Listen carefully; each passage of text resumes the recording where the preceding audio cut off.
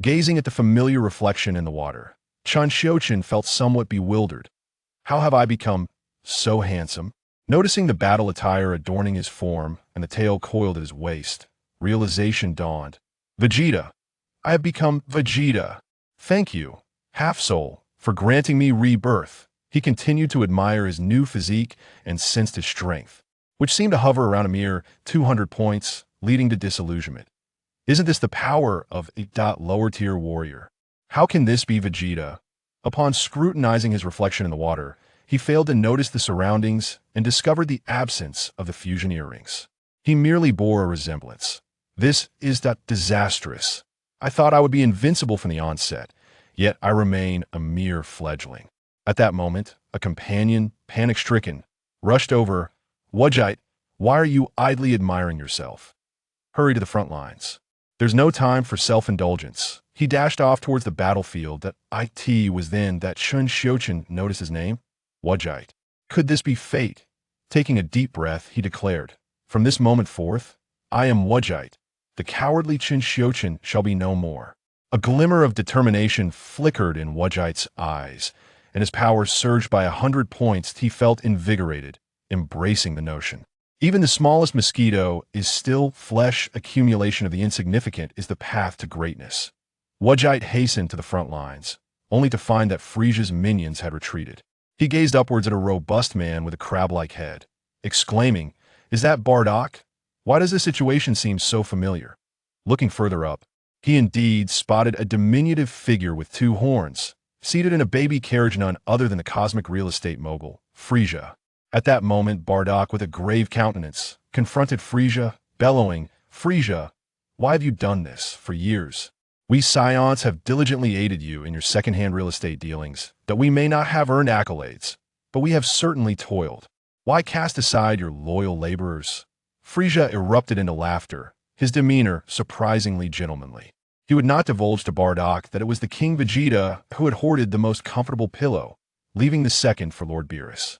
When Beerus discovered this, he unleashed his wrath upon many planets, prompting Frieza, as their spokesperson, to eliminate these wild monkeys before they could become a liability to AS for the prophecy of the Super Saiyan.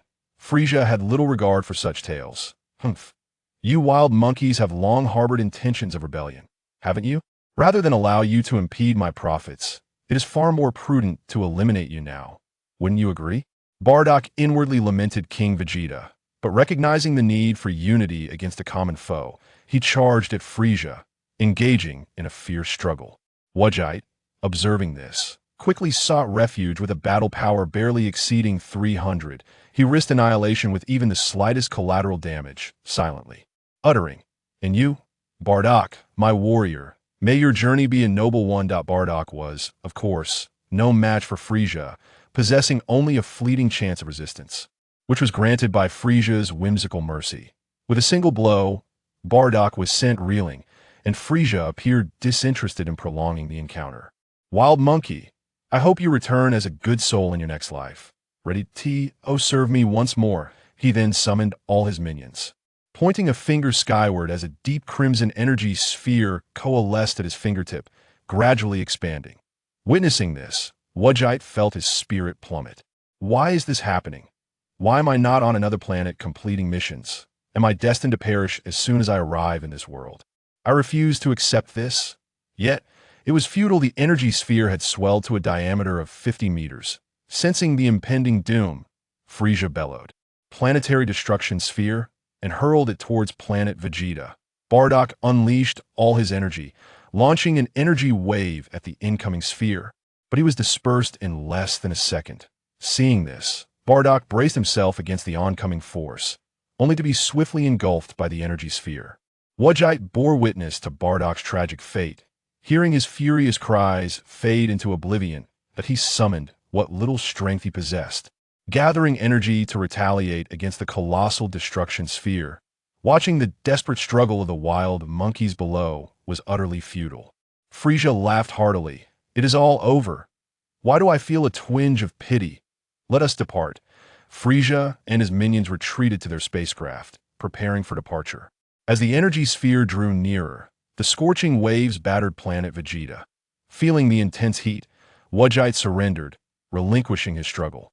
Yet a profound hatred for Frieza welled within him.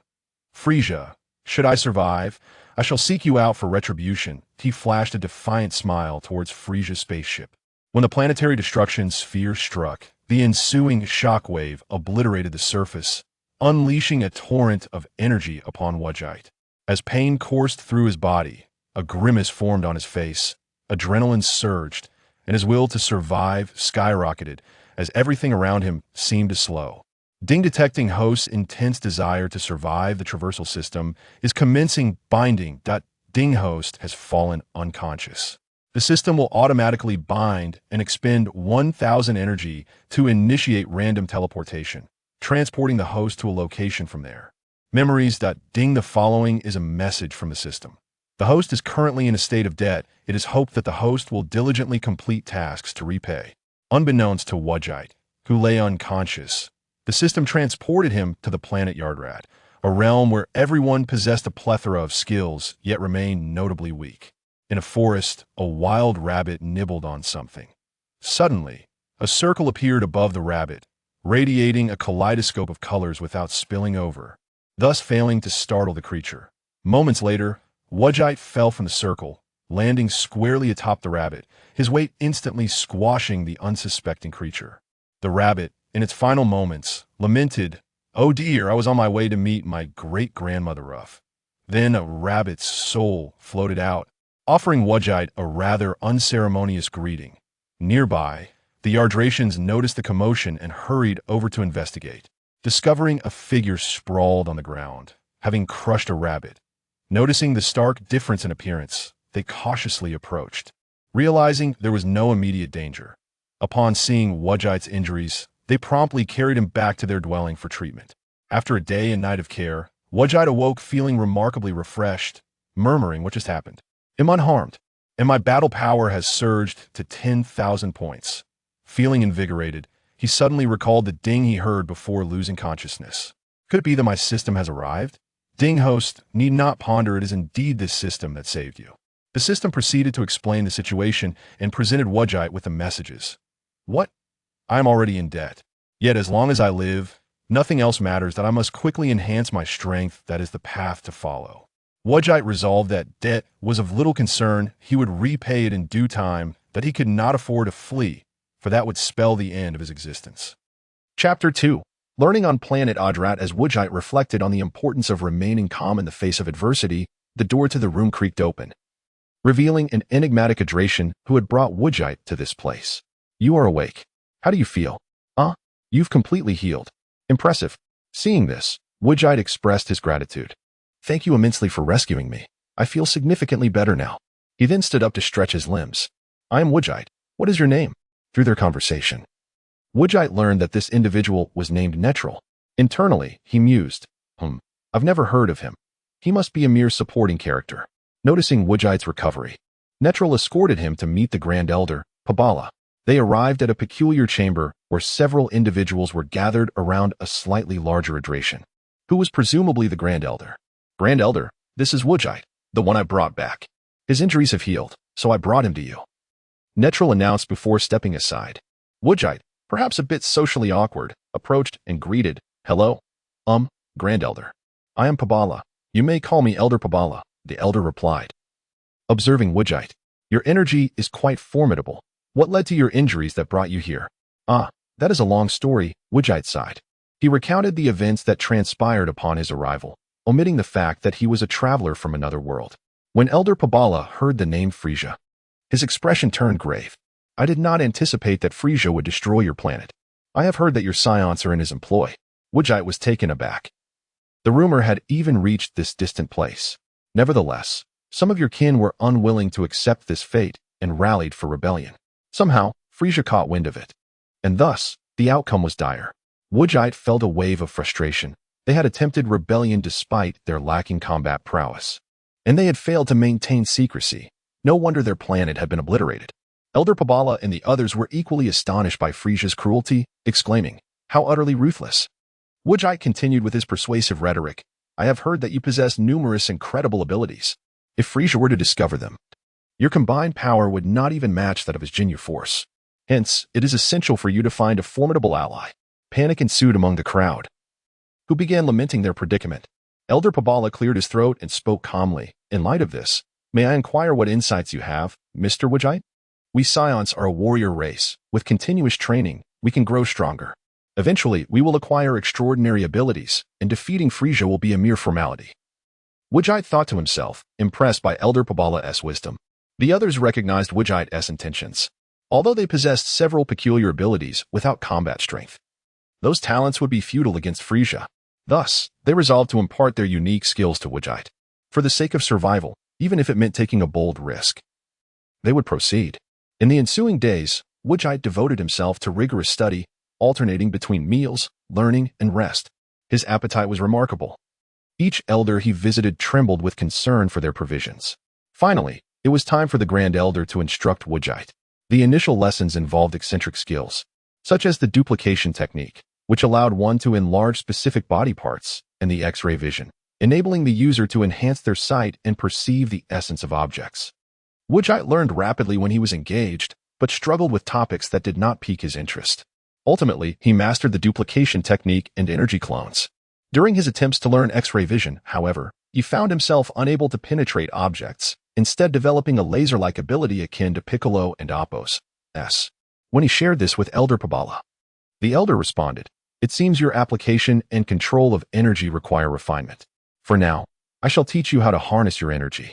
After sipping his tea, Elder Pabala continued, "Mastering the use of energy is crucial to ensure you do not waste it in battle, allowing you to endure longer than your adversaries."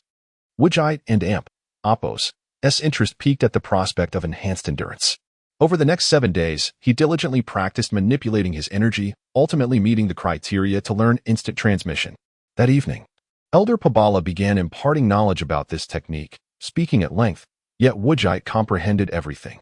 Upon returning to his quarters to review his lessons, he managed to execute instant transmission to Elder Pabala's residence the following day, inadvertently witnessing something inappropriate and hastily teleporting away. After a brief interval, he returned, finding Elder Pabala blushing yet not reproaching him. Seeing that Vegeta had mastered instant transmission, the elder expressed relief. "It appears your control of energy has reached an impressive level. Continue to practice diligently, and you shall soon attain unparalleled mastery." Glancing toward the bedroom, the elder added, "I can only teach you these skills, which will be beneficial in your future endeavors. Since you have learned them, you may take your leave." Noticing the elder and Appo's gaze, Vegeta misinterpreted the sentiment as a dismissal, gratefully stating, "I am truly grateful for your guidance during this time. I shall not impose further. Farewell." With a swift teleport, he departed. Realizing Vegeta had misunderstood his words and left, Elder Pabala returned to his chamber without further comment. Arriving on an unknown planet, Vegeta sensed no powerful entities nearby, allowing him to relax as he sought a suitable place to summon the system. "System, are you there? Let us converse." "Ding, what is your inquiry, host? It has been quite some time. Aside from teleportation, what other functions do you possess? Surely, you cannot be limited to just that." "Ding, in addition to the teleportation feature, the system includes a task board. Encountering certain individuals will trigger tasks, yielding rewards upon completion, while failure will result in penalties." "Must it be specific individuals? I've been on Planet Vegeta for some time with no activity on the task board. What rewards are available?" "Ding, the fixed reward is a single replication opportunity, allowing you to duplicate one aspect of another's being. However, this can only be done through physical contact. Random rewards include varying amounts of traversal energy. When sufficient energy accumulates, interworld travel becomes possible. Do not forget that you are still in a state of indebtedness." "That sounds promising, but could you refrain from mentioning my debt?" "I am well aware of it. Do you have any other functions?" "Other systems possess a marketplace or something similar." "Ding, none available." Vegeta was taken aback. What a pitiful system, beyond the task board. It truly seems to be the most rudimentary of systems. "Ding, it was this system that saved you. Furthermore, you owe this system 1,000 energy units. A type of plant." Chapter 3. The reason the clairvoyant I can't be mastered. My name is Chen Xiuchen. Though I am now known as Vegetto, I recall that before my transmigration, I was an orphan, having spent my formative years in an orphanage. I watched as the other children were adopted, one after another, until I was the last child remaining, living alongside the elderly caretaker. Upon reaching adulthood at 18, the caretaker passed away, and I ventured out of the orphanage to seek employment. I anticipated that finding work would be challenging, given my circumstances, as few companies would consider hiring someone like me. However, to my surprise, the very first company I approached hired me for a product experience role. Given their willingness to employ someone like me, I suspected the position would be undesirable. Indeed, after a week, I discovered that the standard workday was 9 hours. 6 days a week, with only one day off on the weekend. Moreover, daily overtime until midnight was expected. Initially, I contemplated leaving, but I decided to endure it until I had completed a month, as I would at least have one day off. I never imagined that I would persevere for 5 years. During this time, I discovered the exhilarating world of anime and games, such as Dragon Ball, Naruto, Detective Conan, League of Legends, and Crossfire. Later, the 3D anime Super God Academy emerged. Although the modeling was subpar, I persevered to watch it for the sake of League of Legends. To my delight, a second season was released with significantly improved modeling, and the female characters' attractiveness skyrocketed, particularly their short skirts. Subsequently, the image of those short skirts occupied my thoughts constantly, leading me to study socialist values at night. My weekends during those 5 years were spent in this manner, resulting in malnutrition and a decline in my vitality. One weekend, I was engrossed in watching Dragon Ball Heroes on my computer in my rented apartment. When the Time Patrolman Goku met Super Goku, my excitement mirrored that of a Marvel fan watching the 3 Spider-Men unite on the big screen, erupting in cheers. The clash between Super Blue Goku and Super Saiyan 4 Goku inspired me to stand up and mimic their punches. As fate would have it, an unexpected event occurred. A semi-trailer truck crashed through the wall of my apartment, causing it to collapse. Fortunately, the collapsing wall was some distance away from me, preventing me from being crushed. However, due to some inexplicable sluggishness, I simply stood there and watched without attempting to escape. Consequently, misfortune struck, and a stray brick struck me on the head. In the moment before losing consciousness, I noticed my short-skirted figurine being mercilessly destroyed next to my computer. A single tear escaped my eye as I blacked out. As if awakening from a slumber, I found myself on Planet Vegeta. The aforementioned experiences belong to Chen Xiuchen and bear no relevance to me, Vegeta muttered. It was Chen Xiuchen's perpetual lethargy that hindered my ability to master the clairvoyant eye. I cannot be blamed, Vegeta declared, shifting the blame to his previous self. Fortunately, I learned to manipulate energy from Elder Pabala, which completely alleviated my listlessness. Leveraging the advantage of my past life and Appo's memories, Vegeta intended to seize all opportunities to enhance himself in the early stages. Thus, his first destination was Planet Namek. System, now that I am already in debt, allow me to borrow more energy for one more teleportation, Vegeta requested shamelessly. Ding. Sensing the host's audacious spirit and confirming that the host will be able to repay the loan in the future, this system can lend the host an additional 2,000 energy. It is hoped that the host will repay the loan as soon as possible. Previously, teleportation only cost 1,000 energy. Why has it increased by another 1,000 energy this time? Vegeta grumbled. Ding. The previous teleportation was random, whereas this time, the host is specifying teleportation to Planet Namek, hence the cost of 2,000 energy. The system patiently explained. Vegeta understood that random teleportation, given the vastness of his memories, could result in an insurmountable debt if he were to randomly arrive on Planet Namek. Vegeta clasped his hands together, bowed, and apologized to the system. I am sorry, system. I spoke harshly just now. It was prudent to concede. As systems as accommodating as this were rare these days, lending energy upon request. Ding. It is of no consequence. Kindly remember that there is a 20 interest rate on repayment. After a brief jest, Vegeta instructed, System, commence teleportation to Planet Namek. The system remained silent, but promptly opened the portal. Vegeta entered without hesitation, unaware that the exit was situated at an altitude of 10,000 meters. Why is the exit so high? Had I not possessed the ability to fly, I would have been shattered into pieces upon falling, Vegeta exclaimed, startled by the sudden drop upon exiting. Ding.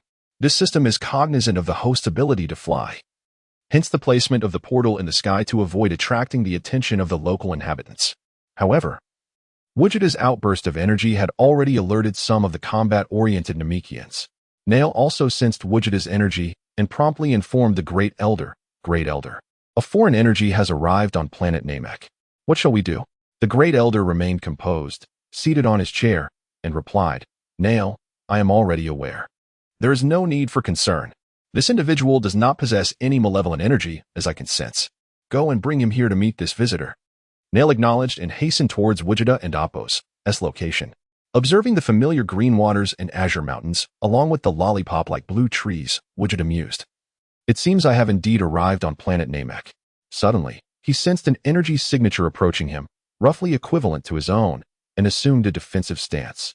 Upon recognizing the approaching figure, Vegeta did not recognize Nail, as all Namekians bore a striking resemblance to one another. Greetings, foreign guest. What brings you to our planet? Nail inquired. Nail, bring him here directly, the great elder and Appo's voice echoed in Nail and Appo's mind. Please come with me. The great elder wishes to meet you, Nail said. Before flying off in the distance, Vegeta hastily followed, and during their journey, he learned that the individual before him was Nail. No wonder his combat power was comparable to his own. He had suppressed his power upon sensing that Vegeta posed no threat. Upon arriving at the great elder and Appo's residence, Nail entered first and announced, Great Elder, the guest has arrived, before standing beside the Great Elder, like a bodyguard. Foreign guest, what brings you to planet Namek? The Great Elder and Appo's voice resonated like that of a venerable monk in a temple. Well, I have heard that your planet possesses wish-granting orbs, and I would like to use them once. In return, I can assist planet Namek in times of peril. Vegeta promptly stated his purpose.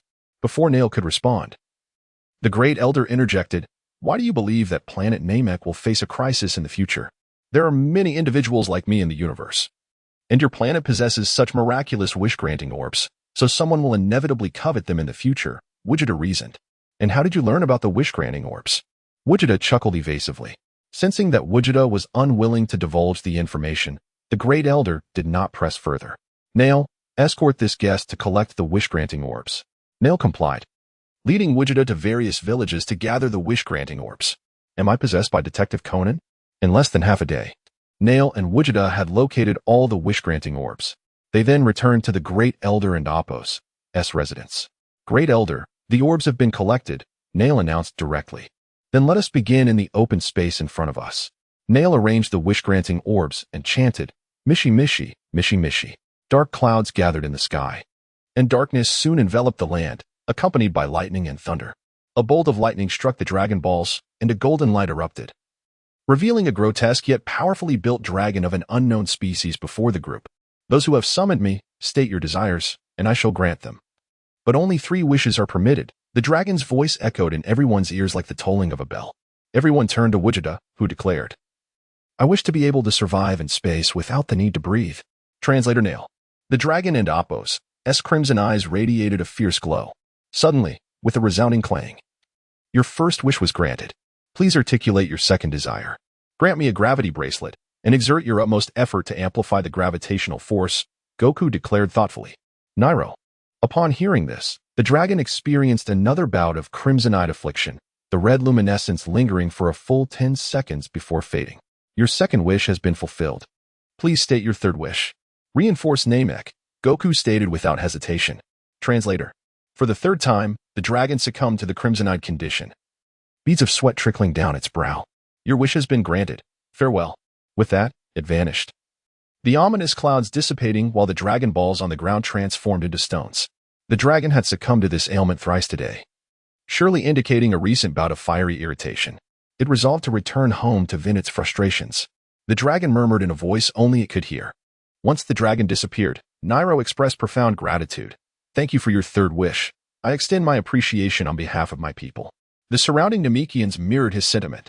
It was my duty. I could hardly use all 3 wishes for myself, Goku replied bashfully, attempting to scratch his head in an effort to dispel his shyness. At that moment, the elder approached Goku, saying, Step forward, I have something for you. Goku complied, receiving a gentle pat on the head from the towering elder. Suddenly, a flash of white light enveloped him, causing a surge of energy to swell within. I have awakened your potential. May you overcome future adversities, the elder's voice resonated. At this juncture, Goku recalled that it was the year 737 of the Age of Earth, and Kakarot had just been born. The elder was not yet the wizened figure from his memories. Thank you, elder. I shall not forget this day, and it is a pleasure to meet you all, Goku expressed sincerely. Upon hearing Goku and Appo's words, the elder seemed to discern something and continued, You likely have significant matters to attend to. The scenery here is quite unremarkable. Go forth and pursue your own endeavors. Goku was not one to linger unnecessarily.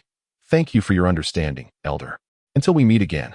With that, he activated his instant transmission and vanished.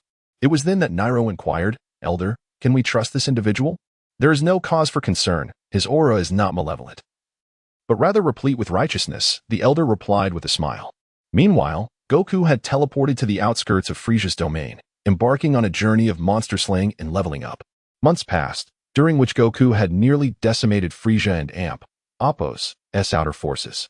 Although Frieza dispatched the Ginyu Force, Goku and Appo's instant transmission allowed him to evade them effortlessly. One day, Goku intervened to expel invaders from a planet under siege by Frieza and Appo's army. Afterward, he sought a secluded area on the planet to recuperate. Over the preceding months, thanks to the Elder and Appo's awakening of his potential, Goku had been either engaged in combat or en route to confront foes. His experience in group battles had reached its zenith. Yet his skills in one-on-one combat still required refinement due to the lack of formidable opponents. Upon discovering that his battle power had exceeded 3 million at a Frieza outpost, Goku attempted to transform into a Super Saiyan. However, despite reflecting on all the grievances from both this life and the last, including the near-fatal encounter with Frieza and the destruction of his cherished figurines, he could not transform. He then contemplated the S-cells from the series, trying to gather them on his back to initiate a transformation. Yet, after searching fruitlessly for what S-cells were, he mused. It seems my diligent studies in the previous life have not been looked upon favorably by the heavens, rendering me a scion unable to transform. Nevertheless, he reassured himself.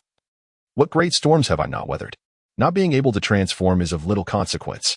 With determination, he resolved to strive to match the might of gods.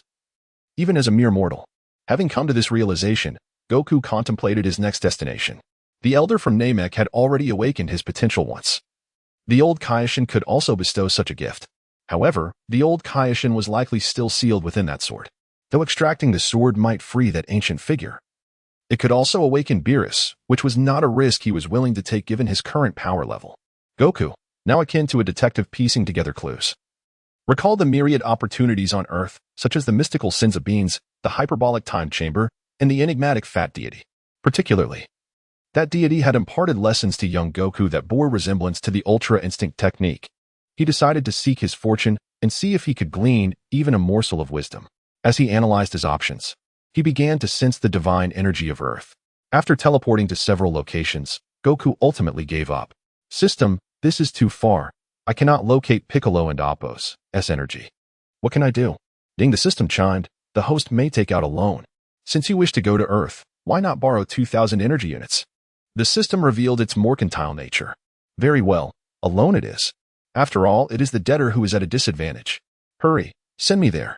The system did not seem concerned that Goku might default on the loan. Ding, the host is now indebted 5,000 units with an interest rate of 20%. We hope the host will repay promptly, for a debt-free life is a light one. Enough with the chatter. Open the portal. As a gateway materialized before him, Goku stepped through. Drawing from his previous experience of being deceived, Goku began to hover before exiting. As he surveyed his surroundings, he spotted a towering stone pillar that seemed to pierce the heavens. That must be Korin Tower. He resolved to investigate. Upon arrival, he noticed a tribe residing beneath Korin Tower, yet for some reason, only the father and son remained, as depicted in the original tale. Goku chose not to disturb them and flew directly to the sacred temple. Chapter 5. Days of Training on Earth. As Goku passed by the residence of the Cat Sage, a sudden surge of energy erupted from him, causing a shockwave that knocked the Cat Sage, who was enjoying some fish, off his feet, scattering the small fish snacks everywhere. My fish snacks are no longer clean. Which scoundrel did this? The Cat Sage exclaimed. Upon arriving at the Divine Temple, Goku spotted an elderly Namekian with green skin and a chubby figure in black standing ahead, seemingly awaiting his arrival. Greetings, esteemed guest, the deity said. What brings you to Earth? Hello, Divine One. I harbor no ill intentions. I simply wish to learn martial arts and reside here, Goku replied earnestly. The deity pondered Goku's words. Sensing the immense energy within him, Goku couldn't help but reflect. Indeed, the early Dragon Ball world on Earth lacks formidable fighters. Their combat prowess pales in comparison to mine. Next, he sensed the energy of the chubby figure, Bob. noting his fiery red lips and the wisdom of a simpleton in his eyes, reminiscent of Krillin's lack of a nose. Bob's power level seemed to hover around 50, which struck Goku as intriguingly mysterious. Here to learn martial arts? I can teach you, Bob offered, stepping forward with a grin that revealed a single tooth. Goku stifled a laugh. I am Goku. I look forward to your guidance, Mr. Bob. The deity, sensing Goku and Appo's formidable power, felt compelled to agree, nodding in acceptance. Thankfully, there was no malevolent energy within him, otherwise matters would have been quite complicated. With a cane in hand, the deity turned and departed. Mr. Bob, do we need to prepare anything? Goku inquired. No need for preparations, just follow me, Bob replied, not bothering to look back as he headed towards a building beside the temple. Goku hurried to catch up, curious about Bob and Appo's intentions. Inside, Goku observed jars and containers made of clay, haphazardly stacked. Bob opened a box filled with dirt, taking a handful and kneading it. Goku grew bored, waiting for 2.5 minutes until a lifelike clay figure emerged from Bob's hands.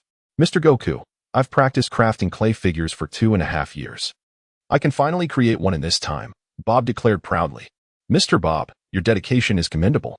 I aspire to be like you, Goku responded, setting aside his pride in pursuit of knowledge. The figure is ready.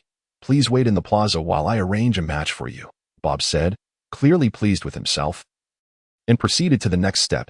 Goku, somewhat confused, wandered to the plaza, where only the green-skinned and chubby figures remained.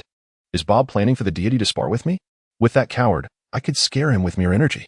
After another 2.5 minutes, a figure donned in a hood approached Goku. Noticing the identical attire, Goku mused. What? Are you a celestial too? He recalled that this was the clay figure Bob had animated, taking another 2.5 minutes to do so.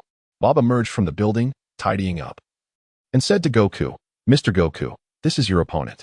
You cannot use energy. It will be a pure martial arts contest. With a command from Bob, the clay figure charged at Goku, attempting a backhand punch aimed at his face. Remaining calm, Goku swiftly stepped back with his left leg, evading the punch while seizing the figure's arm, executing a perfect shoulder throw. The clay figure crashed to the ground but quickly rebounded, rising again with a single hand. Moments later, it lunged at Goku once more. They engaged in a flurry of strikes, exchanging blows that left both parties retreating momentarily. Suddenly, the hood of the clay figure cracked and fell to the ground. Staring at its own face, Goku thought, this feels rather odd, fighting against myself. Yet, they continued their fierce contest. As night fell, Goku and Appo's persistent efforts ultimately shattered the clay figure. He sighed, what a challenge. It turns out fighting with technique relies heavily on instinct. And those punches were quite heavy. I'm covered in bruises and aches. Reflecting on the legendary figure of Jiren, whose punches were equally formidable, Goku felt a pang of envy. Enduring the pain, he entered the building to find Bob had prepared dinner. Mr. Goku, it appears you have triumphed over yourself. Come, let us feast. Without hesitation, Goku sat down and began devouring the meal with gusto. As the food visibly diminished, Bob and the deity exchanged glances, pondering, is it truly that delicious? After all these years, it seems just the same. By the time they came to their senses, Goku had consumed every morsel, patting his stomach. I and Appo's am so full. He then sought a place to rest, watching Goku and Appo's retreating figure. Bob and the deity exchanged bewildered glances over their bowls. Soon, they hastily finished their meals. Thus, 2 months passed, with Goku continuously engaging in one-on-one battles against the clay figure, gradually acclimating to its heavy punches. Each night, Bob and the deity marveled at the vanishing food, eventually growing accustomed to it. During this time, Bob's supply of clay was finally exhausted, and Goku's martial prowess had reached new heights. Observing the empty box, Bob remarked, your combat skills have improved remarkably. From today onward, I shall teach you the art of meditation. He proceeded to impart the knowledge and key points of meditation to Goku.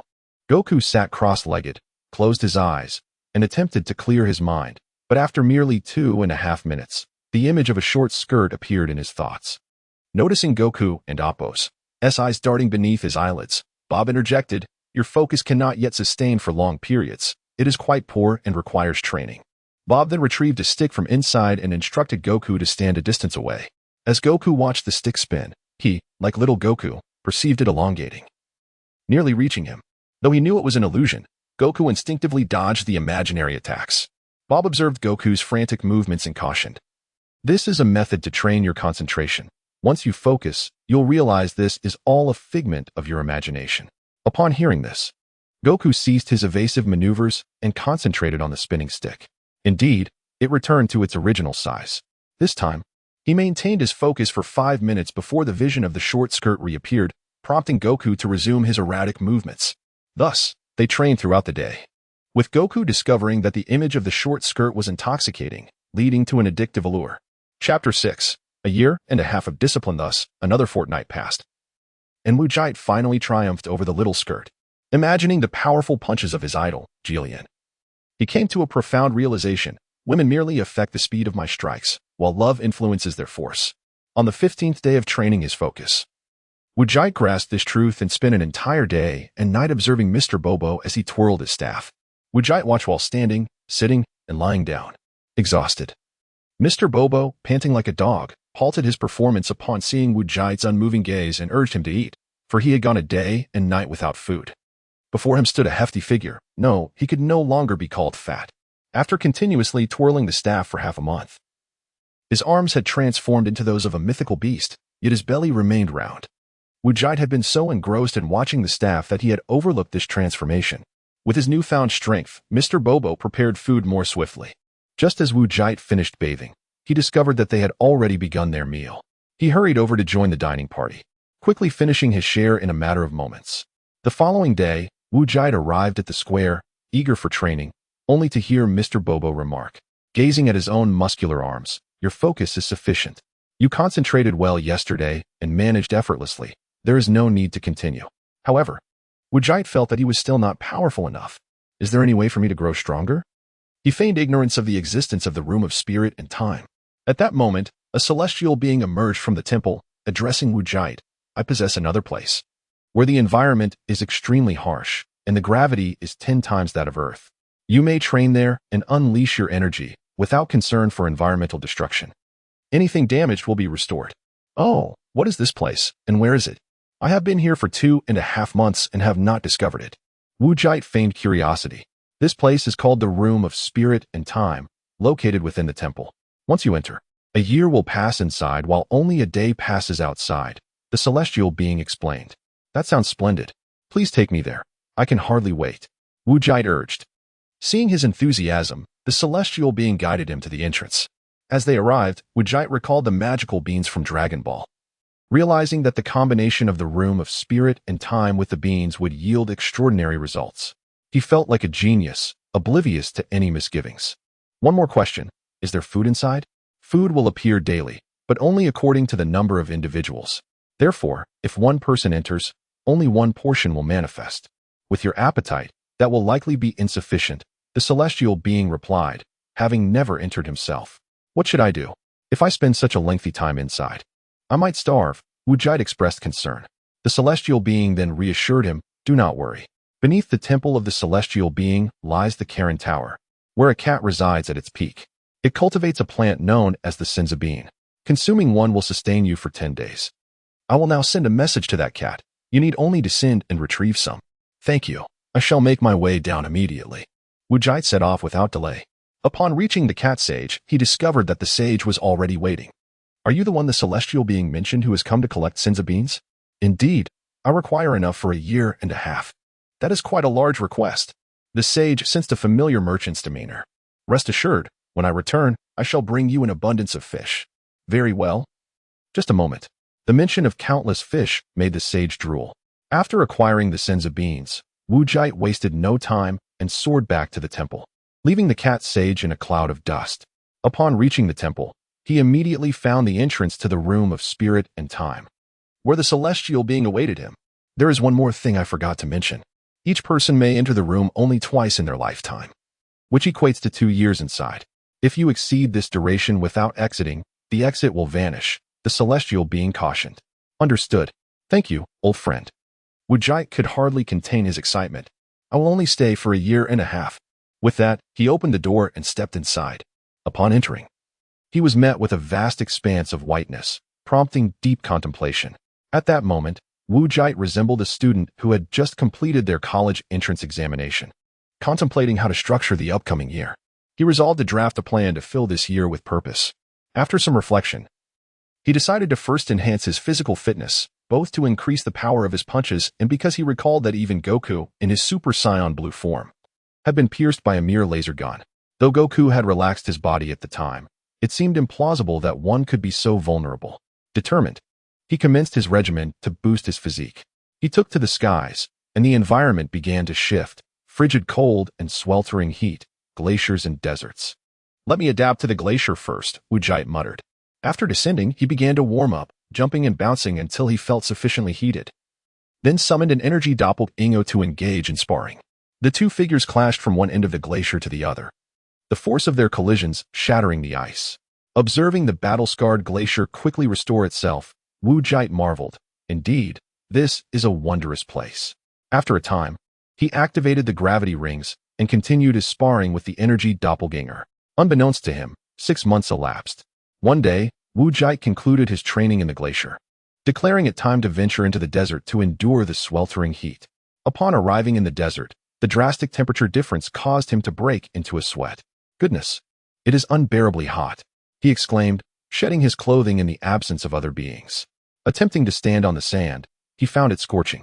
He recited to himself, "A calm mind brings coolness," and summoned his energy doppelganger, only to find that it too was devoid of clothing. The doppelganger, bewildered, questioned, "Why am I not wearing clothes?" Wu Jite and his doppelganger agreed to avoid targeting the lower areas, allowing for a free-for-all sparring session. Following the same training methods as in the glacier, he gradually increased the gravity. Another 6 months passed, and Wu Jite completed his training in the desert. Returning to the pristine white environment, he consumed a Senzu bean, instantly revitalizing himself. Yet, after a year of continuous training, his mental fatigue remained, undiminished by the bean. "I should rest," he decided, lying down on the spot. He slept for 2.5 days, finally regaining his energy. "This is unacceptable. I have only trained for a year and am already this exhausted. Meditation training is next, for I have even greater ambitions ahead," Wu Jite murmured. In the ensuing 6 months, he granted his body a reprieve while fully dedicating himself to meditation and strengthening his mental fortitude. Chapter 7. The Bloodline of Mutation. Task commences at this moment. My combat prowess should be capable of rivaling that of a fully charged Frieza in his 4th transformation. No, it should exceed it. Feeling the power coursing through his veins, Gogeta was filled with exhilaration.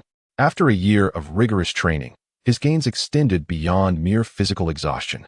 He had amassed significant battle strength. Calming his racing heart, he embarked on a 6-month meditation training regimen.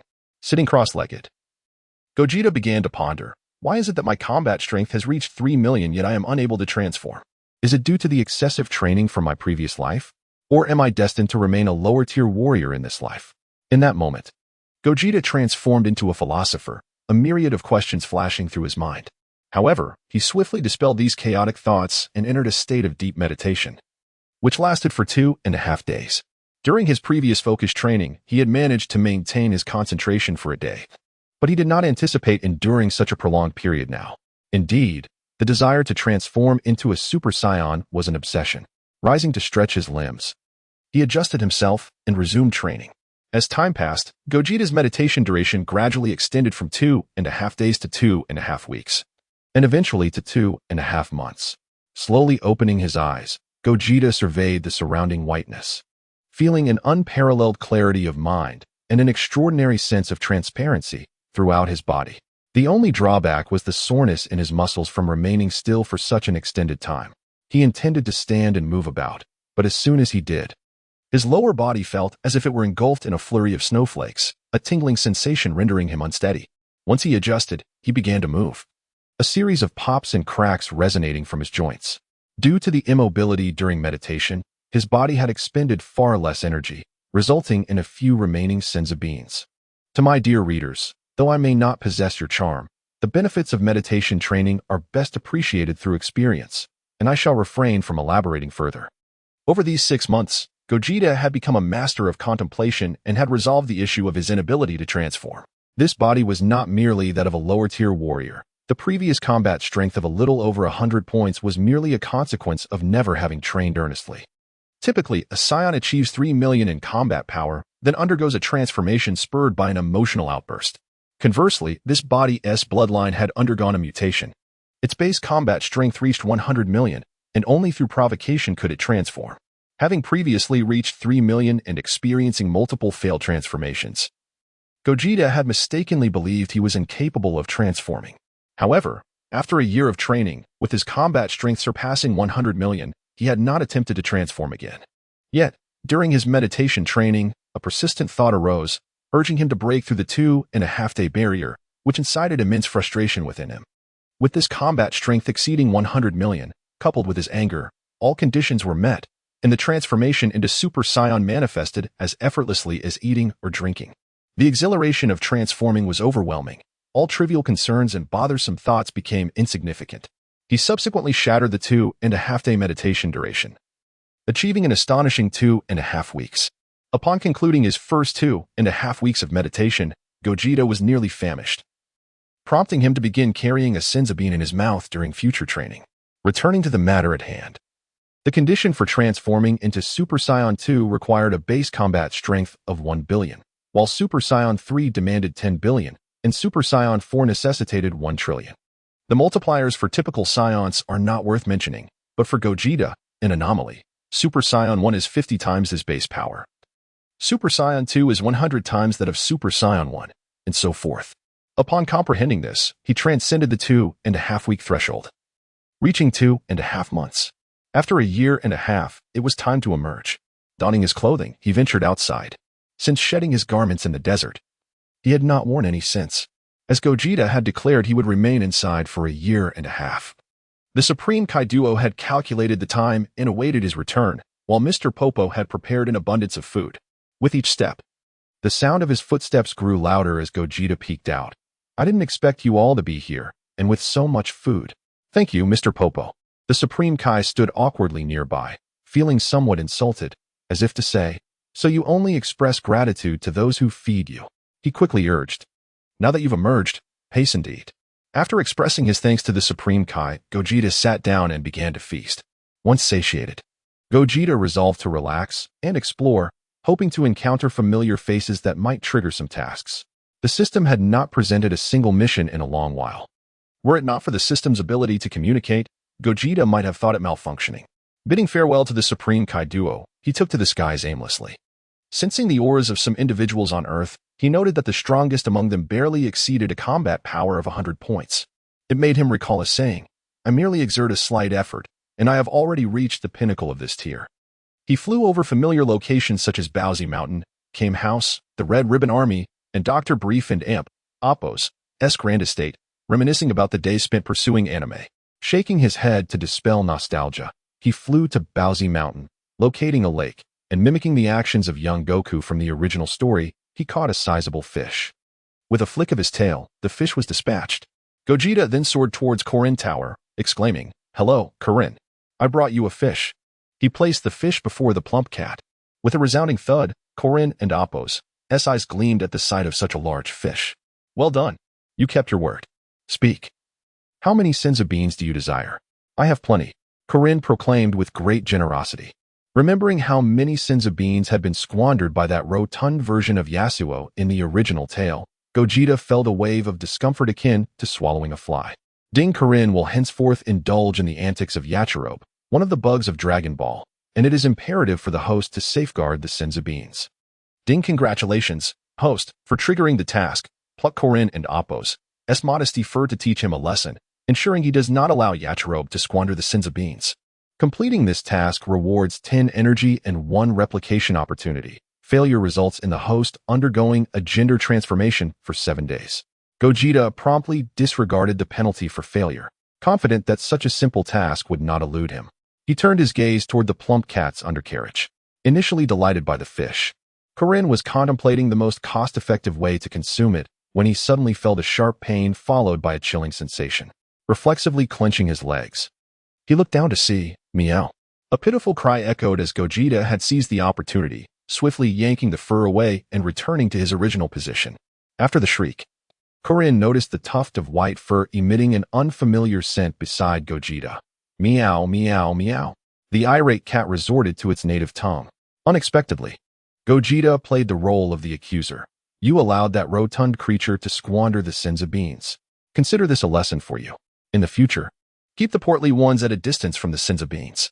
To be safe, I shall safeguard these beans for you, leaving a few as seeds for you to cultivate. Work diligently. With that, he burst into laughter and departed, paying no heed to Corinne's meows behind him. Chapter 8. Mission in progress. Gogeta scrubbed his hands vigorously by a stream, exclaiming, "Damn this accursed system. What kind of mission leaves such a foul stench? It and Appos, as truly abominable." After washing, he sniffed his hands, recoiling in disgust. Ugh, I must continue scrubbing, having been on Earth for quite some time. I and Appos, yet to behold the terrestrial dragon. Perhaps I should first visit Dr. Brief and Appos' residence and request he fabricate a Dragon Ball radar, he mused, before soaring towards West City. Brief and Appos' abode was rather distinctive, an assortment of varying-sized hemispheres clustered together, encircled by a fence. Upon sighting it, Gogeta descended, spotting young Bulma frolicking with animals in the yard. Choosing not to intrude, he sought out the doctor. Finding the doctor engrossed in his laboratory, amidst a cacophony of clangs and bangs, he interjected, "Greetings, doctor. Might I trouble you to construct an apparatus for me?" Bang! Startled by Gogeta and Appos' interruption, the experiment failed, resulting in an explosion. The doctor, unfazed, adjusted his spectacles and turned to Gogeta. "Good day, young man. What is it you require?" "A detection radar," Gogeta elucidated. "The object it needs to detect resides within your storage, an orange sphere adorned with stars." Upon hearing Gogeta's description, he promptly made his way to the adjacent storage, rummaged through it, and unearthed the Dragon Ball. "Behold," Gogeta exclaimed, eyeing the artifact in the Doctor and Appos' grasp. "Indeed, that is the sphere. Can you devise a radar to detect it? I can permit you to study its energy." He conjured a ball of energy in his hand.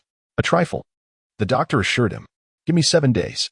His gaze fixated on the luminous orb in Gogeta's hand. Ding! A system quest was initiated. Partaken Doctor Brief and Appos' hospitality for 7 days, without Bulma becoming aware of your presence. Reward for success: 10 energy and a single replication opportunity. Penalty for failure: a month of impotence. Ugh! Another imbecilic penalty, Gogeta scoffed. For a year and a half in the hyperbolic time chamber, I experienced no arousal. Women merely impede my punching velocity. Then I shall impose upon your hospitality for 7 days, Gogeta declared shamelessly. "My gratitude, doctor." "One moment," the doctor interjected, proceeding to photograph Gogeta's indomitable visage with a camera-like device. "There, I've granted you access. Should you require anything, seek out the robots." For the ensuing 7 days, Gogeta reclined upon a vast waterbed, bathed in sunlight streaming through the window. A robot attended to him, offering fruit. A large television screen displayed Japanese adult films. Growing weary of lounging, he would stroll through the yard with miniature dinosaurs, startling rabbits, meticulously avoiding any encounter with Bulma. The 7 days passed swiftly, and the mission was accomplished with ease. Gogeta discovered a fearless little black kitten in the yard, naming it Little Blackie due to its ebony fur. He intended for it to keep Dr. Brief company. Upon entering the laboratory, he found the doctor putting the finishing touches on his work. Gogeta remained silent, fearful of causing another explosion, patiently awaiting the doctor and Appos' completion, with Little Blackie nestled quietly in his arms. "Finished," the doctor exclaimed, turning to Gogeta and swiftly approaching him with the Dragon Ball radar. Gogeta tested the radar, finding no flaws. He accepted the device and requested the doctor procure an energy container. Gogeta declared, "Integrity is paramount." He infused a modicum of energy into the container and presented Little Blackie to the doctor, stating, "I observed you spending countless hours in the laboratory conducting experiments. I procured a feline companion for you." Tears welled in the doctor and Appos' eyes. Such considerate young men are a rarity these days. "May your kindness endure." Gogeta, repulsed by the doctor's sentimentality, retorted, "Enough, doctor. If you fancy being slender, simply become so yourself. Farewell." He then casually absconded with the Dragon Ball. Recalling that the lecherous Master Roshi possessed a Dragon Ball, Gogeta resolved to pilfer it discreetly. To evade the old pervert's detection, Gogeta commenced swimming from a considerable distance. Ding! A quest was initiated. Induce Master Roshi to abstain from lewdness for 2.5 weeks. Reward for success: 100 energy and a single replication opportunity. Penalty for failure: complete sexual obliteration. The system, seemingly displeased by Gogeta and Appos' previous disparaging remarks regarding the mission penalties, now imposed a truly draconian punishment. "Gah!" Gogeta exclaimed. "Previously, I was merely impotent, but now I face complete annihilation. You are truly heartless, you infernal system. However, such a simple mission. Prepare to bestow upon me my due rewards. Gogeta declared, continuing his reckless course. Upon reaching the island, Gogeta deliberately abstained from evaporating the moisture from his person, appearing bedraggled and disheveled. He had conceived a plan during his swim, feigning Lam-Z to induce Master Roshi to instruct him in martial arts, thereby diverting his attention. Gogeta calculated that 2.5 weeks would be a trifling matter. The sea turtle, upon noticing a stranger arriving on the island, hastily turbocharged its way to the abode to inform Master Roshi of the situation. Master Roshi, absorbed in a racy magazine, was displeased by the interruption. He rose to investigate the impudent intruder. Upon beholding Gogeta and Appo's disheveled appearance and strikingly handsome countenance, he mused, "Whose pretty boy is this? Did he encounter misfortune while sailing?" "Greetings," Gogeta announced. "Might I inquire as to the whereabouts of Master Roshi? I have heard of his unparalleled martial prowess and have come to seek instruction." Upon hearing that someone had come to seek him out as a master, Master Roshi straightened his posture. "Ahem, I am the individual you seek. You claim to seek instruction. Yet have you brought any offerings?"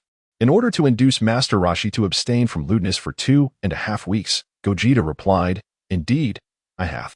However, I feared they would be damaged in transit. I speak of a disc containing extremely explicit material of the Japanese adult variety." Master Roshi's eyes widened with avarice, emitting a perverted chuckle. "Excellent. However, you shall merely train here for the time being. Only upon the arrival of the disc shall you be formally accepted as a disciple." He then swallowed audibly, casting a nervous glance at Gogeta, fearful of his descent. "No problem," Gogeta affirmed. "This is a stroke of pure fortune. I shall call this tactic empty-handed acquisition." In the ensuing days, the two sought out a suitable island for training.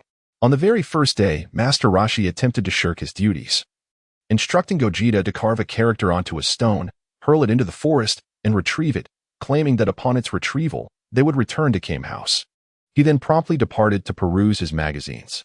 Gogeta, of course, would not permit him to succeed. Timing it perfectly, he shouted as soon as Master Roshi reached the island. Master Roshi was bewildered. "How did you find it so quickly? If you were so skilled, why have you come to seek instruction?" Gogeta claimed it was merely good fortune, that a beast had happened to be carrying the stone towards him, and that he had recognized the stone and subdued the beast to retrieve it. Master Roshi, who had anticipated that it would take until evening to locate the stone, was taken aback by the speed of its retrieval. Without uttering a word, he presented Gogeta with a weighted turtle shell and commenced delivering milk across the island. Gogeta, observing the futility of the training, was speechless. However, in order to divert his attention and obtain the mission rewards, he resolved to endure it. Chapter 9. Almost reduced to ashes at the break of dawn the following day, Woodjite roused the slumbering Master Roshi, preparing to embark on their milk delivery.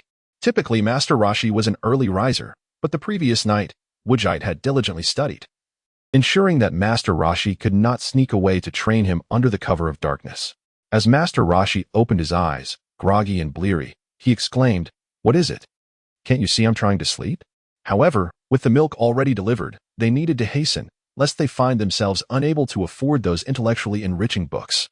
Woodjite, without a hint of hesitation, spun a tale to motivate him.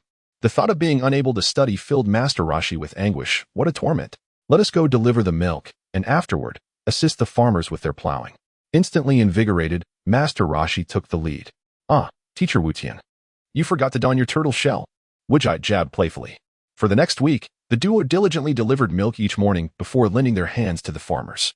The meager earnings bolstered Master Roshi's spirits, granting him renewed vigor for the laborious days ahead. Throughout this week, Woodjite rummaged through Master Roshi and Appo's abode in vain, hoping to discover the Dragon Balls. He pondered, has this lecherous old man yet to find them? Perhaps it is time to alter our training regimen. Woodjite enhanced his physical prowess, demonstrating to Master Roshi that he had adapted to the rigors of their training, all while carrying the heaviest of shells.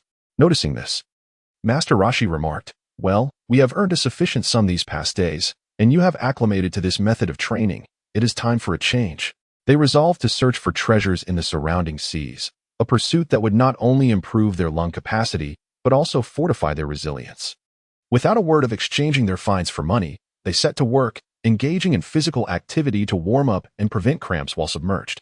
With a resounding splash, Woodjite dove beneath the waves, oblivious to Master Roshi's smug grin. Having accumulated a modest fortune, Wujite thought it reasonable to allow his body a day of relaxation. And with a mind that had long been idle, he decided to dedicate the day to study. Observing Wujite's descent, Master Roshi envisioned the blissful day ahead, filled with knowledge. As his excitement grew, he chuckled gleefully, only to be interrupted by a mouthful of seawater, which prompted a hasty retreat to the shore. Wujite remained focused on his quest for the Dragon Balls, unaware of Master Roshi and Appo's antics. Upon entering the house for study materials, Master Roshi was taken aback to find Wujite emerging, gasping for air. "Teacher Wutian, how did you surface so soon?" he asked, wary of the old man and Appo's intentions. "Oh, I had not warmed up sufficiently, and I choked on seawater, so I decided to come up," Master Roshi laughed. "Ah, that explains it. I thought your lung capacity could not surpass mine. I too swallowed some seawater. How salty it was. Let us go inside together." Wujite replied as they entered the house in silence, each contemplating the day's events.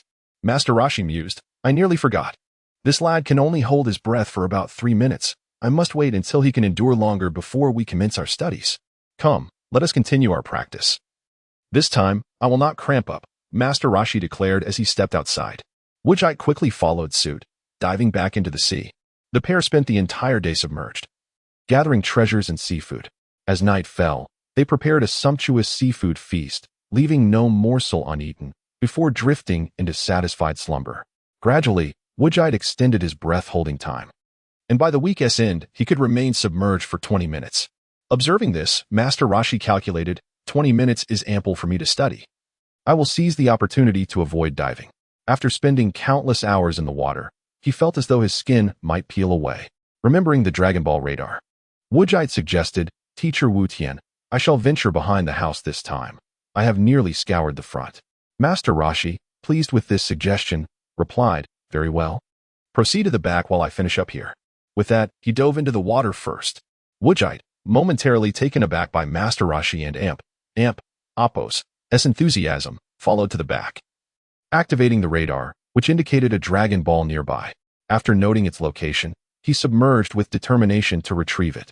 Meanwhile, Master Roshi, having descended, casually searched for a few items before hearing Wujite plunge into the water, prompting him to return and seize the chance to study, having withheld for so long. Wujite soon spotted a school of large fish swimming nearby. After waiting to see if they would disperse, he approached and swiftly drove them away, rendering them motionless, either stunned or lifeless. As he grasped the Dragon Ball, he sensed Master Roshi's energy on the island, and unease washed over him. What was this finishing work he spoke of?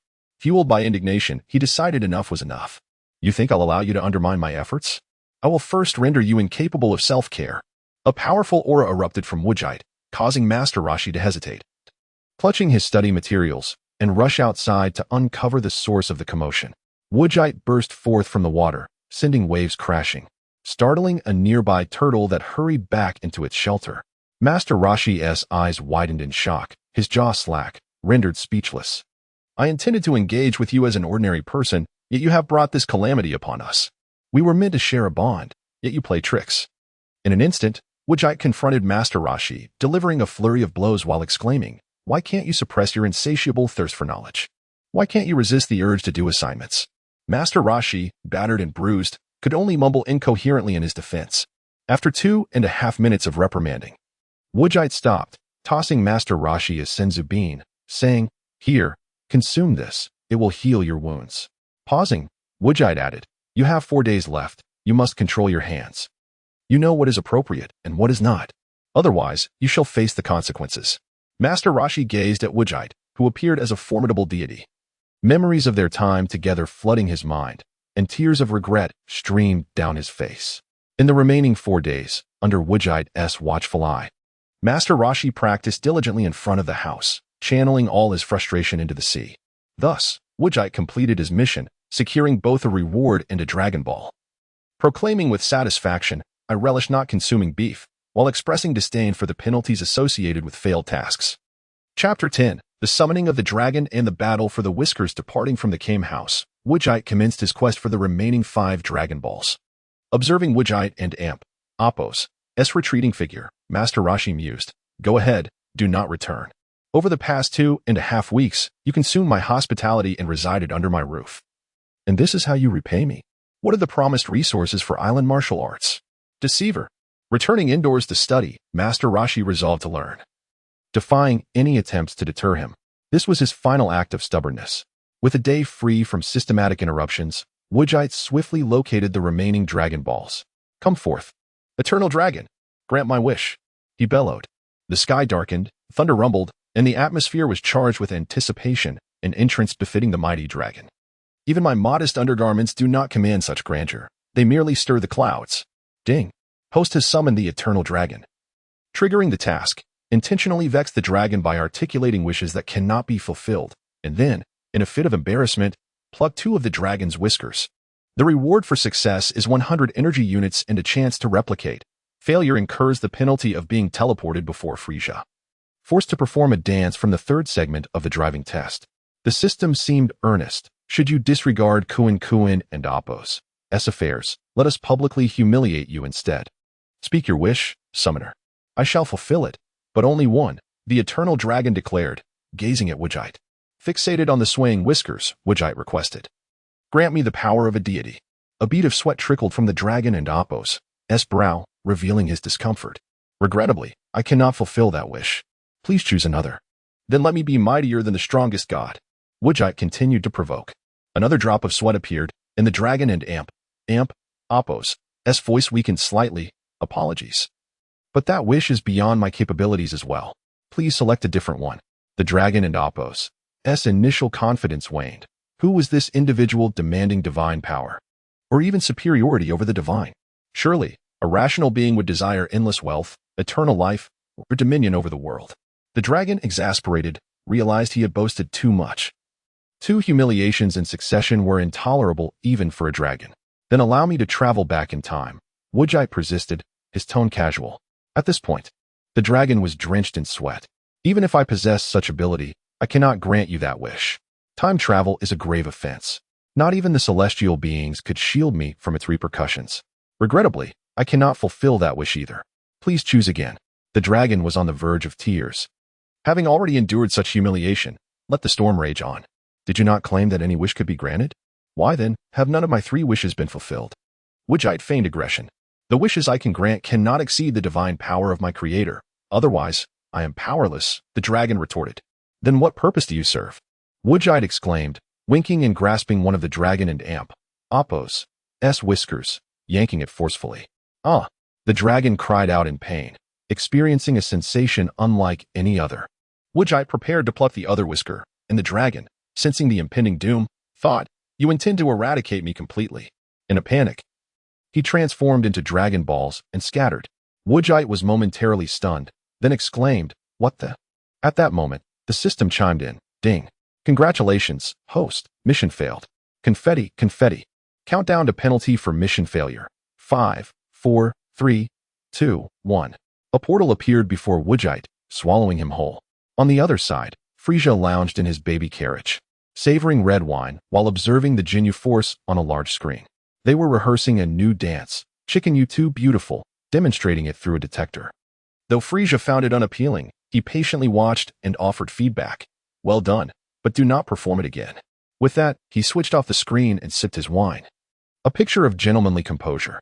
Suddenly, a portal opened before Frieza, and Wujite emerged. Frieza, witnessing this extraordinary arrival, assumed it was a performance arranged by one of his subordinates. The music from the 3rd segment of the driving test resonated in Wujite's mind, compelling his body to move uncontrollably. Sure enough, Frieza and his minions murmured amongst themselves, bewildered. What is this? How absurd. Even a chicken would dance better than this. Despite the lack of control over his body, Wujite could still hear the whispers. His bashful and bizarre expression leaving Frieza momentarily stunned. The more Frieza observed, the more he felt something was amiss. Wujite's height of 183 centimeters, combined with his contorted legs and flailing arms, was a blatant mockery of Frieza's first form, which stood at a mere 116 centimeters. By the time Frieza processed the situation, Wujite had completed his impromptu dance. Both were engulfed in fury, though their reasons for anger diverged. Each harbored a singular desire to pummel the other. Wujite, witnessing Frieza's furious countenance, thought, though I am compelled to dance, at least you could offer a modicum of applause instead of glaring at me in anger. What? Do you wish to take advantage of me and then disdain me? Frieza, on the other hand, perceived Wujite's expression during the dance as ridicule for his height, infuriated that someone could be taller than him even while bending. Frieza struck first, unleashing a torrent of energy towards Wujite, but at a mere 530,000 battle power, how could Frieza possibly challenge Wujite's formidable 2 billion? Wujite seized Frieza and Appo's incoming fist, pulling him back with force, and delivered a knee strike that forced Frieza to retch, temporarily incapacitating him. Following that, Wujite unleashed a flurry of forward combination punches, declaring each move. The first word is strike him above, the second word is strike him below, the third word is strike him to the left, the fourth word is strike him to the right. As is well known, Frieza is one of the most resilient characters in Dragon Ball. Thus, Wujite unleashed several more combination punches upon him, and it was the final strike, a low blow, that rendered Frieza unconscious. Witnessing their leader being bested by this peculiar individual left Frieza and Appo's minions in shock, contemplating a hasty retreat. However, Wujite and Appo's cold voice interrupted, "Where do you think you are going? Your leader is now unconscious. Do you plan to abandon him?" He kicked Frieza towards his subordinates, commanding, "What are you standing around for? Hurry and take your leader for treatment." The minions scrambled to drag their fallen leader, tossing him into a healing pod, connecting various tubes to commence treatment. With nothing else to occupy his time, Wujite decided to inspect Frieza and Appo's baby carriage, only to discover it was far too small for him. "What a ridiculous contraption," he declared, delivering a kick that obliterated it. Chapter 11. Is Frieza seeking to cultivate? Wujite kicked over Frieza's baby carriage and wandered aimlessly within the spaceship, glancing around with idle curiosity. In the nutrient chamber, Frieza felt a twitch in his right eyelid, as if something of great importance had been lost. Frieza's sense of aesthetics left much to be desired. The design of this spaceship was utterly unattractive, far inferior to the sleek craftsmanship of the T-Honorin series. Indeed, it was a considerable distance from excellence. As he strolled, he voiced his criticisms, while a group of subordinates trailed behind, silently seething with indignation. Yet, true to Frieza's nature, he was accustomed to the finest things, and it seemed he was born with an innate resilience. Before Wujite could finish exploring the ship, Frieza had already awakened. Sensing that he was unharmed, he glanced at the surrounding nutrient solution and, in a surge of rage, shattered the nutrient chamber, extricating himself from the tubes. Frieza, the illustrious landlord of the cosmos, was indeed capricious. His wealth allowed him to discard anything after a single use. Wujite, sensing Frieza's awakening, instantaneously teleported before him, exclaiming, that was quite swift." "As expected of you, Frieza." Hearing Wujite's words, Frieza was puzzled. "Who are you exactly?" he inquired, his gaze drawn to the long, thick appendage coiled at Wujite's waist. "You possess a tail, Scion. You are a Scion." Frieza and Appo's realization struck him. He had not anticipated the existence of additional Scions beyond Vegeta and the others. With gritted teeth, he muttered in frustration. Indeed, aside from Vegeta, there were a few Scions still at large. Observing the captivating villain, Wujite elucidated, "I just gave Frieza quite a beating, and the murderous aura that nearly engulfed me is already dissipating. When one possesses overwhelming combat prowess, exceeding that of their adversary, there arises a sense of invincibility, a feeling of clemency that one can afford to extend. Yet, this does not imply a willingness to relent. The determination to vanquish remains contingent upon one and Appo's mood." Frieza could hardly fathom that he had been bested by a mere wild monkey. This would be a blemish upon his life. "Humph. The scanner indicates your battle power to be merely 250 points, yet your recent assault has evidently elevated your strength. It appears you possess the ability to conceal your true power." Upon reflection, Frieza exhaled deeply, addressing Wujite, "It seems you are still a gentleman towards the weak." He had initially feared the emergence of an opponent stronger than himself, prompting thoughts of training for revenge. Little did he know, it was simply a wild monkey, and his apprehension had been unwarranted. Frieza and Appo's disdain for wild monkeys was evidently unshakable, disregarding the wisdom of his ancestors. "What of the Super Saiyan? I, Frieza, am the Emperor of the Universe." Upon hearing Frieza and Appo's words, Wujite and Appo's playful spirit ignited, and he retorted, "Your battle power is not as formidable as you claim. I have already surpassed you in our last encounter. Even if you manage to enhance your strength, can it truly exceed the power with which I struck you?" At this moment, Wujite was relishing the opportunity to trample upon Frieza's pride. 2 out of 3 of his remarks revolved around the fact that he had just bested Frieza. Undoubtedly, Frieza's gentlemanly demeanor was remarkable. He chuckled, covering his mouth. Woodgite, it seems you are quite confident in your abilities. Shall we engage once more? Not this time. I'll spare you for now. If I were to kill you, then someone's experience points would be lost. We shall continue this another day. With that, he vanished in an instant. Once Woodgite had departed, Frieza and Apos, as previous elegance evaporated, and he unleashed his fury upon his subordinates. Exiting Frieza and Apos, as spaceship. Woodgite admired the cosmic vistas while humming a cheerful tune.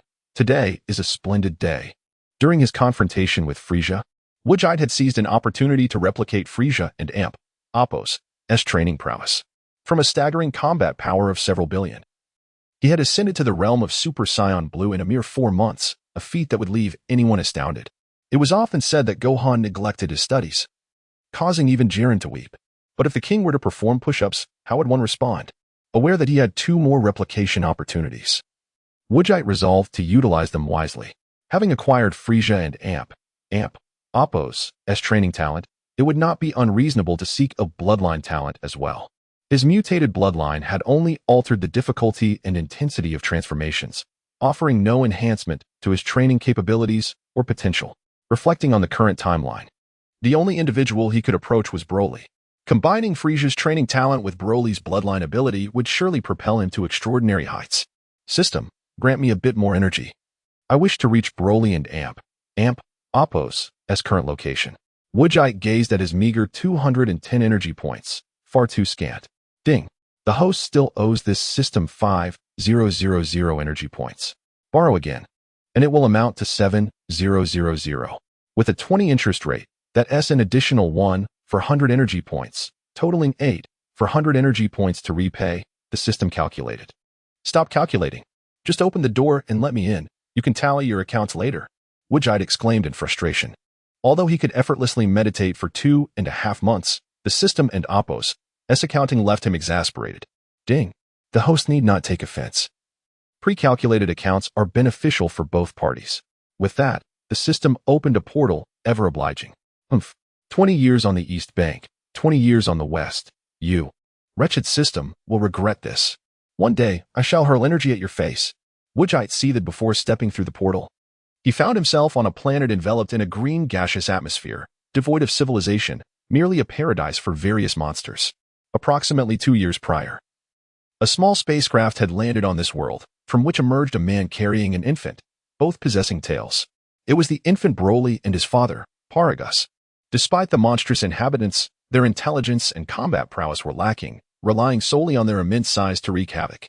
Thus, Paragus, with a combat power exceeding 1,000, was able to sustain himself and his child by consuming the eggs of these beasts. Their days consisted solely of fighting, eating, and sleeping. Paragus, a single father in such an environment, managed to raise Broly adequately. At this time, Broly was just over 1 year old, capable of communicating with his father with some difficulty, babbling and pointing at his belly. Paragus, feeling the weight of dual parental roles since their arrival, settled Broly before venturing out in search of sustenance, oblivious to the mysterious portal that had appeared above them. Chapter 12. The unusual barber commences. The hair removal. Woodgite emerged from the portal, momentarily overwhelmed by the atmosphere of this foreign planet, nearly succumbing to nausea. As Paragus vanished from sight, Woodgite descended and discovered a cave, evidently the dwelling of Broly and Paragus. To himself, Woodgite mused.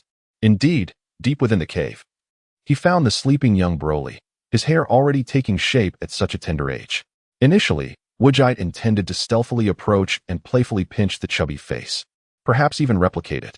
However, Broly, driven by hunger, awakened with a loud wail, his cries resonating through the cave. From a distance, Paragus felt a pang of anxiety. Broly. He relinquished the egg in his grasp and rushed back in a fit of rage. Woodgite, having spent 2 lifetimes in solitude, was perplexed by the sudden outburst. What could have caused such a ruckus from a peaceful slumber? The distance was short, and Paragus accelerated his pace, soon confronting Woodgite. Upon seeing the unfamiliar man and noticing the tail at Woodgite's waist, Paragus exclaimed, "A scion? Could it be that King Vegeta still harbors intentions of exterminating us?" At that moment, Paragus was unaware that Planet Vegeta had already been obliterated by Frieza. Nevertheless, Woodgite chose not to divulge the fate of Planet Vegeta, simply responding, "No, no, no. I did not come to harm you. I merely found this planet rather peculiar and decided to investigate. Relieved that Vegeta was not a harbinger of doom from King Vegeta, Paragus shifted the conversation, inquiring, "Then how did you arrive here? Where is your spacecraft?" Given that scions cannot survive in the cosmos, he assumed Vegeta had arrived by means of a vessel. At that moment, a nefarious thought crossed Paragus's mind: eliminate this intruder and commandeer his ship to escape this wretched planet. Observing Paragus's demeanor, Vegeta remarked, "With your current state, one could easily discern what you had for dinner last night." Ding. The audacity of Paragus to covet the host and Apos' spacecraft triggered a mission before young Broly. Remove all of Paragus's hair. Successful completion would yield 100 energy units and a replication opportunity. Failure would result in a forced teleportation to Frieza's presence, where Vegeta would have to endure a rendition of the classic Avoiding Thunder God song. The system's notification arrived just as Vegeta pondered how to discipline Paragus, unexpectedly activating the mission. Recalling the Meow Sage back on Earth, he wondered if its fur had grown back. Meow Sage, meow, meow, meow. With a cold chuckle, Vegeta took action, targeting Paragus and Apos as hair first. He unleashed his energy, subduing Paragus with a sudden movement, pinning him to the ground with a crack. As Paragus lost consciousness, Vegeta embarked on his inaugural haircut, seizing a handful of hair and yanking it. The startling reaction elicited a yelp from him. Vegeta was taken aback. How could this cause such a reaction? He murmured to himself. Glancing at Broly, he realized that the commotion had caused the child to forget his hunger, only to be startled into tears. "Look what you and Apos, V done. Broly is crying." With a swift blow, Paragus was knocked out again. Turning to Broly, he barked, "Stop crying. Hold it in." Instantly, the tears ceased. Although he had just been weeping, witnessing Vegeta's overwhelming strength against his father left Broly in awe of the perceived monster. Years later, as Broly recounted his childhood experiences to Chi Lai, he buried his face in an indescribably soft spot, tears welling in his eyes, lamenting, "Do you have any idea how much psychological trauma that blow caused me? Boo-hoo. But let us set aside that aftermath." Vegeta, observing Paragus slumped unconscious, hastened to continue his task. Each time Paragus roused, he received another swift blow. Ultimately, not a single strand remained on his head, leaving it uneven after numerous strikes. Broly watched the entire process, his fragile psyche chilling in the presence of such brutality. Staring at Paragus and Apos' bald head, reminiscent of Krillin, Vegeta pondered how to distinguish him from a Super Saiyan if he were to survive. After a prolonged wait, the system remained silent. Typically, upon completing a task, it would chime and reward him promptly. Why the delay today? Had the system received visitors? Ding. Host, please set aside those irrational thoughts. As long as you fulfill the task as requested, this system shall dispense rewards. Vegeta, incredulous, retorted, "Is this even human language? Is there no law? I thought it was merely about hair. Yet here you are, making it all the more complicated." Muttering sarcastically to the air, he resumed the unfinished task. However, noticing the breathless Paragus, Vegeta, in a moment of compassion, fed him a senzu bean, visibly reducing the swelling on his face. As Paragus opened his eyes, he was met with another swift strike and succumbed once more. With a look of determination, Vegeta began to remove Paragus's trousers, squatting down himself. Beside him, Broly appeared to witness something utterly incredulous, his eyes widening in disbelief. In response to the system's challenges, Vegeta declared, "This shall not daunt me." He materialized an energy knife, aimed precisely at the target, and sliced. Paragus bolted upright, exclaiming, "It hurts. It hurts so much." Attempting to cry out, Vegeta anticipated the reaction and delivered another blow, rendering Paragus unconscious once more. The energy knife seared the area, preventing any bleeding. Rising, Vegeta kicked Paragus and Apos' Armstrong cannon away, obliterating it with a single energy blast. Broly, witnessing this scene, instinctively squeezed his legs together in fear. Ding. Congratulations, host, for completing the task. Reward, 100 energy units and an opportunity for replication. Upon hearing the system and Apos' announcement, Vegeta tidied up Paragus and delivered a final blow to rouse him. As Paragus regained consciousness, flashes of the recent ordeal flooded his mind, and he broke into silent tears, overwhelmed with emotions. Understanding his sentiment, Vegeta consoled him, "Do not be disheartened. All is in the past. This was orchestrated by King Vegeta, who sought to ensure your lineage and Apos' extinction. My arrival here was purely coincidental, and I did not anticipate finding you. Rest assured, I will not harm your son. When I return, I will avenge you, inflicting the same suffering upon King Vegeta. You must be Broly? Such a charming child. Come here for an uncle and Amp. Appo's hug. He scooped Broly up, playfully pinching his chubby cheeks, and thought to himself, replicate. Broly, too frightened to resist or cry out, feared the repercussions of another blow. After successfully replicating, Vegeta handed Broly back to Paragus, provided them both with Senza beans, explaining their benefits, and then vanished in an instant. Chapter 13. How to reach the Kaioshin and Amp. Appo's little planet having instantaneously transported himself to the vicinity of Planet Wampa. Vegeta pondered the peculiar hue atop Broly and Amp. Appo's head. Was it a consequence of his prolonged stay on this celestial body, or perhaps a result of his interactions with Beerus? Dismissing the thought, he flew to the opposite side of Wampa and unleashed an energy wave that obliterated a significant portion of the planet. Vegeta aimed to diminish the planet and Appo's habitable area, thereby exerting pressure on Broly. After all, Broly possessed immense potential as a formidable warrior, with the possibility of becoming the Jiren of the 7th universe. With 2 replication opportunities remaining, Vegeta resolved to visit the Kaioshin to acquire the Kaioshin Fist. This technique was considered a flaw in the Dragon Ball lore, yet its side effects rendered it less esteemed than the Senza beans and the hyperbolic time chamber. The pressing issue was the absence of North Kaioshin and Appo's energy, which prevented him from teleporting to that diminutive planet. Vegeta began to channel his inner cunning.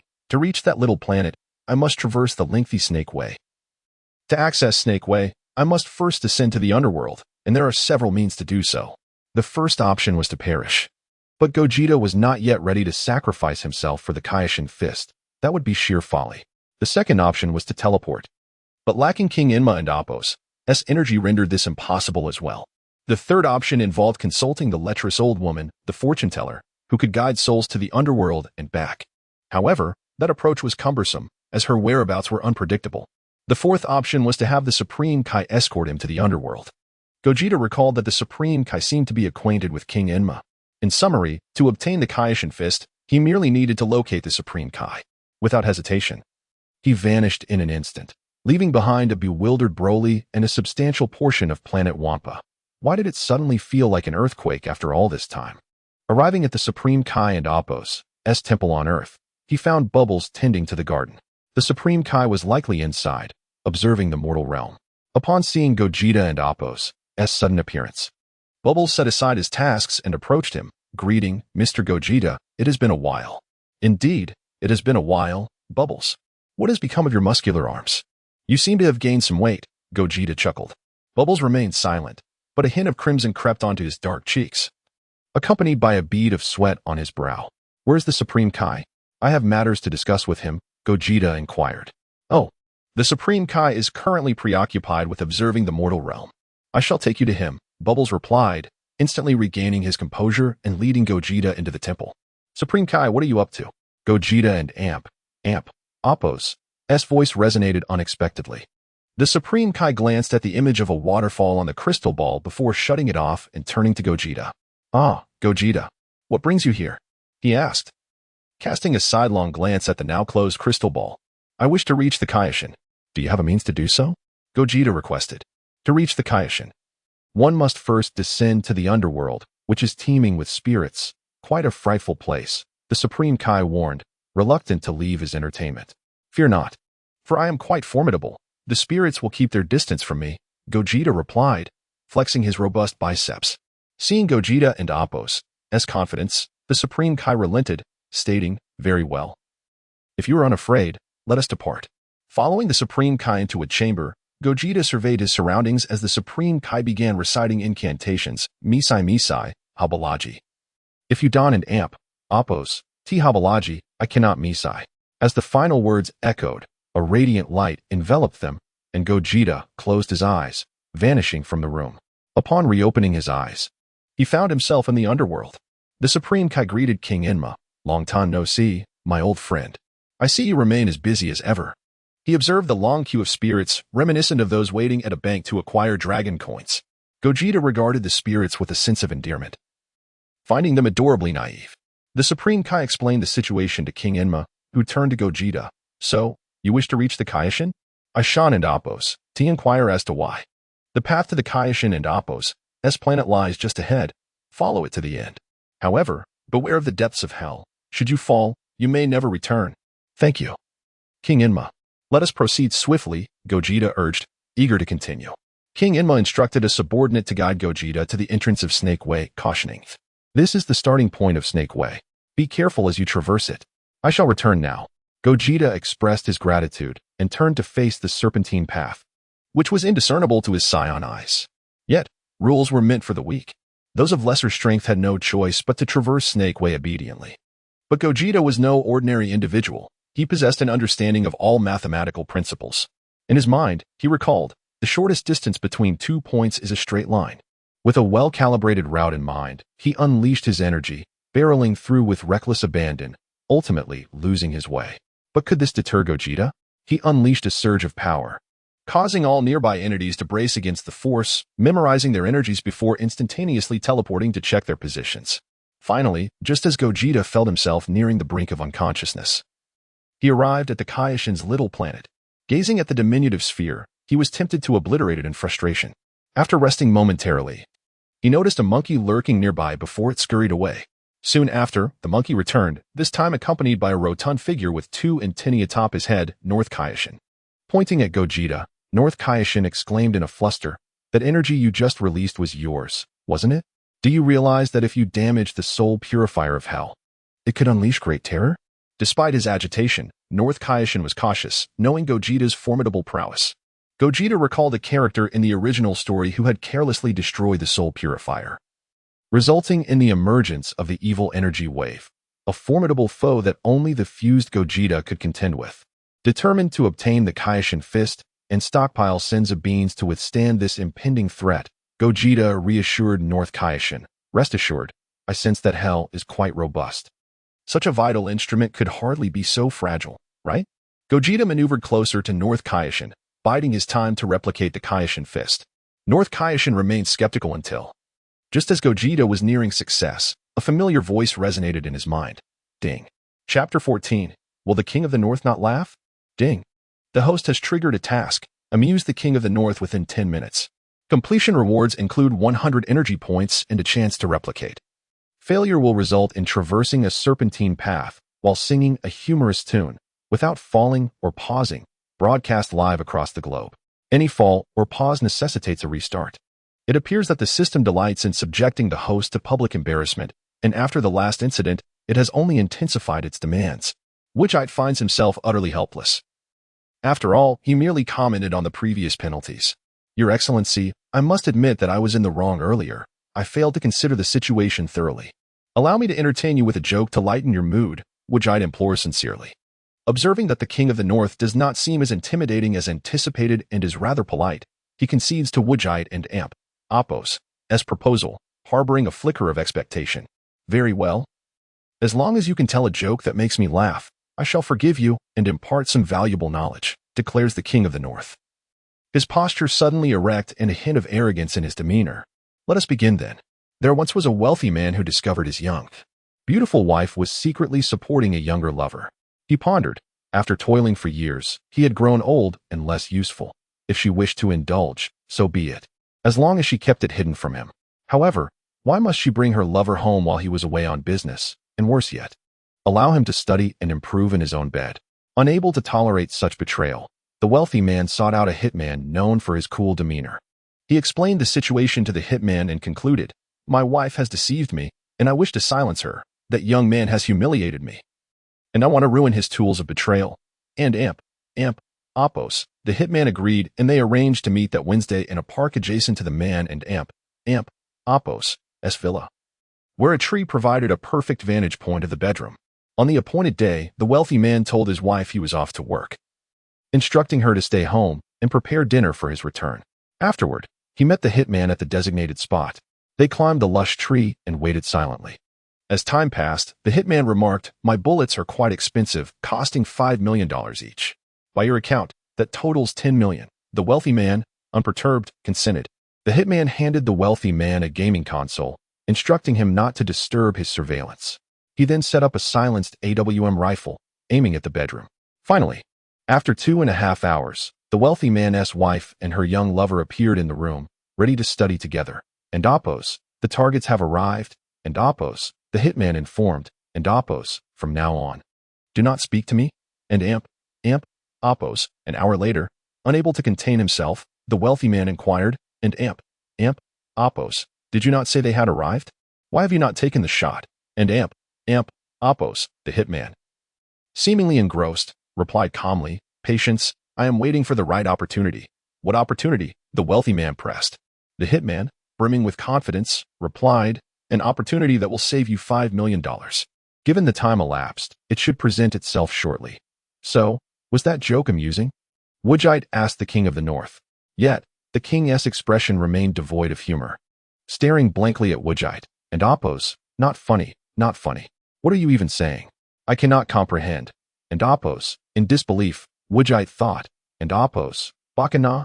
Surely, there is something amiss with this king, and Oppos, determined.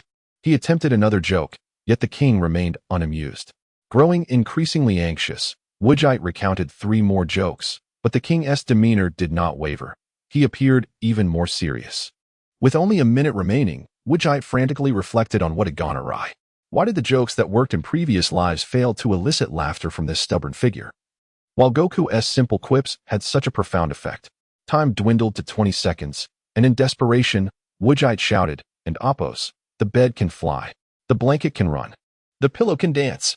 Instantly, the king of the north clutched his mouth, his face flushed crimson, trembling uncontrollably. Seizing the moment, Woodjite intensified his comedic barrage. And with just 3 seconds left, the king finally succumbed, rolling on the ground in laughter, drenched in sweat and convulsing with mirth. Ding! Congratulations, host. The task was completed successfully, earning 100 energy points and a replication opportunity. Woodjite gasped for breath, feeling more exhausted than during his training in the hyperbolic time chamber. He wondered if perhaps he had arrived too early. The king of the north was not yet ready to laugh. Upon hearing the system's announcement, Woodjite noticed its peculiar satisfaction in witnessing his public embarrassment. Meanwhile, the now still king of the north gradually regained composure. Woodjite seized the opportunity to assist him up, a smirk creeping onto his lips as the king regained his stance. You possess a remarkable talent for humor. Would you consider becoming my disciple? I have many formidable techniques to share with you, provided you regale me with jokes daily, the king proposed, confidence radiating from him. Reflecting on the near disaster of being forced to dance live, Woodjite felt a surge of indignation. An idea struck him.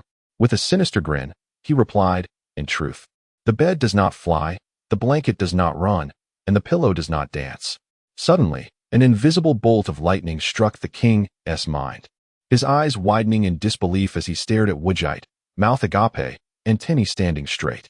He was left questioning whether he should annihilate this world to create one where beds could fly, blankets could run, and pillows could dance. With newfound resolve, the king's gaze hardened, a red glint flashing in his eyes, fixated on Woodjite. If looks could kill, Woodjite would have perished 1,000 times over. As the king's expression morphed into one of incredulity, Woodjite, unable to restrain himself, delivered a swift blow to his face. What? Do you wish to create a world where beds can fly? He taunted, following up with another strike. The king's already rotund visage swelled further. Woodjite had no intention of offering him healing beans. If the swelling could subside, so be it. If not, it would serve as a reminder that the weak do not deserve to survive. With that, Woodjite departed, his accomplishments concealed in humility. Chapter 15. The Celestial White Jade Capital. 12 towers and 5 cities. Upon reaching the terminus of the Serpent and Amp, Oppos' path, Woodjite resolved to traverse the entirety of it this time. In the original narrative, it was during this journey that Sun Wukong first transformed into a Super Saiyan, achieving a staggering 50-fold increase in power that raised his combat strength to an astonishing 15 million, allowing him to contend with Frieza, whose power stood at 12 million. However, this immense augmentation also rendered Sun Wukong arrogant and overconfident, more interested in toying with Frieza than in the fate of Namek. Such a brash mentality can severely distort one's perception of reality. Prior to this, Sun Wukong had focused on physical training, dedicating only a scant amount of time to meditation within the heavenly temple. The fruits of his labor had merely resulted in a subtle mastery of breath control, far from quelling the unruly spirit of a nouveau riche. Thus, Woodjite planned to complete the Serpent and Amp, Oppos' path without expending any energy, relying solely on his physical endurance. His prolonged meditation had subdued his earlier impetuousness. At that moment, aside from the thrill of transformation, he felt no significant shift in his power. Embodying a humble yet aware spirit, cognizant that there are always greater beings beyond oneself. The length of the serpent's path loomed dauntingly before him. Wujite murmured to himself. As he began his journey, memories from his past life flooded his mind. My roller skates. No, let's try again. Hello? I am someone who has practiced for 2.5 years. No, let us change that. 5 years. Do you know how I spent those 5 years? Do you? Let's switch it up. I laugh with my sword aimed at the heavens, indifferent to the fate of my heart. This one works. Let us continue. The cries of monkeys echo across both banks, while the light boat has passed through countless mountains. Keep going. In the celestial realm of white jade capital, 12 towers and 5 cities. The immortal brushes my crown, bestowing upon me the gift of eternal life. Initially, his mind was a tempest of chaotic imagery, but upon reciting this verse, those overwhelming visions dissipated, replaced by a serene whiteness reminiscent of the room of spirit and time. Wujite halted, surveying his surroundings. The end was no longer visible, nor was the starting point in sight. The lifespan of a scion is but a mere century. Even one as formidable as Sun Wukong, who mastered the divine technique of free and easy wandering, is ultimately still immortal. This situation is akin to dying with unspent wealth. Wujite refused to be stifled, having been granted a second chance, equipped with a traversal system and newfound strength. He sought immortality. With this thought, he resumed his journey towards the starting point. Once outside, he would train in the heavenly temple. For half a day remained in the room of spirit and time. The weather along the serpent's path remained unchanged, and Wujite's mind was devoid of distractions. After an indeterminate duration, he finally glimpsed the underworld. Suppressing the impulse to fly, he continued to walk slowly. Observing King Yama diligently reviewing documents and the long line of spirits, he mused. Being King Yama is no easy task. Without greeting him, he teleported directly to the heavenly temple. Mr. Popo was still tending to the greenery, while the deity observed from within the temple. Mr. Popo, I have come today to enter the room of spirit and time. Where is the deity? Wujite began. Greetings, Mr. Wujite. The deity is inside the temple. You've been to the room of spirit and time before. You still remember the way, don't you? Popo replied. As the deity had instructed him not to disturb his observations of the mortal realm. Understanding the situation, Wujite decided not to intrude further. I can go in by myself. There and amp. Oppos. There's no need for you to accompany me, Popo. Upon hearing this, Popo nodded and resumed his gardening. Wujite then made his way to the room of spirit and time. Just as he was about to open the door, he remembered he had and Oppos. He replenished his sins of beans. He teleported outside and called to Popo. I just remembered I have something else to attend to, so I won't be going in after all. Goodbye. Without waiting for a response, he teleported to the top of Korin Tower. Silently approaching the cat sage from behind, he intended to surprise him. Discovering the cat sage was grilling fish, Wujite's playful spirit ignited.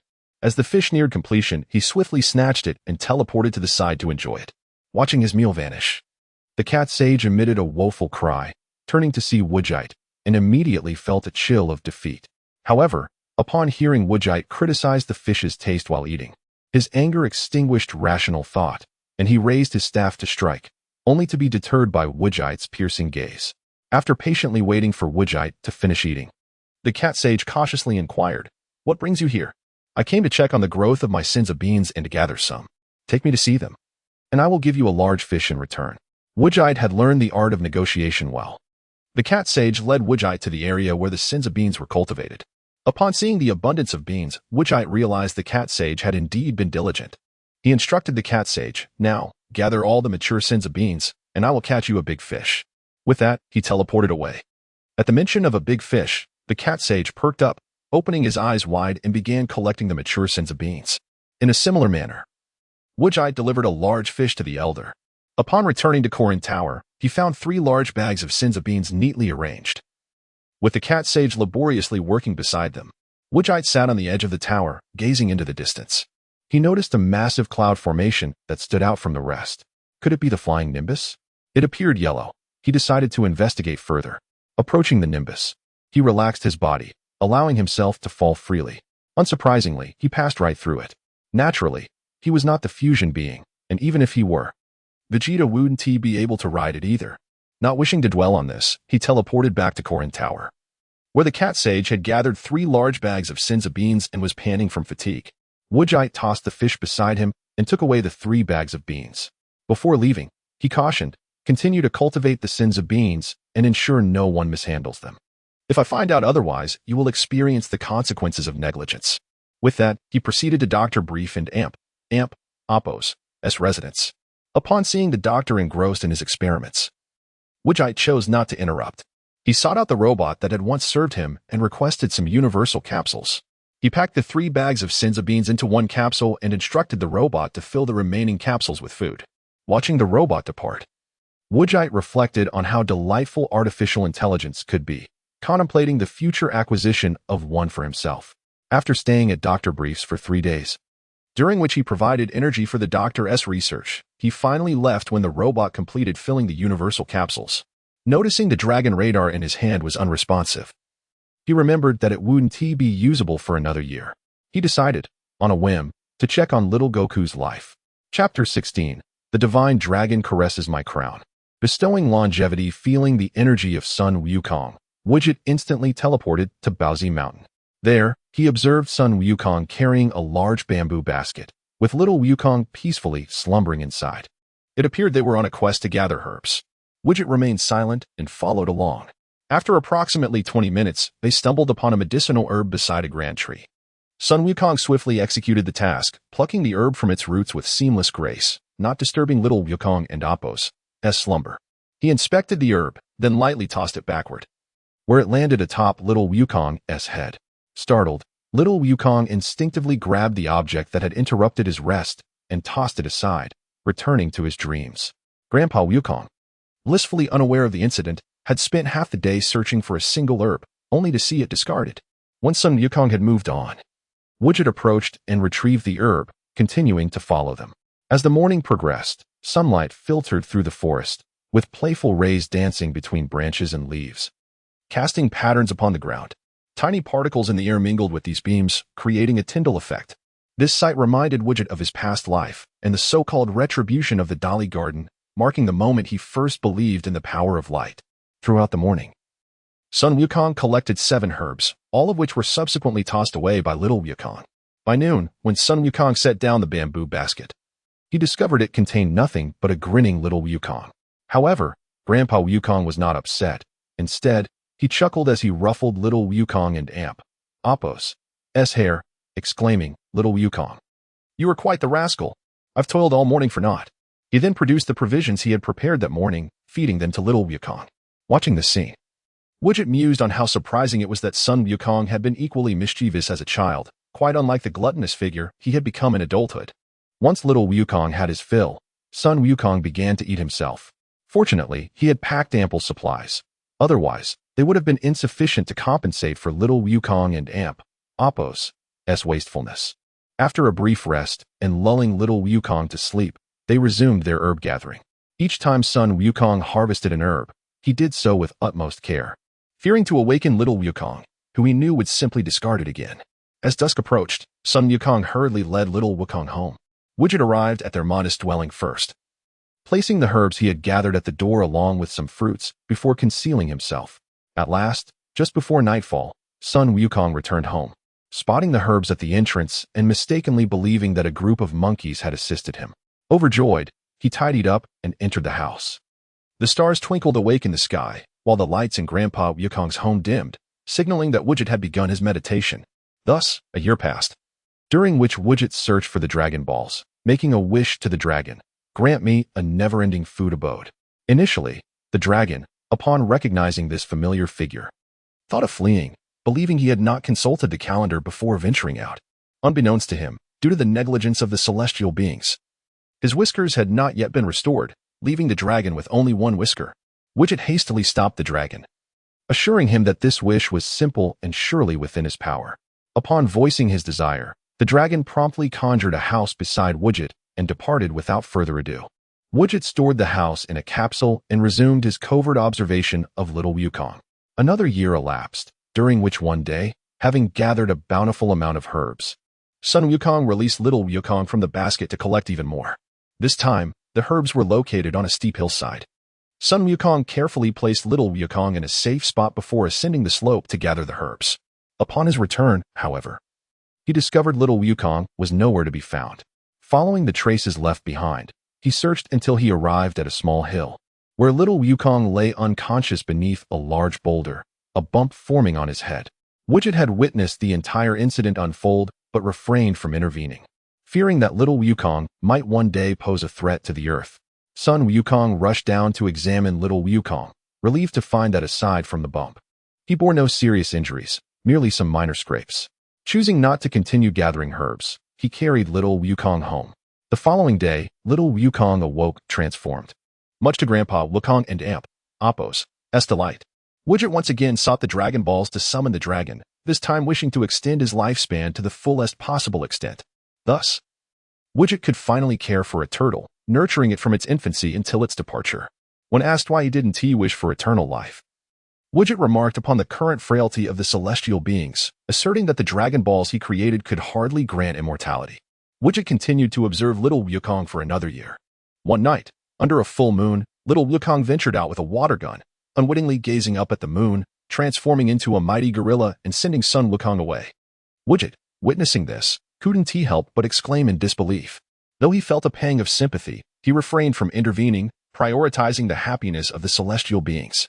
Contemplating the tail wrapped around his waist, Widget was tempted to transform into a gorilla himself, but feared losing control and devastating the Earth.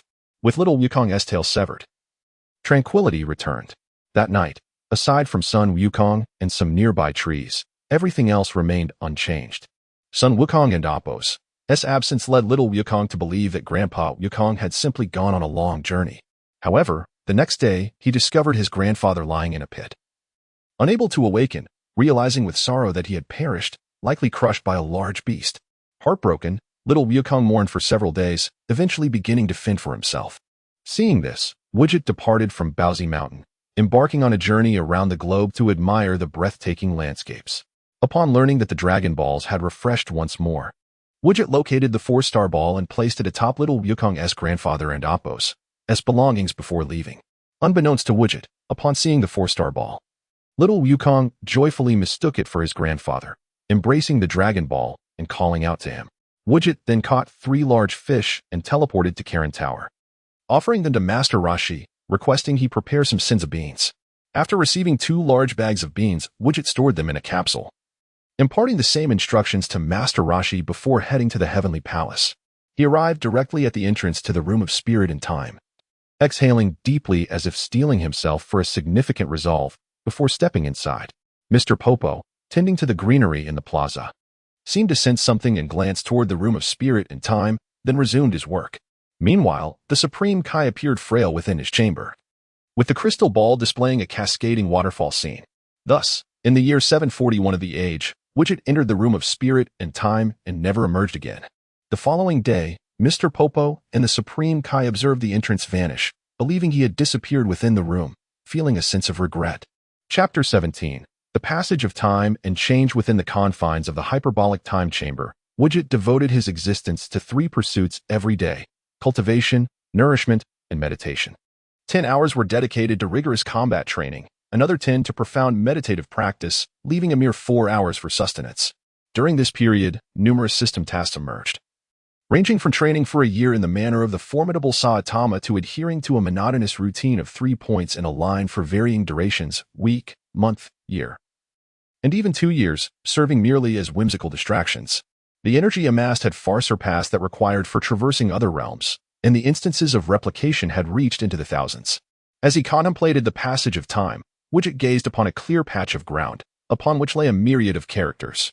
With a decisive stroke, he inscribed the final character, marking his tenure in the hyperbolic time chamber at an astonishing 665 years, equivalent to a mere 21 years outside. This year corresponded to the 762nd year of the Dragon Ball world, notable as the year when the young Krillin ascended to the heavens and when Son Goku transformed into a Super Saiyan. It was time to rejoin the unfolding narrative, for he had missed the birth of little Gohan and many of Goku's youthful escapades, including the legendary scene at the Demon Realm Gate, where a sword lodged in the ground prevented its closure, necessitating its removal to seal the gate. Goku's heroic feats, such as his earth-shattering Dragon Fist technique, danced in his mind. The prolonged passage of time had rendered the exit from the hyperbolic time chamber a distant memory. Summoning all his strength, Widget unleashed a powerful roar, tearing open a rift connecting the chamber to the outside world. He stepped through, and the opening sealed behind him. The formidable aura he emanated was immediately sensed by the Supreme Kai and Bubbles, who gazed upon Widget, unchanged in visage despite his 2-decade absence. The Supreme Kai, sensing something amiss, deduced that Widget had spent over 7 millennia within the chamber while only 21 years had elapsed outside. A tremor coursed through his chin, his teeth clattering in disbelief. What a wretched old demon. Bubbles, catching on to the Supreme Kai's unease, recalled the day Widget had prepared to enter the chamber but had abruptly hesitated. The subsequent appearance of Shinron 2 years later must have been tied to a wish made by Widget. In years past, Goku had described Shinron and Apos as imposing presence, albeit lacking a whisker, which Bubbles had dismissed. Yet, upon Widget's return, he rushed to retrieve the Shinron model crafted by the Supreme Kai. Indeed, one of its whiskers lay shattered. The pieces began to fit together, and Bubbles exclaimed to the Supreme Kai, "There is only one truth." The two appearances of Shinron were explained. The first was thwarted by Widget and Apos' unfulfilled wish, leading him to angrily pluck a whisker as punishment, while the second had granted Widget's desire for longevity. After a moment of realization, the Supreme Kai, now aged, took time to comprehend the revelations. He repaired the model and Apos' whisker and instructed Bubbles to return it. Widget observed the Supreme Kai and Apos' skin, resembling weathered bark, and his frail hands gripping the staff like a cane, a testament to the passage of time. "Long time no see, Supreme Kai. I did not anticipate such a lengthy interval. Why did you not wish for an extension of your life from Shinron?" Widget inquired, his mind dulled after 7 millennia. The Supreme Kai, taken aback, reflected, "Widget, I never expected you to remain within for so long. Bubbles and I had assumed you might never emerge. While I have aged, you appear unchanged." With a hearty laugh, Widget noted that the supply of Senza beans was dwindling and decided it was time to check on the rotund Yajirobe. Bidding farewell to the Supreme Kai, he instantaneously arrived at Korin Tower. True to Murphy and Apos' law, his arrival coincided with Yajirobe and Apos' mischief with the Senza beans. It was no surprise that Korin, having disregarded Widget and Apos' warnings during his absence, faced the consequences. As Yajirobe dropped the beans in shock at Widget and Apos' sudden appearance, Korin, sensing impending trouble, stealthily retreated, leaving a furious Yajirobe ready to confront Widget.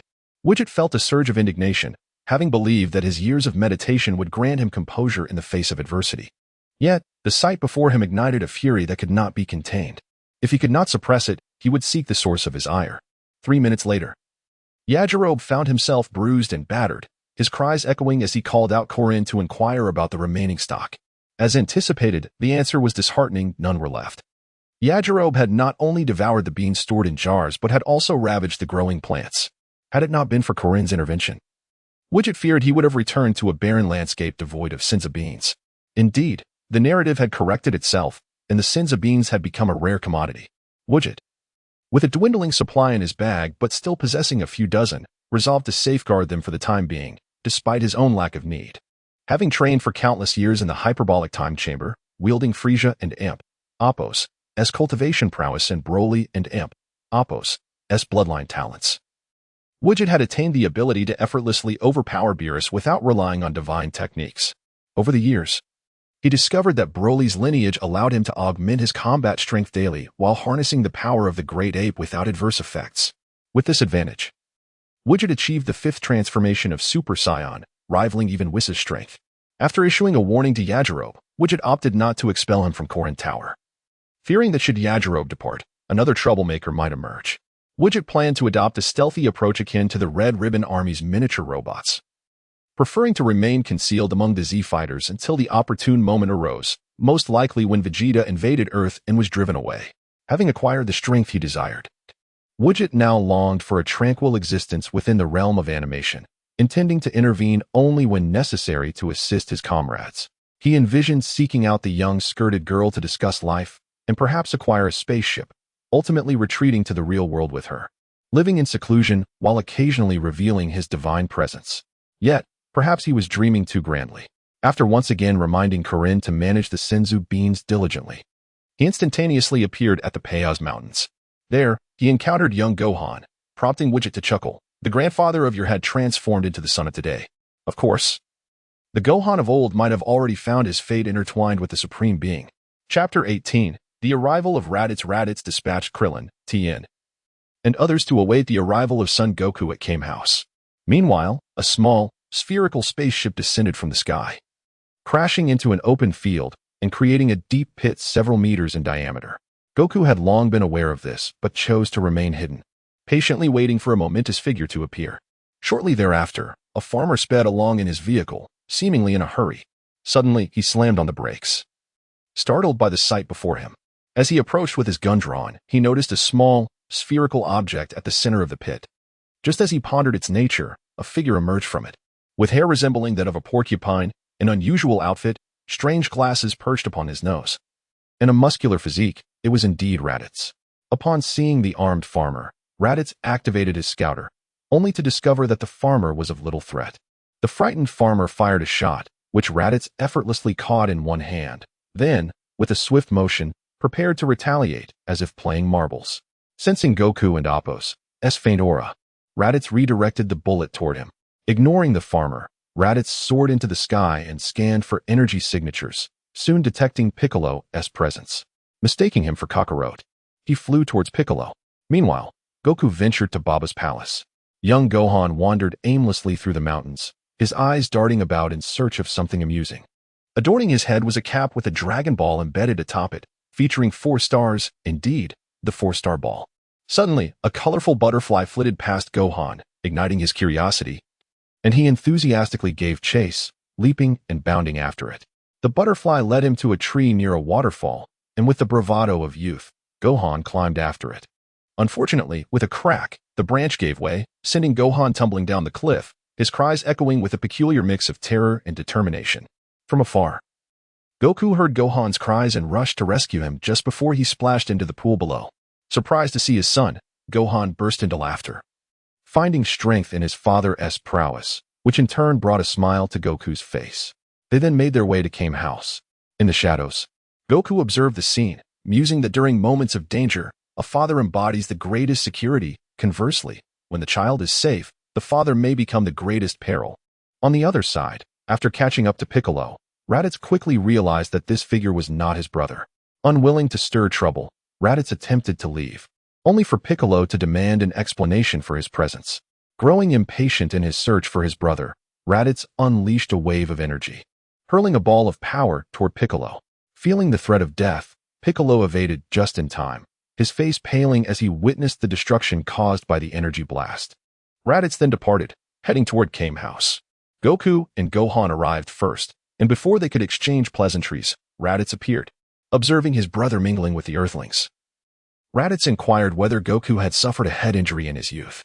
Goku and the others were bewildered, and after a brief exchange, Raditz unleashed a fierce assault on Krillin and the others, seizing Gohan and taking to the skies.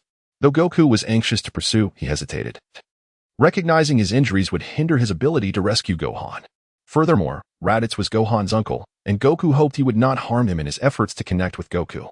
After regrouping and consuming some senzu beans mysteriously left at Kame House, the group set off in pursuit. As expected, Goku and Piccolo joined forces, exchanging their lives for a single victory, only for Raditz to reveal the Dragon Ball's existence to his allies. Vegeta observed from above, noting the Z fighters' costly defeat.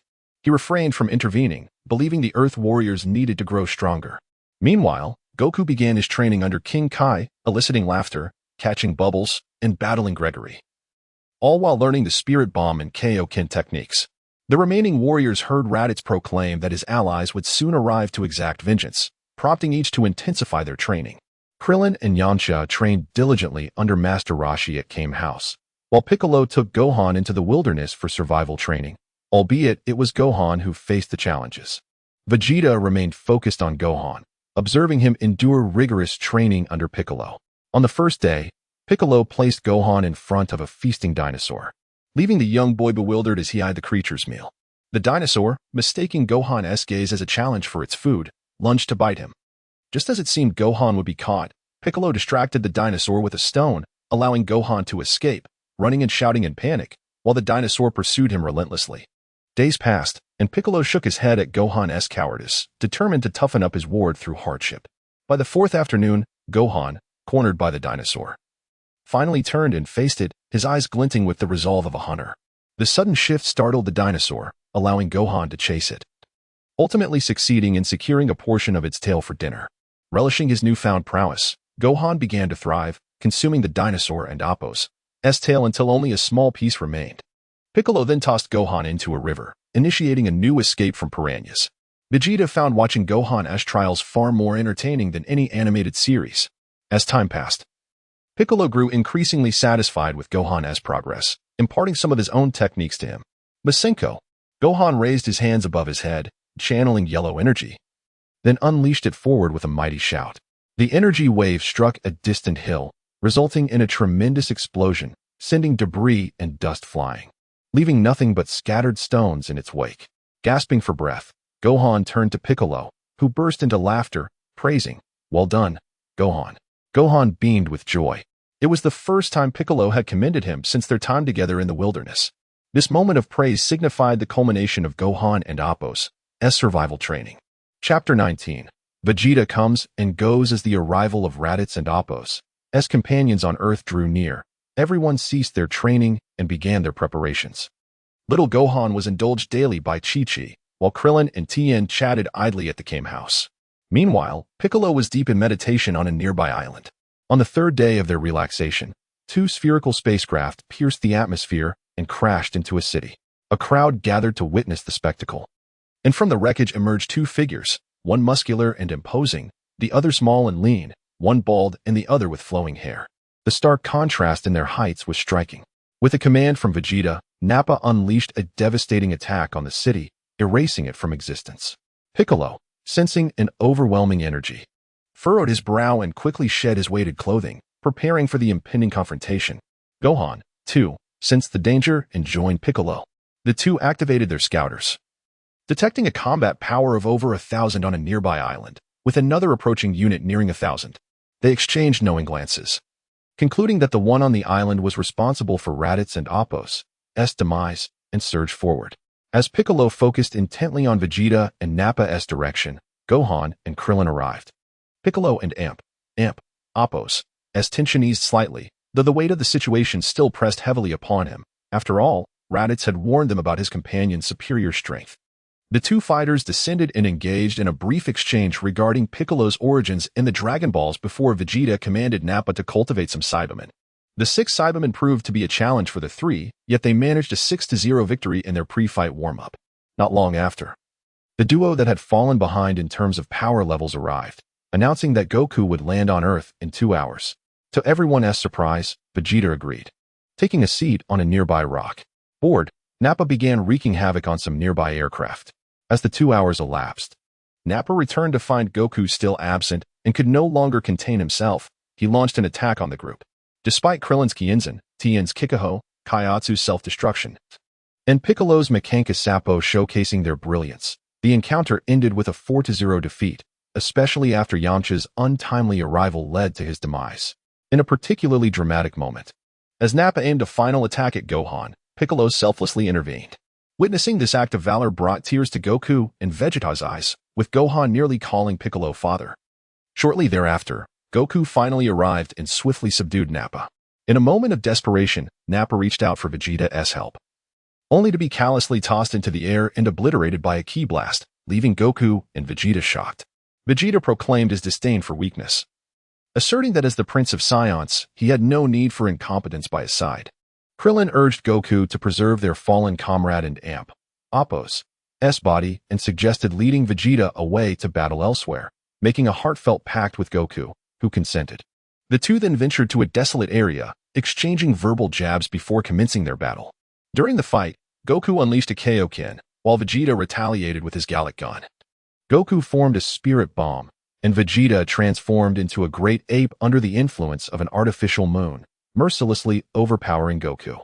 Both Krillin and Gohan attempted to sever Vegeta's tail, but the great ape's agility allowed him to evade their assaults with ease.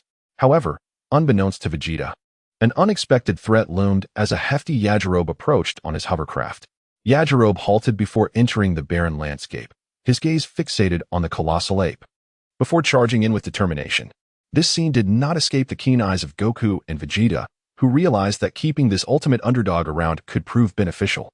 Engrossed in his battle with Goku, Vegeta failed to notice the agile Yajirobe sneaking up on him. Sensing the impending danger, Krillin and Gohan launched a mental assault to divert Vegeta's attention. In a fluid motion, Yajirobe leaped into action, executing a swift strike. The brilliance of his sword flashed as the great ape Vegeta felt a severing pain, his expression shifting from arrogance to fury as he prepared to retaliate against Goku. Yet, the sensation of loss left him feeling drained, gradually reverting to his normal form. In disbelief, Vegeta glared at Yajirobe, who was now cradling Goku, and in a fit of rage, condensed his remaining energy into a ki blast aimed at Yajirobe. However, as the ultimate underdog, Yajirobe deftly evaded the attack, retreating with Goku in tow. Weakened, Vegeta collapsed to the ground and summoned his spacecraft, which promptly arrived from the city, landing a mere 10 meters away. Krillin, witnessing Vegeta's attempt to flee, urged Yajirobe to deliver a final blow. Yet, Yajirobe's meager combat prowess was insufficient to approach the exhausted Saiyan. Struggling against his injuries, Krillin limped toward Vegeta, who crawled toward the ship, contemplating that he must ensure the ship's landing point is closer next time.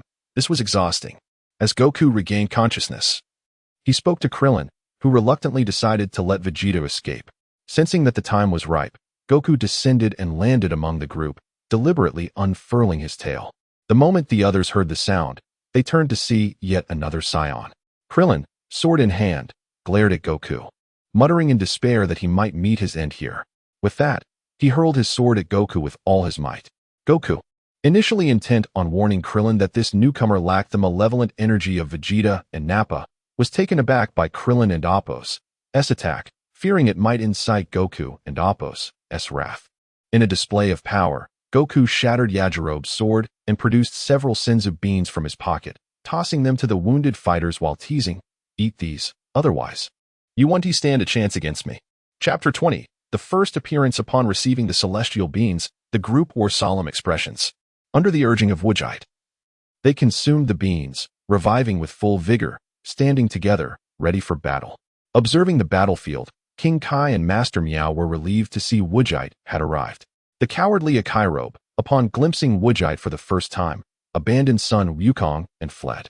Understandably, after enduring a brutal beating at Karen Tower, Yajirobe was well aware of Vegeta and Appo's ferocity. Fearing for his own safety and the suffering of his companions, he decided it was best to escape. Knowing he would not face death, no one blamed Yajirobe. After all, having managed to sever Vegeta and Appo's tail was already remarkable, and with another Saiyan even stronger than Vegeta appearing, it was wise to flee. Little did they know, this was Yajirobe and Appo's first and final act of courage in his life.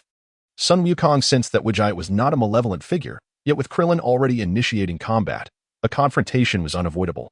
At that moment, Sun Wukong's combat power surged due to his Saiyan heritage, heightening his confidence, and he too wished to engage Vegeta.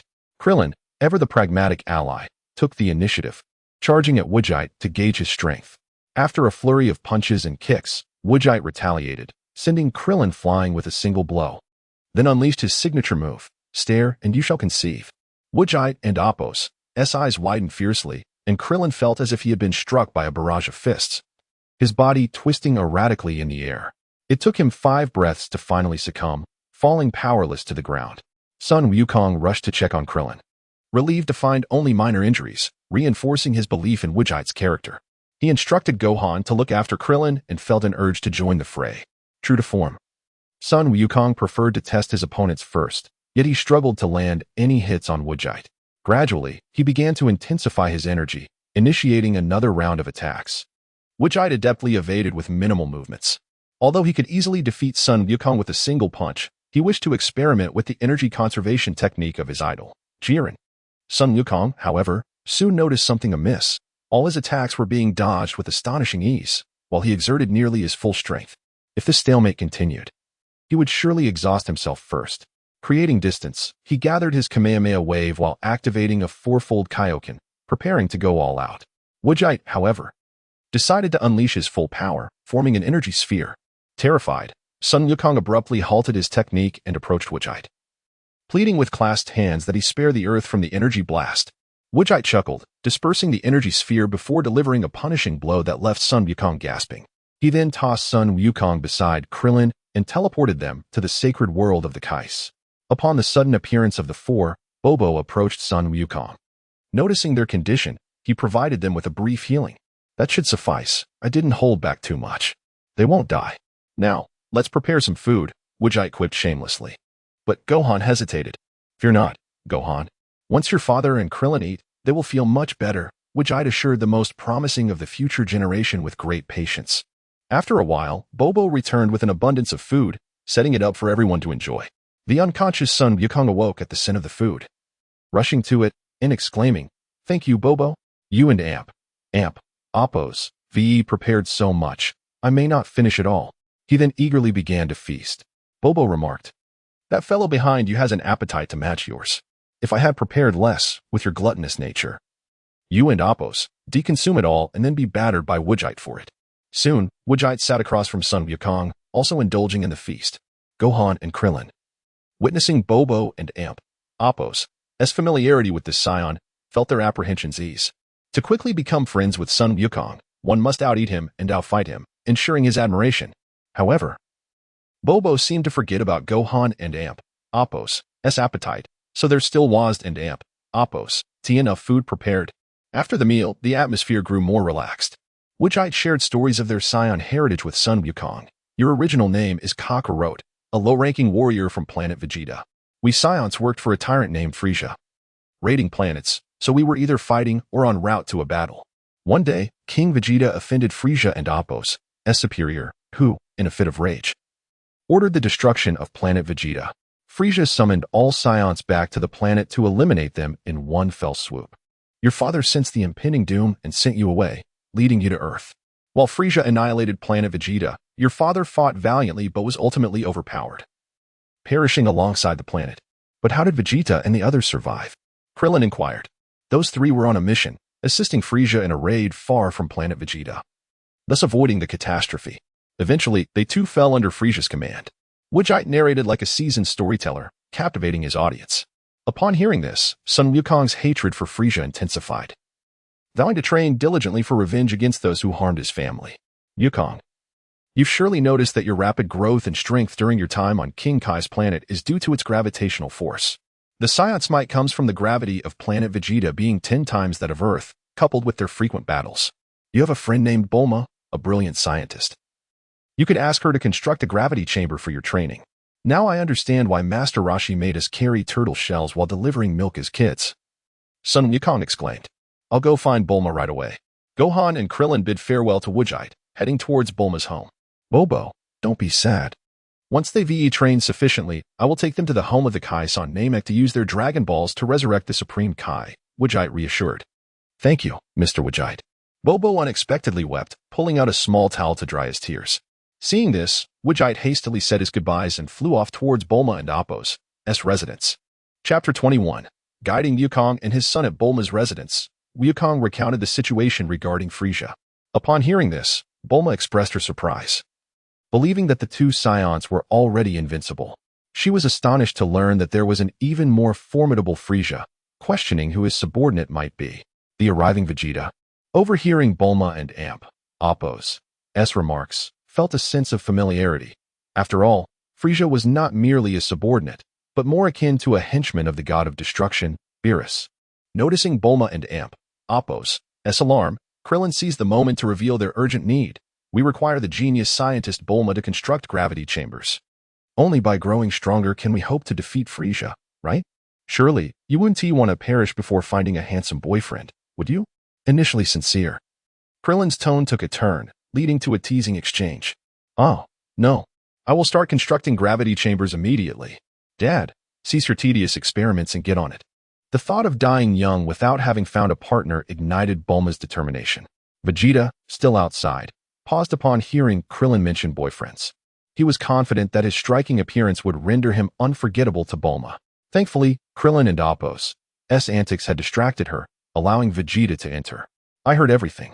Your strength falls significantly short of Frieza and Appo's, so you must train harder, he asserted, instilling a sense of urgency among the trio. Krillin inquired, and what about your strength? Can you defeat Frieza? Vegeta replied, I should be slightly stronger than him, so I can manage to defeat him. The prospect of Vegeta's power reassured the group. Days later, Bulma and Dr. Brief successfully constructed a gravity chamber. Observing the astonished expressions of Wukong and the others, Bulma proudly announced, "This chamber can generate up to 500 times Earth and amp, Appo's gravity. We wasted much time figuring things out, but here it is."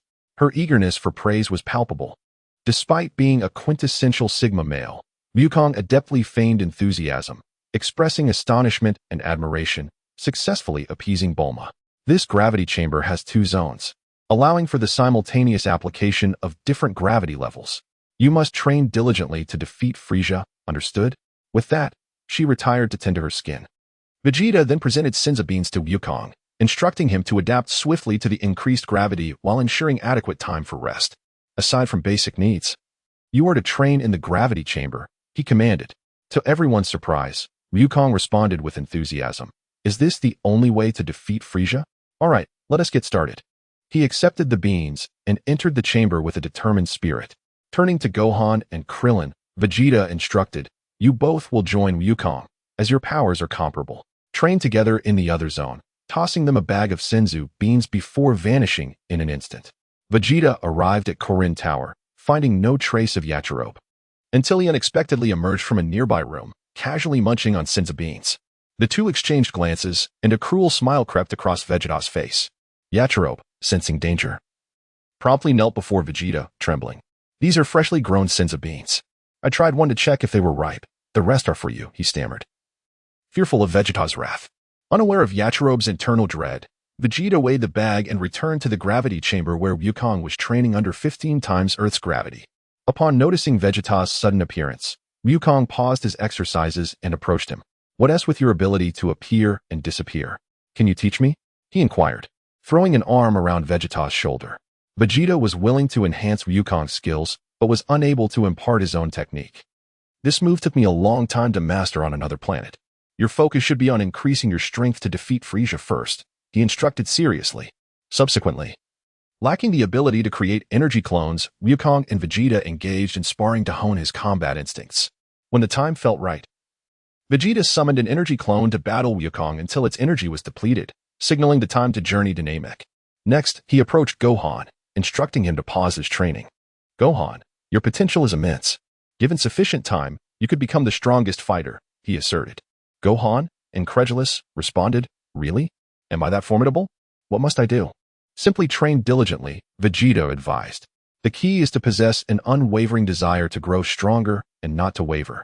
Vegeta aimed to steer Gohan away from his scholarly pursuits. "But my mother wants me to be a scholar," Gohan protested. Vegeta interrupted, "Becoming a scholar requires time.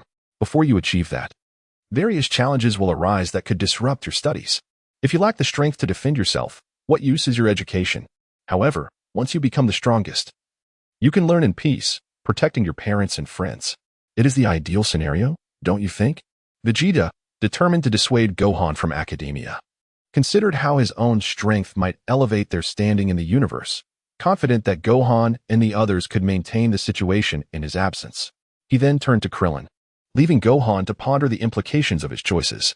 Chapter 22, The Disappearance of Nobita? Journey to Namek. Krillin, given that Son Goku and Son Gohan are Saiyans, your starting point is inherently superior to that of Earthlings. Therefore, striving to match their power through relentless training is simply unrealistic. Your Spirit Bomb technique is quite extraordinary, capable of inflicting damage even amidst battle.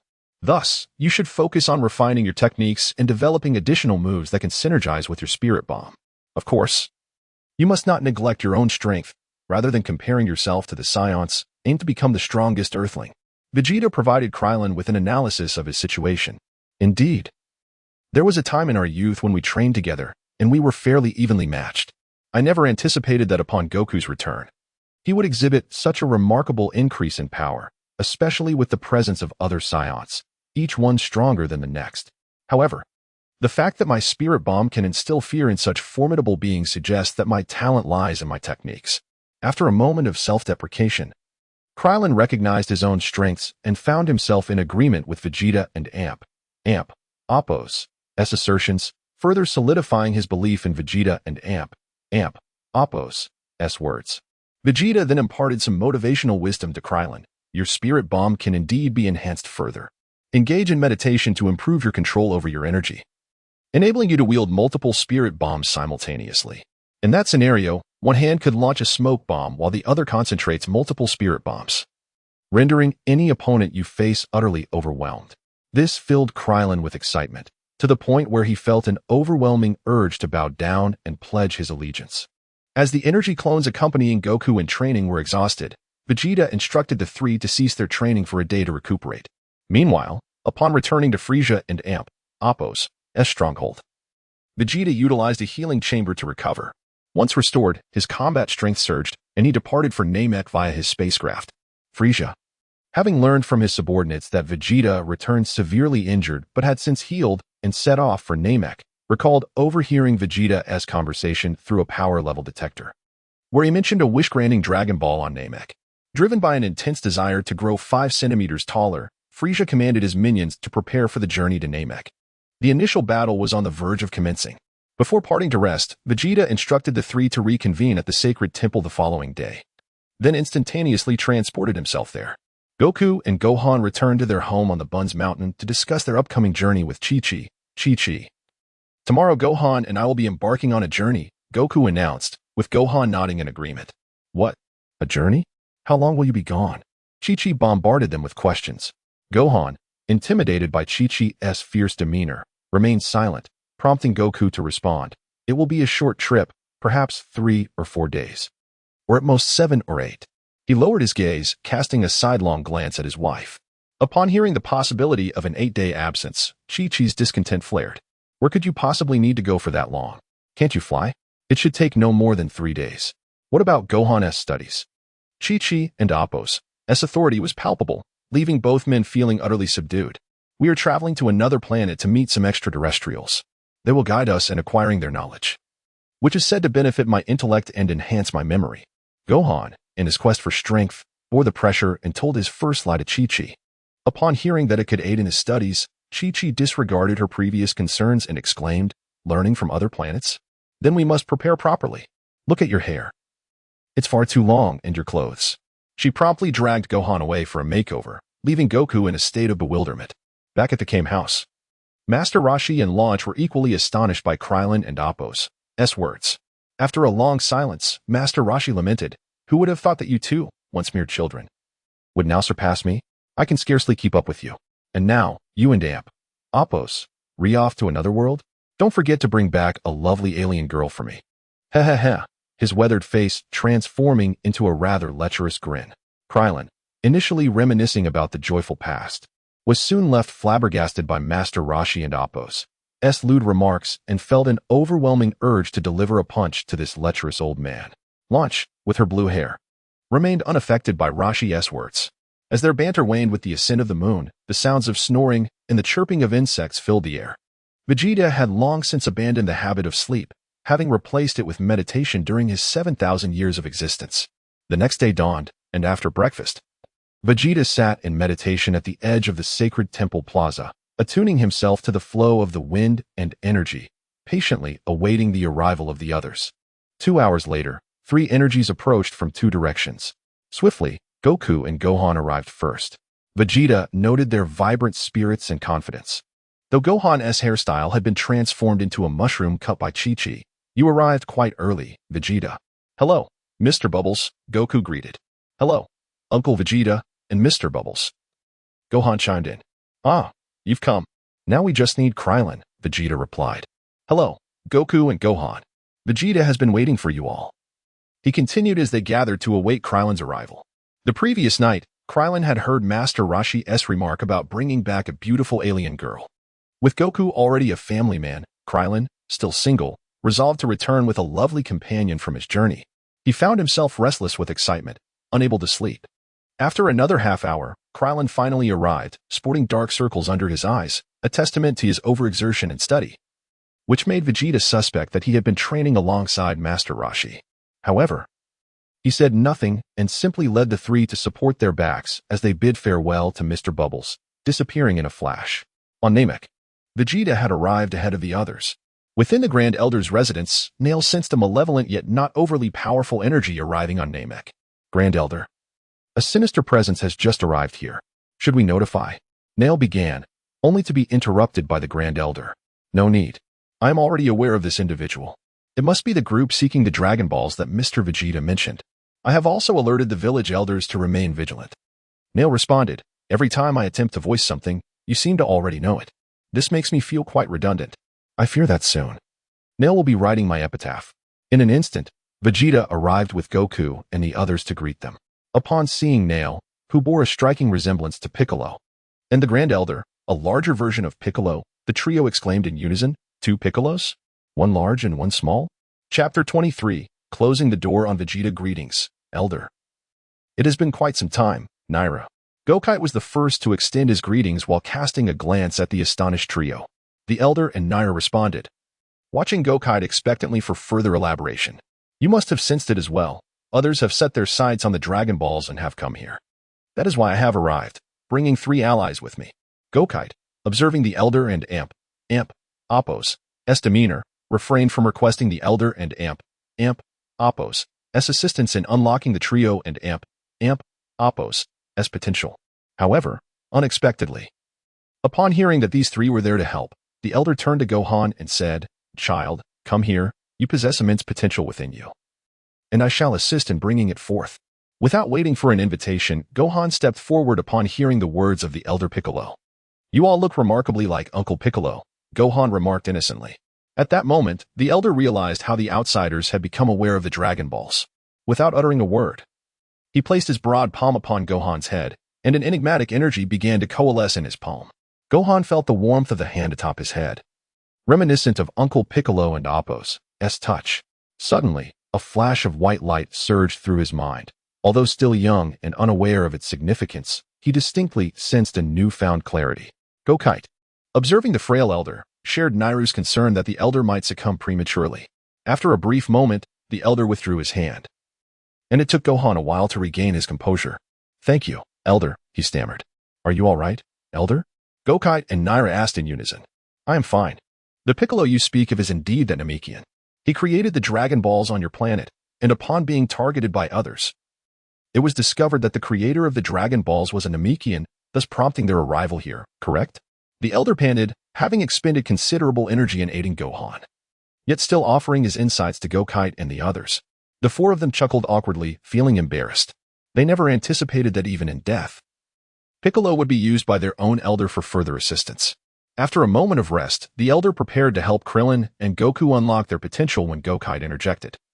Elder, there is no need to awaken their potential. I have alternative means for them. Gokite, deeply concerned for the Elder and Appo's health, remained oblivious to the resentful gazes of Goku and Krillin.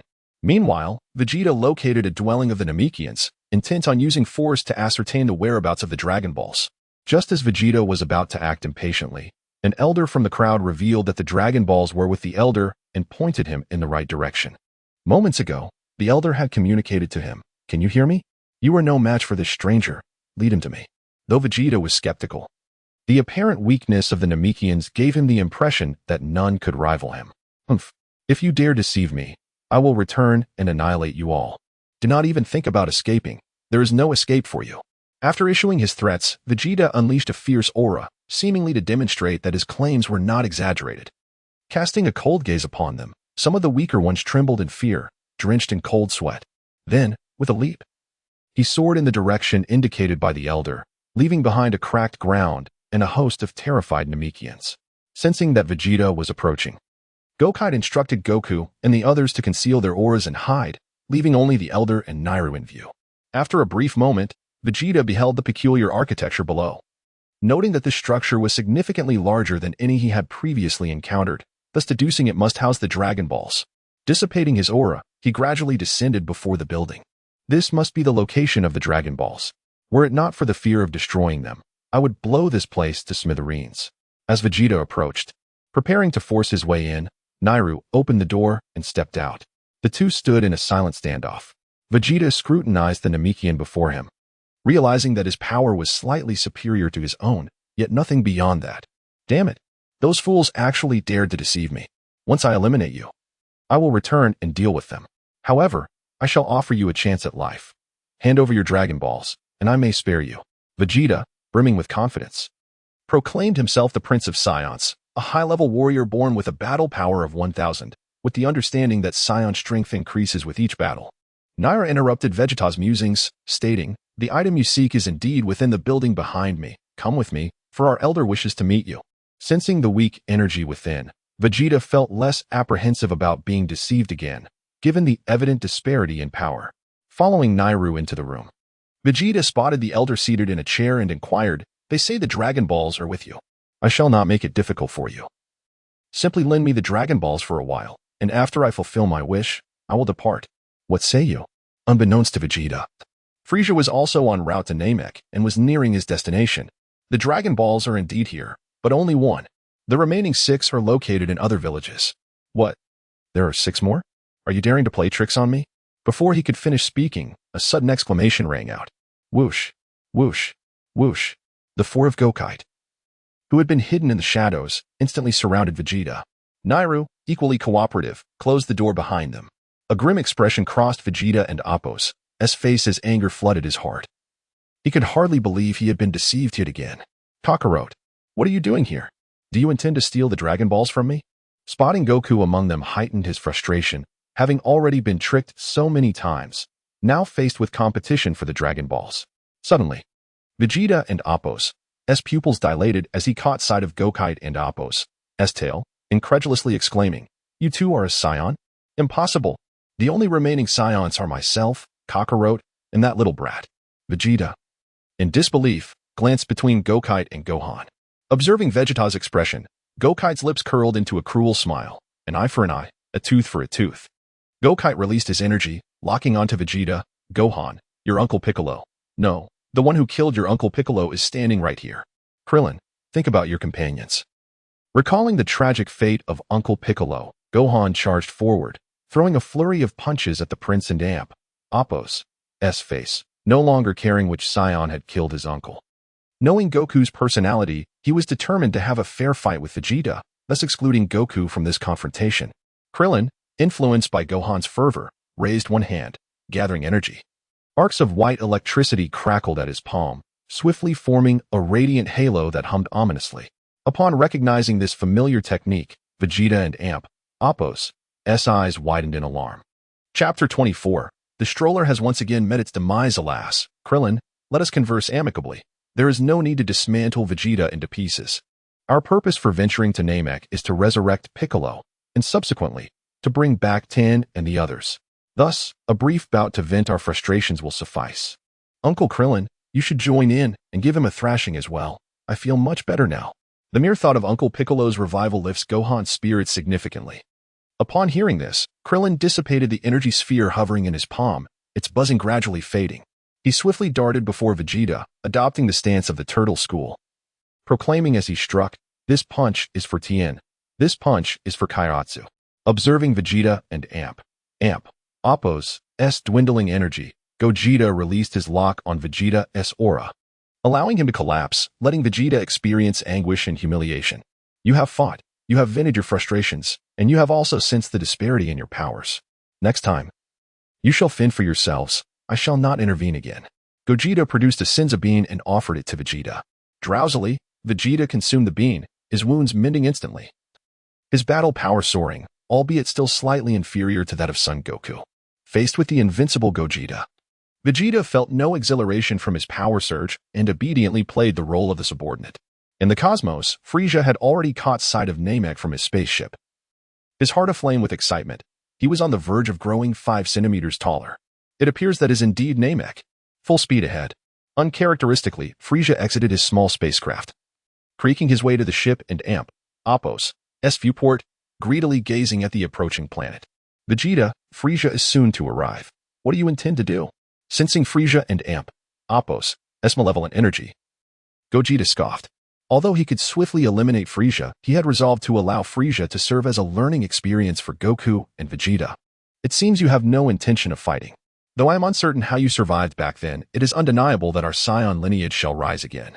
Initially, both Bardock and I had narrowly escaped destruction due to our missions elsewhere, but ultimately, we ended up serving under Frieza. However, looking at the people around him reignited Vegeta's fighting spirit. After all, the Dragon Balls can resurrect the deceased. We shall simply use them when the time comes. At that moment, a thunderous roar echoed from the sky as a spaceship breached the atmosphere. Goku, Vegeta, Gohan, Krillin, and Nail all bore grave expressions. Frieza, the long-reigning tyrant of the universe, was a formidable foe. Everyone, proceed. I shall have Din gather the Dragon Balls to resurrect that being known as Piccolo. The Grand Elder wished to act swiftly. The longer Frieza remained on Namek, the greater the casualties. Naturally, the Grand Elder wished to avert such a scene. Upon hearing this, the group unleashed their energy and charged toward Frieza's direction. Meanwhile, Frieza sensed the oncoming presence and promptly instructed his minions to summon the Ginyu Force. Very well. Before I fulfill my desires, let you all perform a splendid show for me. He then summoned his spacecraft and leaped inside. With a whoosh, four figures descended from the sky, landing a mere 100 meters from Frieza. Vegeta, is it your intention to betray your king? You are aware of the consequences of such treachery. I shall grant you one last opportunity. Come forth and submit to me, and I shall overlook your past transgressions. While Frieza did not recognize Goku and the others, he immediately identified Vegeta. This wild monkey, who had once worked under him, although lacking in power, was remarkably efficient. If this wild monkey were wise, he might still serve a purpose. Humph. Frieza, you were the one who obliterated Planet Vegeta, were you not? Thankfully, I was on another mission at the time. Otherwise, at this juncture, Vegeta's face twisted with rage. You destroyed my home and expect me to continue working for you. With that thought, Vegeta radiated a fierce aura, and the winds whipped violently around him, toppling Frieza's minions. Consumed by fury, he lunged forward, delivering a powerful backfist aimed directly at Frieza's face. Yet, with ease, Frieza blocked the punch with a single hand. Vegeta attempted to retract his fist, but Frieza's grip was unyielding. However, seasoned by countless battles, Vegeta utilized his experience, twisting his waist and driving his knee toward Frieza's forehead. Frieza remained seated in his spacecraft, nonchalantly facing Vegeta's knee strike. He seized Vegeta's hand and hurled him to the ground with a resounding crash, sending debris flying and dust swirling. From a distance, Krillin gathered energy into a sphere and hurled it at Frieza. The energy sphere sliced through the air, capturing Frieza's attention. Understanding he could not withstand it head-on, Frieza swiftly dodged and approached Krillin, delivering a kick aimed at his abdomen. Both Gohan and Krillin were momentarily stunned, astonished by Frieza and Appo's speed. Fortunately, Goku reacted in time, intercepting the formidable kick and using the momentum to distance himself, Gohan, and Krillin from Frieza. Suddenly, an explosion echoed from afar, drawing everyone's gaze. It turned out that the energy sphere Frieza had narrowly avoided had split his small spacecraft in two, resulting in a fiery explosion. Vegeta approached Krillin, inexplicably finding the bald man quite likable at that moment. After all, it was this very bald man who had attempted to deliver the final blow to him on Earth, though Goku had intervened. Nevertheless, the thrill of witnessing Frieza's public humiliation was sufficient to make Vegeta overlook past grievances. Ultimately, it was Frieza's actions that had led to Raditz' journey to Earth in search of Kakarot, triggering a series of unfortunate events for Vegeta. Curse you, bald man. I shall see you dead. Everyone, attack. Eliminate them. Frieza and Appo's humiliation had reached a boiling point, akin to someone mocking his height.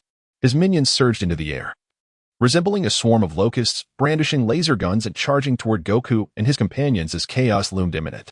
Chapter 25. The Arrival of the Chicken and Cow Special Forces. Sun Wukong, Vegeta, Son Gohan, and Krillin each unleashed their own auras. Enveloped in a milky white flame, Vegeta, driven by an intense hatred for Frieza, was particularly displeased with Frieza and Appo's minions and charged into the fray, employing his princely combat techniques. Although Vegeta's power level, at nearly 300,000, fell short of Frieza's 530,000, it rendered him a ferocious wolf amidst a flock of sheep. As Frieza and Appo's subordinates possessed power levels in the hundreds and thousands. Amidst the chaos, Vegeta rampaged through the crowd, systematically eliminating Frieza and Appo's minions at an alarming rate. Below, Sun Wukong and the others observed Vegeta's dominance in the skies, unable to restrain themselves as they scattered to find their own adversaries. From a distance, Widget watched the battle unfold, lasers and energy spheres crisscrossing in a chaotic display, stirring up clouds of dust. Within mere minutes, Frieza's forces had been decimated. Krillin, primarily a bystander, contributed by launching energy balls, adhering to Widget and Amp, Oppo's teachings. As a bald mage, close combat was merely a defensive tactic, while ranged attacks embodied the mage and Amp, Oppo's flair. He recalled Widget's example of a powerful mage who, despite his prowess, fell victim to a group of assassins due to his insistence on engaging in melee combat. Son Gohan utilized this warm-up battle to solidify the increased power bestowed upon him by the Elder, each attack reflecting the influence of his Uncle Piccolo. Widget had once remarked that if Gohan dedicated himself to training, he would emerge as the strongest fighter in singular combat. Widget was pleasantly surprised by the extent of inspiration his words had ignited in Son Gohan. Witnessing his son's bravery, he recognized a reflection of his own youthful courage. Indeed, Gohan was his true progeny. Widget, now somewhat desensitized to the one-sided battle, noticed that Son Wukong and Vegeta seemed to be competing against one another. The minions fell like leaves, some wounded, while the remaining few retreated. Unperturbed, the two continued their pursuit. Power Cannon, Kamehameha. Their auras surged dramatically, channeling energy into their palms, as a blue and yellow wave of energy surged towards the remaining minions. Boom. Thus, Frieza's forces were completely obliterated. Frieza, witnessing the disgraceful performance of his subordinates, extended a finger, red light flickering, unleashing a barrage of lasers to finish off those who had survived. Even in defeat, they must not flee. My Frieza force will either die valiantly or face execution at my hands. With that, Frieza cast his gaze towards Vegeta and the others, preparing for confrontation. Suddenly, 5 spherical spacecraft streaked across the sky, crashing to the ground like shooting stars. With a series of steam hisses, the craft doors opened, and figures leaped out, landing before Frieza. Each of the 5 struck a humorous pose, and once they gathered, they announced, Ginyu Force. Frieza, initially excited by the arrival of his elite team, felt his cheeks flush upon witnessing their unique entrance. Meanwhile, Krillin and Vegeta widened their eyes in astonishment. So cool. Only Son Wukong and Gohan and Oppo's eyes sparkled with curiosity, eager to learn from their display. The Ginyu Force leader, Ginyu, proclaimed, of course. We have practiced this formation for a full 2.5 years. However, Frieza interrupted, I summoned you for a crucial task. On this planet, there are orbs known as Dragon Balls, yellow with red stars, capable of granting any wish. Your mission is to retrieve them, but first, you must eliminate these wild monkeys. Ginyu then assigned his teammates, Goldo, you handle those 2 short ones, Krillin and Gohan. Jeez, Berta, and Rikuum, go teach that traitor Vegeta the consequences of betraying Lord Frieza. Yes. The 4 dispersed, seeking their respective opponents. Ginyu, arms crossed, stood confidently by Frieza, unaware of the latter and Oppo's growing ire. Frieza thought, you dare call those 2 short while standing before me at your height? Never mind, I suppose I must indulge my elite team leader. Ginyu, prior to receiving your orders, we discovered a planet inhabited by natives who refer to it as Planet Kunsar. They possess an insatiable yearning for freedom. Yet their technology and strength leave much to be desired. I believe this planet would make a splendid gift for you, my lord, and I have already noted its coordinates on the spacecraft to retrieve it once your wish is granted. Ah, how thoughtful, Captain Ginyu, Frieza responded, then let out a sinister laugh. Let us first seek the Dragon Balls. Your subordinates should have no trouble dealing with them. Previously, Frieza gauged the power levels of Son Wukong and Vegeta, estimating them to be between 30,000 and 50,000, excluding Goldo, who was the weakest, Rikuum G's. And Berta matched Son Wukong and Vegeta's strength. Once Goldo dealt with the 2 shorter ones, he would assist his teammates. They would easily subdue the wild monkeys. Unbeknownst to Frieza, his hovercraft had been damaged by Krillin, so he and Ginyu used power level detectors to locate Nelu, flying off in a hurry. However, Frieza was unaware that Vegeta and the others had a method to conceal their true power levels, and the detectors displayed only the levels they intentionally revealed. Planet Kunsar? Is it the same one I recall? After observing Frieza and Ginyu depart, Widget silently approached the Ginyu spacecraft to check the cosmic coordinates for Planet Kunsar before vanishing with a flash of movement. Chapter 26, Has Krillin and Oppo's blissful life disappeared? Widget arrived near Kunsa's star. Although it did not possess the beauty of Earth, it was still several times more exquisite than Namek. Subsequently, Widget unleashed his energy and soared towards the land of Kunsa, enveloped in a white aura that left a long trail as he sliced through the clouds. Contrary to expectations, he did not plummet to the ground but rather halted abruptly just before reaching the land, descending slowly. This world had yet to attain a technological age. Indeed, it was quite primitive. Combat prowess ranged from several dozen to several hundred, and Jinyu's observations held merit. It was no wonder that the seventh universe ranked so low. The likes of Frieza squandered their time on cosmic real estate, obliterating the foundational combat capabilities and leaving behind a planet with an average fighting power of merely 5. Ascending once more, Vegetto gazed at the distant village, refraining from releasing his energy as he flew slowly towards it. Meanwhile, in a nearby grove, a middle-aged man and a young girl in her early 20s hid behind a tree, observing the peculiar-looking man before them, characterized by his odd hair and attire. Yet undeniably handsome. The man mumbled to himself, his expression fluctuating, and he was capable of flight. "Ah, Xue, he has left. Let us continue hunting and return before dark. I sense something significant is about to transpire." The man sighed deeply, watching the seemingly invincible figure vanish into the distance. "Understood, father. Oh no. The prey we just discovered has vanished. It's all that guy's fault. I hope I get the chance to catch him." The girl clenched her fists, swinging at the air in front of her with an innocent yet defiant expression. Vegetto was well aware of the two mice lurking nearby. One possessed a combat power of just over 30, while the other was merely in the teens. As long as they did not foolishly approach him, he had no interest in engaging with them. Concealing his energy, Vegetto floated slowly above the village, marveling at its ancient decorations reminiscent of a bygone era, finding it utterly astonishing. Eventually, he ventured outside the planet, gazing at the spherical body of yellow tinged with blue and green before instantaneously departing. As for Vegetto's predicament regarding Jinyu's arrangements, he found himself in a state of utter despair. Who could have predicted that two individuals, one slightly taller than himself and the other of equal height but stockier, would possess such formidable power? Their speed was astonishing. In the blink of an eye, they could be upon him. And their strength was akin to being struck by a hammer, with no hope of overcoming them in battle or escaping, if it weren't for Dudu's extraordinary abilities. Vegetto feared he would soon meet his demise. Wait a moment, I possess superpowers.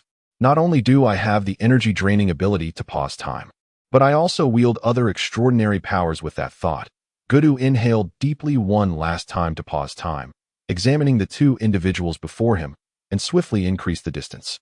Exhaling the stale air he had been holding, he then seamlessly transitioned into a control skill, immobilizing Gohan and Krillin. Ha ha ha ha. After enduring a prolonged beating from the two, he had been using his time pause ability to escape, which had drained his energy significantly. Being somewhat overweight, holding his breath while running also consumed his stamina, and he finally had a moment to catch his breath. However, his mind remained active, his four eyes spinning in search of a clever solution. Eureka! Vegetto had not anticipated this, but he decided to exhale first, especially after being so thoroughly beaten. He leaped before Gohan and Krillin, unleashing a flurry of punches and kicks, attempting to apply some pressure. Yet, the wise Vegetto soon realized something was amiss. Despite his vigorous assault, the two appeared unfazed, as if nothing had happened, with not a scratch on them. He hastily landed, gasping for air, his four eyes darting around, seeking anything in his vicinity that he could exploit. Meanwhile, Krillin, immobilized in midair, was filled with regret. Vegetto had indeed advised him that he was a ranged mage, instructing Gohan to charge ahead while he provided support from the back. Now, confronted with the green, four-eyed, stocky figure, he found himself itching to engage, thinking the opponent and Appo's combat power was not particularly high. Little did he know, this stout fellow possessed superpowers akin to his own. Could it be that all short individuals possess superpowers? He pondered, realizing he was significantly taller than this stocky figure, yet he had not awakened any powers himself. Wait, could it be that my superpower is simply not having a nose? It made sense why, during the World Martial Arts Tournament when he was a child, he had triumphed over a scruffy opponent whose stench was unbearable, even for Goku. Yet, lacking a nose had led him to victory. Krillin shook off his wandering thoughts, replaying the recent battle in his mind, deciding that henceforth he would remain in the back lines, charging an energy ball with his left hand while wielding a key blade with his right. When enemies approached, he would don sunglasses and unleash a dazzling beam of light, then seize the opportunity to escape.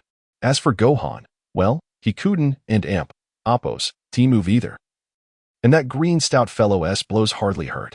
His mind involuntarily returned to the dance routine of the Ginyu Force, and he wore an expression akin to Master Roshi encountering a beautiful woman. Vegetto surveyed his surroundings and noticed a tall, straight tree that piqued his interest. Immediately, he employed his superpowers to sharpen both ends of the tree. With both hands raised, he swung towards Krillin, a sense of vindication gleaming on his face. Although Goku's combat power was his weakness, his peculiar superpowers rendered him an unpredictable foe. The sharpened wooden projectile whistled through the air, hurtling towards Krillin's lower regions. This is it. Goku and Appo's son has grown so much, and yet I remain unmarried.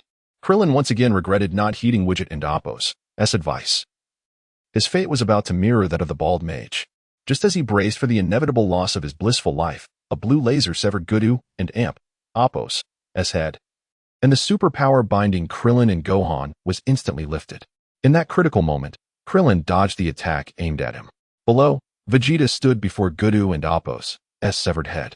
And before Goku could utter a word, Vegeta unleashed an energy wave, obliterating the remains of the head. The sound startled Gohan, who had been entranced by the dance. With Vegeta's power surging, he sought to vent his frustrations on the Ginyu Force members. However, to his astonishment, the two youngsters could not even overcome the so-called waste of space and nearly fell victim to a counterattack. Hastily, he summoned his strength to deal with the three before him, unleashing a laser to eradicate Goku's remains. Though he had a favorable impression of the bald man and Goku and Appo's son, Vegeta shook his head, exhaling a sigh of exasperation. Hey, stop dawdling.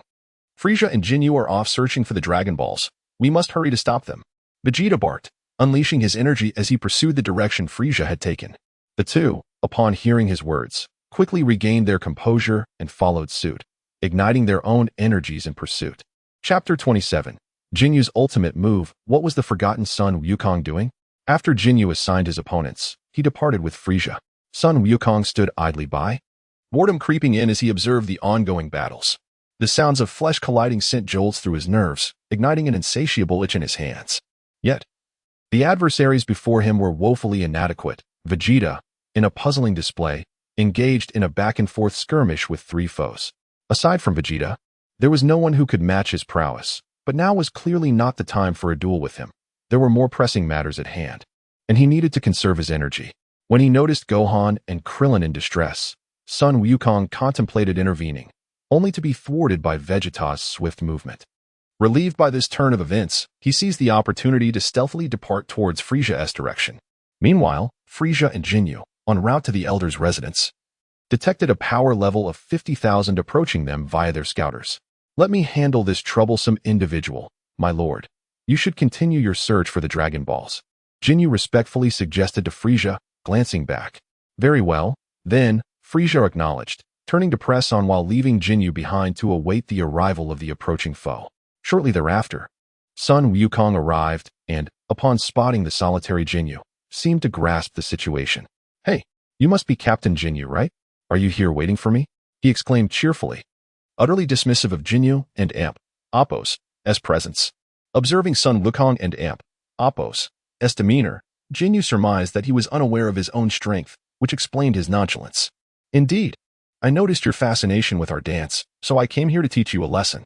But first, we must engage in battle. Ginyu attempted to deceive him. Little did he know, a seasoned hunter often presents himself as the prey. Sun Wukong, pleased by the challenge, replied, that suits me perfectly, and assumed a combat stance. Ginyu, recognizing the shift, launched the first strike. His aura radiated outward as he bent his legs and surged forward, instantly vanishing and leaving behind a cracked ground. In a heartbeat, he reappeared beside Sun Wukong, delivering a powerful punch imbued with formidable force. Sun Wukong, seasoned in combat, scoffed at the attack, effortlessly blocking the punch and instantly appearing behind Ginyu to deliver a swift kick to his lower back. With a resounding crash, Ginyu was propelled into a nearby hill. Unable to extricate himself, Sun Wukong, ever cautious, refrained from rushing in for a close-quarters brawl. Instead, he conjured an energy sphere and hurled it toward Ginyu. The orb emitted an enigmatic sound as it collided with Ginyu, unleashing a surge of energy that obliterated the hill and sent debris flying. As dust billowed into the air, Sun Wukong soared above, peering down yet sensing no trace of Jinyu's energy. Come on, don't pretend. That level of attack shouldn't have harmed you significantly. He called out. A voice suddenly erupted, and Ginyu unleashed his energy, dispersing the dust and rising to match Sun Wukong and Appo's altitude. Ginyu and Appo's battle attire was tattered, a piece of shoulder armor missing, and he wiped the blood from his mouth as he addressed Sun Wukong. Don't get too cocky. I merely underestimated you. The warm-up is now over. He then let out a furious roar, his body tensing as his muscles bulged, unleashing his full power of 120,000. The ground trembled as rocks were lifted by the force of his energy, which crushed the debris around him. In an instant, Jinyu lunged at Sun Wukong, delivering a powerful back fist aimed at his face. A dull thud echoed as Sun Wukong crossed his arms to block the blow, yet the force was immense, pushing him back several meters and carving grooves into the ground. Seizing the moment while Sun Wukong was still reeling, Jinyu quickly conjured 2 energy spheres and hurled them at him.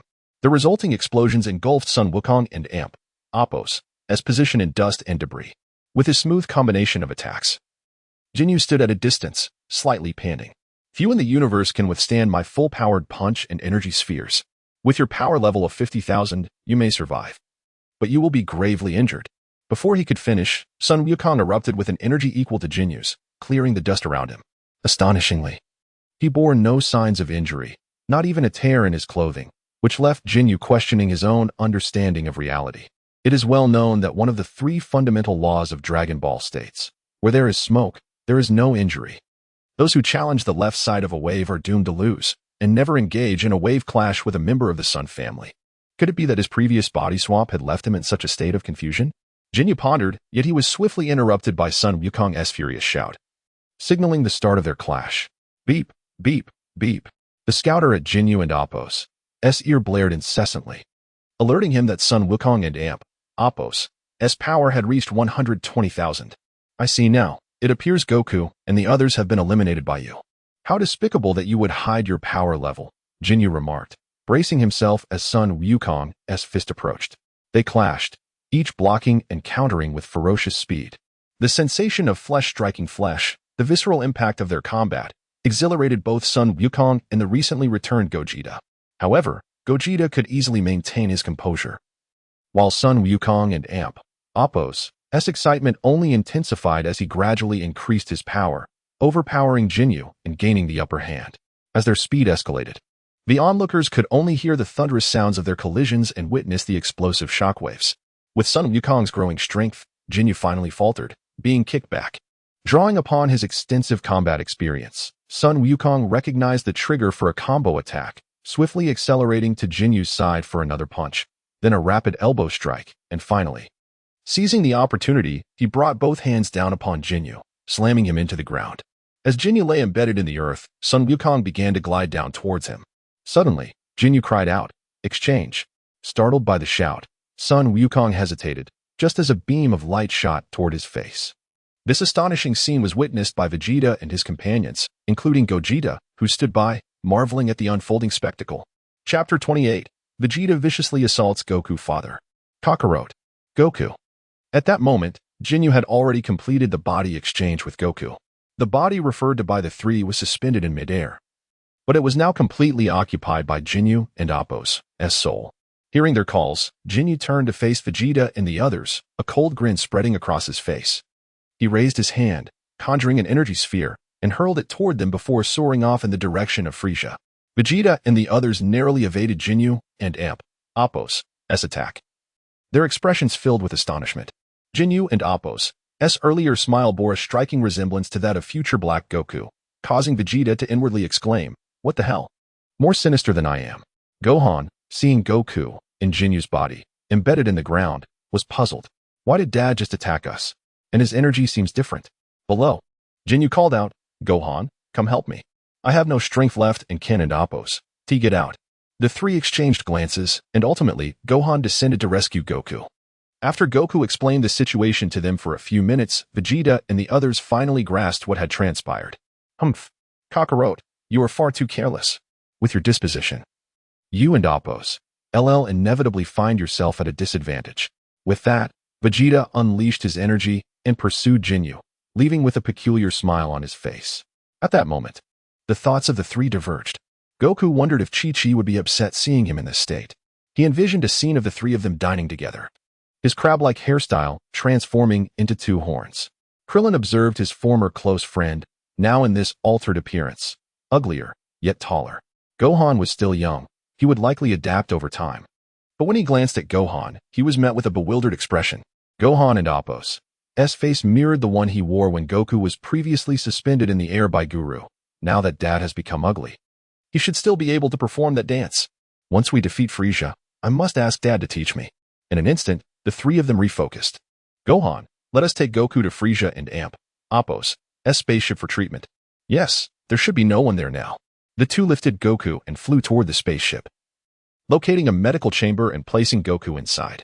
Meanwhile, due to Jinyu and Appo's recent body swap, Goku and Appo's strength was now reduced to only 30%, though still higher than his previous power of 120,000. Ahead lay a lake, and Jinyu descended to the surface, admiring the reflection of his new body in the water, repeatedly murmuring in awe. No more games, I must rendezvous with Lord Frieza. He unleashed his energy, causing waves to splash as he accelerated away. However, just as he took flight, he was struck by an energy sphere from behind, crashing into the lake below. It was Vegeta, eager to unleash his wrath upon Goku's body. He summoned every ounce of strength to catch up with Jinyu and deliver a lesson of affection. With a thunderous eruption of energy, Jinyu unleashed an overwhelming force, sending waves soaring dozens of meters high as he charged toward Vegeta. Vegeta, witnessing Jinyu and Appo's face approaching, felt a surge of ancestral pride awaken within him, the eternal second buff. As Vegeta regarded Jinyu, he exuded a fierce presence akin to a Chinese individual encountering a cherished relic, and he collided with Jinyu.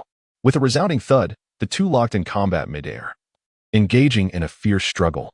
Sparks of electricity danced around them as the energy waves produced by their clash radiated outward. Gradually, Vegeta's lips curled into a smirk as he exerted more power, while Jinyu felt an immense pressure in his palms. The next moment, Jinyu was sent hurtling backward by Vegeta's overwhelming force. Vegeta, unwilling to relent, noted that Jinyu could not harness the full strength of Kakarot's body based on their recent tussle. He amplified his energy and accelerated after Jinyu, launching a flurry of punches aimed at the face that repulsed him. Initially, Vegeta relished the assault, but as moments passed, Jinyu began to acclimate to Vegeta and Appo's onslaught.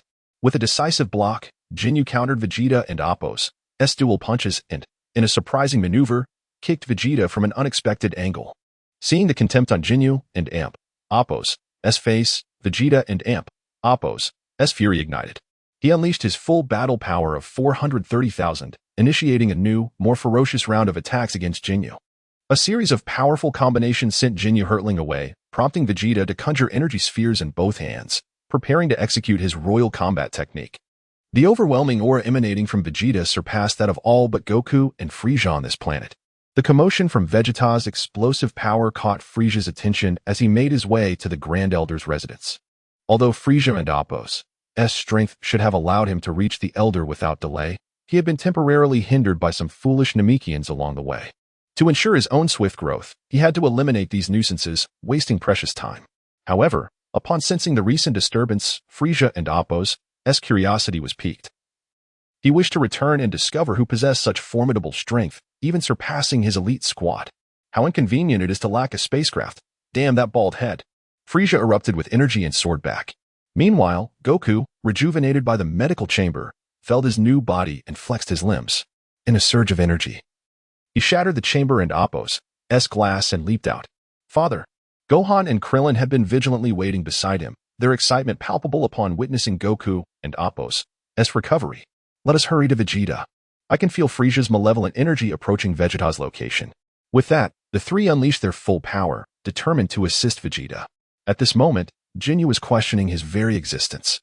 Was this truly the same Vegeta he had once bullied at will? The excruciating pain radiating from his body left him too weak to continue fighting. Vegeta hovered above, gazing down at the incapacitated Jinyu, preparing to deliver the final blow. With a dramatic surge of energy, Vegeta and Appo's power escalated sharply. His hands aimed at Jinyu as a yellow energy sphere coalesced, exuding a terrifying aura. Final flash. A torrent of energy erupted from the sphere, slicing through the air and racing toward Jinyu. Chapter 29. The legendary gesture of defeat, just as the powerful energy wave was about to strike the distant Jinyu. A foreboding sensation coursed through Vegeta, compelling him to redirect the blast.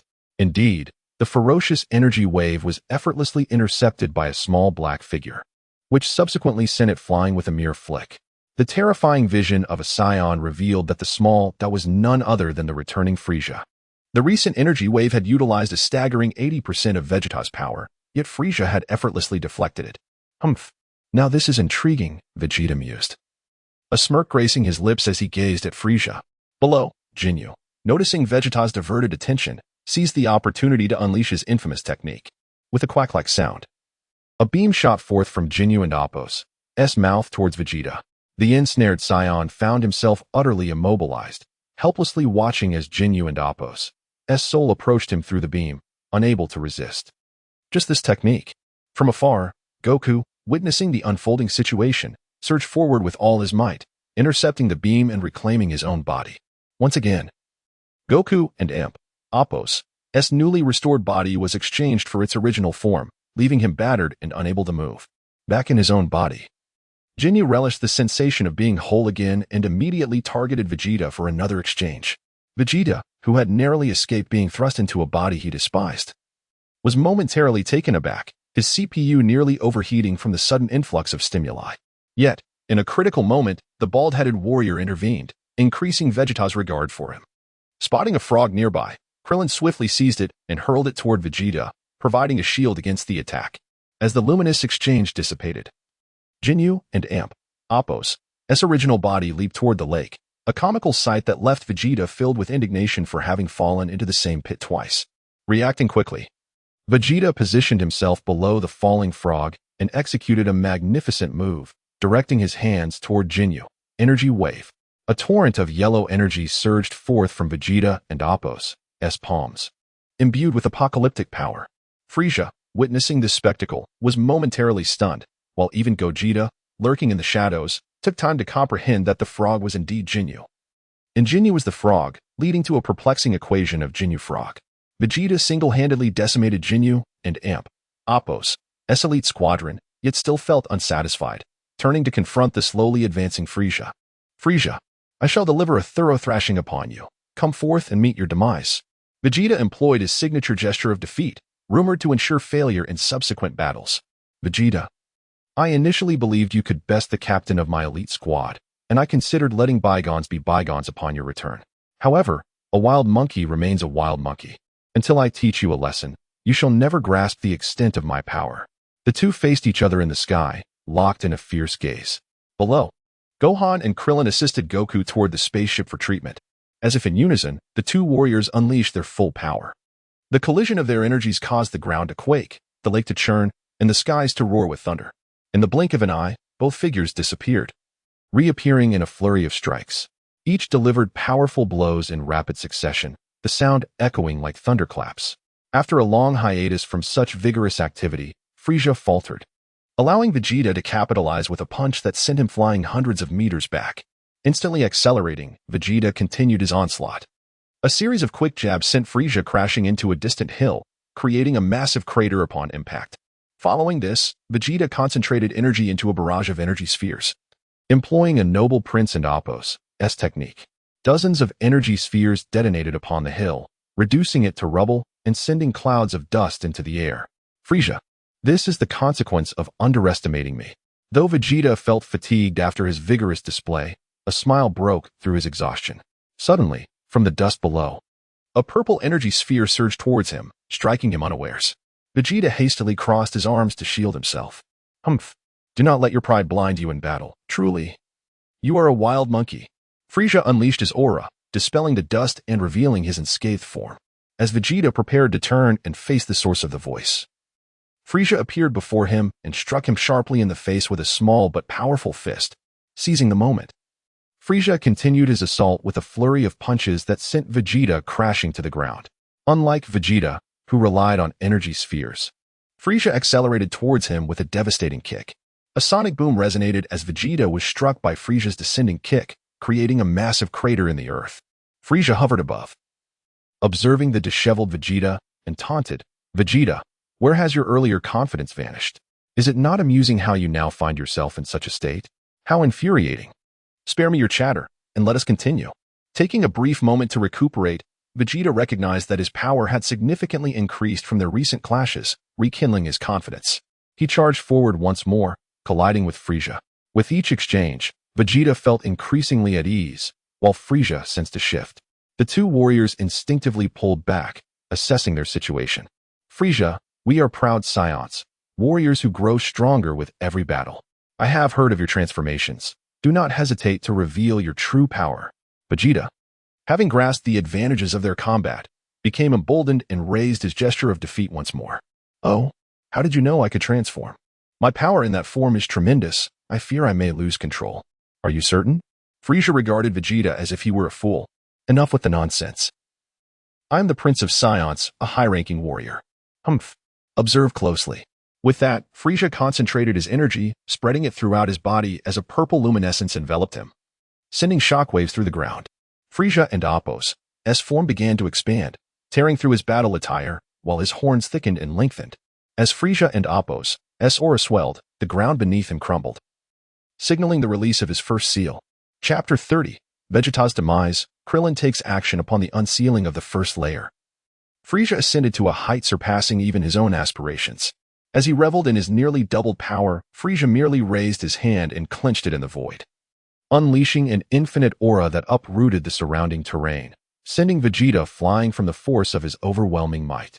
After tumbling backward for several dozen meters, the pressure finally began to wane, allowing Vegeta to stabilize himself, his expression one of utter disbelief, devoid of the usual bravado he exhibited in the face of Frieza and Appo's transformations. Far away, in their spaceship, Goku and his companions were equally astonished by this sudden surge of energy. This malevolent aura belonged to Frieza.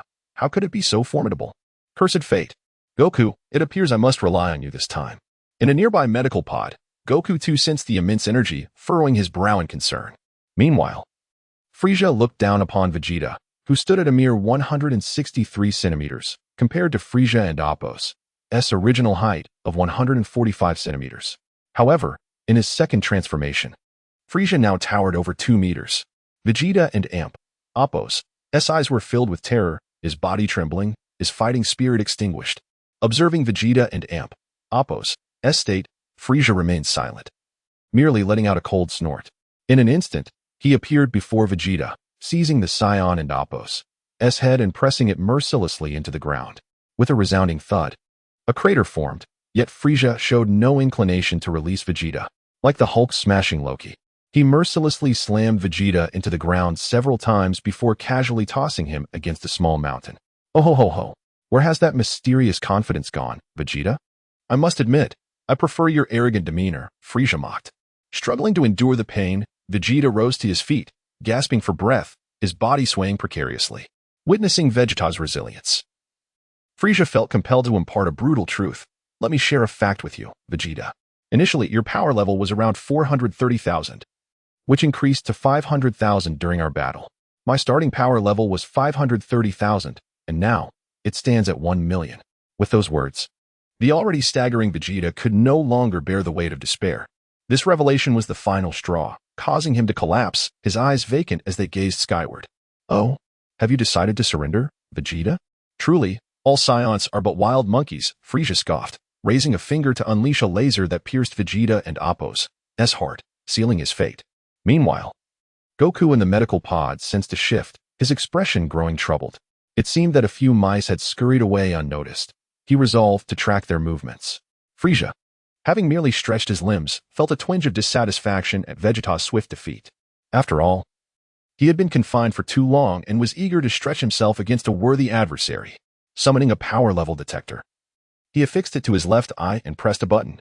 Beep, beep, beep. The device emitted a series of sounds, pinpointing 3 significant energy signatures aboard his spaceship. Oh, how audacious. Attempting to hide from me? Fear not. I shall be there shortly. Frieza and Appo's spirit soared. Once he dealt with these intruders, he could finally relish the prospect of growing taller by 5 centimeters. As for the Namekians, he dismissed them entirely, intending to obliterate their planet once his wishes were granted. Thus, Frieza leisurely returned, intent on allowing the 3 mice to experience the terror of the Cosmic Emperor before their inevitable demise. Meanwhile, Goku's injuries were nearly healed, and Krillin and Gohan anxiously awaited his recovery. However, as Frieza's energy drew nearer, Krillin realized that they could no longer allow Frieza to advance. Gohan, Frieza is approaching. Goku needs a bit more time to recover. We must go out and delay Frieza. Gohan nodded, and together they unleashed their energy, darting out of the spaceship towards Frieza and Appo's flank. Oh, Two little mice trying to flee? But can you escape? Frieza taunted, pointing at Krillin and Gohan, firing a laser towards them. Sensing the imminent danger, the duo barely managed to halt their advance, the laser grazing past them. A mere inch further would have spelled disaster. Exchanging a glance, they dove towards a nearby pile of rocks, hoping to buy time. Frieza, oblivious to their intentions, remained unconcerned, with his 1 million power level. He was confident that none could withstand his full might, as long as the god of destruction did not intervene. From afar, Gogeta observed the duo's bravery with a mixture of admiration and frustration, knowing they were merely stalling for Goku's recovery.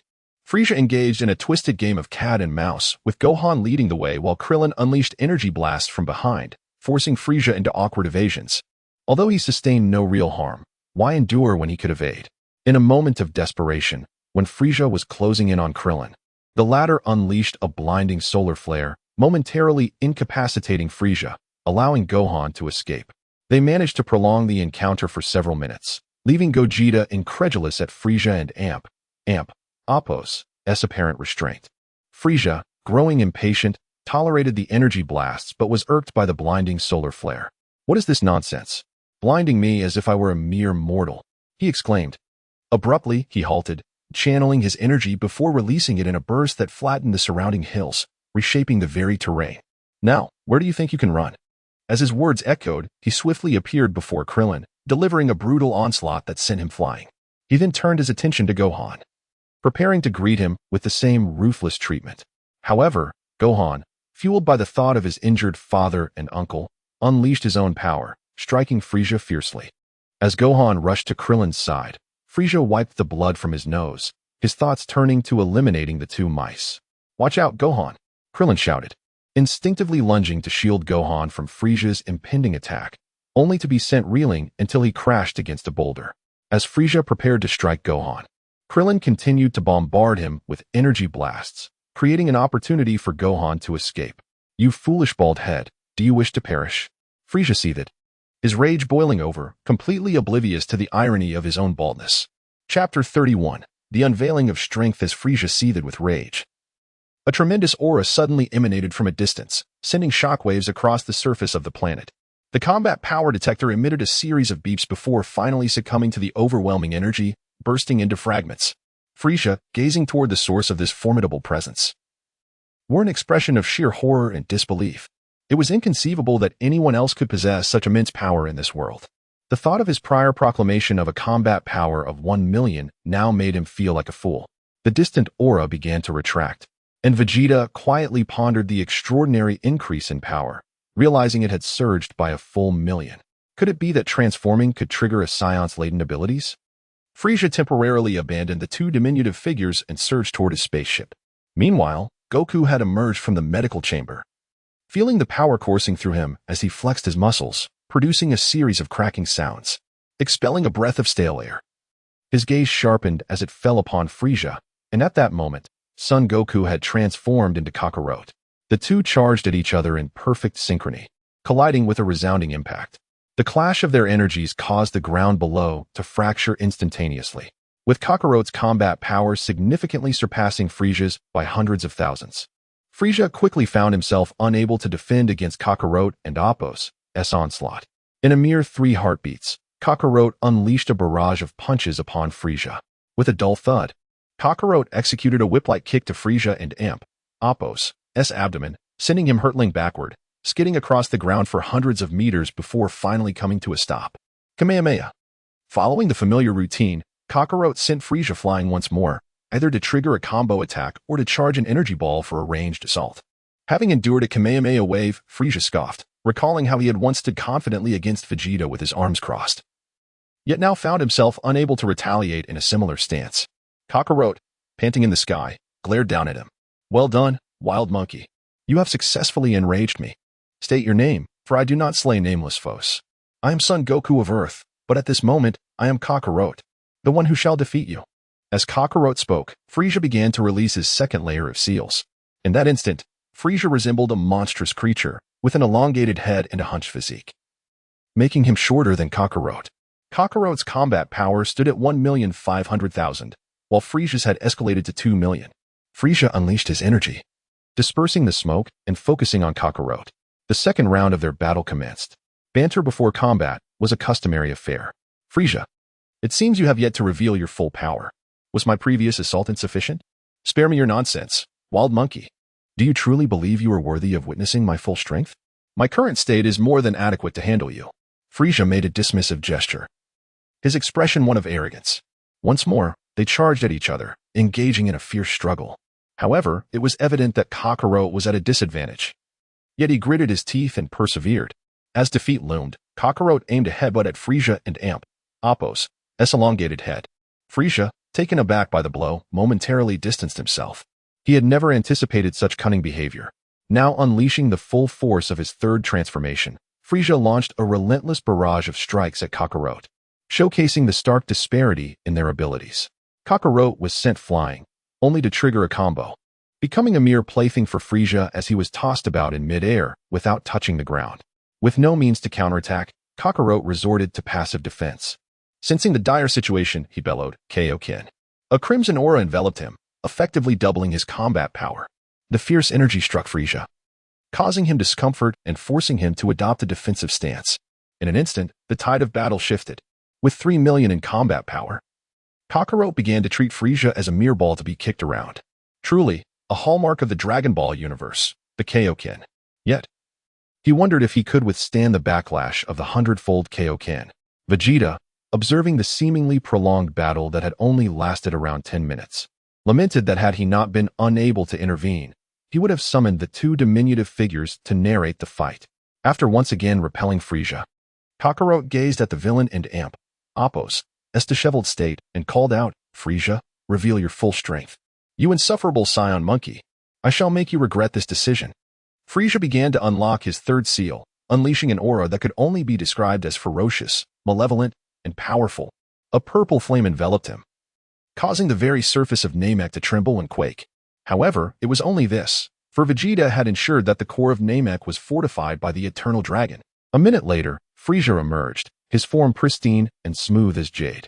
The crystalline purple adornments on his chest and head only enhanced his allure. It has been ages since I assumed this form. Aside from my father and brother, you are the third person to witness it. All others who have seen it are long dead, so they do not count. Frieza could no longer suppress the smirk creeping upon his lips, for power indeed breeds confidence, even arrogance. But it seems you are merely average. Having just transformed, Frieza and Appo's combat power was only 3 million, comparable to Kakarot and Appo's power after utilizing the Kaioken. How foolish of you, wild monkey. With that, Frieza ceased his banter and commenced the third round of their battle. With both combatants at 3 million, Frieza regarded this as mere warm-up, while Kakarot was fully committed. Suddenly, Kakarot felt an overwhelming pressure as Frieza unleashed his true form, revealing a normal power level of 50 million. A casual strike sent Kakarot spiraling backward, and Frieza began to revel in his own strength. No longer paying attention to Kakarot, he turned his gaze to the two diminutive figures that had once caused him distress, extending a finger and effortlessly cleaving the ground in two with a purple ray. In terms of unveiling strength, I, Vegeta, shall declare you the strongest. Muttering this, Vegeta approached the unconscious Goku and placed a sense of bean in his mouth. As expected of a glutton, even in unconsciousness, he still manages to chew. With that, he vanished in an instant. Chapter 32, The Boundless Power of Krillin's Divine Ritual. On the other side, the godlike Frieza fixed his gaze upon Gohan and Krillin, a sinister smile curling at the corners of his lips as a terrifying murderous intent emanated from his narrow, elongated eyes. Gohan, we need to split up and run, Krillin, ever the quick thinker, made a decisive choice despite the dire circumstances. In an instant, the two unleashed their energy and shot off in opposite directions. As Frieza hesitated on whom to pursue first, Krillin hurled an energy sphere towards him. Baldy, if you wish for death first, I shall oblige you. Frieza charged towards Krillin, enveloped in an aura of fierce energy, disregarding the sphere thrown at him. Solar flare. Krillin resorted to an old tactic, increasing the distance between himself and Frieza. Just then, a voice echoed, Magic Flash? Gohan raised his hands above his head, yellow arcs of electricity crackling as he concentrated a burst of yellow energy, thrusting it towards Frieza. The energy surged forth like a dam breaking. The Magic Flash struck Frieza squarely in the back. Though it inflicted no harm, it caused him some discomfort. He swiftly turned to face Gohan, extending a finger that glimmered with a purple light. Frieza was prepared to eliminate this unexpected assailant when another voice rang out from behind. Energy sphere slash. Turning around, Frieza beheld a yellow disc surrounded by crackling arcs of electricity, slicing through the air with an ear-splitting roar. Not this move again. I and Amp, Oppos, LL show you how to destroy it, Frieza declared, confident in his abilities and eager to exact revenge for his beloved spacecraft. As the energy sphere slash approached, his instincts kicked in, and he attempted to dodge, but it was too late. His tail was severed. This scene elicited a wave of regret from both Gohan and Krillin. While even Gogeta nearby silently sympathized with Frieza. The notion that the formidable cosmic Emperor Frieza, with a combat power of 50 million, could be bested by two individuals with only 30,000 each was indeed laughable. Fortunately, Frieza's warrior instincts allowed him to evade further damage. Yet Gogeta felt a swell of pride for the duo. Their recent actions had unfolded precisely as he had instructed. Although it was 2 against 1, the odds were shifting. If he had any means to record this moment, Gogeta would have eagerly shared the footage, boasting that these were his disciples. At this juncture, Frieza dismissed Gohan entirely. As the minor attack barely tickled him, his focus shifted to the persistent Krillin, whose murderous intent was unmistakable in Frieza's eyes. Although Krillin quickly fled after his hit, Frieza easily closed the distance, delivering a flurry of punches before sending him flying with a flick of his tail. Instead of unleashing a combination of attacks or energy blasts, Frieza extended a finger, sending a minuscule energy orb that swiftly invaded Krillin's body. Upon witnessing this, Frieza gritted his teeth but then smirked. For the annoying bald man was finally on the verge of death. Meanwhile, Kakarot had just swallowed a Senzabine, instantly rejuvenating his strength and doubling his combat power to 3 million. He observed in horror as Frieza manipulated Krillin, his friend's body swelling uncontrollably until it could no longer bear the strain and exploded into a cloud of dust. As Kakarot gazed at the remnants of Krillin, his pupils drained of color, memories of their shared moments flooded his mind. After what felt like an eternity, he snapped back to reality, confronted by Frieza's wicked grin. How dare you? How dare you? Frieza, you killed Krillin. How dare you? Huh? With a thunderous roar, Kakarot's energy surged, dark clouds gathered overhead, and lightning crackled. The white and yellow auras flickered around him, his hair shifting as a glimmer of green sparked in his eyes. Gogeta, witnessing this transformation, rushed to Gohan's side. Uncle Gogeta, you, before Gohan could finish, Gogeta urged, hurry to the Grand Elder and summon Shenron. Yes. Without hesitation, Gohan took flight. With his relatively low combat power, his presence was soon overshadowed by the auras of Frieza and Kakarot, going unnoticed by either. Huh. Another roar erupted as Kakarot completed his transformation into a Super Saiyan, his combat power skyrocketing to 15 million. Gohan, along with the distant Nail, the Grand Elder, and King Kai at the end of Snake Way, sensed the overwhelming energy. Shocked by its magnitude, Frieza, too, felt an unsettling shift. This form seemed eerily familiar. Golden hair, green eyes, and an aura of golden energy. Who are you? With a cold demeanor, Kakarot replied, I am the Super Saiyan Son Goku, and I am here to defeat you. Super Saiyan, you are, before Frieza could finish. Goku had already lunged forward, unleashing a relentless barrage of attacks. A powerful uppercut struck Frieza's abdomen, causing blood and bile to spew forth, followed by a sweeping kick that sent Frieza hurtling back, triggering a combo of strikes. With a final flourish, Goku seized Frieza and Appo's tail and slammed him into the ground. Kamehameha. A tempest of energy erupted around Frieza, creating a crater 100 meters wide, leaving him battered in its center. As Goku's golden aura dissipated, he hovered in the air, panting as he gazed down at Frieza. It seemed that his newfound power had clouded his judgment, relying solely on brute strength and squandering energy, preventing him from realizing his full potential. Watching from the sidelines, Gogeta felt a twinge of disappointment in Goku's performance, noting that he had neglected to meditate as instructed. In mere moments, Frieza rose to match Goku's altitude. This is the Super Saiyan? Your previous attacks were nothing. I am now using 50% of my power. When I unleash my full strength, Frieza attempted to provoke Goku, who was too inflated with pride to resist. Enough talk. I await your full strength. Don't disappoint me. Frieza smirked at the challenge. Huh. 55, 65, 80, 100. At that moment, Frieza and Appo's form began to swell, his muscles visibly expanding, and his combat power finally reached 12 million. Chapter 33, on the importance of mastering a foreign language. Frieza has indeed reached his ultimate battle power. Yet despite Son Goku boasting a formidable strength of 150 million, he can presently only exhibit a mere 90 million in actual combat capability. It appears that he must endure another thrashing. This battle, at the early stages of Dragon Ball, is already sufficiently astounding. However, Goku, I had anticipated that with my intervention, you would perform far better than you currently do. Why then do you still remain at 150 million in strength? Vegeta, perplexed, fails to realize that he has merely paved a path for them without providing any training, instead opting to coast through the entire ordeal. As Vegeta and Appo's thoughts drifted aimlessly, Goku and Frieza had already collided numerous times, their speed surpassing the ability of the naked eye to perceive their movements. Bang, bang, bang.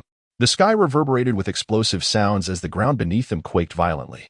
Despite the 30 million power disparity, the Saiyan trait of growing stronger in battle shone through. Not to mention that Goku originally possessed a higher battle power than Frieza. Gradually, their powers began to equalize, with Goku even managing to suppress Frieza. The cacophony of their clashes continued, as Namek had already been ravaged by the two, yet the core of the planet remained unharmed.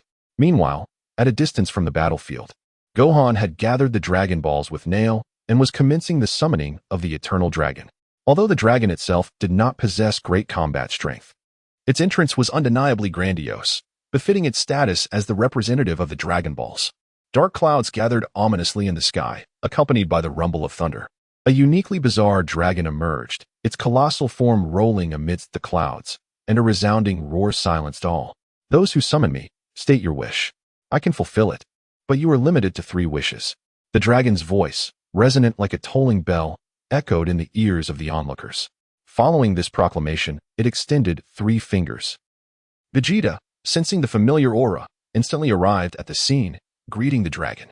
Uncle Vegeta, the dragon has appeared. What wish should we make? Gohan, seeing Vegeta arrive, felt as though he had found a pillar of support and inquired earnestly.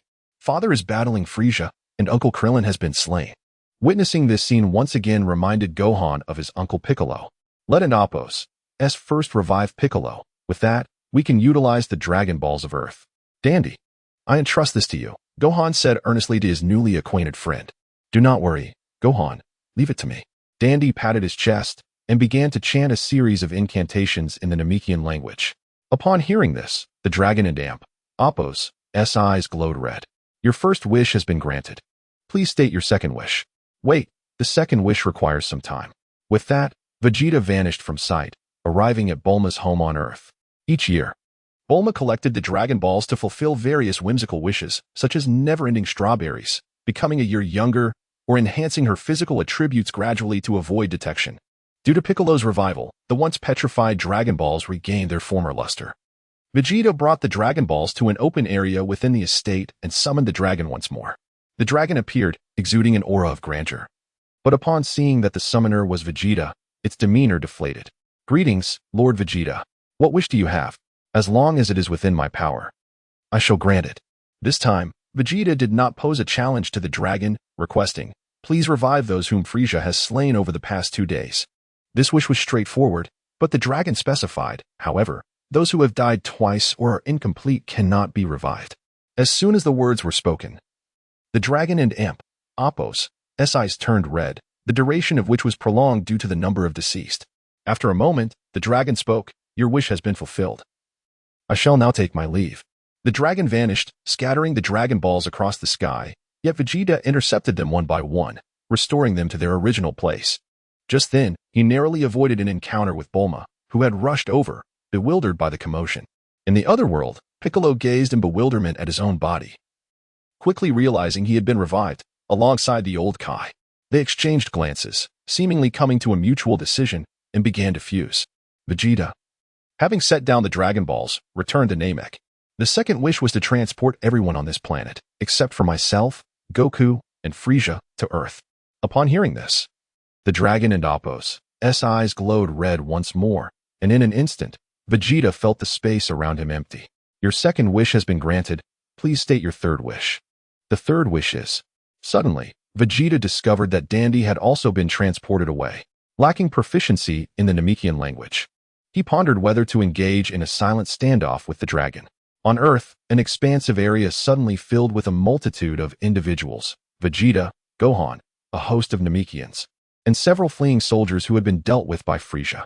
However, as these soldiers attempted to take action, they were swiftly exterminated by Vegeta and Nail. At that moment, Piccolo, having just completed his fusion with Old Kai, sensed a strange yet familiar energy emanating from Earth and hastened to investigate. Upon arriving at the scene and seeing the group of Namekians, he was momentarily stunned. The elder summoned Piccolo down and explained the situation. Subsequently, Nail and Piccolo fused. Chua Vegeta appeared. Chua Vegeta vanished, taking Dandy with him. My apologies, Dandy. We shall continue.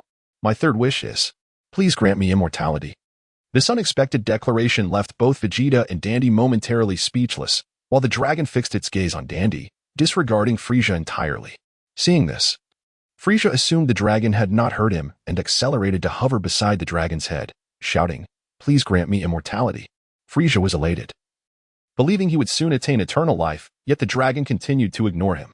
Below, Dandy hastily exclaimed, Cartoon, fire kamikaze, water bucket, who repairs the dam? Please send me to the elder. The dragon's eyes glowed red once more, and a beam of white light enveloped Dandy. At this moment, even Frieza, who was usually dim-witted, realized that the final wish had been intercepted by this little imp below, causing him to seethe with rage as he unleashed a laser towards Dandy. A peculiar melody resonated, and Dandy vanished from Namek. Devoid of skills, Frieza prepared to wreak havoc, only to spot Vegeta not far away. You, wild monkey. It was you who ambushed my subordinate recently. Cursed be you, perish. With that, Frieza lunged towards Vegeta, but Goku interposed himself. Frieza, your opponent is me. Chapter 34. Frieza's self-dissection. Just moments ago, Dandy had summoned the dragon, and in the distance, Frieza and Son Goku both took notice. Frieza wished to rush over and make a wish, while Son Goku aimed to thwart Frieza's disruption. Thus ensued a chaotic chase, with Goku pursuing Frieza, who was desperate to escape. Ultimately, a moment of carelessness from Goku sent Frieza hurtling away, granting him a fleeting chance to evade Goku and Appo's grasp. Your wishes have been fulfilled. Farewell, the dragon remarked calmly, observing the three individuals below.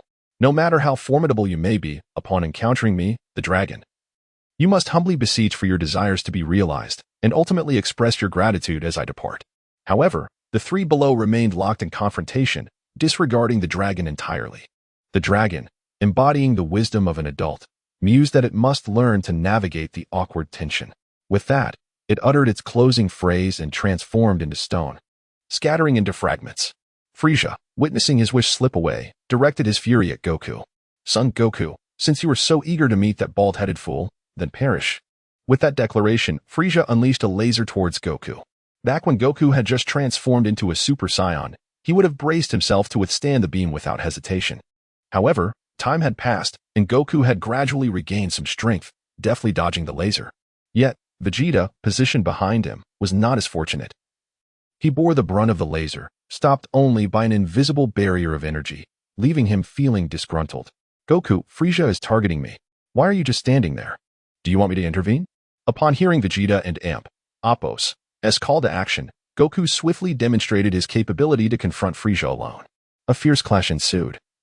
Goku, now fully harnessing his immense battle power of 150 million, tipping the scales in his favor. Frieza, once dismissive of the wild monkey, began to doubt his own resolve as he retreated, realizing that despite his own resilience, Goku's relentless assault was overwhelming, pushing him towards surrender. With a steely determination, Frieza resolved, if I cannot defeat you, then let this planet become cosmic dust, along with you. He leaped high into the air, extending his finger to conjure a dark purple energy sphere, which rapidly expanded as he raised it above his head. Instead of targeting Goku, Frieza aimed for an empty space and hurled the sphere with great force. True to his reputation, Frieza and Appo's technique exuded a certain pressure, though not as formidable as when utilized by its original wielder. Vegeta, observing from the sidelines, muttered to himself, having previously wished for Namek to fortify its core. However, the ensuing spectacle soon shattered his confidence. As the energy sphere penetrated the planet and Appo's surface, a violent tremor shook the world, and molten lava erupted forth. Seeing this, Frieza's expression softened, and he addressed the two warriors. This planet has merely 3 minutes left before it explodes. You Scions cannot breathe in the vacuum of space, while my race, the Frost Demons, can survive unscathed. With that, he soared towards the planet and Appo's edge, But Goku was not about to let him escape. He accelerated, placing himself directly in Frieza and Appo's path. 3 minutes? That will be ample time to deal with you, he declared, resuming his brutal assault on Frieza. As Frieza faced Goku and Appo's onslaught, Vegeta could only exclaim in disbelief, "What a young man! How ruthless!" In mere seconds, Frieza found himself defeated, crashing back to the ground. Gazing at Goku's godlike form in the distance, Frieza regretted not having performed push-ups diligently in his youth. Had he only committed 30 minutes to the exercise, he could have easily handled this Scion monkey. Struggling against his own physical discomfort, Frieza summoned a purple energy disc to his hand, the Frieza-style Keyblade. Goku, recognizing the familiar technique, shifted to a serious demeanor. After all, even Krillin had used this move to sever Frieza and Appo's tail. Goku, aware that he was not much stronger than Frieza, understood the grave consequences should he be caught. Under Goku and Appo's watchful gaze, Frieza conjured another Keyblade in his opposite hand, then launched both discs towards Goku, aiming to slice him in half. Goku, unwilling to underestimate the threat, unleashed his energy and evaded the attack, only to find the discs curving back toward him. Although the situation had grown precarious, it also provided him with a considerable range of maneuverability, igniting a brilliant idea in Goku and Appo's mind. While deftly avoiding the molten lava that erupted from below, he practiced evasive maneuvers akin to a fighter jet dodging missiles. Within moments, he began seeking an opportunity to employ this tactic against Frieza. Meanwhile, Frieza, oblivious to the impending doom he faced, playfully waved his hands above his head, singing a whimsical tune. Vegeta, witnessing Frieza's ignorance, could scarcely contain his laughter. Goku's initial attempt at the evasive maneuver was clumsy, allowing Frieza's guided Keyblade to catch up, resulting in mockery from Frieza. "Fool, you dare play these tricks on me? I was once the champion of remote-controlled aircraft races among my kind." Undeterred by Frieza and Appo's taunts, Goku continued to seek an opening. After several unsuccessful attempts to sever Frieza, he abandoned that strategy. Instead, he evaded another Keyblade and commenced a relentless barrage of strikes to Frieza and Appo's face, each blow resonating with intent. The final, crushing blow sent Frieza reeling, and Goku swiftly repositioned himself above Frieza, delivering a powerful elbow strike to his gleaming head. Frieza plummeted, his head deformed from the impact, yet he landed as if unscathed. True to his reputation, he had endured harsh blows before, whether at the hands of Jiren or Broly, and emerged relatively unharmed. Goku dove towards the ground just as Frieza leaped from the crater he had created. However, Frieza had forgotten that his Keyblade was arcing back towards him, and as he leaped, he unwittingly positioned himself right in front of Goku, back turned to the approaching discs. "Get down, Don and Appo's jump up," Goku shouted in vain. But it was too late. The two purple discs hummed ominously as they effortlessly sliced through Frieza's form, disassembling him into numerous fragments. "You fool," Goku exclaimed, frustrated at the abrupt end to their battle, lamenting that he had not yet fully enjoyed the fight. Chapter 35, Vegeta's dependence and Gohan's neglect. Frieza's face was etched with disbelief as his fragmented body lay scattered across the ground. How could I, a powerful being, be defeated by a mere wild monkey? At that moment, 2.5 minutes had passed, and the planet continued to erupt with magma, while the sky was shrouded in dark clouds, accompanied by thunder and lightning, a harbinger of its impending doom. Frieza was acutely aware that time was running out. Although he could survive in the cosmos, the energy released by the planet and Appo's explosion was sufficient to obliterate his battered form. Even the tyrant who had ruled the universe for years, with countless souls lost under his command, could not escape the paralyzing fear of death, ultimately bowing his proud head before his adversary. "Please, save me." Frieza and Appo's desperate pleas echoed through the air. Listening to his agonized cries, Goku seemed to momentarily forget the brutal demise of Krillin and granted Frieza a portion of energy sufficient to sustain him for a time in the universe. However, as the yellow energy made contact with Frieza's body, Vegetto and Appo's figure materialized before him. "Vegetto, you." Goku intended to warn Vegetto about the imminent explosion of the planet, urging them to flee. However, Vegetto swiftly extended his hand towards Frieza, unleashing a colossal energy wave that engulfed Frieza's shattered form. Moments later, as the energy dissipated, a deep ravine stretching for miles remained, with Frieza and Appo's body irrevocably merged with the dust. "Why did you give him energy?" Have you forgotten how Krillin met his end? Vegetto's questioning voice prompted Goku to falter, struggling to articulate a coherent response. On King Kai and Amp, Appo's planet, the king relayed the news of Frieza and Amp, Appo's defeat to Yamcha, Tien, and Kaiatsu, who erupted in excitement. Yet, upon witnessing the king's worried expression, Tien inquired, "What troubles you, King Kai?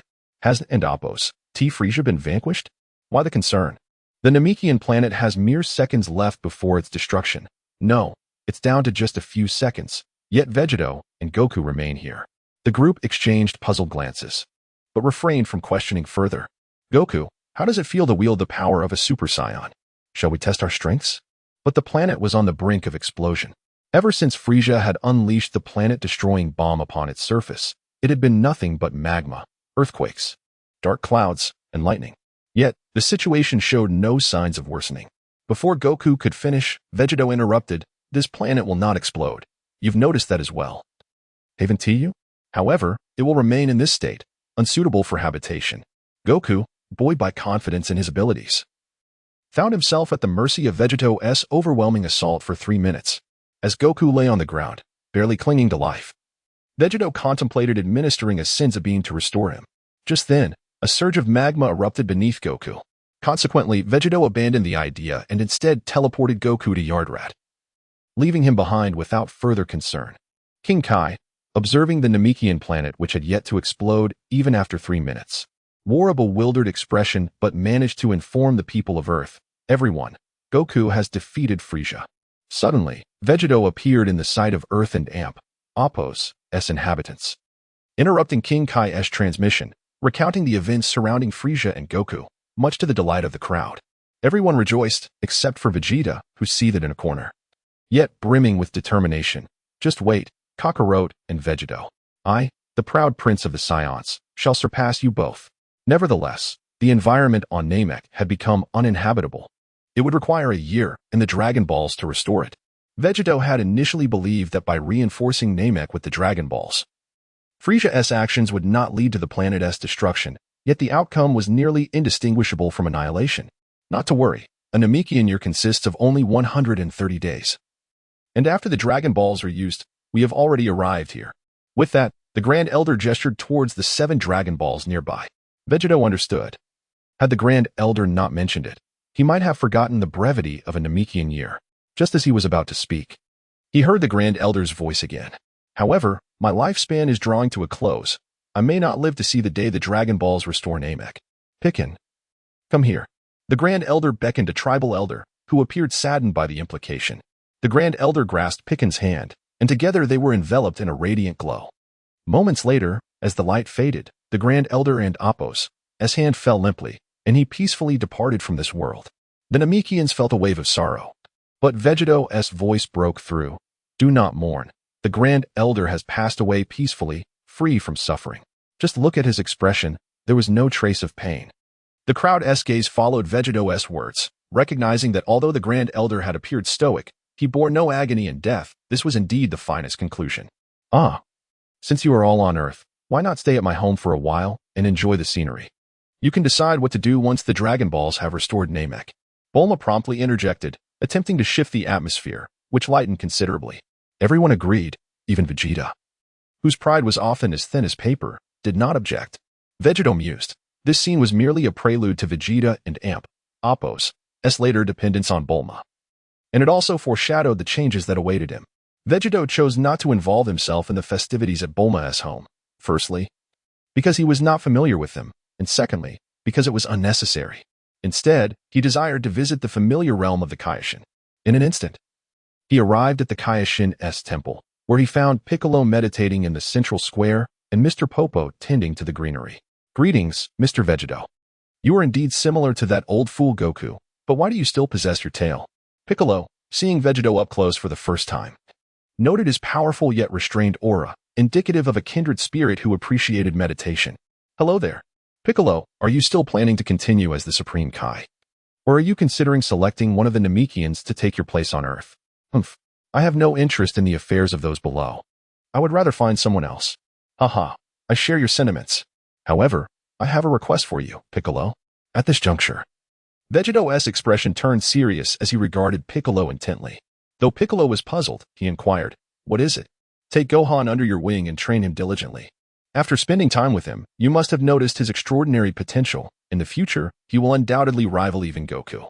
Reflecting on his experiences with Gohan, Piccolo's lips curled into a subtle smile, his eyes sparkling with determination. "Very well, I accept." Chapter 36, All is Well, Departing for Kunsa Star Piccolo. Do reveal your relationship with Gohan. As Gogeta gazed towards Bowsy Mountain, he couldn't help but chuckle at Piccolo's beaming expression, intending to tease the green-faced warrior. Under Piccolo and Apos' astonished gaze, Gogeta burst into laughter and departed, leaving behind a parting remark. "The universe is vast, and I wish to explore it. I shall return in no less than 2 years." Piccolo glanced at the spot where Gogeta had vanished, muttering, "That insufferable fellow. When I return in 2 years, I shall ensure Gohan surpasses you." He then resumed his meditation, but his mind was persistently occupied by visions of taking Gohan away, followed by Chi-Chi's furious outburst. Well, simply taking Gohan requires meticulous planning. Piccolo made his way into the temple, seeking a quiet, dark room to contemplate. At Bulma and Apos' estate, following the gathering, numerous Namekians settled in, awaiting the restoration of the Dragon Balls. Vegeta also resided there, enduring Bulma and Apos' daily antics while training outside. He dared not voice his frustration, for he relied on her sustenance. And aside from Bulma, no one else could afford his appetite. Even if someone could, they would likely refuse, and Vegeta could not resort to violence. After days of living there, he had come to regard Earth as his second home. The transformation in Vegeta's outlook stemmed not only from Earth's characteristics but also from Bulma's incessant disturbances. He often referred to her with disdain, calling her that annoying woman or weakling. Meanwhile, Gohan, under Chi-Chi's insistence, began his studies. However, less than a fortnight later, Piccolo arrived to take Gohan away. Initially, Chi-Chi vehemently opposed, but Piccolo, the foremost strategist of the Dragon Balls, spun a convincing tale without flinching. Gohan has merely 12 years until high school. Studying at home will yield little benefit. Chi-Chi, you wouldn't and Apos. Want Gohan and Apos' poor grades to hinder his admission to a good high school, would you? Therefore, I plan to bring him to the temple, where the newly appointed god will personally instruct him. Chi-Chi, who placed immense value on Gohan and Apos' academic performance, immediately acquiesced upon hearing that a deity would be teaching him, though she inquired, "When will this commence?" "What if I miss Gohan?" "Rest assured, he will study until high school. By then, he will have mastered college-level knowledge, making high school a breeze." Regarding your second concern, I can assure you that the god will grant Gohan 1 day off each month. Do not underestimate the privilege of being taught by a deity. Piccolo and Apos' persuasive skills left Chi-Chi momentarily bewildered, akin to an elderly person being sold health supplements and leaving with merely a bag of eggs, yet feeling elated. Thus, Piccolo took Gohan to the temple, marking the beginning of a 12-year life there, where Piccolo trained Gohan for 12 hours a day. While Dandy instructed him academically for an hour, the rest spent on meals and rest. Over 100 days later, the Namekian Dragon Balls were restored, summoning Shenron to grant wishes. Bulma shamelessly claimed one wish for herself, desiring a more alluring figure. During this time, Bulma, feeling dejected from Vegeta and Apos' remarks, learned that Scions were attracted to powerful women. Yet, the thought of rigorous training felt daunting. It seemed far more comfortable to have Shenron assist her. The subsequent 2 wishes restored the Namekian planet and relocated everyone there.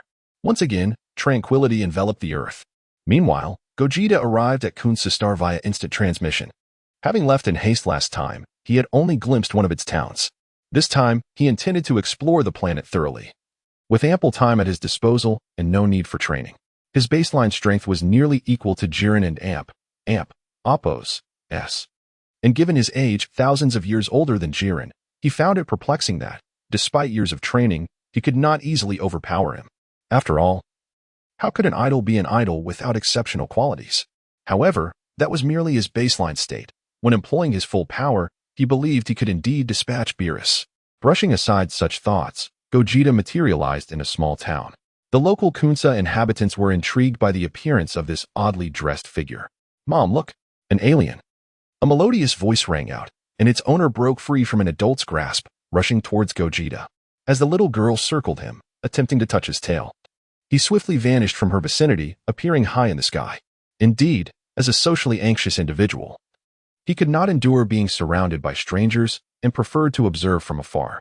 Choosing not to reveal himself further in the town, Gogeta continued to traverse the skies, effortlessly covering distances with each step. After surveying much of the planet, he deemed the environment satisfactory, though the terrain was somewhat uneven. Aside from the mountains and lakes, much of the land was pockmarked with depressions, with the towns having fewer such irregularities. Curious to learn more yet wishing to remain unnoticed, he resolved to explore at his own pace. After all, with newfound capabilities, he might as well indulge in fulfilling the wishes of his past life. Ascending a prominent mountain, he surveyed the scenery below. On one side lay quaint towns suitable for habitation, while the other presented vast, deep pits. Suddenly, a faint energy signature of approximately 1,000 caught Gogeta and Appo's attention. It seems there are those who strive, he mused. Perhaps I should investigate further. Previously, he had sensed that the average combat power on this planet was around several dozen, with the highest barely reaching 100. Thus, the emergence of a nearly 1,000-point individual piqued his curiosity. Gogeta materialized beside Atoka's, exclaiming, "Oh, how intriguing. There is indeed another person here, though their power is rather feeble. Likely just over 10 points, akin to that girl I encountered before." Atoka's and Adam turned to face Gogeta, questioning, "Who are you? What brings you here? What are your intentions?" In response to their triple inquiry, Gogeta remained patient, clarifying, "I am a cosmic traveler, now and forever. I merely passed through this planet, intending to linger for a while." The two listened intently to Gogeta's explanation, with Atoka's remaining silent while Adam continued to inquire. Chapter 37. The strange first encounter. After a thorough discussion, Wujite had grasped the circumstances surrounding the two individuals. Atarxis and Ite hailed from the same town, yet they were previously unacquainted. Their fateful meeting occurred one day when a myriad of meteors converged from the cosmos, violently crashing onto Kunsa star. The numerous craters scattered across the landscape were the aftermath of these meteoric impacts. Their town lay in ruins, and it was in that moment that they became acquainted. Furthermore, Kunsa star faced meteor showers every few years. Wujite pondered this revelation, questioning the severity of the meteor impacts, for the damage appeared to be rather minimal for such celestial events. Could it be that someone had interfered with the meteors? Originally, the meteors were of a size sufficient to obliterate an entire town, but formidable individuals had collaborated to shatter them before they touched the ground. Thus, the scene before them comprised merely small craters created by fragments. Itai seemed to anticipate Wujite's inquiries and promptly elucidated, "By the way, my name is Itai, and this is Atarxis beside me, who is likely the most formidable individual on this planet. He has been at the forefront of addressing the recent meteor calamities." Itai's pride in his companion was palpable. Indeed, quite impressive. "Have you heard of the Cosmic Emperor Frieza? With a battle power nearing 1,000. He is the mightiest entity on this planet.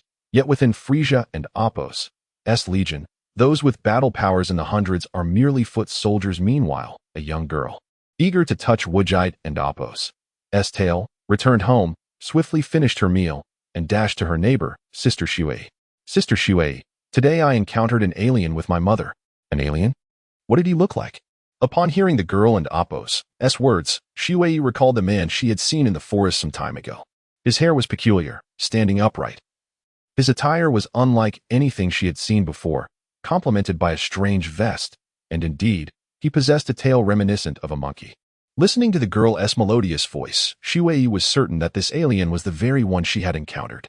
In the days that followed, Wujite observed Atarxis' peculiar training as Itai instructed him, yet Atarxis remained patient, executing each command without hesitation. In the evenings, Wujite meditated atop the mountain, as seasons changed in a cycle of spring, summer, autumn, and winter. During this time, Wujite did not return to Earth but remained on Kunsa star, eager to witness the nature of the meteor disasters. One day, as Atarxis trained under Itai's guidance, Wujite meditated nearby. Sensing a disturbance, Wujite opened his eyes, piercing the heavens to behold a swarm of meteors hurtling toward Kunsa star. He turned to Itai and inquired, "Why do you instruct Atarxis to train while you refrain from training yourself?" "I thought you wouldn't." He asked that, as many have posed this question before. "Initially, we trained together, but soon Atarxis excelled to the point of cleaving stones, while I found my hands severed by the same. However, I discovered my intellect served me well. My strategies have proven effective, allowing Atarxis to progress rapidly, as you see." Wujite acknowledged this, realizing that if physical prowess was not Itai's forte, he had wisely adapted. Suddenly, a middle-aged man approached, addressing Itai and Atarxis. Urgent news. Observers have detected another meteor shower approaching. The estimated impact point is understood. Gather the others swiftly. Atarxis and I will be there momentarily, Itai replied calmly, as if accustomed to such occurrences. The messenger departed, and Itai along with Atarxis hurried to their destination. Woodjite trailed behind, bemused at the fact that the strongest individuals on this planet could not fly. After approximately 10 minutes, the trio arrived at the anticipated impact site. Discovering that the middle-aged man had already brought 3 robust individuals to the scene, Woodjite assessed their battle powers, estimating them to be around 700 to 800. And turned to Itai, is it just the 4 of them? Indeed, originally, Atarxis alone could intercept the meteors, but we take precautions to prevent any unforeseen circumstances. The group conversed jovially, seemingly unfazed by the impending meteor shower, as recent meteor disasters had been thwarted with 0 casualties by these 4. Look, they're coming, one exclaimed. But Atarxis sensed something amiss. No, this meteor event is more formidable than before. We must exert our utmost efforts this time, he warned, causing the other 3 to adopt a serious demeanor. As the first meteor descended, Atarxis leapt into action, delivering a powerful strike to its base. Woodjite observed as energy surged from Atarxis and Appos' body, enveloping his feet and fists. Following his blow, the remaining 3 struck in succession. Boom! The first meteor shattered, and the 4 combined their energies to obliterate the remaining fragments, neutralizing the threat. They swiftly moved on to the second and third meteors. What a rudimentary application of energy. For such a small meteor, it is astonishing how much effort 4 individuals with battle powers exceeding 800 must expend, Woodjite remarked, eliciting discontent from the middle-aged man beside him. What do you know? These individuals are the mightiest warriors of Kunsistar. Such slander is unacceptable. Others in the vicinity echoed their discontent, joining in the verbal onslaught against Woodjite. All right, I stand corrected. Your 4 warriors are indeed the finest on Kunsistar, Woodjite conceded, choosing not to engage in further dispute. Sister Xue, look, that's the alien with the long tail. A familiar voice chimed in as a young girl tugged at a young woman's arm, rushing over. The 2 had been observing the 4 warriors from a safe distance when they noticed the commotion in the crowd. The girl's curiosity piqued. She urged her sister to weave through the throng to see the spectacle, only to discover that the focus of their attention was indeed the alien. Woodjite, upon hearing the voice, refrained from turning around, feeling a mix of embarrassment and amusement at the attention his tale garnered. However, upon hearing the name Xue, he turned, marveling inwardly at her beauty, though puzzled by the juxtaposition of her striking features and gentle demeanor. Yet, he maintained his composure, remarking, "Oh, you are the little mouse who spied on me that day behind the tree." Chapter 38. The Crisis of Kunsistar in the Presence of Many. The illustrious Sigma male showcased his undeniable prowess. Despite the beauty of his opponent, the words that escaped his lips remained utterly infuriating. Upon hearing Woodjite's remarks, a little girl tugged at Xue and Appos' hand, inquiring, "Sister, do you know this extraterrestrial with a tail? Why have you never mentioned him before?" The girl continued her chatter, oblivious to Xue's increasingly darkening expression. Yet, Xue refrained from responding to the child, and instead turned to Woodjite, asking, "How did you know I was here? I have been watching you since your arrival, and you never turned back. Is this an alien and Appos' ability?" At that moment, Xue and Appos' mind could only ponder such a notion. "I told you, you and another are merely timid mice in my eyes," Woodjite declared, observing Xue and Appos' naive facade without offering an explanation, his words striking like thunder. Upon hearing this, Xue's innocent countenance finally cracked, and she retorted with indignation, "Pah, arrogant man." She then ignored Woodjite, returning her focus to the 4 valiant warriors. "To declare in front of so many that I am a mere mouse is utterly humiliating. Besides, you are just a boastful alien, not nearly as admirable as our 4 warriors of Kunsistar." Atrox and his companions had already intercepted the initial wave of meteors. But if they had faltered against the first, how would they tackle the subsequent larger waves? As the crowd cheered for Atrox and his companions, even Xue exhibited a starry-eyed admiration, prompting Woodjite to lament the wasted beauty of his appearance, likening it to Morgana's folly. However, the observer, though exhilarated, remained detached, continuing his cosmic observations. Suddenly, the observer and Appos' expression shifted dramatically, and he shouted to the crowd, "Everyone, wait. The meteor disaster ISN and Appos' over. The next wave of meteors is significantly larger." Aatrox and the three warriors looked up at the sky, where the blue expanse was devoid of birds, and questioned, "Observer, there is nothing there, are you mistaken?" The crowd echoed their sentiments. Due to the sheer size and number of meteors, the second and third waves were drawn together, arriving at a slower pace. However, ultimately, both waves would strike simultaneously, as Vegeta clarified for the observer. Indeed, as this extraterrestrial gentleman has articulated, the observer concurred. And the crowd's gaze shifted to him, some civilians beginning to display concern. Sure enough, moments later, a multitude of tiny dots appeared in the sky, rapidly approaching and enlarging. The sight was as breathtaking as witnessing dozens of Uchiha Madara simultaneously unleashing the Ten-Tails. The Kunsa people were paralyzed with fear. The previous meteor disasters paled in comparison to the impending barrage, with each meteor far more colossal than before. Quickly, let us unite our strength. We must intercept at least one. Aatrox decisively instructed his companions. The four simultaneously unleashed their energy, channeling it into their hands and launching it toward the nearest meteor. For nearly transparent energy waves sliced through the air with precision. Vegeta observed the futile endeavors of the four, shaking his head in resignation. Possessing power yet lacking the knowledge to wield it, how dreadfully archaic, he mused, his assessment of Kunsa's star's technological and martial inadequacies ringing true. The combined effort of the four merely staved off one meteor from descending, but could not obliterate it. As more meteors cascaded down, Vegeta sighed and addressed the group. "Let me demonstrate the true application of power." No sooner had he spoken than he materialized behind the four, effortlessly shattering a moon-sized meteor with a single punch. Transforming his fist into an open palm, unleashing a terrifying wave of energy that swiftly consumed the remaining meteors. The four warriors suddenly felt the oppressive weight lift, hastily retreating to observe Vegeta. As they beheld the enormity of energy he conjured with a single hand, the crowd fell into a stunned silence, their thoughts racing. Yet, soon their cheers grew even more fervent. Shui and Appo's gaze fixated upon Vegeta, feeling like a mere mouse before him, yet in awe of the tremendous, formidable energy he wielded. Despite relishing the attention, Vegeta spoke up. "The second wave of meteors is being manipulated by someone, and they are approaching." The crowd fell silent, realizing that indeed small spacecraft were descending from the sky, drawing nearer. "Who are these individuals, and why are they attacking us?" Aatrox inquired of Vegeta. "It appears to be the forces of the cosmic tyrant, Frieza and Appo's brother. They likely covet this beautiful planet," Vegeta deduced. Frieza had met his demise at Vegeta and Appo's hands. And these similarly equipped soldiers must belong to Cooler. Even Frieza's forces would have fallen under Cooler's command by now. "I bear unfortunate news, based on my observations. Your average combat power hovers around 50, with those four warriors barely reaching 1,000.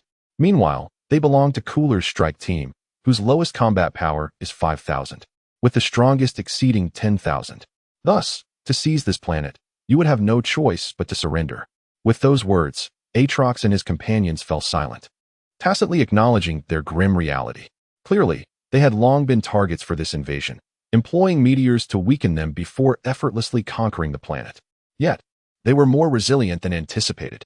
As Cooler's strike team disembarked from their crafts, heading toward Vegeta, Aatrox observed the 5 approaching figures, each radiating an aura far more potent than his own. The other 3 warriors, undeterred, dashed across the ground, leaping to strike one of the foes, only to be repelled with a single kick, rendered powerless. Vegeta, bemused by the earlier antics of the trio, muttered, "You run on the ground while they soar through the sky. How do you intend to contend with them? By leaping to receive blows?" Unbeknownst to him, Shui had embraced the little girl and taken her place behind Vegeta, hearing his remarks but finding herself at a loss for a rebuttal. "You will assist us, one and Appo's, to you?" Shui asked cautiously. "Humph, a verbose mouse," Vegeta replied, his expression revealing his disdain. "A band of fools, unable to perceive the disparity in strength between themselves and their adversaries." Reminiscent of those who had achieved a dismal record of 0 against N. At that moment, the 5 in the sky seemed to be in discussion, showing no inclination to strike the gathered crowd below.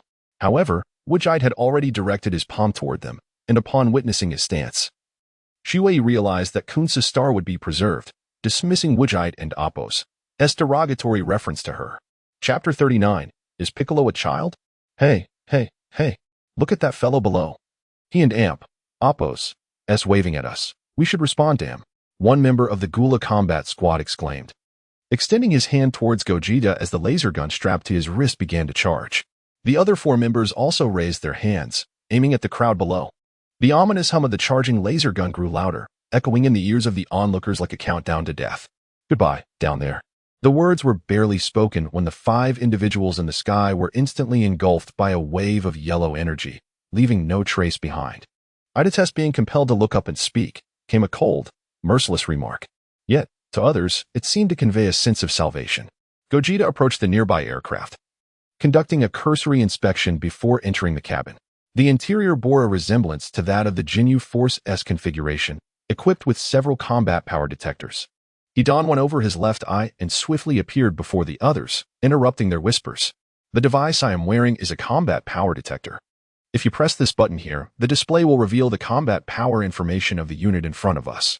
Aatrox, your combat power is 995, not bad. You and Oppos, close to breaking 1,000. The combat powers of the 3 of you are 887, 886, and 888, respectively, still quite commendable. After demonstrating the device, Gogeta tossed it to Atai. There are more of these detectors in the aircraft. Have some people study the aircraft and the detectors. Strive to gain the capability to leave this planet in the future. Gogeta pointed them in a direction. Otherwise, even if they protected Planet Kunsa now, without future abilities, they would eventually succumb to invasion. Under the gaze of the crowd, Gogeta vanished, reappearing in the place where Aatrox was meditating behind the mountain, commencing his own meditation. After distributing the detectors, Atai instructed those knowledgeable to transport the aircraft for research, then dispersed the crowd and joined Aatrox behind the mountain. Sister Shui, the alien brother has left. Let us go back too. A little girl playfully tugged at Shui and Imp. Oppos' arm, her big eyes fixed on Shui and Imp. Oppos' distracted face. Shui snapped back to reality, gently patting the girl's head. You talk too much. Let us go. Atai and Aatrox, arriving shortly after, observed Gogeta in meditation without disturbing him. Atai briefly informed Aatrox about the training content, and they began their day of training. 2.5 years passed, and Gogeta witnessed the emergence of aircraft on Planet Kunsa, albeit merely modifications of the Gula Combat Squad's vessels. The combat power of those 4 warriors had surpassed 1,000, yet they only reached slightly over 1,000, while Atai and Amp, Oppos' combat power had also achieved 100. It's time to return. I likely want to come here again. Gogeta stood atop the mountain, reflecting on his experiences over the years, ultimately concluding with one word: boring. Thus, he felt little interest in this familiar planet, having spent 2 of the past 2.5 years in meditation, merely wishing to observe the planet and Oppos' development. With a flash of instant transmission, Gogeta appeared in the Earth's sacred hall. Mr. Bobo was tending to the greenery. Piccolo was meditating in midair. Gohan and the Mudman were engaged in combat, while Dandy had taken on the role of Gohan's personal caretaker, ready to provide him with healing at a moment's notice. Noticing Gogeta and Amp, Oppos' arrival, Piccolo, Bobo, and Dandy were about to speak, but Gogeta shook his head, continuing to observe Gohan and Amp, Oppos' battle. Since the old bird intended for Gohan to take center stage, he was determined to enhance his efforts and keep Gohan at bay. With 2 muffled sounds, both sides struck each other's faces, concluding the battle. Dandy rushed over to provide healing for Gohan. Observing the situation, Gogeta thought, it and Oppos' stable now. Gohan had unlocked his potential under the guidance of the Elder, and with his ongoing training, surpassing Cabe and crying out for Jiren at the power tournament was inevitable. Uncle Gogeta, long time no see. What brings you here? Gohan exclaimed, abandoning his caretaker to rush towards Gogeta. It's been 3 years. I came to see how formidable you've become. Gazing at Gohan, whose height reached his chest, with a solid yet not bulky physique, it was evident that his endurance and explosive power were commendable. The once neatly cropped mushroom hairstyle was now tousled, yet it could not conceal his youthful yet handsome face. I don't really know. I just know that Uncle Piccolo and Uncle Vegeta are no longer my opponents. Piccolo, overhearing Gohan's Navi comment, felt a wave of irritation wash over him. If I recall correctly, Gohan, you are now 7 years old, aren't you? Yes, I am indeed 7 this year. I didn't expect you to know, Uncle Gogeta. Of course, it's obvious. Now, let us have a little spar, shall we? Sure, Uncle Gogeta. Let us give it a try. Without hesitation, Gohan lunged forward, dashing to Gogeta and Amp, Oppos' side. then pivoting and unleashing a standard explosive punch. Gogeta did not evade. Instead, he extended his hand to block the punch, eager to assess whether Gohan possessed the talent for formidable strikes. As a body cultivator, one must possess the ability to intimidate foes and deliver crushing blows to earn the admiration of observers. Seeing his initial attack fail, Gohan swiftly distanced himself, adjusting his angle and kicking towards Gogeta and Appo's head. With a thud, Gogeta blocked with his arm and seized Gohan and Appo's ankle, preparing to throw him away. Gohan, quick on his feet, bent his other leg and aimed a kick at Gogeta's head while simultaneously channeling energy into his hands. Wow, the current Gohan appears far from what he will become. Gogeta mused internally, releasing his grip on Gohan's ankle with a powerful flick, sending him off course and disrupting his planned attack. As Gohan tumbled through the air, Gogeta remarked, "Gohan, your battle experience still lacks. Haven't you sparred with Piccolo?" With a graceful flip, Gohan landed firmly, replying, "In the first year, I did spar frequently with Uncle Piccolo, but my strength soon surpassed his." As he laughed, Gohan seemed genuinely pleased about surpassing Piccolo. "Humph. The Saiyan physique is indeed extraordinary. It only took 2.5 years for you to surpass me. But Gohan, I am proud of you." Piccolo reflected on how he once had the upper hand with Gohan, only to find himself now overshadowed by Gohan and Appo's burgeoning confidence. "Gohan, do you know how old Piccolo is this year? He and Appo's only 11, just 4 years older than you." Upon hearing this, Piccolo and Appo's eye twitched, and he closed his eyes in silence, while Gohan wore an expression of disbelief, akin to explaining to a child obsessed with Ultraman that such a world does not exist. Chapter 40. Guiding Vegeta. Piccolo. Uncle? Gohan was at a loss as to how to address Piccolo. After all, he had regarded Piccolo as an uncle for years, only to discover that the Namekian was merely 4 years his senior. Yet, Piccolo shared a close bond with his father, whose age surpassed Piccolo's. The question of whether to continue calling him Uncle Piccolo remained unresolved. Lost in thought, Gohan's expression hardened as he declared to Vegetto, "Regardless of familial titles, Uncle Piccolo shielded me from Nappa's fatal attack, and that merits my continued respect." Piccolo, upon hearing Gohan's words, wore a faint smile. While indifferent to the formality of address, he was touched that Gohan had not forgotten his selfless act. "Good heavens," Vegetto retorted.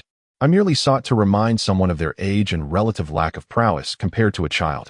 Piccolo remained unfazed by Vegetto and Appo's jest, his composure unyielding thanks to the spirit of the former Kami. "Gohan, unleash your full power and demonstrate your growth to Vegetto," Piccolo instructed. "Yes, Uncle Piccolo." With a surge of energy, Gohan's aura intensified, radiating a formidable presence as white flames intertwined with golden light. "Oh, so you've mastered the Super Saiyan transformation? I wonder who's more formidable between you and your father, Goku. Let's put you to the test." Despite Gohan's transformation, Vegetto remained nonchalant, arms crossed, his visage exuding unparalleled charisma. Gohan, now fully transformed, fixed his gaze upon Vegetto, finding the Saiyan uncle and Appo's power inscrutable. "Impressive," Vegetto remarked. "Your power level surpasses your father and Appo's initial transformation. It seems Piccolo has instilled a solid foundation in you over the past 2 years. Come at me." With a mighty roar, Gohan swiftly closed the distance and launched a punch towards Vegetto and Appo's face. Bang! Vegetto effortlessly intercepted the blow, the seemingly simple punch unleashing a force that shattered the ground of the lookout. Gohan persisted with a barrage of strikes, each one leaving Piccolo in awe. Piccolo could only retreat against such force, yet Vegetto met every attack without budging an inch. The intensity of Gohan's aura caught the attention of Vegeta, who was training on Earth. "Blast it," he thought. "Is that Kakarot's son? And who is that other person capable of withstanding such power for so long?" Through rigorous training, Vegeta had met the criteria for the Super Saiyan transformation, yet remained unable to achieve it. His frustration mounted. It was vexing enough to be surpassed by Kakarot, a low-class warrior, but to be outdone by a half-Saiyan hybrid, a mere 7 years old, was unbearable. Consumed by rage, Vegeta unleashed a roar, inadvertently triggering his transformation. Composed once more, Vegeta, observing his transformed state, realized he had finally succeeded. Kakarot's son, and the other one, prepared to be taught a lesson by the great Prince Vegeta. Vegeta took off toward the lookout. Meanwhile, Gohan continued his assault, the shockwaves from their clash wreaking havoc on the lookout and Appo's plaza. Piccolo shouted to Din, "Get over here." As Din approached, Piccolo erected an energy barrier to shield Gohan and Amp, Appos, S caretaker. Realizing its ineffectiveness, he swiftly retreated, gathering energy with his hands raised above his head. Special beam cannon. A thick, yellow energy beam, radiating a terrifying aura, hurtled towards Vegetto. Noticing Vegeta and Amp, Appos, S approach, Vegetto casually redirected the special beam cannon towards the Saiyan Prince. Gohan, witnessing his attack deflected with ease, stood dumbfounded. In an instant, Vegetto appeared before him, unleashing a flurry of blows. Bam! Gohan, overwhelmed, reverted to his base form and collapsed. Unconscious. Din, Vegetto called out. Coming. Din scurried to Gohan's side and began healing him. Mr. Popo, watching the new Kami, shook his head and began clearing the debris. Vegeta, having endured the special beam cannon, arrived and surveyed the scene. The unconscious Gohan and the composed Vegetto. After a moment's contemplation, his expression shifted to astonishment.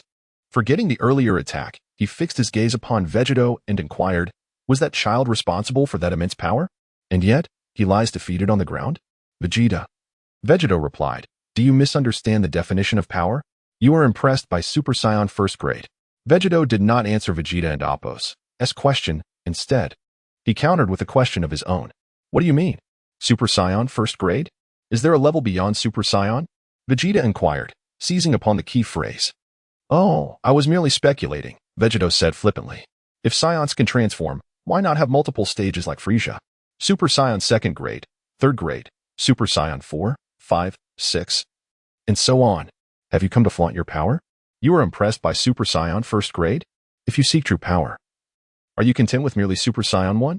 Vegeta was taken aback by Vegetto and Amp, Appos' barrage of questions, feeling his pride wounded. Upon reflection, he conceded that he had become complacent. If there were indeed forms beyond Super Saiyan 1, he had no right to be arrogant. With newfound clarity, Vegeta faced Vegetto and bowed deeply. Vegetto subtly sidestepped the gesture. Uncle Vegeta, what brings you here? I sensed a powerful aura earlier. I presume you have also achieved the Super Saiyan transformation? Gohan, now healed, inquired upon seeing Vegeta. Vegeta rarely visited the lookout, preferring to train elsewhere or stay with Bulma. Gohan, let us train together to surpass Kakarot, Vegeta declared. Chapter 41. The arrival of Date and the onslaught. As Gohan awakened, Vegeta, filled with excitement, envisioned the moment when he would press Son Goku into the ground. Well, since Dad has yet to return, and Uncle Piccolo's version has become outdated while Uncle Gogeta is simply too formidable, only Uncle Vegeta remains as an option. This was Gohan and Amp, Appos' line of thought. Piccolo, so, have I been abandoned by you, Gohan?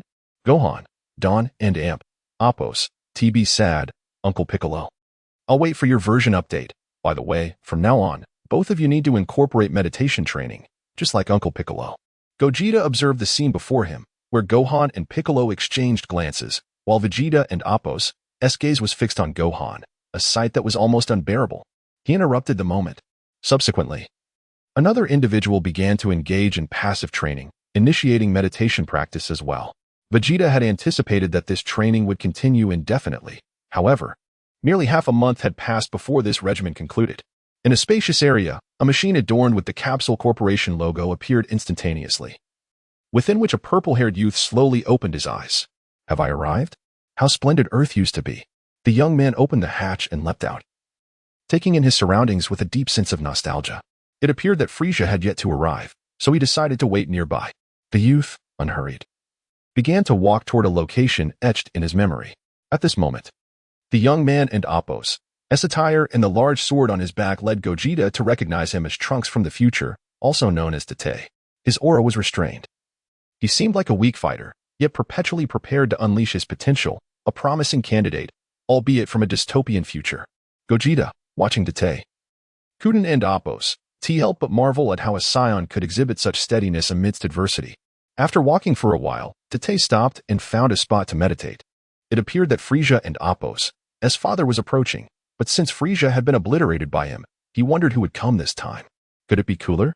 If so, that would spell disaster for them. Gogeta began to brainstorm, retracing the events in his mind. He instantaneously teleported back to the Kai and Amp, Appos' temple. Just as he was about to interrupt the sparring duo with something to say, Gohan suddenly gazed skyward, murmuring, "What is happening? There are two malevolent presences near Earth, and they are drawing closer." The energy felt eerily reminiscent of Frieza's, with one presence even surpassing Frieza's strength. Gogeta mused, could it be that Frieza is not dead? Vegeta, having served under Frieza for an extended period, was intimately familiar with his energy signature. He perished long ago, slain by Goku on Namek. The ones arriving now must be his kin. Gogeta casually responded, as Earth now boasted 4 Super Saiyans, not counting himself. Even if Cooler were strong, he would merely serve as a target for the Saiyans to hone their skills. Furthermore, the greater the number of adversaries arriving early on, the more intense the Saiyans and Appos struggle would become. Saiyans thrive in desperation. No matter how formidable the opponent, a single roar could allow them to surpass any foe. Gogeta envisioned the members for the upcoming Tournament of Power, desiring them all to be Saiyans. Imagining the scene where everyone transforms into Super Saiyans at the onset sent shivers down his spine, reminiscent of the Uchiha clan and Appo's Night of Tragedy, where all unleashed their Susanoo upon Hiruzans. Let us go. This time, let Frieza and Appo's family gather below. Vegeta and Gohan exchanged a glance, both erupting with energy as they raced toward the source of the malevolent aura. Simultaneously, a group at Kame House sensed the ominous energy, and Krillin promptly told Master Roshi, Master, you all stay here. I'll check it out. A peculiar spaceship pierced through the Earth's atmosphere, landing steadily on a clearing not far from Date. With a hiss, the ship and Appo's hatch opened, and a swarm of minions poured out, taking positions in a vigilant stance. Soon after, 2 towering figures emerged from the vessel. As Date watched the minions swarm out, he stepped into view but was taken aback when he saw King Cold alongside an unfamiliar ice demon. Wait, where is Frieza? Why is there another ice demon here, and one so much stronger than Frieza? What has gone awry? Date and Appo's mind reeled with confusion. We have just arrived on this planet, and already we are being welcomed. King Cold commanded his minions. Father, is this the planet where the Saiyan who killed my brother resides? What a beautiful world. How unfortunate that it will cease to exist after today, Cooler remarked, surveying the surroundings with genuine admiration.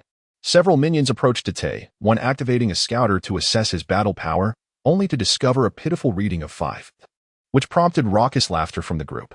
However, before they could fully react, Date swiftly unsheathed his sword, silencing their laughter. The remaining lackeys, unable to tolerate the humiliation, swarmed Date, raising their weapons to take aim. From a distance, Cooler and King Cold remained stationary, observing the unfolding scene.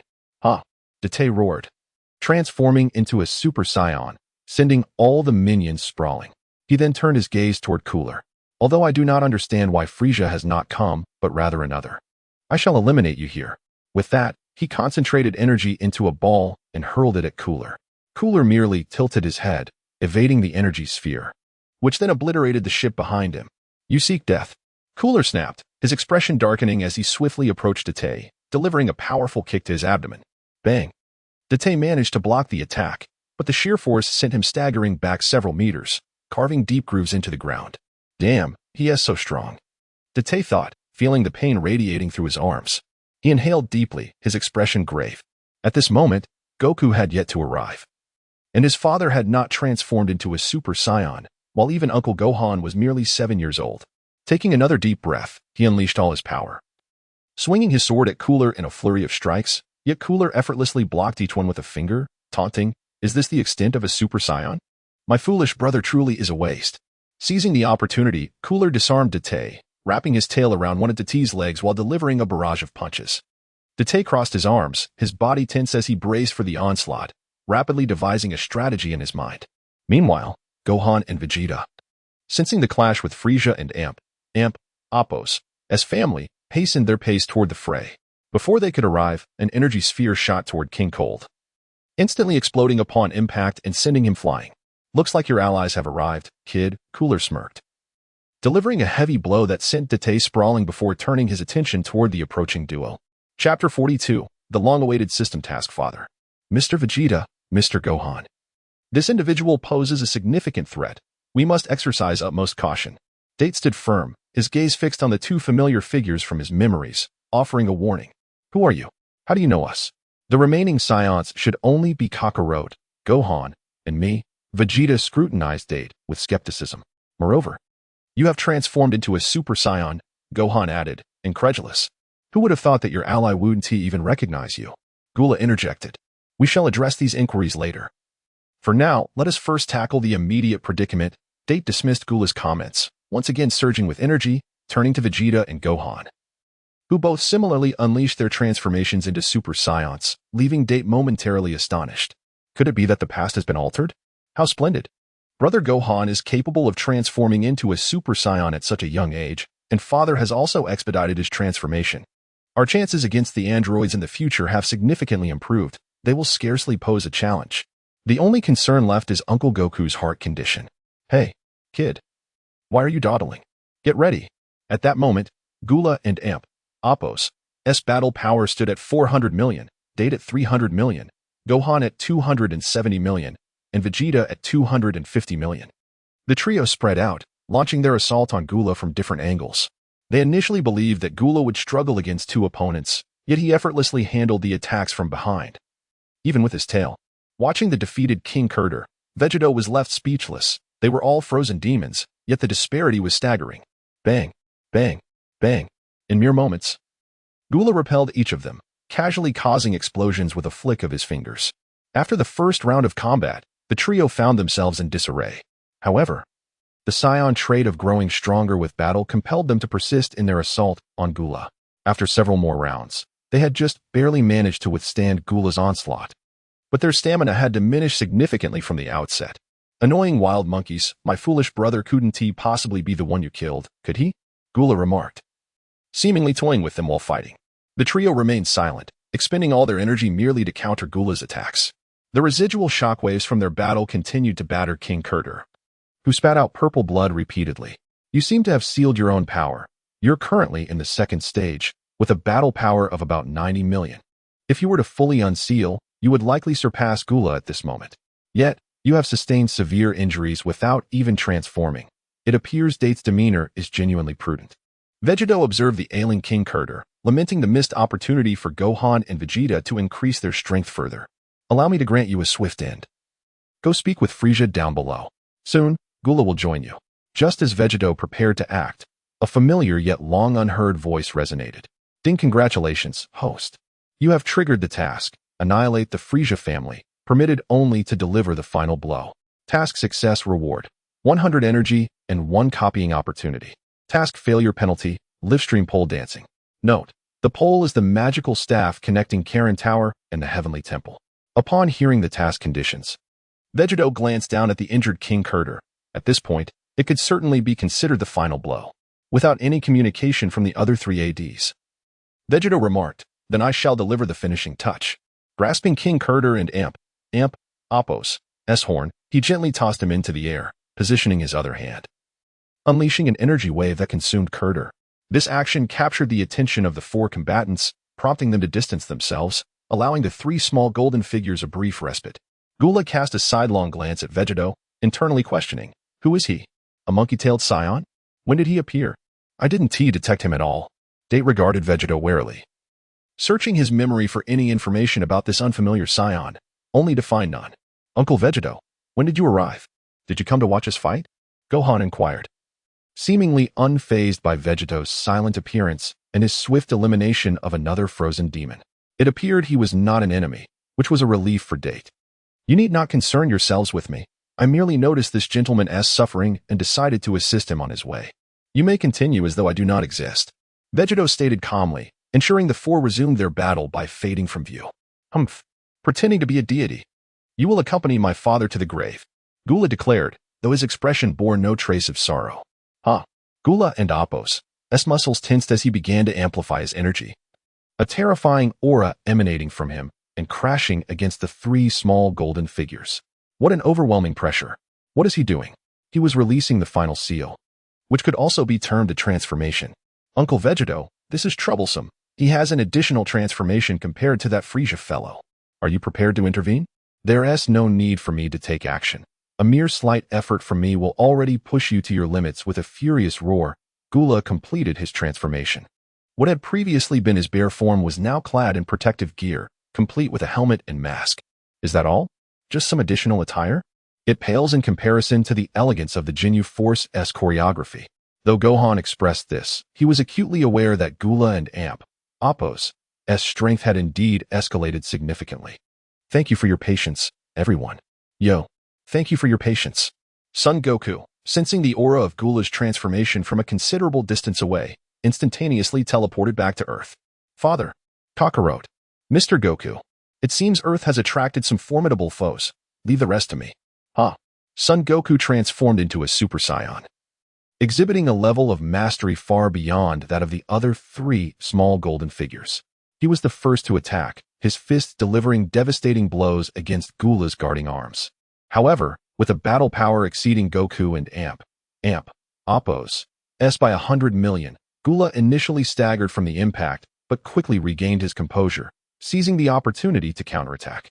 The two figures danced through the air, their movements a blur as, for a brief moment, Goku managed to hold his ground against Gula through his mastery of the Turtle School martial arts.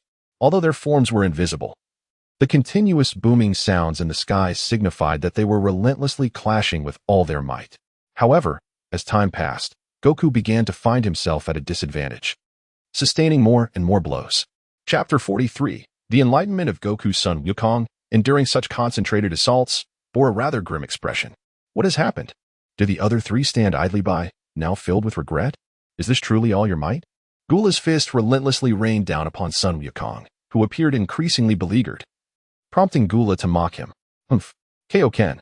A golden aura was enveloped by a more terrifying crimson flame. Originally, this technique was intended for engaging with Vegeta. Yet I find that even after transforming into a Super Saiyan, I am unable to overcome you. Very well, let us test this move on you first. Before Gula could utter another word, Sun Wukong vanished from his sight. I cannot see him at all. Damn it, his power has at least doubled.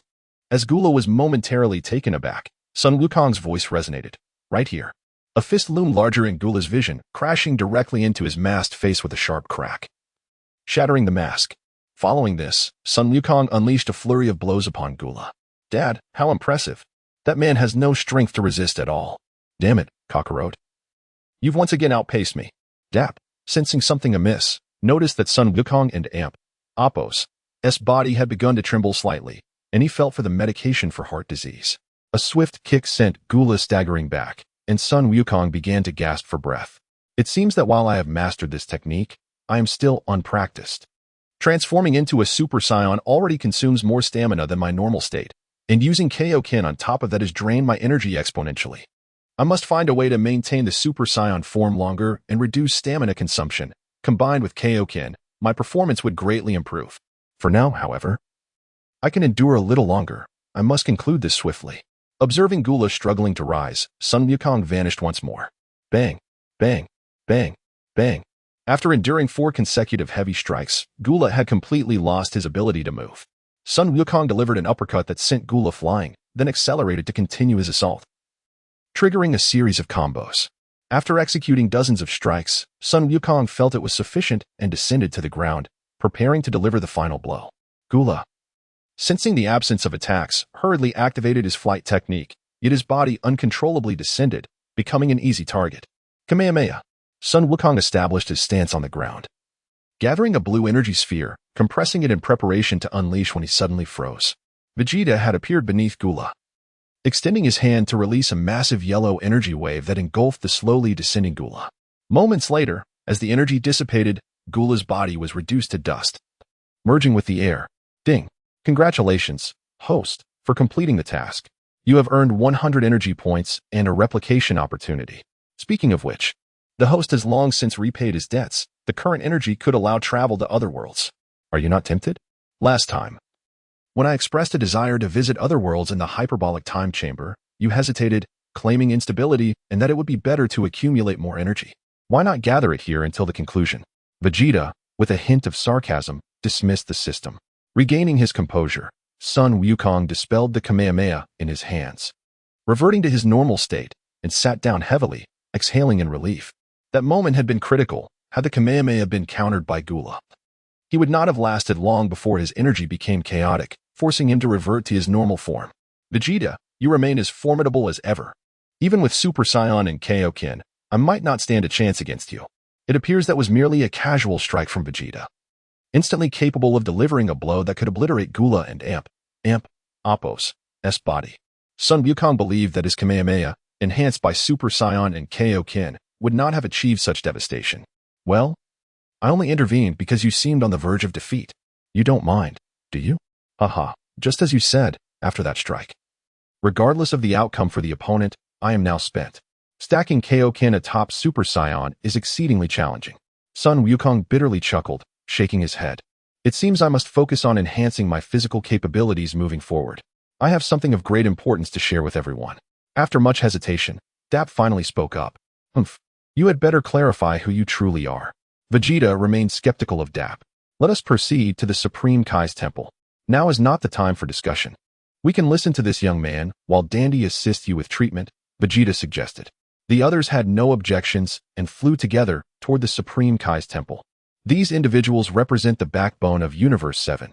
It is regrettable that Dap is not from this timeline. Vegeta observed the figures with a sense of gratification. Moments later, they arrived at the Supreme Kai's temple, where Dandy had been waiting eagerly and rushed to Gohan's side to commence treatment. I will go to Korin for some Senza beans. Sun Wukong declared, instantaneously transporting himself to Korin Tower, only to find just 2 beans. Seeing the Senza beans in Sun Wukong's hand, Vegeta remarked, forget it. There are no enemies left, and you are merely exhausted. Save the beans for a more critical moment. Then we shall rely on you, Dandy, Gohan reasoned, addressing Dandy. Rest assured, Gohan, Dandy replied, intensifying his efforts. Vegeta observed the peculiar demeanor of the two and felt a twitch in his eye. Surely, Gohan will not turn out to be. No, considering Namekians lack gender, their relationship should not be considered homosexual. Shaking his head, he dismissed those fanciful thoughts and turned to Dap. Didn't he have something to say? Please proceed. Upon hearing this, Dap contemplated deeply before articulating his thoughts. There is something I must tell you all. What? There are androids even more formidable than Frieza in the future? And it was you, Kakarot, who stirred this mess. Why didn't you eradicate the Red Ribbon Army entirely back then? Upon hearing this, Vegeta did not display excitement over the future news. Instead, he immediately turned to reprimand Sun Wukong. This is not my fault, Vegeta. I was young back then and only knew to eliminate their commander. I never anticipated that scientists would be so powerful, but there will be formidable opponents to face in the future. Sun Wukong awkwardly chuckled, urging Vegeta not to be angry, before reverting to his combative nature. By the way, Mr. Wukong, there is another matter concerning you. In the future, you will die from heart disease before the androids appear. In other words, you will perish before the androids even arrive, never having engaged them in battle. Does this mean Dad will die within 3 years? Gohan exclaimed incredulously. His father was so powerful, yet he would succumb to heart disease. Chapter 44, Vegeta and Appo's encounter with the golden figure bug. Oh, how could this happen? Sun Wukong lamented. Before he could voice further complaints, Dite addressed him. Mr. Wukong, I have brought with me a miraculous medicine from the future that can cure heart disease. If taken regularly, it will restore your health. Wonderful. I can finally escape the clutches of death. Sun Wukong rejoiced. He feared not the end of his life. He would rather fall in battle than succumb to illness in bed. All right, everyone. My purpose here has been fulfilled. It is time for me to return, Dite announced. Casting a glance at Vegeta, though this individual had not been present in his own timeline, he felt assured that, being an ally, this timeline would fare much better. Striding to the center of the Divine Palace, Dite released the time machine from the Universal Capsule, leaping inside. Farewell, everyone. We shall reconvene in 3 years. The group stood in a daze, contemplating the absurdity of time travel. Yet, if entities like the dragon could exist, perhaps traversing time was not so far-fetched after all. Vegeta, observing the contemplative expressions of the others, decided to provoke them. Since this gentleman has come from the future, one might speculate that he is incapable of defeating those androids. You have 3 years to elevate yourselves to a level where you can effortlessly overpower them. With the aid of the hyperbolic time chamber, you should be able to reach the desired proficiency. The hyperbolic time chamber? What is that place? Vegeta, having fought across various planets and prided himself on his extensive knowledge, found himself at a loss upon arriving on Earth. At that moment, Bubbles began his duties, introducing the hyperbolic time chamber to the group. It was located at the lowest level of the temple. He explained its features and precautions before retreating beside Dandy. Although Mr. Bubbles stated that each individual could enter only twice in their lifetime, with a cumulative duration not exceeding 2 days, and that only 2 people could enter at a time. He added that these rules need not apply to those with my level of power. Now, let us inform Krillin and the others and see if they wish to join us. Wukong, you can teleport and relay the message. Is that agreeable? Certainly. Good. We shall gather here tomorrow morning. Vegeta glanced at the time and added this final note before vanishing in an instant. What? You can teleport too? Sun Wukong murmured. Then turned to Gohan. Gohan, you should return home. I will inform Krillin and the others before returning. All right. Piccolo and Vegeta remained, continuing their meditative practices as Dandy and Bubbles returned to the temple, unsure of what to do next. Meanwhile, Vegeta arrived at the android laboratory mentioned by Dite, intending to assess Dr. Gero's progress. Upon arrival, he discovered a massive iron gate obstructing the cave entrance. It was typical for a scientist to install traps and cameras at the entrance. To avoid alerting anyone, Vegeta decided against infiltrating the premises and returned to the Divine Palace, where he joined the two in meditation. The following morning, Sun Wukong and Gohan arrived at the temple, greeting everyone. Hey, sorry to keep you waiting. No worries, Wukong. What did the bald-headed ones say? Piccolo inquired. They said they couldn't keep up with us and planned to train at Kame House. Is that so? What a pity. Vegeta empathized with Krillin and the others, then addressed the group. Let us proceed to the hyperbolic time chamber. With that, he led the way toward the chamber, prompting Sun Wukong, Vegeta, Gohan, and Piccolo to hastily follow. Vegeta, how do you know the way to the hyperbolic time chamber? Have you been there before? Piccolo asked, noticing Vegeta and Appo's familiarity with the path. Indeed, I have been there before. After Mr. Bubbles outlined the precautions, I supplemented the information. Let me inform you that we will remain there for 5 days, which equates to 5 years inside. Upon our return, coupled with the 3 years outside, I believe you will experience significant growth. Time passed swiftly in the external world, yet the 5 years within the hyperbolic time chamber felt interminable. Vegeta shared his training regimen from the past with the 3 Scions and organized their sparring partners. Sun Wukong and Vegeta would train against each other, while Vegeta personally trained Gohan, leaving Piccolo to observe. 5 years swiftly elapsed. On the final day within the hyperbolic time chamber, Vegeta regarded the meditating trio of golden figures and the training Piccolo nearby, nodding in satisfaction. At this juncture, Sun Wukong and Vegeta and Appo's base combat power had reached 200 million, while Gohan, having trained under Vegeta and Appo's direct guidance, had achieved 230 million. Even Piccolo, occasionally sparring with the others, had attained a combat power of 120 million. In response to this, Piccolo remarked, training alongside Scions is rather disheartening. As time continued to tick by, the 4 golden figures simultaneously opened their eyes, prompting Piccolo to cease his training. It has been 5 years. We must exit now, Vegeta announced to the group. But Mr. Bubbles said that if we exceed 2 days, the door will vanish. How will we exit? Gohan, having grown taller during their 5 years together, was nearly as tall as Vegeta himself, inquired. We will shatter this space with our strength. Retreat a bit, Vegeta explained. Then unleashed a tremendous shout. Huh. The 4 felt an overwhelming energy resonate within his voice. No wonder they had never sensed Vegeta's aura before. His power was immense. A hole appeared before them, revealing Mr. Bubbles tending to the greenery on the other side. All right, you 4, hurry and exit. I will follow last, Vegeta instructed. As soon as he finished speaking, the 4 dashed out, with Vegeta trailing closely behind. Once all 5 had emerged, the hole swiftly sealed itself. Hello, Mr. Bubbles. It has been a while, they greeted in unison. After approximately a year and a half of meditative training, the 3 golden figures had developed a more composed demeanor, shedding their impulsive and irritable tendencies. Their focus and mastery over ki had significantly improved. Greetings. You have returned. I will prepare some food, Mr. Bubbles said, setting aside his work to head toward the temple kitchen. From now on, you 3 must maintain your Super Saiyan forms for the duration of these 3 years. Training, eating, working, and even sleeping must all be done in this form, Vegeta instructed, watching Mr. Bubbles depart. To ensure the 3 complied, Vegeta shared a shocking revelation. This is all preparation for your eventual transcendence beyond Super Saiyan. Chapter 45, The Unyielding Vegeta. How do you know that so well? Could it be that you? Vegeta gazed at Gogeta, a sudden realization dawning upon him, his eyes widening in astonishment. I merely shared my path with you. Given my slight age advantage, is it not natural that I possess a bit more strength? Gogeta replied with a half-smile, as if stating the obvious. Vegeta swallowed his retort, contemplating the notion that, with methods and time at their disposal, it was indeed reasonable for one to be stronger. Gogeta, uncle, why do you still have your tail?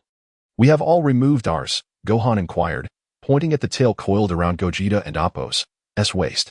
Always ask questions when in doubt. A true scholar of the future, he mused. However, Gogeta's response left everyone present in shock. The tail is the source of our Saiyan power and will assist in transforming into Super Saiyan level 4 in the future. Well, Gogeta, you are truly impressive, knowing even the method to transform into Super Saiyan level 4. Goku finally recognized Gogeta's prowess. Having initially thought him merely a bit stronger but realizing his knowledge surpassed his own. Dad, if Uncle Gogeta knows all this, why hasn't he already mastered the transformation into Super Saiyan level 4? Gohan pondered, exasperated by his father's lack of intellect. Could it be that you have already mastered Super Saiyan level 5? Vegeta's question carried a hint of skepticism, but once spoken, it required no further contemplation. Even if I could transform into Super Saiyan level 10, what does that concern you? You Haven and Amp, Oppos, T even grasped Super Saiyan level 2 yet. Do not aspire too high. My friends. At this, Vegeta and Amp, Oppos, as suspicions were thoroughly confirmed. 3 years. You will all return to your lives, maintaining the Super Saiyan form in all your endeavors. Very well. I shall see you in 3 years. With that, Gogeta vanished before their eyes. 3 years later, in the Heavenly Temple, Gogeta and Oppos' figure materialized in the courtyard, where all the Z warriors had gathered. Mr. Gogeta, the androids are set to appear in a few days, and we are all here preparing for action, Din stated, eager to contribute upon his return. However, upon witnessing the significant increase in combat power from Goku, Gohan, and Vegeta, who had all mastered the Super Saiyan level 2 transformation, he realized his assistance was no longer necessary, providing intelligence would suffice. Now that you're all here, it seems the androids are indeed about to make their entrance. You three can revert from your Super Saiyan forms, Gogeta noted as he assessed the timeline, confirming his observation. As he watched the trio with their golden hair still standing tall, he allowed them to cease their transformations. Just then, Din rushed out of the temple, exclaiming, "Trouble!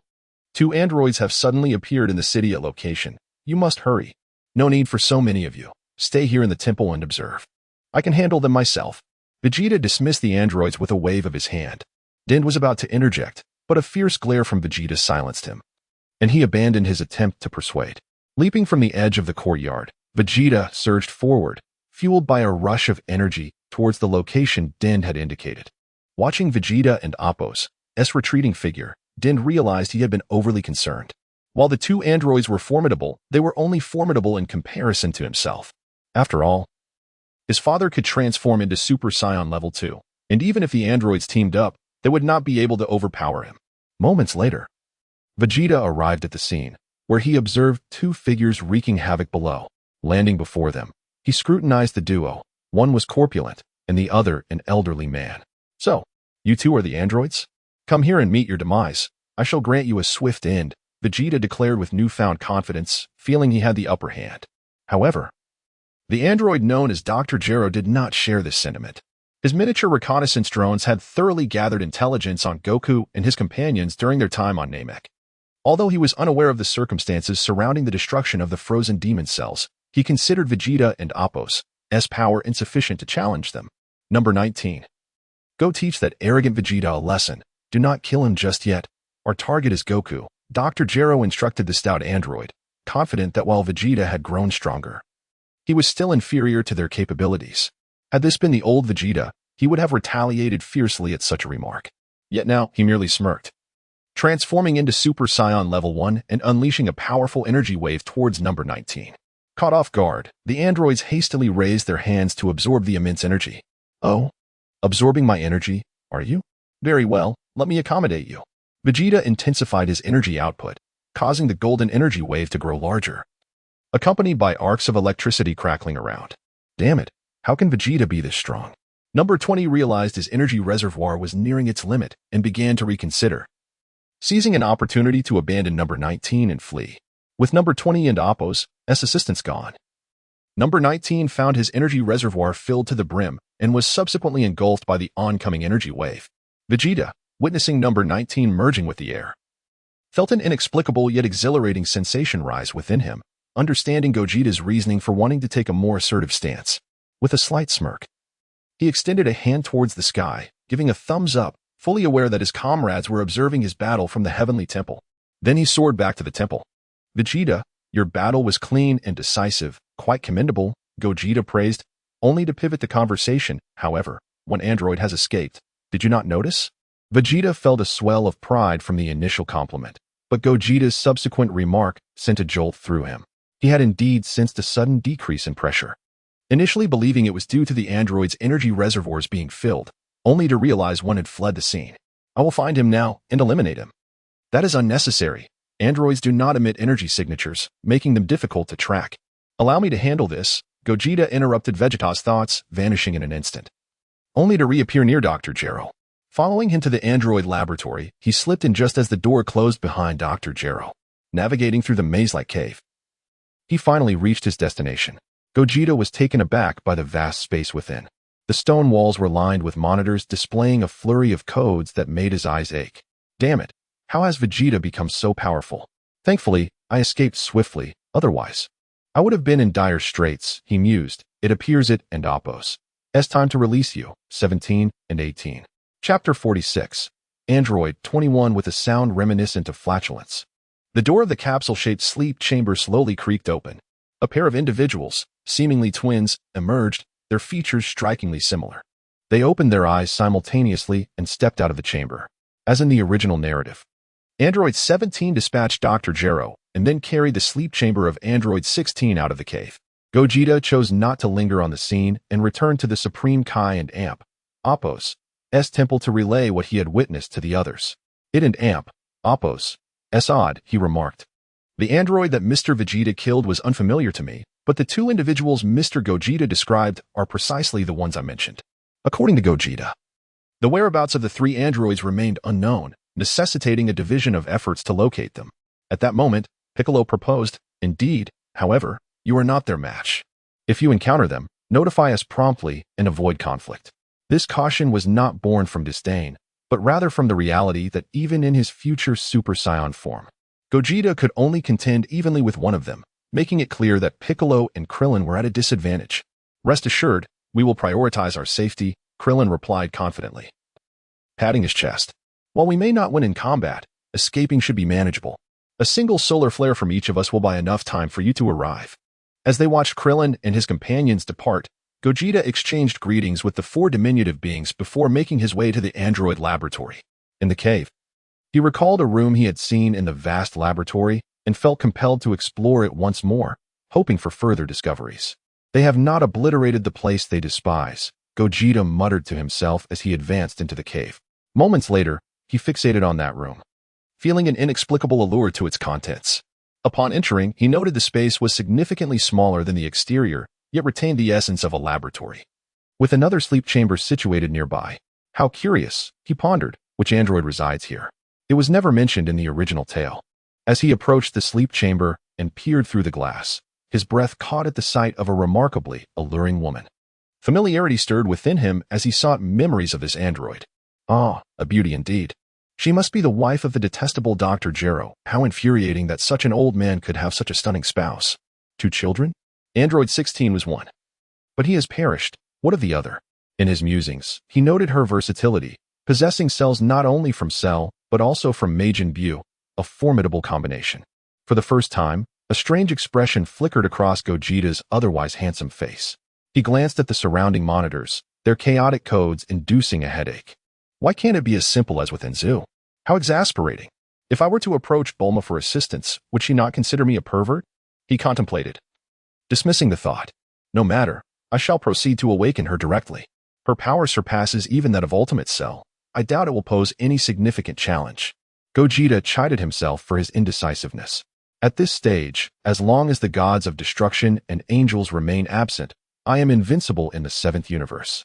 Super Saiyan 3 is hardly a concern, merely a flick of my fingers, or perhaps a combination of my middle and ring fingers. He pressed the button on the sleep chamber, and with a soft hiss, the door opened, revealing the woman in her entirety. Gogeta admired her for a considerable time as she opened her eyes and surveyed her surroundings.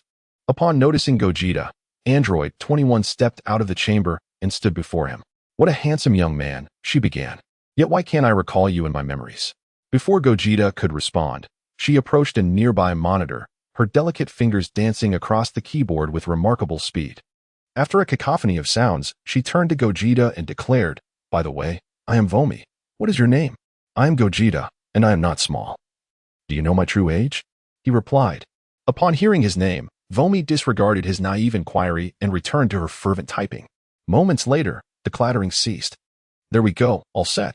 Gogeta, dear brother, I need to return to the sleep chamber for another half hour. You will wait for me. Won't you? Gogeta, maintaining an impassive expression, felt his CPU overheat with confusion. How does she know I will wait for her? What did she manipulate on the computer to return to the chamber? After all, androids 17 and 18 had emerged, eliminated Dr. Gero, and departed without a backward glance, so unlike this woman. Shaking his head, Gogeta resolved to meditate, dismissing these chaotic thoughts. Half an hour later, with a hiss, the sleep chamber door opened, startling Gogeta from his meditation. As he watched Vomi emerge, he prepared to inquire, but was interrupted by her words. Let us exit. We can discuss matters later. I have no desire to remain here any longer. With that, she took Gogeta and Appo's hand and led him outside. Feeling her touch, Gogeta and Appo's face flushed, and he averted his gaze to avoid her noticing. Inside, two inner voices clashed. By the gods, is this what a woman's hand feels like? Incredible, so soft. Foolishness. Women only hinder my fighting speed. First page of the fighting manual. Prioritize the one who captures my heart. As the two argued, the soul from a past life interjected. You too cease. Only children grapple with choices. Adults embrace both combat and women. Ultimately, Gogeta heeded his instincts and allowed himself to be led out into the open. To his astonishment, Vomi lifted him into the air. You can fly? Ignoring his naive question, she conjured an energy sphere and hurled it downward at the laboratory. Boom. The lab erupted into chaos, yet remnants of its former structure remained discernible. Gogeta, inspired, conjured his own energy sphere and nonchalantly released it. Boom. The explosion created a crater with a diameter of 100 meters. Vomi gazed at the gaping pit, her grip on Gogeta's hand tightening. Her expression shifted from strange to elated as she murmured, Indeed, he has grown fearful. Chapter 47. Entangled by the Enchantress. My name is Vomi, an external researcher for the Red Ribbon Legion. Upon my employment, I was assigned to a project focused on the creation of artificial humans. I was not alone in this endeavor. My colleague, Gro, accompanied me. Over time, we discovered each other and Appo's remarkable intellect, and our research progressed exceptionally well. Thus, we embarked on the creation of artificial beings, producing numerous robots. However, the leader of the Red Ribbon Legion sought human-like androids, compelling us to classify our metallic creations as failures and delve deeper into our research. At long last, we successfully transformed a living individual into android number 8. Elated, we proceeded to develop android number 9, aiming to enhance its functionalities. To our dismay, however, androids 9 through 12 met with failure and were deemed obsolete. After a brief hiatus, Gro suggested that I bear his child, arguing that our superior intellect would yield exceptional offspring. Preoccupied with research, I disregarded his advances and instead constructed a machine to assist in extracting my eggs on ovulation day. I presented the vial containing my eggs to Gro, who merely glanced at it before walking away, disappearing for a week. Curiously, during his absence, I noticed a complete set of my personal belongings had vanished. Upon his return, Gro refrained from mentioning children, which relieved me, as I found the topic quite burdensome. Undeterred by our previous failures, we analyzed the shortcomings of androids 9 to 12 and drew inspiration from the successful android number 8, ultimately producing androids 13, 14, and 15. Meanwhile, Gro busied himself with crafting small reconnaissance robots, releasing them into the world without any apparent purpose. Additionally, Gro's experiment with in vitro fertilization yielded 2 children. Yet upon meeting them, I felt no emotional connection. Later, Gro, in a fit of madness, ambushed me and rendered me unconscious. When I awoke, I discovered that I, too, had become an android. How absurd. It felt as though something was altering my very being. I encountered a charming young man who inexplicably brought me comfort and tranquility. Approaching a nearby computer, I reviewed my data and entered a command using the young man and Appo's name. After resting for half an hour in the stasis chamber, I was delighted to find him waiting for me. Surrounded by my new reality, I yearned to leave this place, taking the young man and Appo's hand as we stepped outside. For the first time, he appeared shy. What? Which fellow is afraid? That's a story for another time. Let us depart first. We ventured into the city, searching for a CAF, yet after much wandering, we found none. Shall we try them all? Surely there must be a CAF inside, suggested Woodite. I trust your judgment, I replied without hesitation. After a brief walk, we indeed located a CAF within a shopping mall and settled into a window-side seat. What shall we drink? I don't know. Something random. Then let us have 2 cups of black coffee. Before Wujite could inquire further, I recounted my experiences from beginning to end. Wujite listened intently, recalling the last time he had been so engaged in another and Apos' story, during a company meeting when he was baffled as to why he was included. Nevertheless, he took notes, albeit in a disorganized fashion, only to later realize that the meeting was a prelude to terminating our positions. Wujite and Apos' focus was so intense that he failed to notice a bald man outside observing him. I, however, did take note, but seeing that the bald man posed no threat, I chose to disregard him. Below, Clin watched for a moment, noting our engrossed conversation before mentally cataloging the scene to share with others. So you have 2 children? Sort of, but there are no emotions involved. One could say there are none. Goodness, what a blunt question to start with. So is Grow your boyfriend? No. Wujite, is your brain merely ornamental? How could you even ask that? Who needs a brain when I and Apos, am this strong? If I need to think, it simply means I and Apos, am not strong enough. So, you intend to cling to me? Yes. Your thought process is quite expansive. How do you connect those 2 questions? Suddenly, a commotion erupted in the area below, prompting Wujite to hasten downstairs. Though it was not his concern. He wished to escape the enchantress and Apos' presence for a moment of clarity. I watched as Wujite fled, choosing not to follow. From the window, I noticed the bald man returning, while 2 twins dashed out of the mall, each clutching brand new clothing. So, this is what Grow's research on artificial humans has yielded. Technology appears quite advanced. It seems my suspicions were correct. The creation of artificial beings indeed requires the modification of human bodies. I rose to stretch, the curves of my figure subtly visible beneath my lab coat.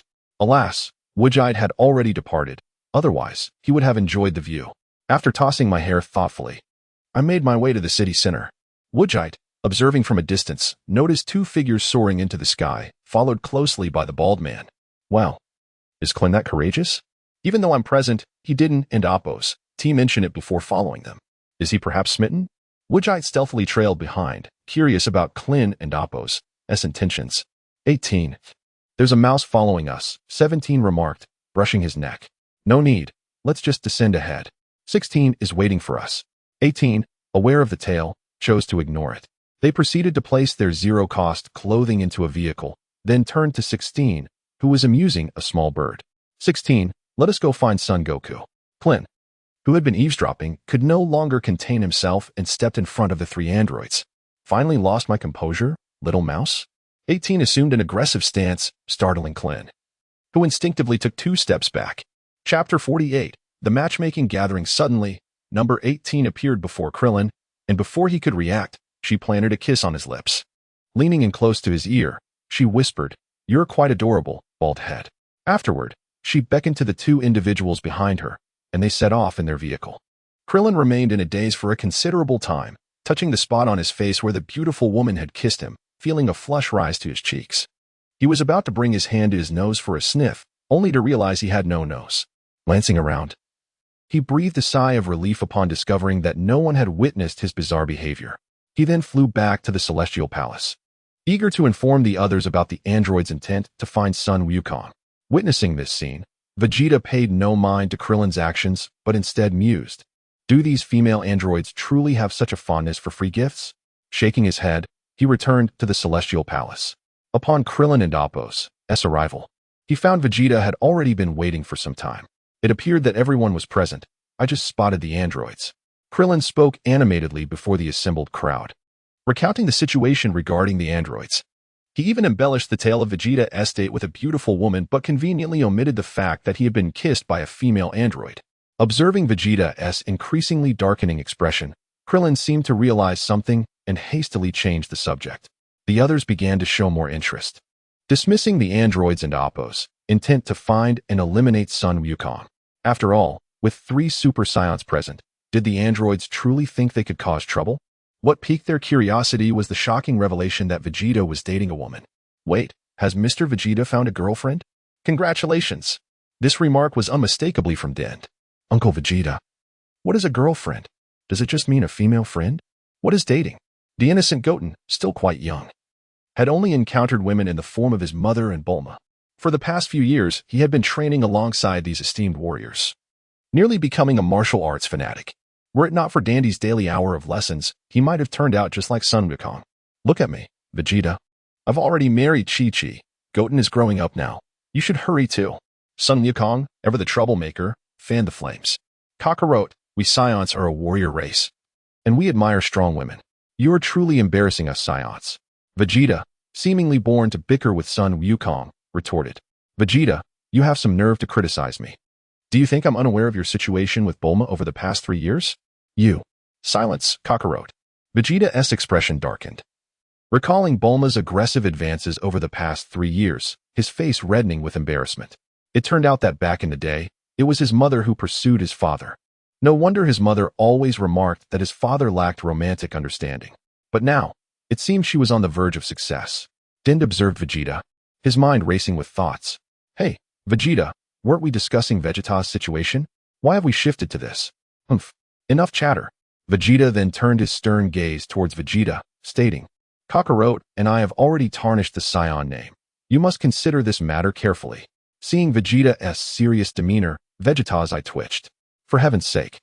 Everyone knows that Chi-Chi and Bulma are the strongest women on Earth in the Dragon Ball universe.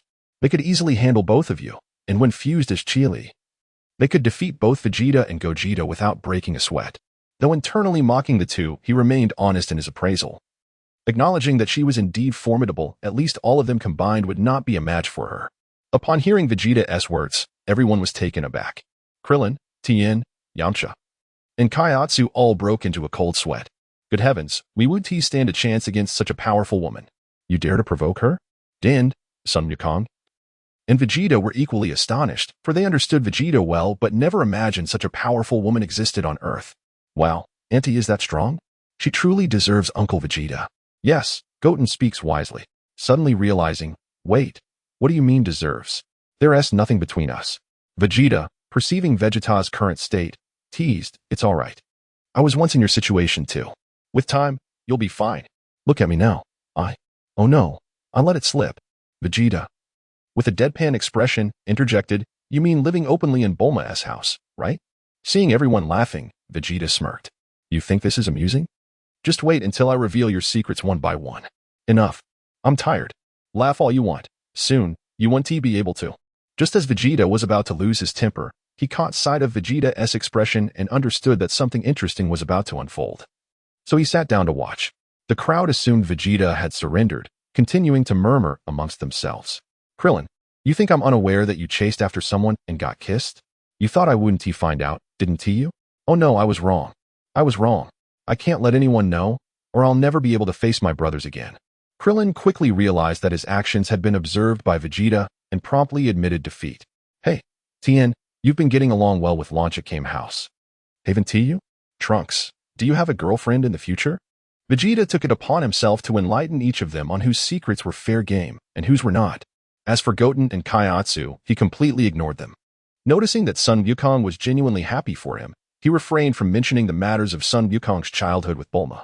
Regarding Dandy and Piccolo, Vegeta remarked that as long as they wanted children, they just needed to wait a few more years, and they could produce eggs at will. Trunks suddenly regained his senses, realizing that Vegeta knew his name, which he had never mentioned to him, and questioned how he was aware of my. Vegeta, noticing Trunks looking at him with confusion, understood his unasked questions but chose not to respond. He certainly wouldn't divulge that the young and beautiful Mai was already over 50. Suddenly, a voice broke through the air. This is bad. People have vanished from a specific area in West City, leaving only a pile of clothes behind. You all must come and see. Dandy rushed before everyone, explaining the situation. People have disappeared, but their clothes remain. It must be that individual. However, I destroyed the laboratory. So this can't be the other dimensional cell, can it? Chapter 49. Perfect cell. Very well. You all continue to search separately. If you happen to find something, do remember to inform the others. Do not indulge in selfishness, Goku suggested to the group, casting a meaningful glance at Krillin. Krillin remained speechless, unable to retort, aware of his previous transgressions. However, the new android appeared to be a monstrous entity that devoured others. Would he foolishly approach it, inviting its affection?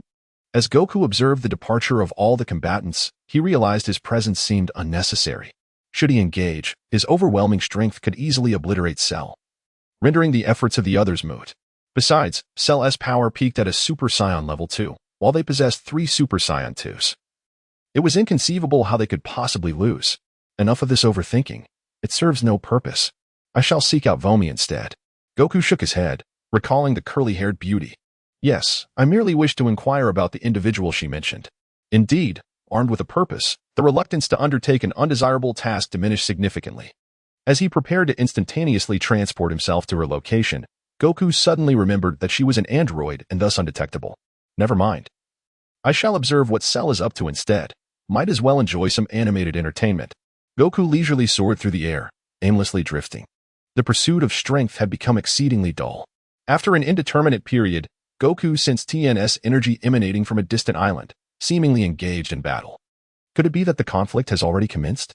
With newfound motivation, Goku set his course towards the fray. Kikaho. Tien, suspended in the air, formed his hands into a triangular shape, unleashing a highly dense energy attack directed at the second form of Cell. The terrifying energy instantly drove Cell into the earth. But soon after, he erupted forth, only to be met once again by another Kikaho. The timing of his arrival was serendipitous. The thrilling spectacle was just beginning. Goku watched the familiar scene unfold below. Finally, the others have arrived. I shall conceal myself for the moment. At that instant, Tien could no longer endure. He was swiftly incapacitated by a casual strike from Cell, with no further regard for the adversary who had momentarily restrained him. Cell turned his attention to the android 18 on the ground. Allow me to absorb you, 18. Wait, I'm 17. Do you not remember me? Come here. With his strength greatly augmented after absorbing 17, Cell intended to overpower 18. However, his efforts proved futile. He then attempted to deceive her by mimicking 17's voice, hoping to coax her into submission. This ploy momentarily stunned 18, prompting Krillin to intervene, stepping protectively in front of her. Goku, observing Cell and Appo's childish tactics, mused that 18 would surely not fall for the ruse, yet she appeared to be momentarily unsettled by the voice of 17. Had Krillin not unexpectedly appeared, startling Cell, the latter could have swiftly absorbed her in that instant of distraction. Witnessing Krillin confront Cell for 18's sake filled Goku with admiration. 18 regarded the bald-headed warrior before her, the one who blushed after a mere kiss, displaying unexpected bravery. Get out of the way. I plan to die with this creature. I possess a bioexplosive. The moment I am absorbed, I will detonate it, and no one will escape. 18 produced a remote control, urging Krillin to flee. No. You must remain calm. There must be a solution. My companions will arrive shortly. Indeed, let us discuss this rationally. Such a perilous device must not be recklessly employed. Cell, while momentarily startled, was not afraid of the bioexplosive itself, but rather concerned that he had traversed dimensions only to fail in absorbing 18 and attaining his perfect form. The standoff persisted, teetering on the brink of disruption. At that moment, Goku and his 3 companions arrived, prompting Cell to sense impending danger and attempt a preemptive strike. Solar Flare. Krillin executed the technique, seizing 18 and Appo's hand as they fled, leaving a blinded Cell wailing in despair. Do not engage. I shall take care of this foe first, Vegeta declared, stepping forward. He then transformed into a Super Saiyan and charged at Cell. With Cell still blinded, Vegeta swiftly delivered a powerful kick, sending him crashing into the ground, creating a massive crater from the impact. Without granting Cell a moment to recuperate, Vegeta seized his tail and hurled him skyward, unleashing a barrage of energy blasts. The relentless assault continued, each strike reverberating through Cell, as if seeking to shatter all his bones. The Saiyans, renowned as warriors, exhibited enhanced endurance alongside their amplified strength, and Vegeta had been attacking for nearly 10 minutes. Goku, observing from above, recognized the profound impact of his training. Boom. Cell was again driven into the earth, while Vegeta hovered above, slightly panting. Thanks to the Namekian cells within Cell, he could restore his injuries using a fraction of his energy, yet he remained grounded, regaining strength. Seeing the lack of movement below, Vegeta resolved to investigate. Solar Flare. However, as he approached Cell, a blinding light seared his vision. Indeed, Cell possessed the cells of all Z fighters, allowing him to learn their techniques with a mere glance. Seizing the opportunity, Cell vanished, tracking down 18. Meanwhile, Krillin and 18 found refuge in what seemed a safe location, pausing to catch their breath. For once, Krillin took charge, snatching the remote for the bioexplosive and crushing it underfoot. My companions have arrived. They will surely handle Cell, so you need not make the ultimate sacrifice. Understanding that Krillin acted out of concern, 18 refrained from further protest. Suddenly, Cell erupted from the ground, positioning himself perfectly between the two. I have found you, 18. Become my sustenance. In an instant, his tail extended, absorbing 18. As her consciousness faded, she cast a regretful glance at Krillin, then darkness engulfed her bright world. Curse you. Bald head. If I survive, I shall kiss you once more. How infuriating. Kienzan. Krillin watched in horror as 18 writhed within Cell's tail, nearing the brink of absorption. Without a moment to ponder how Cell had arrived there, he rapidly concentrated energy into a Kienzan, hurling it towards Cell in a desperate attempt to sever his tail and rescue 18. Chapter 50. Krillin's cultivation for love. Yet he was still a step too late. As the spirit bomb was poised to sever Cell and Amp, Appo's tail, Android 18 had already been absorbed by him, instantly commencing his evolution. The energy radiating from him shattered the spirit bomb, leaving Krillin filled with regret over his own weakness, ultimately forced to retreat. Goku and the others sensed a tremendous energy fluctuation emanating from another island and hurried over, coincidentally encountering Krillin. Goku, Android 18. She was absorbed by Cell. Krillin exclaimed, unable to contain his sorrow upon seeing his dear friend. His words faltered, laced with a hint of tears. I finally felt a spark of love. And that scoundrel Cell made me lose so completely. Damn it. Goku and Vegeta, one with a wife and the other with a fiancée, empathized with Krillin's feelings, yet found themselves at a loss for words to comfort him. Dawn and Amp, Appo's, worry, Uncle Krillin, we and Amp, Appo's, rescue Aunt 18. Leave it to us, Goten interjected, breaking the awkward silence between the two. Thank you, Krillin replied, his heart brimming with gratitude towards his companions. Amid their conversation, Cell had evolved into his perfect form. Basking in the surge of his newfound power, a smug grin spreading across his face. With the cells of science coursing through him, Cell's arrogance swelled alongside his strength. Floating in the air, he addressed them. Baldy, the android you wish to protect has been absorbed by me. Do you not seek revenge? He continued, in 7 days. I shall host a tournament known as the Cell Games, inviting martial artists from around the globe. If you prevail, you may do as you wish. Otherwise, I will annihilate all of Earth's inhabitants and obliterate the planet. He added ominously, I'll be at this specific location, hoping you will attend, before departing with a knowing smile. Observing Krillin and Appo's worried expression, Vegeta spoke up.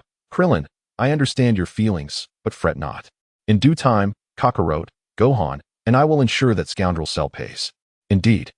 Let us return and inform Vegeta and the others about this matter, Goku suggested, noticing that Krillin's emotions had stabilized.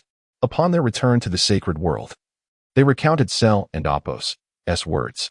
Meanwhile, Cell had made his way to a television station, broadcasting the announcement of the Cell Games to the world. Consequently, the residents of West City were engulfed in an unprecedented migration, with a long line of vehicles snaking down the roads, their horns blaring in a cacophony of sound. At the forefront, a car waited for a herd of cattle to leisurely cross the road, indicative of the peculiarities of traffic jams. From his vantage point in the sky, Cell surveyed the panicked crowd below, a satisfied smile gracing his face. Fearful are you? Frantic are you? No matter how far you run, ultimately, I shall destroy the earth. He mused. For now, I shall commence the preparations for the arena. Once I emerge victorious, ha ha ha. Cell arrived at the designated location, commencing the meticulous construction of the arena. The ultimate android, Cell? I can't believe that Dr. Gero managed to create such a being, remarked Dr. Briefs, watching the broadcast with a disdainful expression. Nevertheless, with this monster scaring everyone away, property values will drop, allowing me to save a considerable sum. Though I am not short on funds, every bit saved helps, especially since maintaining a scion is quite the expense. As an external researcher for the Red Ribbon Army, Dr. Briefs had been tasked with the most challenging android projects. With the Army being the foremost military force on Earth, he had amassed considerable wealth during his tenure, originally intending to retire and travel the world. Yet, he now found himself embroiled in the world of androids. In 7 days, I suppose my brother Vegeta will attend as well. I must seize the opportunity to acquire shares in the Capsule Corporation. In light of the unfolding events, Vegeta proposed another venture into the hyperbolic time chamber for precautionary measures. Is anyone willing to join? He inquired, emphasizing the need to enhance their powers swiftly in light of the current predicament and the upcoming tournament. I will go. This time, I must enter, Krillin declared resolutely. Driven by love, in the pursuit of his own happiness, he was determined to grow stronger. His fervor inspired those present, leading them to collectively decide to enter the chamber. However, this will likely be our final use of the hyperbolic time chamber, Vegeta remarked with a hint of melancholy. Why? Such a splendid training ground. Why is this our last time? The group questioned, puzzled. If you can help us break the rules of the chamber. Shouldn't we remain inside until our powers are formidable enough to emerge?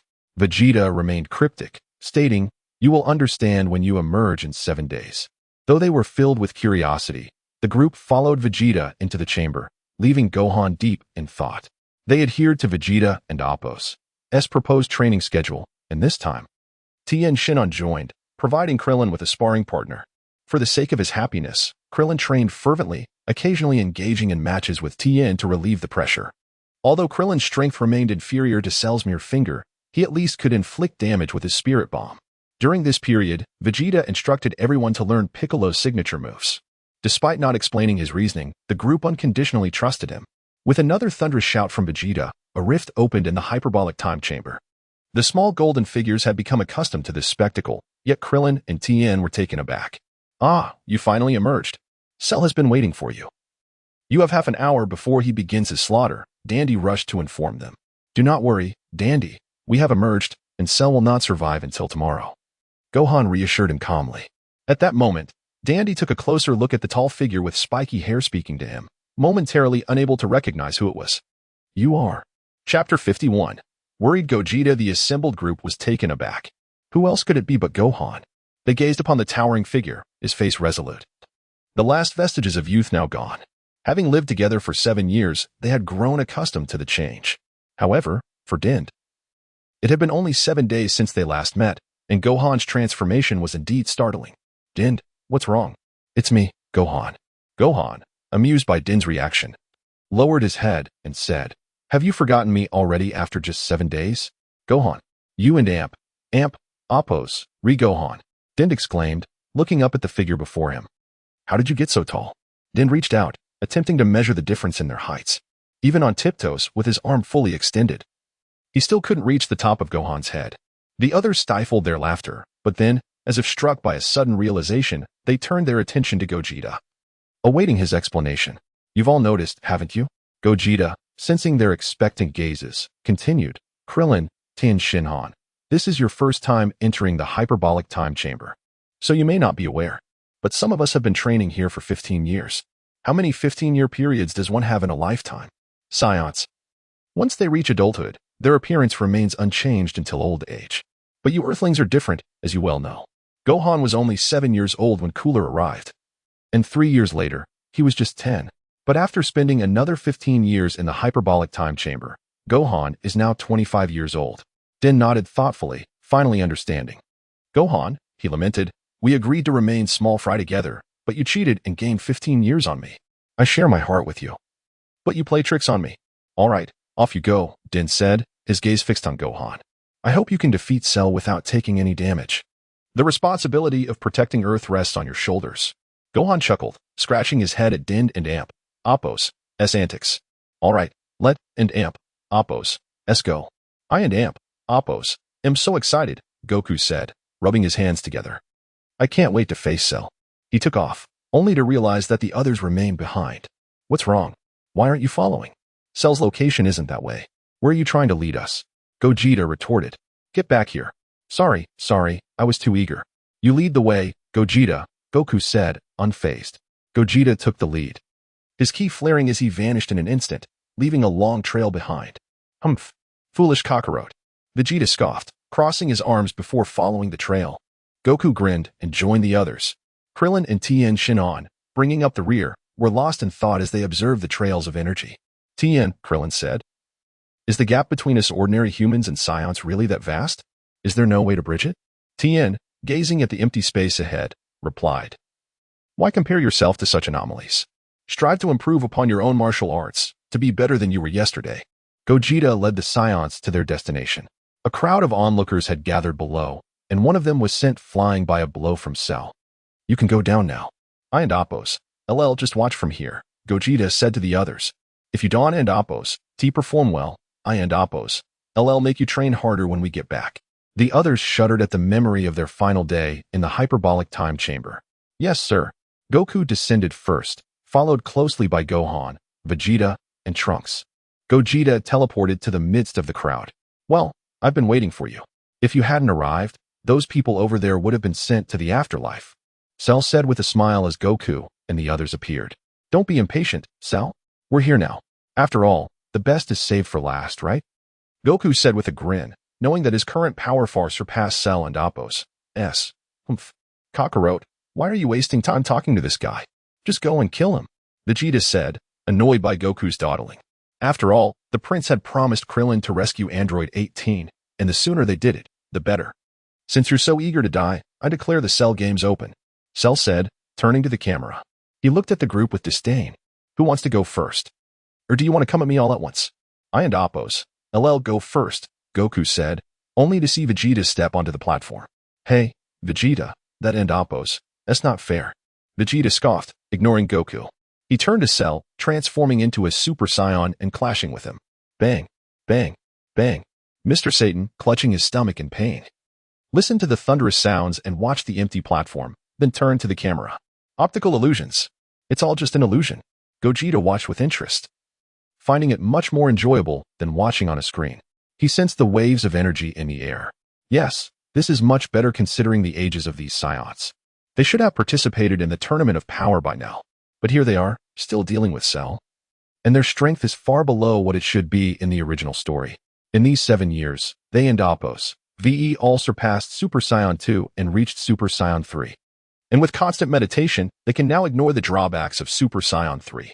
Even Trunks has broken through the limits of Super Saiyan 1, surpassing Super Saiyan 2 and reaching Super Saiyan 3. After all, he's been training like mad to protect his mother in the future. It seems like it and Appo's time for Goku and Vegeta to grow their tails back. With their current base power, Super Saiyan 4 should be a natural progression.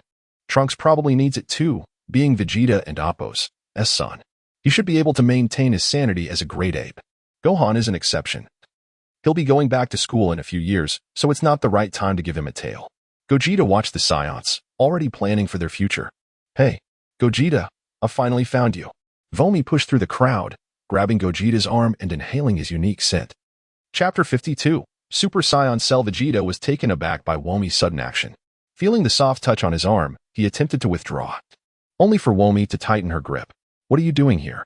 Since I cannot resist, I shall simply enjoy this, he mused. You and Appo's, Rhea scientist, Arin and Appo's to you? Why are you here instead of conducting research?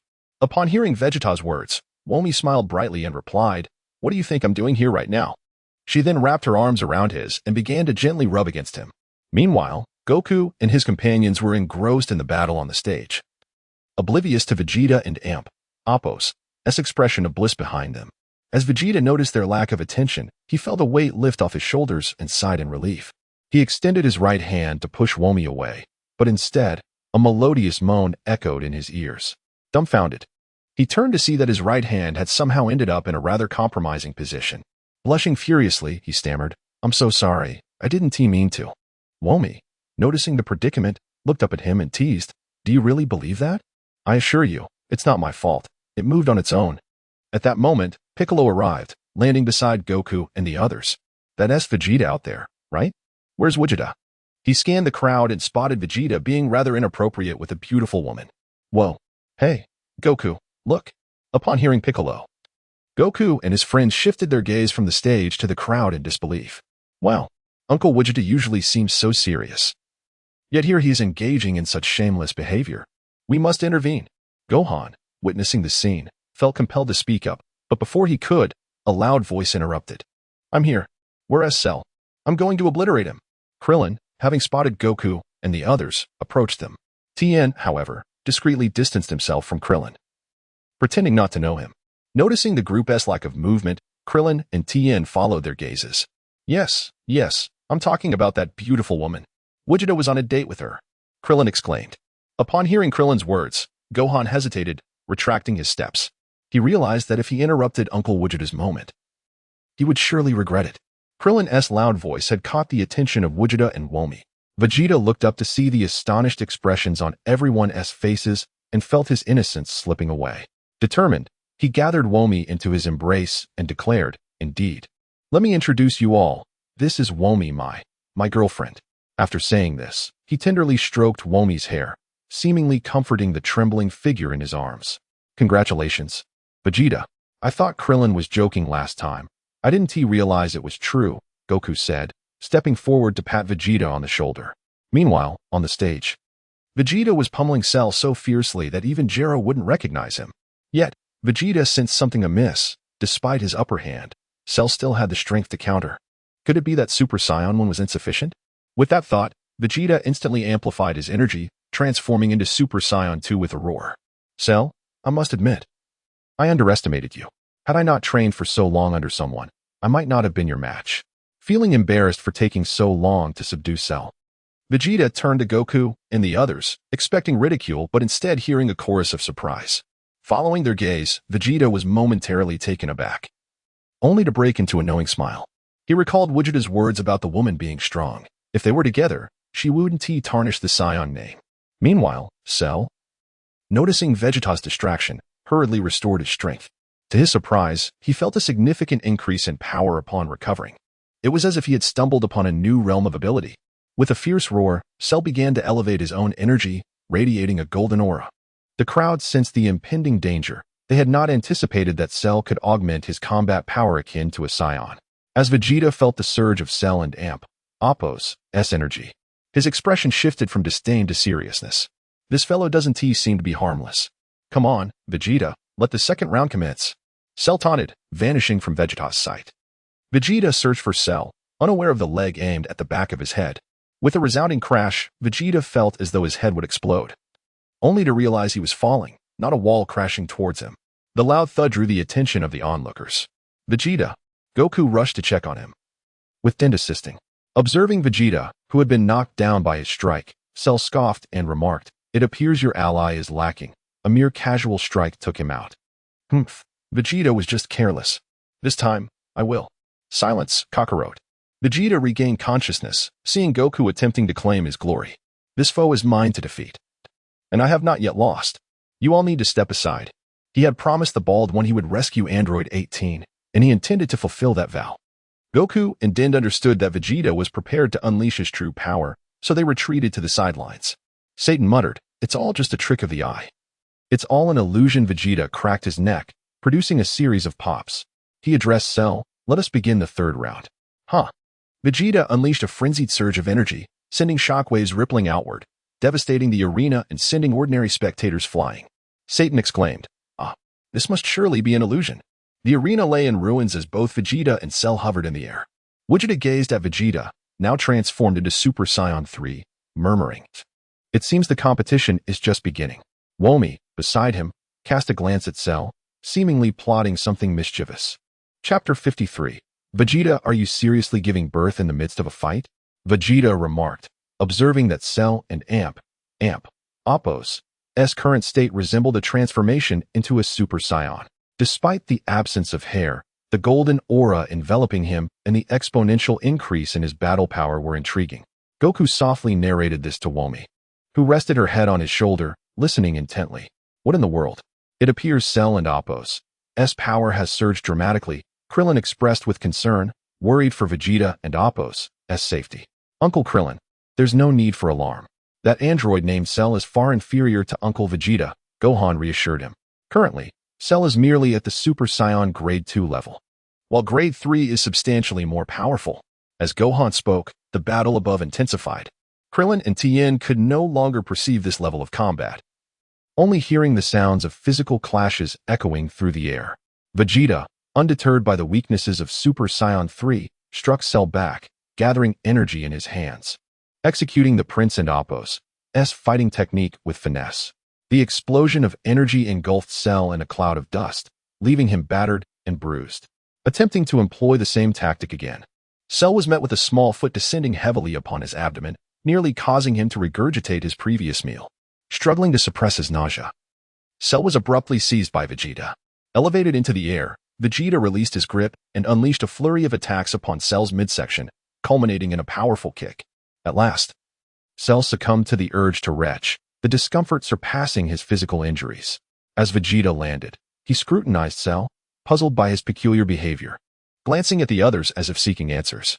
Upon receiving a nod from Goku, he felt reassured as he observed Cell and Appo's distress. Suddenly, Cell let out a horrifying scream, reminiscent of childbirth, as his tail thickened ominously. Vegeta was taken aback, questioning how the battle had escalated to this point. I remember striking you quite fiercely in the abdomen. Surely the offspring wouldn't perish, would they? With a sudden splatter, a woman's body emerged from Cell, covered in a viscous, unidentified liquid. Hey, Baldy, Vegeta shouted. Krillin, witnessing this shocking event, rushed over to retrieve Android 18, seemingly unfazed by the gooey residue covering him.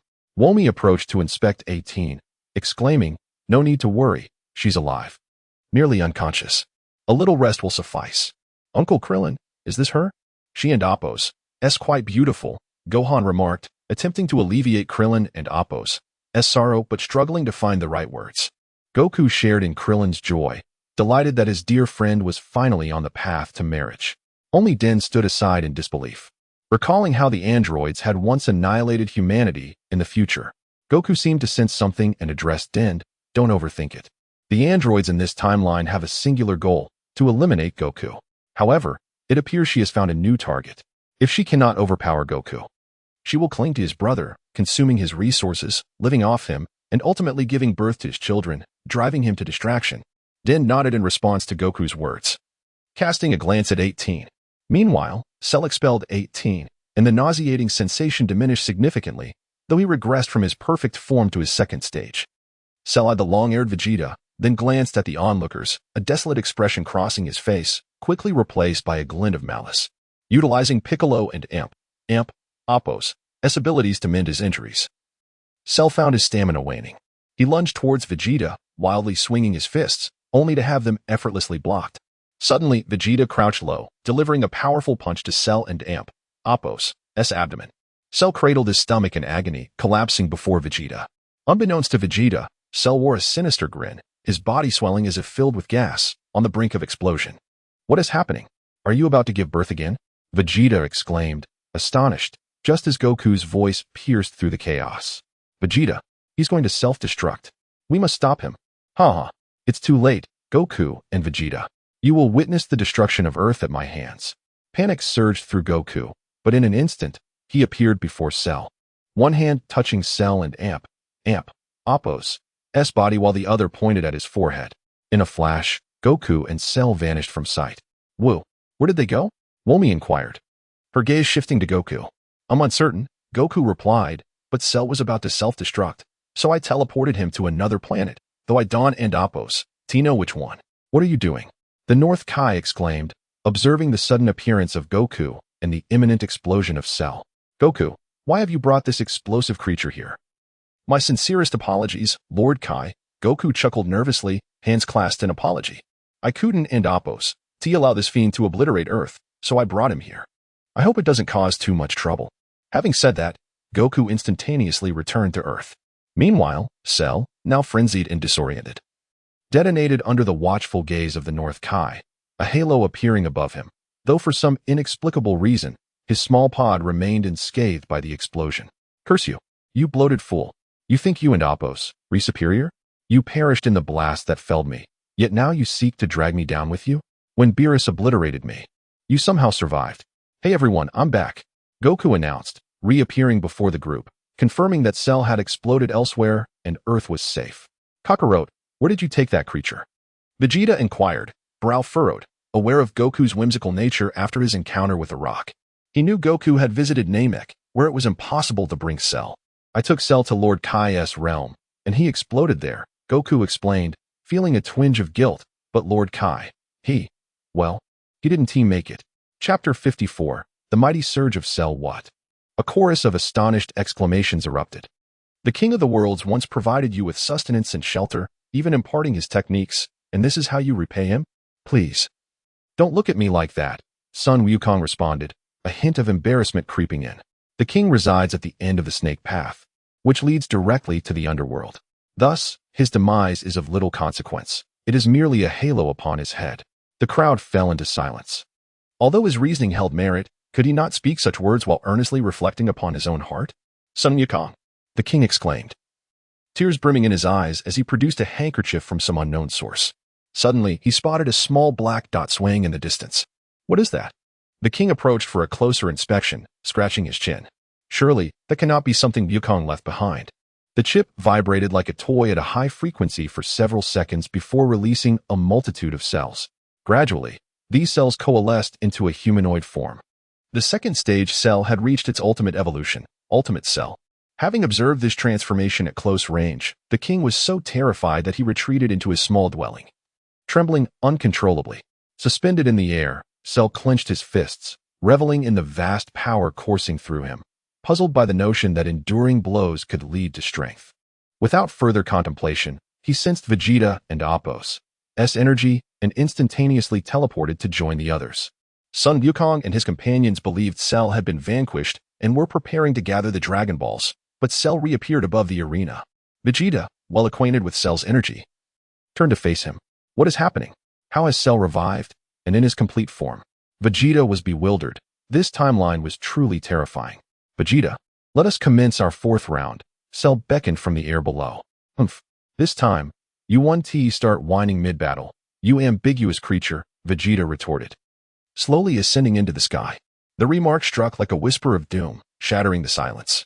Cell and Appo's handsome visage twisted into a ghastly expression, and instead of retaliating, he unleashed a surge of energy, radiating a golden aura. The ferocity of Cell and Appo's power left the crowd in awe. How could he have grown stronger once more? Krillin despaired. Krillin, take Android 18 back to the sacred temple and have Dandy assist with her treatment, Gohan urged gravely. It and Appo's too perilous for you to remain here. Though his words were harsh, they were spoken with the utmost concern for survival.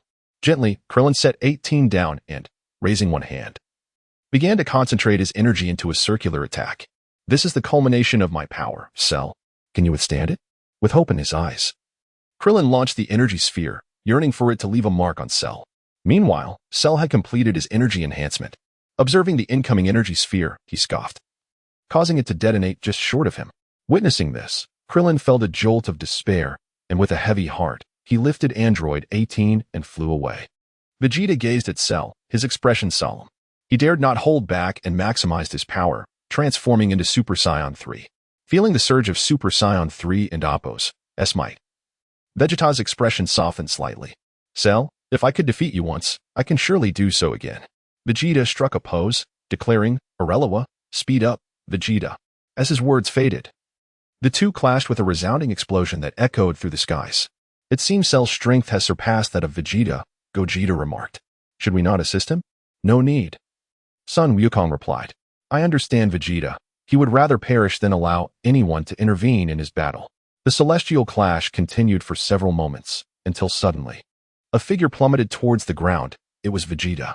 Staggering to his feet, he gasped. How can he be this strong? This is Super Saiyan 3. Cell accelerated, diving toward Vegeta to initiate another round of attacks. At this juncture, Vegeta found himself unable to retaliate, resorting solely to defense, although their previous exchanges had been evenly matched. With both sustaining injuries, Cell ultimately held the upper hand. As Cell continued his onslaught, Vegeta and Appo's defeat loomed near. ISN and Appo's. That right, Gogeta? Yamcha inquired, glancing at Gogeta. Am I not correct? The onlookers were taken aback by this address, yet they turned their attention to Gogeta, eagerly awaiting his response. Indeed, Vegeta is on the verge of defeat. During his time in the hyperbolic time chamber, he focused solely on transformation, neglecting the enhancement of his base combat prowess. Ultimately, his Super Saiyan may 4th not even match your Super Saiyan 3, Gogeta explained. Such a level of combat was utterly beyond Krillin's reach. Tien, with his 3 eyes, could barely perceive the shadows of the fighters. As Vegeta was once again forced back, Cell began gathering a blue energy sphere in both hands, announcing Kamehameha. Blue light shimmered through his fingers, ready to be unleashed. In response, Vegeta quickly stabilized his stance and began to coalesce a yellow energy sphere of his own. Final flash. Blue arcs of electricity flickered around as the two energies collided, resulting in a stalemate. This is dire. Should such a powerful energy explode on Earth, it would surely be obliterated from the northern galaxy, Gogeta observed, acknowledging the potential devastation. As Gogeta finished speaking, Cell exerted his strength, expanding the blue energy wave, which swiftly engulfed the yellow energy. "Look out, Vegeta!" Sun Wukong shouted, teleporting to rescue the exhausted Scion. In the cosmos, a brilliant blue light erupted from Earth, lingering for an extended moment before gradually fading. Cell, panting heavily, watched as Sun Wukong saved Vegeta without a hint of anger, while mending his own injuries. He addressed the others below. "Vegeta has been defeated. Who will you send this time, or shall you all come together? Perhaps you should join forces." Gogeta suggested to the three small figures.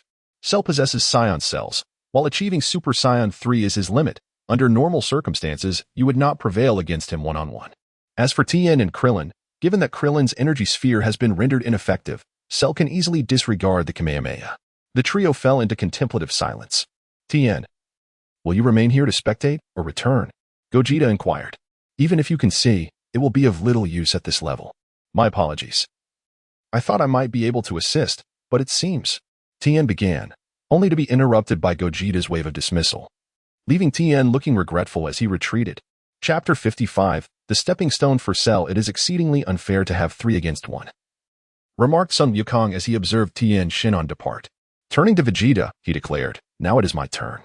With that, he effortlessly transformed into Super Saiyan 3, instantaneously appearing before Cell. "Humph, do as you please," Cell retorted, gazing at the airborne Sun Wukong. Vegeta, understanding the underlying intent, silently glanced at Gohan. Realizing that Wukong intended to elevate Cell's power once more, using Gohan as a mere stepping stone. "Sun Wukong, I eagerly anticipate our clash," Cell smiled ominously. "Soon, I shall render you half dead, forcing you to witness the demise of your friends and family before annihilating the Earth." "Enough of your prattle. Let us begin," Wukong scoffed, gesturing dismissively at Cell, while his other hand coalesced a sphere of energy. Those Cell possessed Piccolo's cells, granting him a level-headed demeanor. The sudden surge of power had rendered him overly arrogant and emotionally unstable. With a mere flick of his wrist, Wukong caught Cell and Appos, punch effortlessly, raising his other hand to present the energy sphere before Cell's face. Cell attempted to break free, but Wukong's grip was unyielding. Leaning forward, Wukong pressed the energy sphere against Cell's visage, unleashing a fierce energy wave that engulfed him. "Since when has your fighting style mirrored mine, Wukong?" Vegeta mused in astonishment. "Could it be that I influenced your techniques during our time in the hyperbolic time chamber?" Nearby, Din felt a rush of excitement at Vegeta's words. "So, even Wukong's brother is this impressive in battle." As Wukong held Cell's fist, the latter fully absorbed the energy wave, resulting in steam billowing from his head. Seizing the moment of distraction, Wukong pulled down with his left hand, delivering a knee strike to Cell and Appos' chin. Releasing his grip, he executed a spinning kick that connected with Cell's skull. Upon triggering a combo, Wukong accelerated, intercepting Cell with a flurry of strikes. After a series of blows, Wukong employed Vegeta and Appos' signature technique, hurling multiple energy spheres at Cell, culminating in a final Kamehameha wave. With a resounding explosion, Cell and Appos' body fell limply to the ground. Sensing something amiss, Wukong pondered why Cell appeared so weakened. Hovering in the air, he awaited the dissipating smoke to assess the situation. To his astonishment, Cell had already mended his injuries and stood up, emitting a cold snort as an invisible aura dispersed the obscuring smoke. "Kamehameha. Sun Wukong, do you not fear that I might evade your attack, given that Earth lies behind me?" Cell scoffed, unable to fathom Wukong and Appos' audacity. Just as he made a move, Wukong vanished from the sky. "What? He here." In an instant, Wukong reappeared before Cell, unleashing the energy wave that consumed Cell's form. The ensuing explosion confirmed a direct hit. Vegeta gasped in disbelief. "What the hell? Our flash?" As the smoke cleared, Cell reemerged, catching his breath. "Sun Wukong, the warm-up is over. Let us commence the second round." No sooner had he spoken than Cell vanished, delivering a vicious kick aimed at Wukong's nape. Sensing the wind behind him, Wukong swiftly turned and raised his hand to block, but lacking a stable foothold in midair. He was propelled back several hundred meters by the impact. Cell reappeared above him, preparing to deliver a hammering blow, only to strike nothing but air. Illusionary punch. Cell was taken aback as Wukong countered with a kick from behind, which also missed. Learning quickly, Arin and Appos, "Tu?" Wukong commended, deftly employing the illusionary technique to evade Cell and Appos' onslaught. The duel ensued for a solid 2.5 minutes, culminating in Wukong executing a solar flare to blind Cell before delivering a powerful blow to his lower back. Ah! Cell screamed in agony, quickly grasping Wukong and Appos, as hand as the latter attempted to strike his face, only to be caught as well. The two locked fingers, engaging in a fierce struggle in midair. Their combined energy collided, causing the earth to tremble, and a tempest of wind, lightning, and thunder ensued. Then, feeling the overwhelming force, sensed something stirring deep within him. Struggling to contain it, he trembled slightly, clutching Vegeta's arm for support. Vegeta, expressionless, glanced over before resuming his focus on the airborne battle, though his attention was increasingly drawn to the comforting sensation of Din's touch. Wukong felt himself gradually losing ground. Tilting his head back, he delivered a powerful strike to Cell's nose, causing it to cave in. In pain, Cell released Wukong and recoiled, clutching his nose.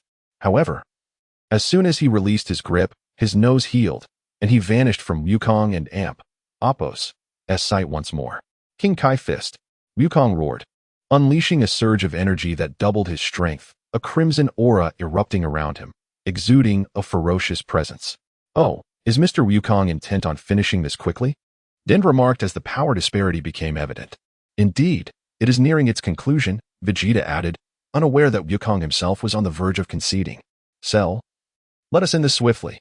With a thunderous boom, Wukong amplified his energy once more, and Cell was sent flying back. Accelerating, Wukong pursued him. Realizing the precarious situation, Cell initiated instant transmission to appear behind Wukong, launching a kick toward his back. However, Wukong felt no impact. He swiftly accelerated to Cell's side, delivering a punch aimed at Cell and Appos' face. Cell turned, attempting to evade, but found himself immobilized, as if locked in place, a single thought flashing through his mind: death. Consequently, Cell took the full brunt of Wukong and Appos' punch, sent reeling backward, the force making him feel as though his head might explode. Struggling to regain his balance, he noticed a blue light glowing in the distance. Kamehameha. I surrender. What? What did you say? Cell, incredulous, repeated you what? Wukong reverted to his base form and reiterated, I surrender, I lack the strength to continue. With that, he slowly descended to join his companions, addressing Gohan. Gohan. I can no longer fight. Cell is in your hands now. Casting a glance at Vegeta, he settled beside him to rest. Dad, worry not. I shall defeat him, Gohan promised, though he struggled to comprehend why his father had made such a decision, especially when Wukong's final Kamehameha wave could have obliterated Cell entirely. As Cell descended slowly, he once again healed his injuries amidst their conversation, his power surging to new heights. You lot are merely paving the way for that little brat. Aren't you? Then I shall kill him, ensuring your efforts bear no fruit. Cell's expression turned cold as he fixed his gaze on the approaching Gohan, a sinister thought crossing his mind. Chapter 56. The beast Cell was not foolish. After all, he possessed the cells of Piccolo, and with a little contemplation, he could easily deduce the situation at hand. Hey, you must be the last contestant, Cell remarked, eyeing the distant figures of Goku, Vegeta, and Din. It seems they are nurturing you, using me as a stepping stone. Upon hearing Cell's words, Gohan remained silent, his mind echoing the encouragements of Uncle Vegeta and his father. Gohan, you are strong. Believe in yourself. If you desire it, you can become the strongest fighter of the future. A spark ignited in his eyes, and his gaze sharpened with determination. Cell observed the sudden surge in Gohan's aura. Feeling an inexplicable tension in his chest, he realized that if he did not take this seriously, he might not survive this encounter. TCH. Cell began to amplify his energy, sensing the relentless power coursing within him, a smirk forming at the corners of his mouth. With this power, how could I possibly lose?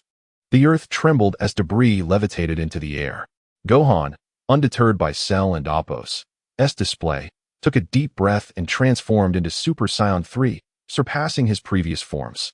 Uncle Vegeta had taught him that when facing an evenly matched opponent, one should exhibit their full strength as a sign of respect.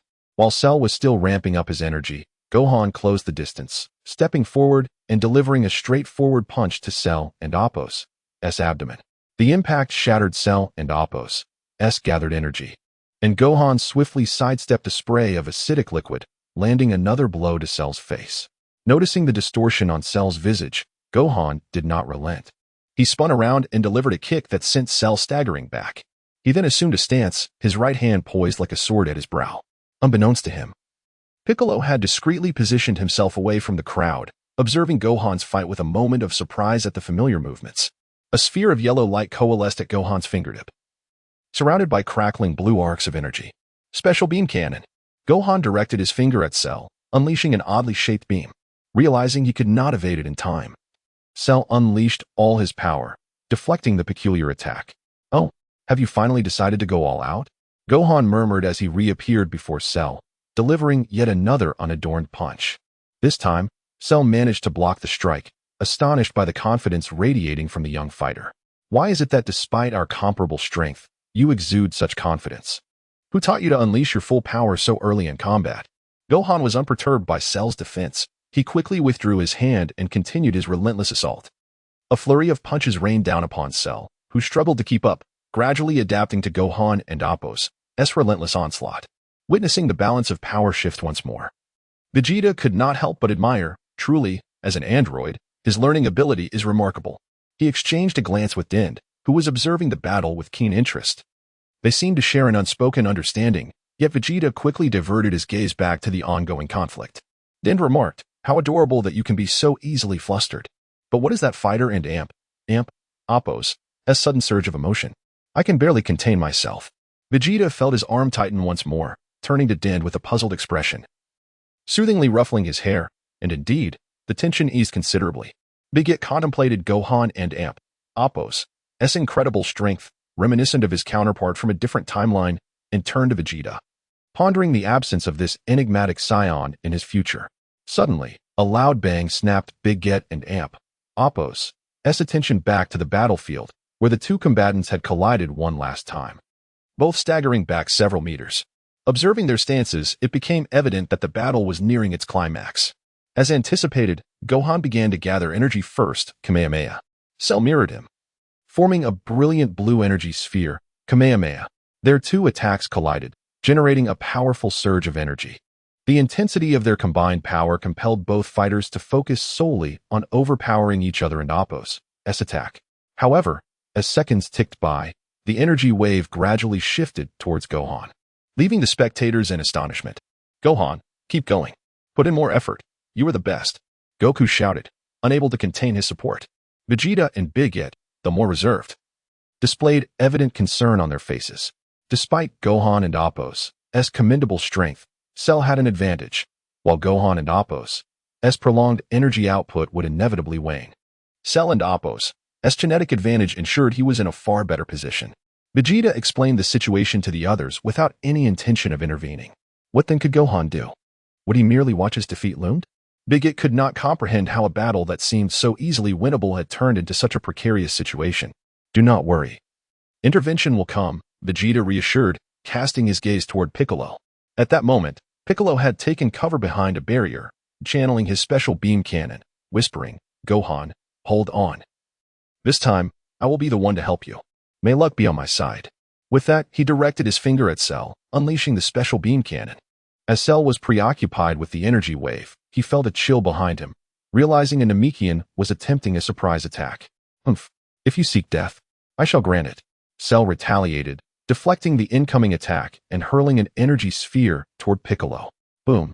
The explosion drew Gohan's attention, and he recognized the devastating power of that energy ball, fearing for Piccolo and Appo's safety. "Uncle Piccolo, no?" As the realization struck him that Piccolo might perish once more because of him, a surge of fury ignited within him, racing to his brain. Below, Goku, Vegeta, and Vegetto all noticed Gohan and Appo's transformation, oblivious to Vegeta and Appo's sudden disappearance. In that moment, Gohan and Appo's pupils turned crimson with rage, and his golden hair, previously cascading down, now stood upright, shimmering silver.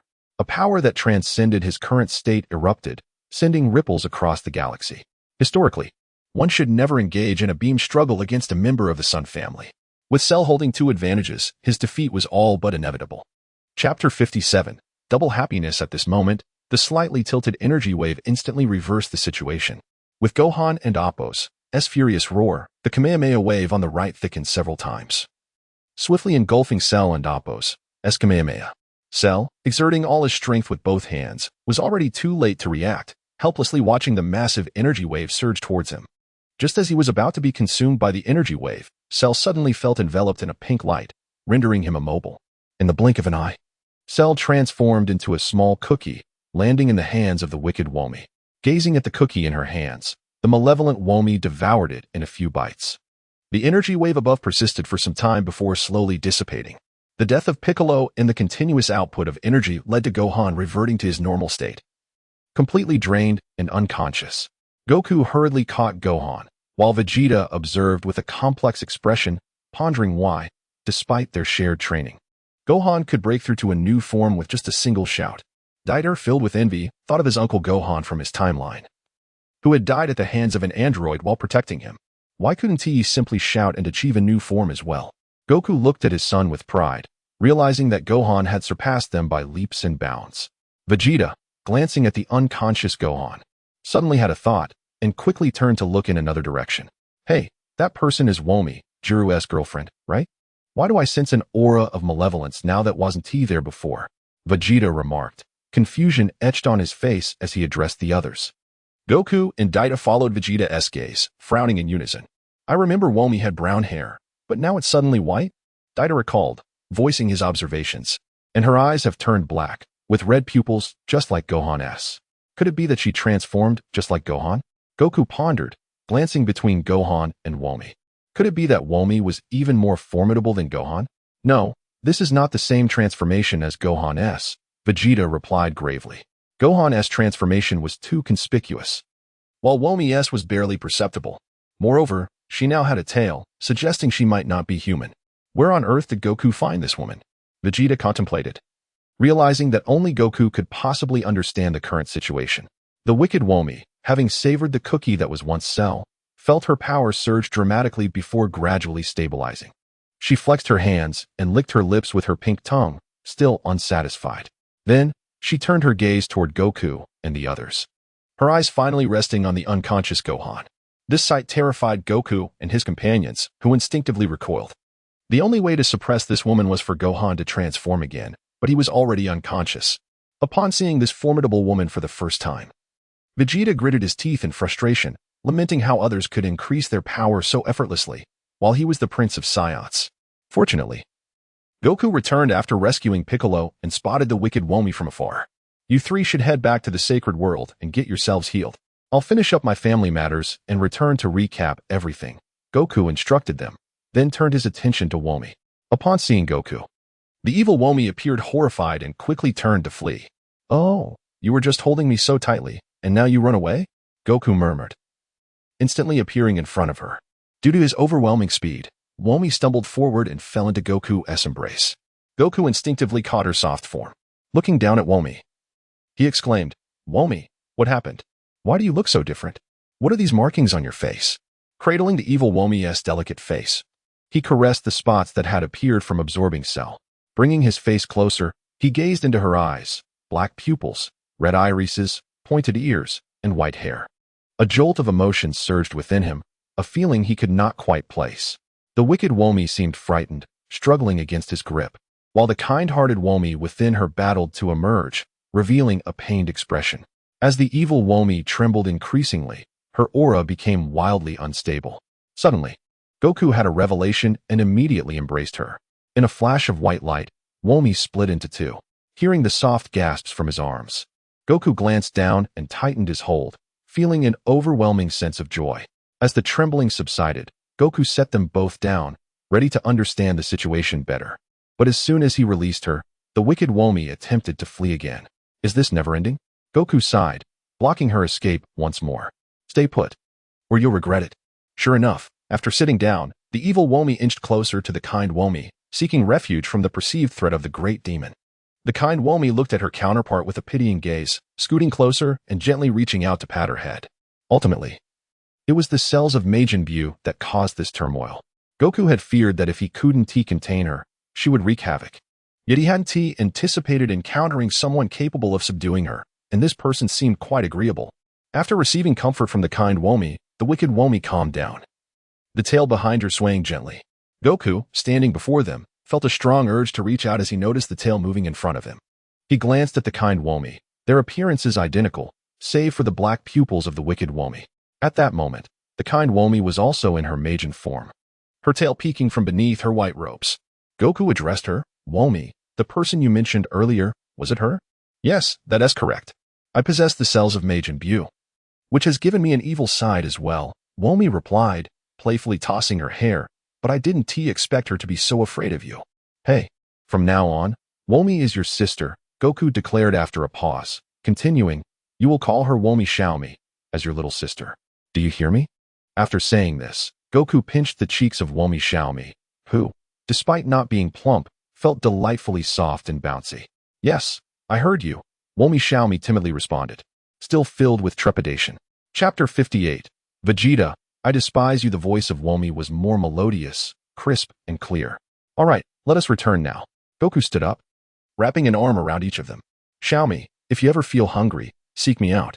I shall provide you with energy far superior to those sugary treats you indulge in. Upon hearing that she could consume Goku and Appo's energy, Womi and Appo's eyes sparkled with delight, and she eagerly embraced him, exclaiming, Brother, I and Appo's am so hungry. Goku shivered slightly, inhaling sharply. The sound reverberated through the air, swirling around him, sending him into a euphoric state. On the other side, Womi observed Goku's reaction and teased, Brother, I'm hungry too. If the first instance merely danced around his consciousness, this time it broke through entirely. Was this truly the essence of the two-dimensional realm? Let us return to the sacred temple. We shall feast later this evening. With a mere thought, Goku transported them to the sacred temple. Dandy was busy healing Gohan while Goku and Vegeta sat beside him, awaiting their turn. Piccolo had been meditating here ever since Goku rescued him, anticipating Gohan's return from battle. Android 18 had awakened and was conversing with Krillin, who was alternately scratching his head and blushing. As the group turned to the newly appeared Goku, expressions of confusion spread across their faces. Wasn't there just one girlfriend? Now there are two, and they appear to be twins. What a playboy. Goku noticed the peculiar glances and quickly whispered to the two girls. You should revert from your Meijin forms. You're frightening everyone. Upon hearing Goku's words, Womi radiated light, transforming back into her human form. However, Womi Xiaomi appeared troubled. Brother, this is the only form I can take. Although she understood that as long as she obeyed, Goku would not harm her and would provide her with energy. Her voice still carried a hint of timidity. Would her inability to transform like her sister cause her brother distress? It and Appo's. That's all right. No one will dare to say anything. Goku gently tousled Womi Xiaomi and Appo's white hair, offering comfort. Hearing this, she relaxed and savored Goku and Appo's affection, relinquishing her thoughts of harming the others. Allow me to introduce you. Goku spoke to the group. This is Womi Xiaomi, Womi's sister, who now resides with her. He added, Womi Xiaomi is even stronger than you all. This statement struck Vegeta like a bolt from the blue. It's one thing for your girlfriend to be strong, but your sister too? Goku, you truly excel. You bring no shame to the Saiyan race. Thanks to Dandy's efforts, Gohan had awakened. Groggily opening his eyes, he noticed Piccolo meditating nearby. Uncle Piccolo? Gohan seemed unaware of the gravity of the situation, continuing to mumble, It appears I also. Uncle Piccolo. Gohan, you're awake. Upon hearing Gohan and Appo's voice, Piccolo ceased his meditation and continued, Congratulations, Gohan, you did it. What? You Don and Appo's, remember? At the last moment, you transformed into a new form and effortlessly repelled Cell's attack. Have you forgotten? I don't remember. I only recall seeing you, Uncle Piccolo, fall to Cell's attack. And then rage clouded my mind. After that, everything is a blur. But I'm so relieved you're safe. It must have been Uncle Goku who intervened. Thank you, Uncle Goku. Gohan sheepishly scratched his head and turned to express his gratitude to Goku, who felt quite awkward yet replied, No need for thanks. Meanwhile, Krillin, receiving treatment from Dandy, had his eyes darting back and forth between Gohan and Piccolo, feeling a strain from trying to discern their similarities. Blinking and sighing in relief, he finally spoke, Gohan. You have truly surpassed us. Vegeta, we must strive harder. Kakarot, I shall surpass you. I aim to be the second strongest. Goku looked at everyone, barely containing himself, and quickly interrupted, All right, everyone. Since Gohan has awakened, let me recap the events for you. The group gathered around, and Goku took a seat, pulling each of them down beside him. Trunks, since you did not engage in battle this time, we will not discuss your role. However, your strength should now suffice to protect your family in your timeline. Trunks nodded in agreement. Goku and Vegeta, I was quite pleased with your combat styles. unwavering, full of vigor, swift and precise. However, your ability to gauge whether an enemy still possesses fighting spirit requires improvement. Some foes may harbor hidden cards, so it is crucial to deny them any respite. Both Goku and Vegeta nodded. Gohan, although your strength has created a significant gap between you and them, you must not have mastered that transformation yet. Indeed, but I still feel the essence of that transformation within me.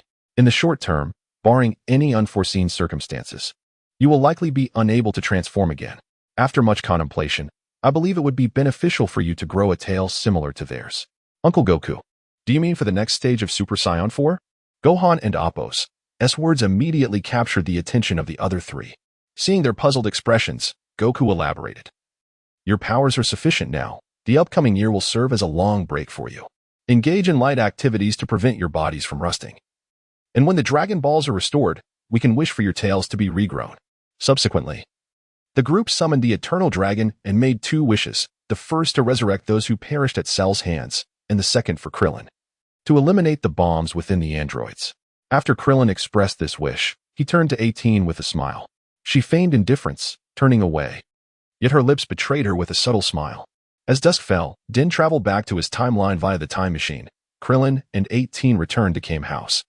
Goku and his son returned to the Capsule Corp, and Vegeta returned to Bulma's home. Goku glanced at Vegeta, feeling a twinge of embarrassment for the Saiyan race. He would rather toil like Goku then.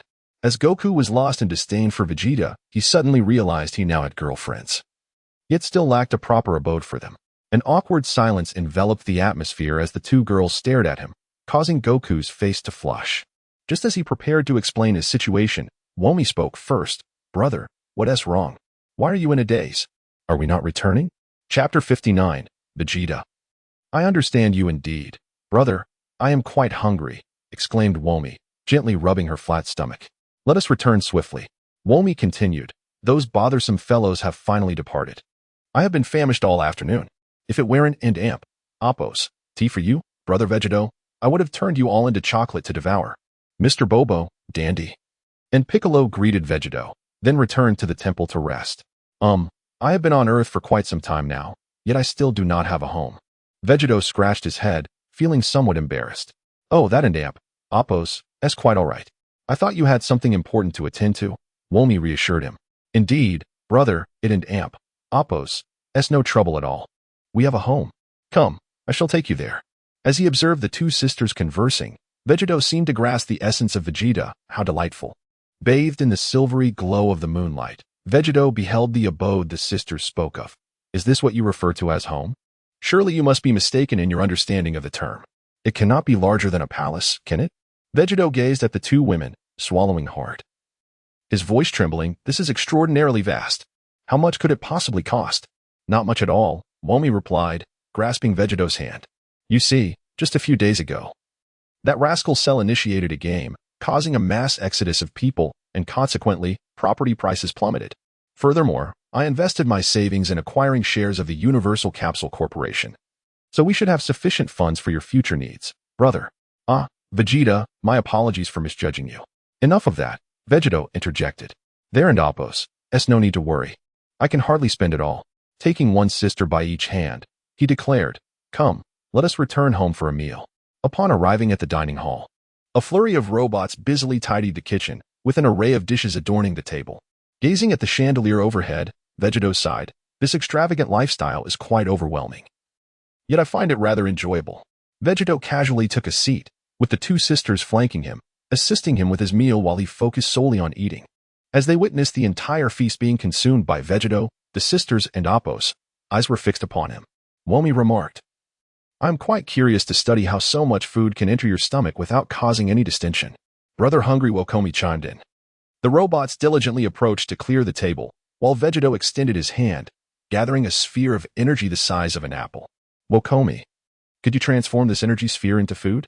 Vegetto inquired, bringing it closer to her. Wokomi gazed at the energy sphere, her demeanor gentle yet retreating slightly. Fear not. Give it a try? Vegetto chuckled, finding her reaction amusing, yet continued to encourage her. Summoning her courage, Wokomi extended her finger, which glimmered with a pink light. Striking the energy sphere. Enveloped in a radiant pink glow, the sphere transformed into a donut, falling into Vegetto's palm. Upon witnessing this, Wokomi rushed forward, eagerly taking a bite of the donut with a look of satisfaction. What about you? You haven't eaten yet, have you? Vegetto turned to Womi. You consume energy too, right? Before Womi could respond, Vegetto conjured another energy sphere. Without hesitation, Womi followed suit, using her finger to emit a pink light, converting the energy sphere into a donut. Holding the donut out to Vegetto, she gestured for him to take the first bite. Vegetto glanced at Womi, noticing her cheerful expression, before taking a hearty bite, deliciously sweet. Observing this, Wokomi offered her partially eaten donut to Vegetto as well. Vegetto, without reservation, took a bite, capturing both the donut and her fingers, instead of displaying disgust. Wokomi extended her tongue to lick the remnants off her fingers, a look of longing in her eyes. After swallowing his food, Vegetto asked the two, would you like more? With that, he extended his hands once more, conjuring energy spheres the size of watermelons. As anticipated, two beams of pink light flashed, and the spheres morphed into donuts again. Having just consumed one donut, Wokomi, now unafraid of Vegetto's energy, nestled closer to him, ready to devour a second donut.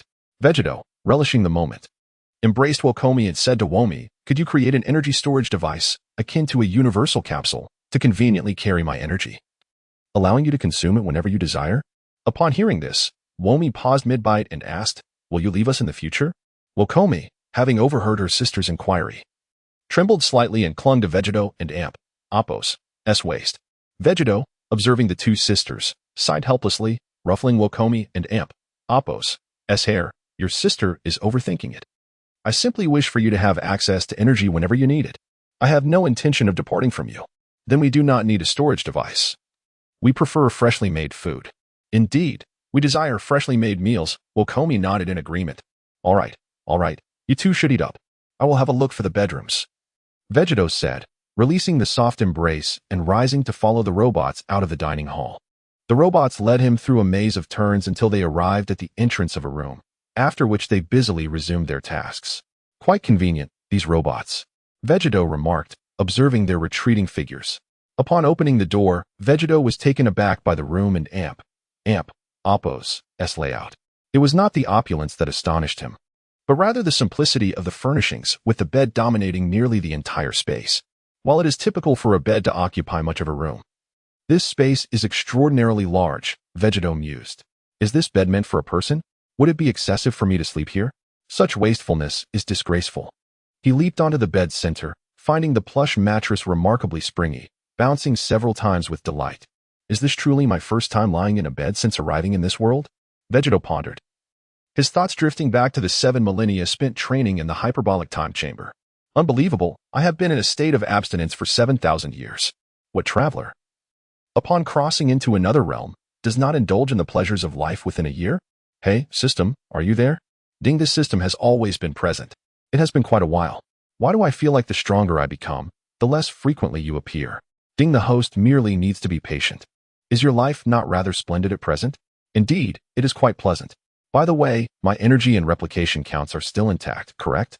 Ding, of course, they remain. The host need not worry, this system is not of that nature.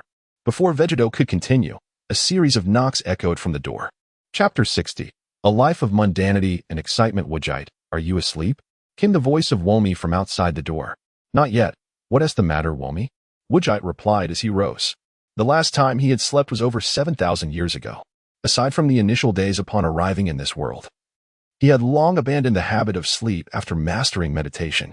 As he pondered, he opened the door to find Womi, no longer clad in her white coat, revealing an outfit that accentuated her figure. What is the matter? Of course, it's time for sleep, Womi said as she slipped inside, heading straight for the bedside. Brother, why are you dawdling? Come here. Woojite hurried to her side, taking her into his lap, burying his face in her soft curves to inhale her sweet fragrance. It was intoxicating, reminiscent of a delectable dessert. Caught in the allure of the scent, he instinctively nibbled at her. Womi trembled slightly in his embrace, startling Woojite, who immediately stood up with his hands pressed together. I'm sorry. I'm so sorry. Why so flustered, brother? You're just too adorable, Womi replied, leaning back on the bed, one hand supporting herself while the other caressed the spot he had just nibbled. Come sit down, standing ISNT proper. Woojite seated himself beside her once more, hands resting neatly on his legs, only to find Womi once again nestling into him. He felt as though he was being guided into a profoundly intimate position. "Stay still," Womi whispered in his ear, gazing into her delicate face. He could feel her warm breath, still sweet and inviting. Wujai's centuries of meditation training seemed to crumble as chaos reigned in his heart. Even reciting the three-character classic could not calm him. Stifling the urge to act upon his impulses, he suddenly inquired, "Womi, is Xiaomi truly your evil side? Why do I not sense her wickedness?" Womi contemplated silently. "If you had been absent this afternoon, your friends would likely have been transformed into desserts by Xiaomi. Because of you." With a gentle motion, she slid her hand up Wujai's neck into his hair, continuing, "Didn't I tell you? Xiaomi fears you while you're around. She dares not misbehave.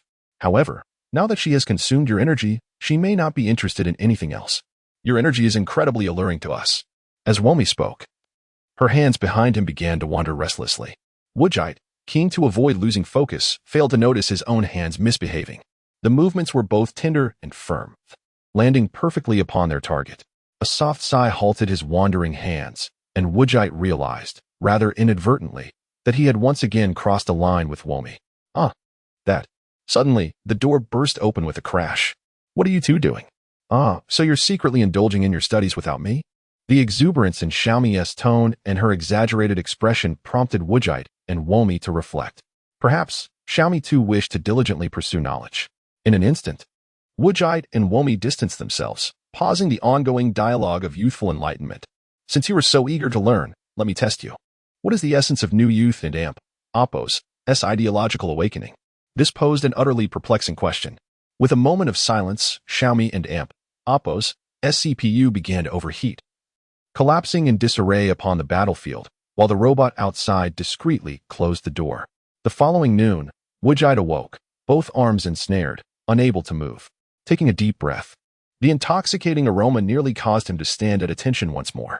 Enveloped in softness, he recalled the wildness of the previous night. Indeed, she was a demon. Fortunately, he remembered his secret technique learned on Adrad, which had turned the tide of the night. "Goo, I'm hungry. Time to find something to eat." A wave of hunger swept over him, leading him to vanish from the embrace of comfort and reappear in the dining hall. The cooking robots had prepared an array of food, and Wujai, no longer waiting for the others to awaken, began to feast. After a while, Womi and Xiaomi, feeling the absence of their warm companion, opened their eyes to find Wujai gone. They quickly sat up, sensing his presence, and sighed in relief. "Sister, brother is so naughty," Xiaomi complained. "He ate without inviting us, and I'm hungry too." "Come on, let us go to the dining hall and find him," Womi said, taking Xiaomi's hand as they exited. Having just finished his meal, Wujai leaned back in satisfaction, rubbing his belly as the robots began to clean up. "Seriously? We just set the table, and you're already done?" One robot grumbled. Seeing Womi and Xiaomi appear before him, Wujai was momentarily stunned, stammering, You. How come you're not dressed?" Extending a finger in disbelief, he finally managed to express himself before vanishing from the dining hall.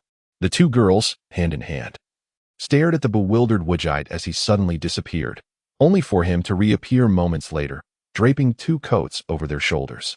Without regard for how the coats fit, Xiaomi flung herself into Wujai's arms, greedily inhaling his scent. Sweet and fragrant. Brother seems to have absorbed our flavors. You see, it's all squished," Xiaomi exclaimed, placing Wujai's hand on her little belly. Okay. I'm sorry, here." Wujai extended his hands, conjuring two large orbs of energy. With a flash of pink light, they transformed into strawberry cakes that landed in his hands. Instead of indulging in the cake herself, Xiaomi picked a strawberry from the dessert and offered it to Wujai. He took a bite, savoring the sweetness while wiping cream from his fingers. This prompted Womi to do the same, offering him another strawberry. "Such a life. Please shower me with more," Wujai exclaimed, but alas, they were in the Dragon Ball world, and he had to strive harder.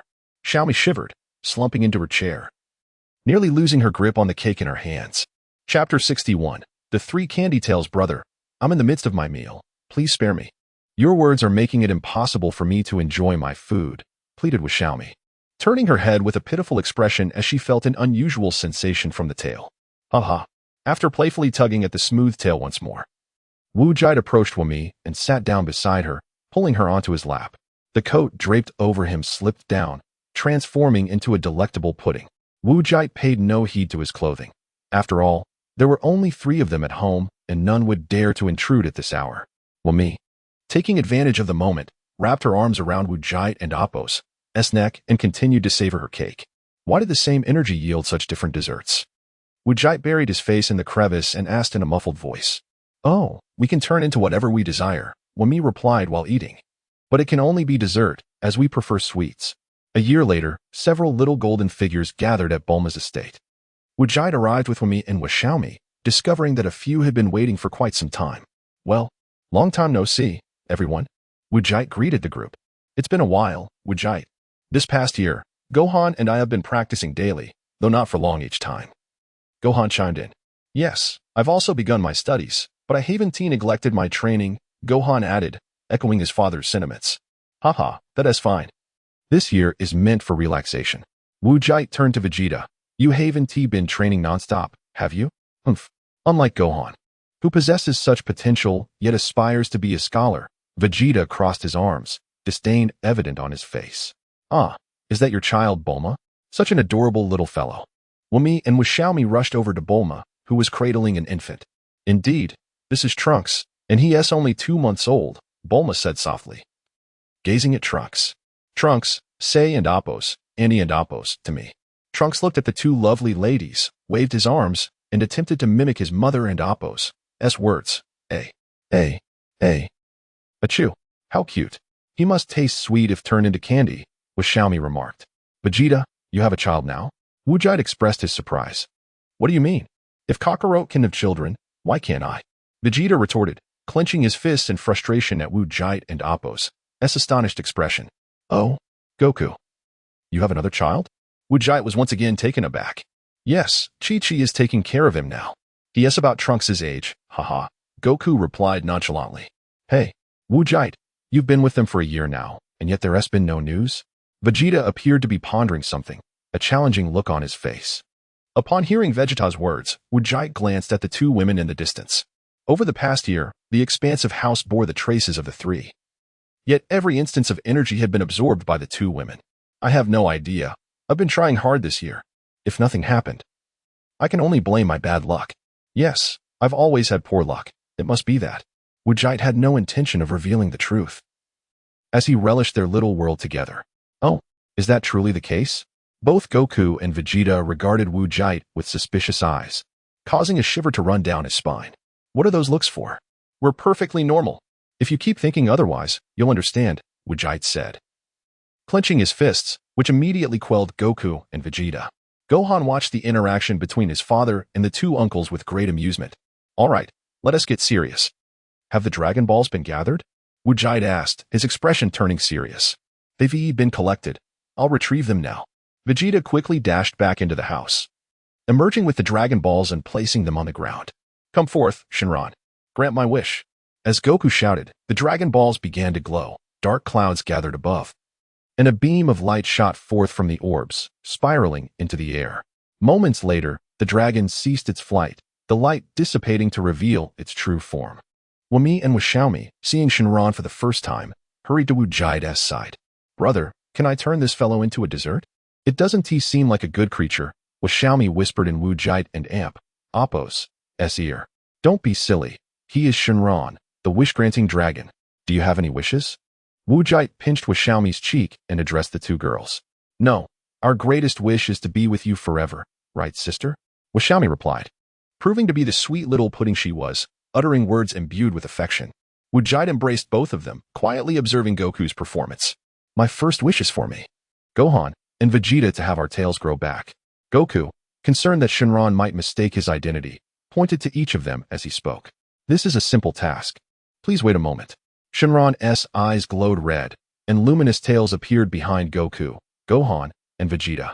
As the light faded, Shenron spoke again. Your wish has been granted. Please state your second wish. Shenron awaited their wishes, but the group felt no further need. Bulma, noticing the smooth skin of Wami and Xiaomi, approached Shenron while holding Trunks and said, make me a year younger. Once again, Shenron's eyes glowed red, and Bulma was enveloped in a white light. When the radiance faded, Shenron ascended into the sky, transforming into stone and scattering. Vegeta swiftly intercepted the 7 stones, his movements so skilled that it was almost painful to watch. The dark clouds dispersed, and sunlight once again bathed the earth. Goku, seeing Bulma's wish come to fruition, approached her and scrutinized her from head to toe. Bulma, you don't seem to have changed much after that wish.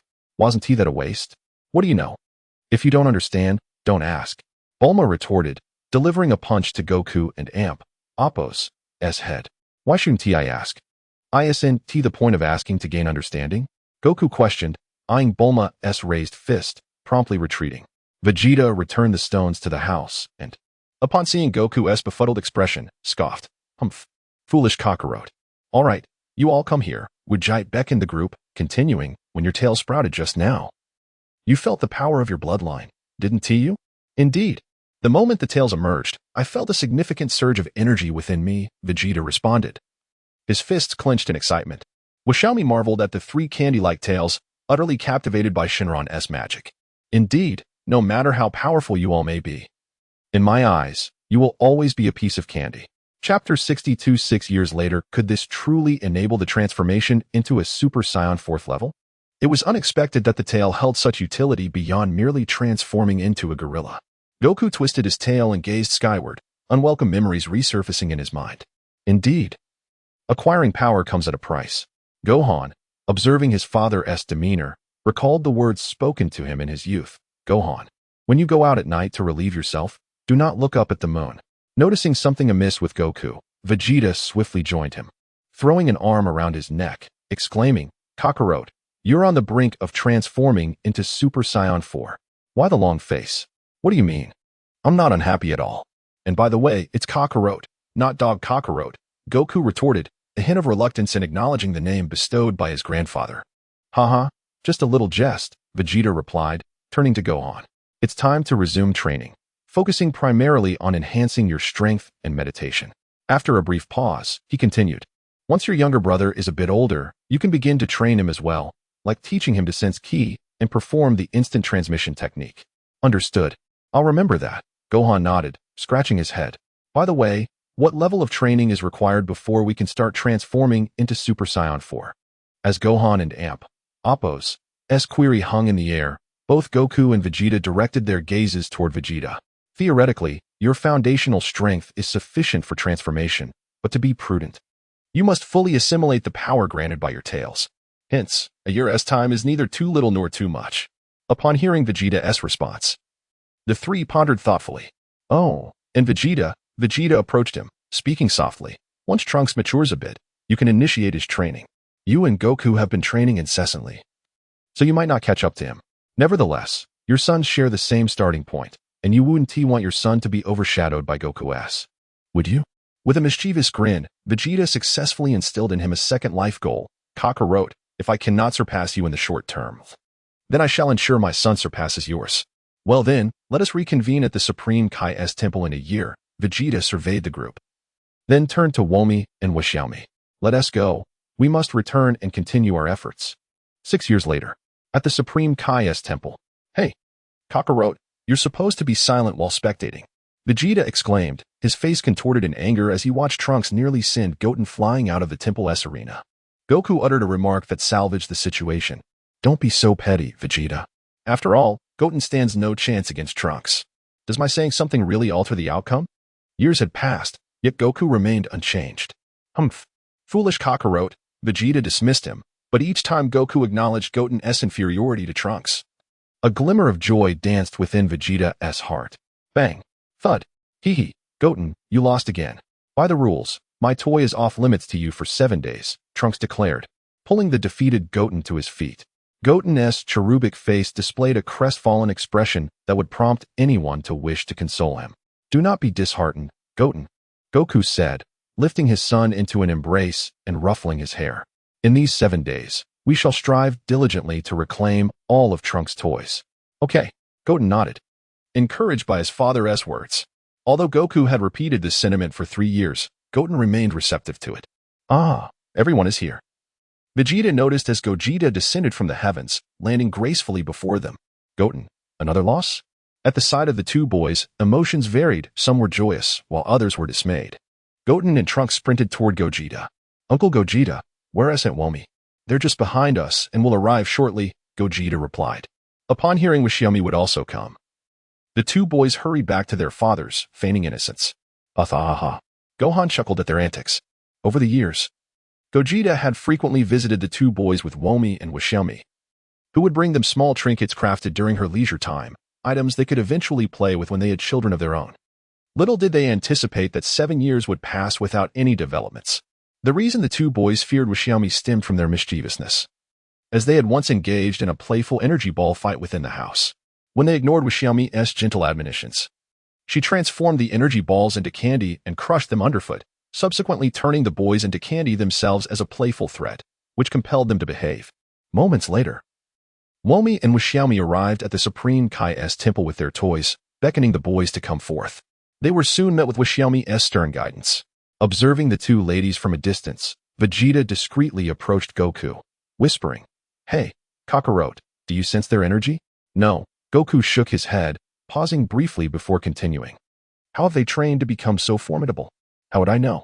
Why not ask them?" Listening to their murmurs, Gogeta felt speechless. They had never trained. Their strength was entirely due to her influence. Gogeta harbored a fondness for both girls. "What? You say hate? How could one harbor hatred?" In these 7 years, Gogeta had not missed a single night of training. However, each time the essence of her training emerged, it was absorbed by the girls' cells. 7 years. That was why they were so powerful. Did you think knowing the method would enable you to practice it? 5 years ago, when Goku and Vegeta had just transformed into Super Saiyan 4, they found themselves unable to discern Womi and Xiaomi's true strength. They decided to test their abilities. But Xiaomi promptly transformed them into candy, and the topic of sparring had never been broached again. "Gohan, how old are you this year?" Gogeta inquired. "Considering the time, you must be nearing school age, right?" "Well, excluding my time in the hyperbolic time chamber, I'm 17 this year," Gohan reflected. "In a month, I'll be starting school." "Oh, your father married your mother at 18. You must work hard at school as well," Gogeta chuckled. Recalling the original story where Gohan mingled among regular humans in high school, that chapter resonated as a dream for many men. The original piggybacking on a tiger of the anime world. "Gohan, step aside. I'm about to start school."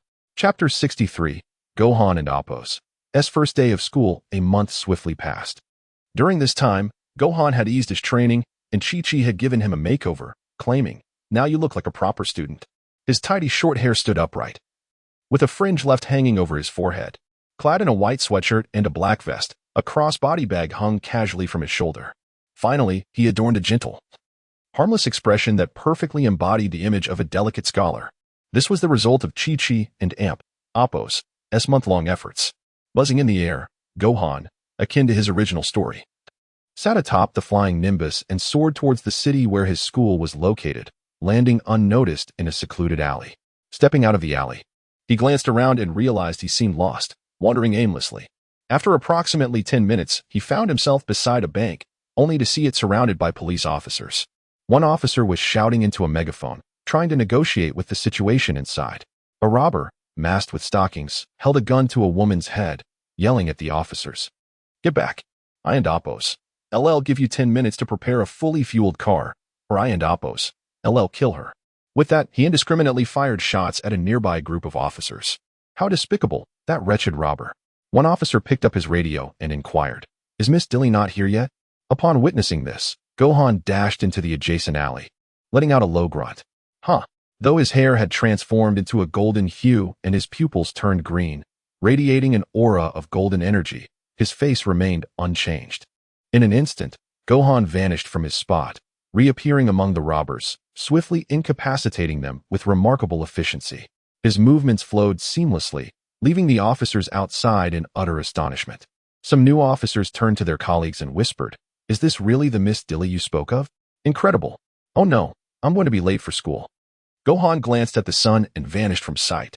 A yellow jet plane descended slowly, and Miss Dilly disembarked, surveying the scene of scattered robbers lying on the ground. Recalling the golden-haired warrior who had just vanished. "Phew, at least I'm not late." Gohan knocked on the classroom door. "Come in." Gohan introduced himself briefly at the entrance before making his way to the podium to find his seat. "Wow, he is so adorable, just my type," a golden-haired beauty exclaimed, cupping her face in awe. "Gohan, what a peculiar name," she remarked. Miss Dilly glanced at the new student, her expression hinting at recognition as she murmured, "I feel like I've seen him somewhere." A muscular blonde man beside her scoffed, "He definitely has the look of a top student."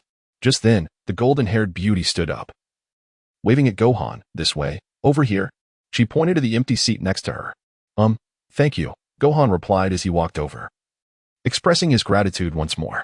"No need to thank me. I'm Ilissa. Please take care of me." Ilissa gestured towards a girl with twin tails beside her. "This is Miss Dilly." "Gohan, don't be surprised. Miss Dilly's father is Mr. Satan." "What? Mr. Satan?" Gohan exclaimed, astonished as he turned to look at Dilly. How could the uncle from 7 years ago have such a beautiful daughter? "See, I told you. It's thanks to Mr. Satan that we're still alive," Ilissa added, leaving Gohan speechless at the notion that others believed Mr. Satan had saved the world. He recalled Mr. Satan's early antics, being swatted away by Cell, and then pretending to have a stomach ache while delivering a farcical performance to the camera. As class continued, Gohan listened intently, while Ilissa engaged him in conversation, and Dilly silently observed his face. The bell rang, signaling the end of class, and students began to exit. Gohan was still organizing his notes, leaving only the sound of his writing echoing through the classroom. Strange, why is he still inside? Dilly wondered from the corner of the room, occasionally glancing towards the classroom. "You needn't wait. He's just a bookworm, still studying," Ilissa commented.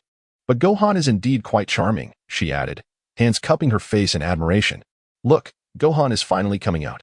In the classroom, Gohan finished tidying up his notes and gathered his belongings before leaving. After descending the stairs, he dashed into an alley and flew back to the mountain of buns, leaving 3 latecomers staring blankly at the empty alley. "I and Amp, Oppos, am back," Gohan exclaimed, removing his bag as he entered the house. "Uncle Gogeta, you're here too." "Gohan, how was school?" Goku asked, curious as he had never been to school himself. "Were there any pretty girls in your class?" Gogeta added, equally intrigued. "The school is great." Gohan began to answer, but was interrupted by Gogeta's question. No, I wasn't paying attention. I was focused on the lessons." Gohan waved his hands in front of him, but images of Ilissa's charming features and Dilly's twin tails lingered in his mind. "Oh, you really weren't paying attention? What were they like? Were they pretty?" Gogeta pressed further.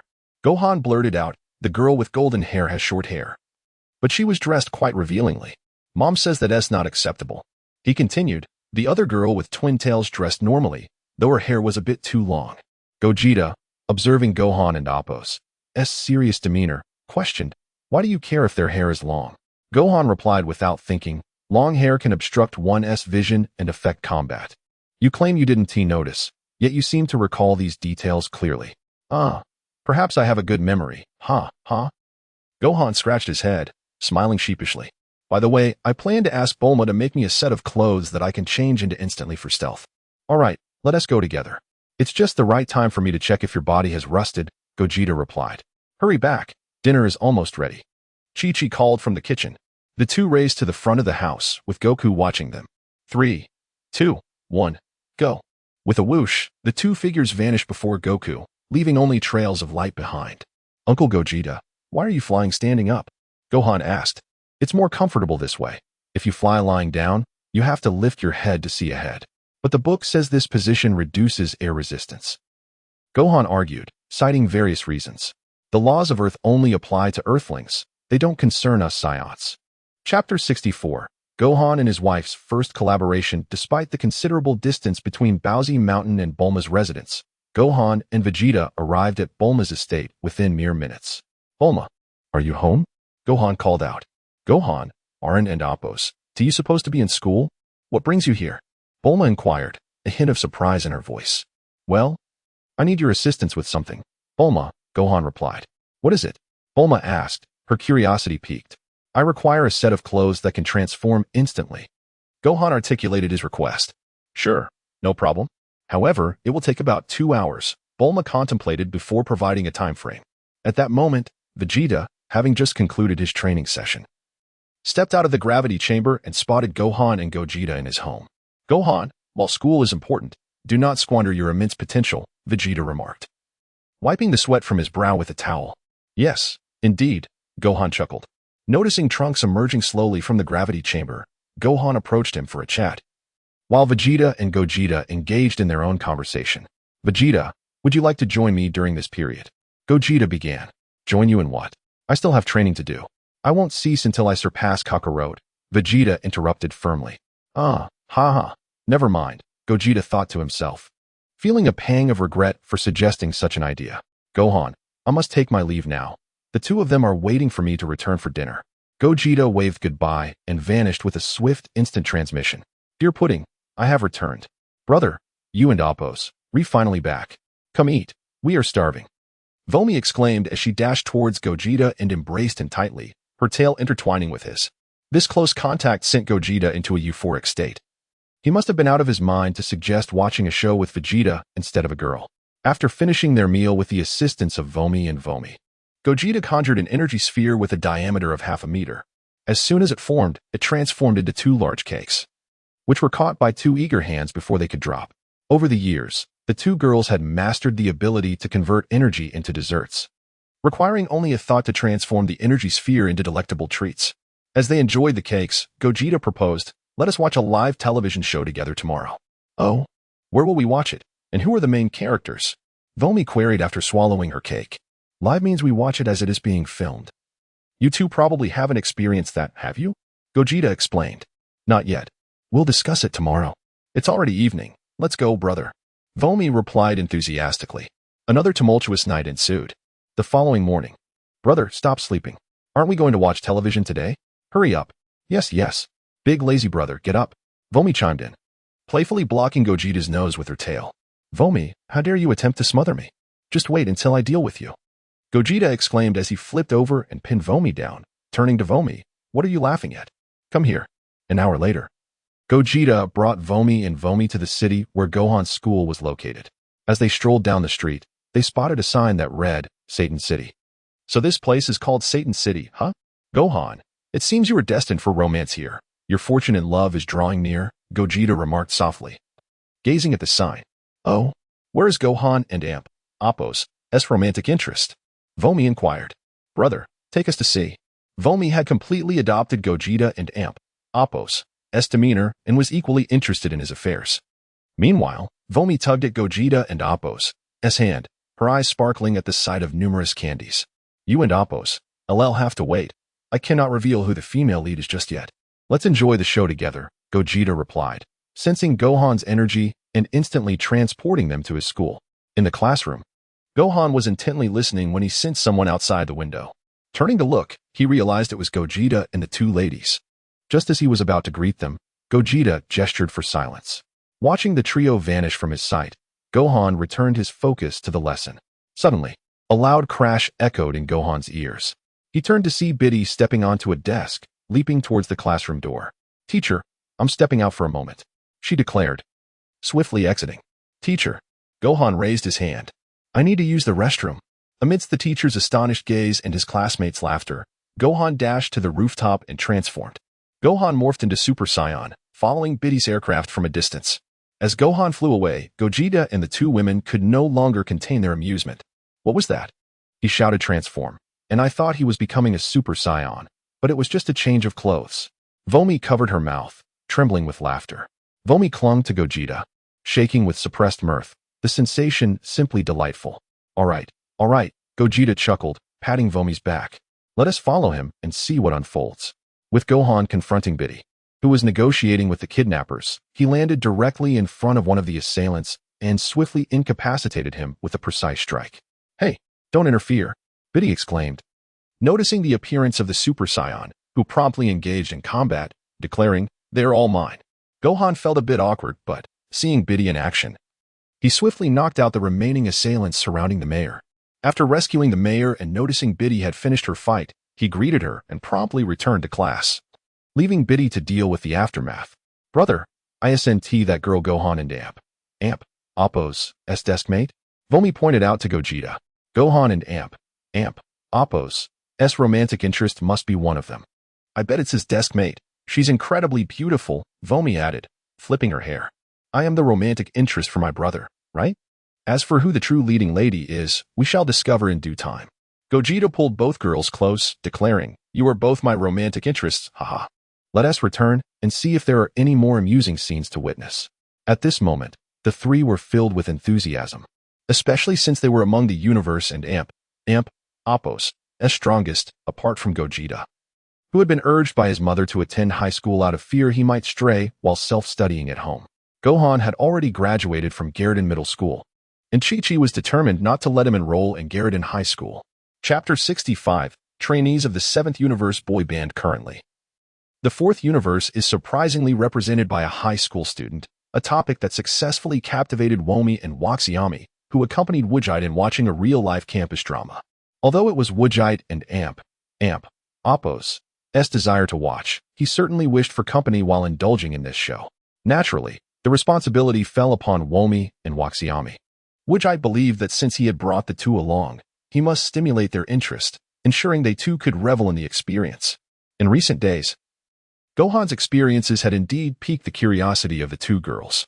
From Bidali's endeavors to thwart criminals and her suspicions regarding Gohan, to Eliza's occasional teasing of him, which left Gohan flustered, not to mention Gohan's remarkable performance in physical education, dazzling a multitude of onlookers. The most anticipated question for the two girls was, who is the female lead alongside Gohan? The following morning, after a busy night, it was time to rise. Brother, it and Appo's, as time to watch the show, Waxiami exclaimed, pulling the still-sleeping Woojite from bed, while she and Womi took an hour to help him get dressed. The trio then arrived outside Gohan's classroom, where he was attentively listening to the lesson. His desk partner, Eliza, reclined with her hands behind her head as if resting, while Bidali stared at Gohan, lost in thought. Brother, look at Eliza. With that posture and outfit, I bet she could easily win Gohan and Appo's heart, Waxiami remarked, mimicking Eliza and Appo's stance and playfully pushing her face toward Woojite. See, brother, you can end Appo's resist this charm. Feeling a playful nudge, Waxiami quickly withdrew. Oh, you little rascal. I and Appo's deal with you tonight. For now, let Appo's focus on the show. Through these years of companionship, Woojite had come to understand the personalities of the two girls. Womi was like a boiled egg. At first glance, she appeared quite pale, yet upon deeper inspection, one would discover her vibrant nature. Waxiami, on the other hand, resembled a ripe mango, radiantly yellow on the outside and succulent within. While Woojite and Waxiami engaged in their playful banter, Womi kept her gaze fixed on the classroom. Stop fooling around and look. Bidali is on the move, Womi reminded them. Inside the classroom, a frantic voice emanated from Bidali and Appo's watch. Upon hearing it, she quickly whispered to her watch, okay, I understand. With a swift and graceful leap, she vaulted over the desk and dashed out of the classroom. Seeing this, Gohan instinctively raised his hand. Teacher, I need to use the restroom. To his surprise, the teacher denied his request. No. Why do you always wait until Bidali leaves before asking to go? And you never return? Gohan, observing the attractive teacher now ignoring him, grew increasingly restless, his leg beginning to shake. However, this was no ordinary leg shake. It was the tremor of the 4th universe, causing the entire building to quake. Everyone assumed an earthquake had struck and dove under their desks, presenting Gohan with the perfect opportunity to slip away to the rooftop and transform. Waxiami, it seems Gohan will end up with Bidali, Womi speculated, twisting her hair as she continued her analysis, concerned that Bidali might get hurt. Gohan might even unleash a bit of his power to create chaos, seizing the chance to protect her. Woojite listened to Womi and Appo's deductions with a smile, opting to remain silent. However, Waxiami began to second-guess her own judgments after hearing Womi and Appo's insights. Although Eliza occasionally flirted with Gohan, he appeared oblivious to her advances, entirely uninterested. Let Appo's continue watching. The truth will reveal itself, Womi suggested. This was yet another familiar scenario, reminiscent of Amanda's catching a cicada while a yellow bird lay in wait, with an eagle lurking at the end. At this moment, the robbers, having secured the ransom, did not flee but instead drove away in a tour bus. The elderly passengers on board sipped tea and munched on snacks, seemingly unaffected by the recent events. Some elderly individuals, armed with cameras, even posed for photographs with the robbers, who cooperated by removing their masks and smiling. A convoy of police cars followed closely behind, creating a stark contrast that left Woojite and his companions feeling profoundly uneasy. However, their moment of tranquility was short-lived as the harmonious scene was about to be shattered. Bidali piloted her aircraft to hover above the bus, and as it drew near, she leaped onto the bus and Appo's roof, allowing her plane to land freely. The unmanned aircraft descended behind the bus, obstructing the police and Appo's pursuit. Finding the right angle, Bidali kicked through a window of the bus, startling a gun-wielding robber. Before he could react, she swiftly subdued him with ease. Meanwhile, the two kidnappers at the front of the bus heard the commotion and turned to see a formidable sneaker flying toward the driver. With a resounding thud, the driver was knocked unconscious, while the co-pilot, who was about to retaliate, received a barrage of punches from Biddleye, leaving him bruised and defeated. A crowd of onlooking seniors gathered around, eager to witness the spectacle as the bus careened toward the edge of a cliff. Ha ha, this Biddleye is simply too entertaining. She saved the people only to send them over the cliff. Waxiami laughed, clutching her stomach. It seemed that only Gohan could save the day. Ha ha. Womi, shaking her head, wondered if Gohan might truly develop feelings for this girl. The elderly passengers screamed in the bus, and Biddleye began to feel a pang of guilt. Suddenly, the falling vehicle halted midair as she peeked over the edge, revealing none other than the humble Scion superhero. The bus gradually ascended, landing with a thud. The elderly passengers, realizing they had been saved, cheered for Gohan as they disembarked. Biddleye approached him, asking, "Who exactly are you?" Gohan, brimming with joy, took this opportunity to showcase the moves he had long envisioned in his mind. Zoom, zoom, zoom. I am the bane of all evil. Whoosh, whoosh, whoosh. The harbinger of justice. With a series of small, energetic steps, Gohan finally struck a pose that could elevate one to the skies, declaring, "The Scion masked hero." Well, I never expected to execute so many moves so smoothly for my first time. Even Biddleye was utterly captivated. While Biddleye was momentarily entranced, Gohan soared into the sky and flew back to school. Ha ha. Womi could no longer contain herself. The Scion masked hero? And where did he learn those peculiar moves?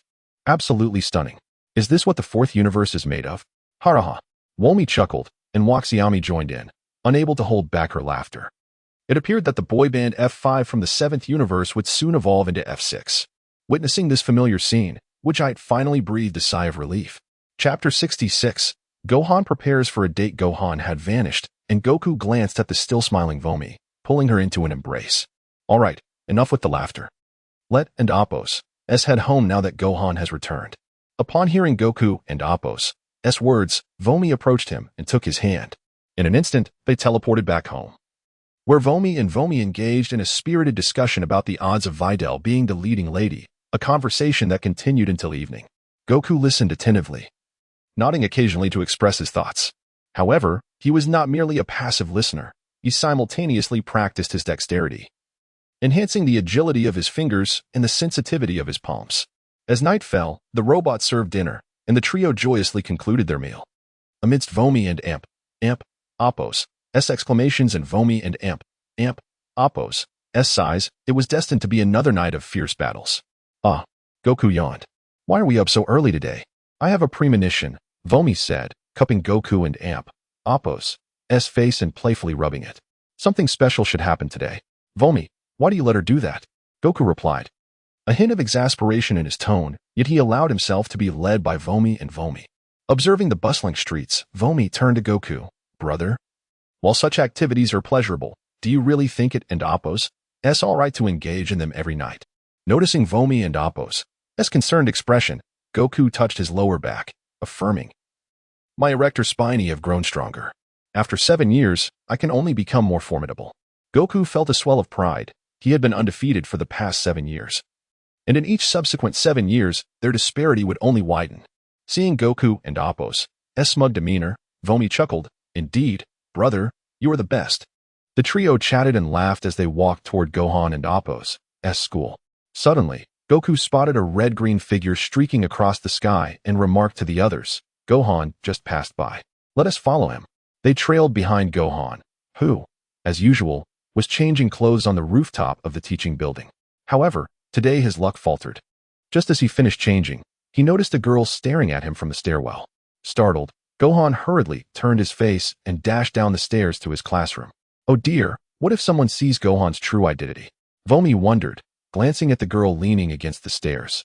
Will she expose that Gohan is the masked Scion? Indeed. Today promised many intriguing occurrences.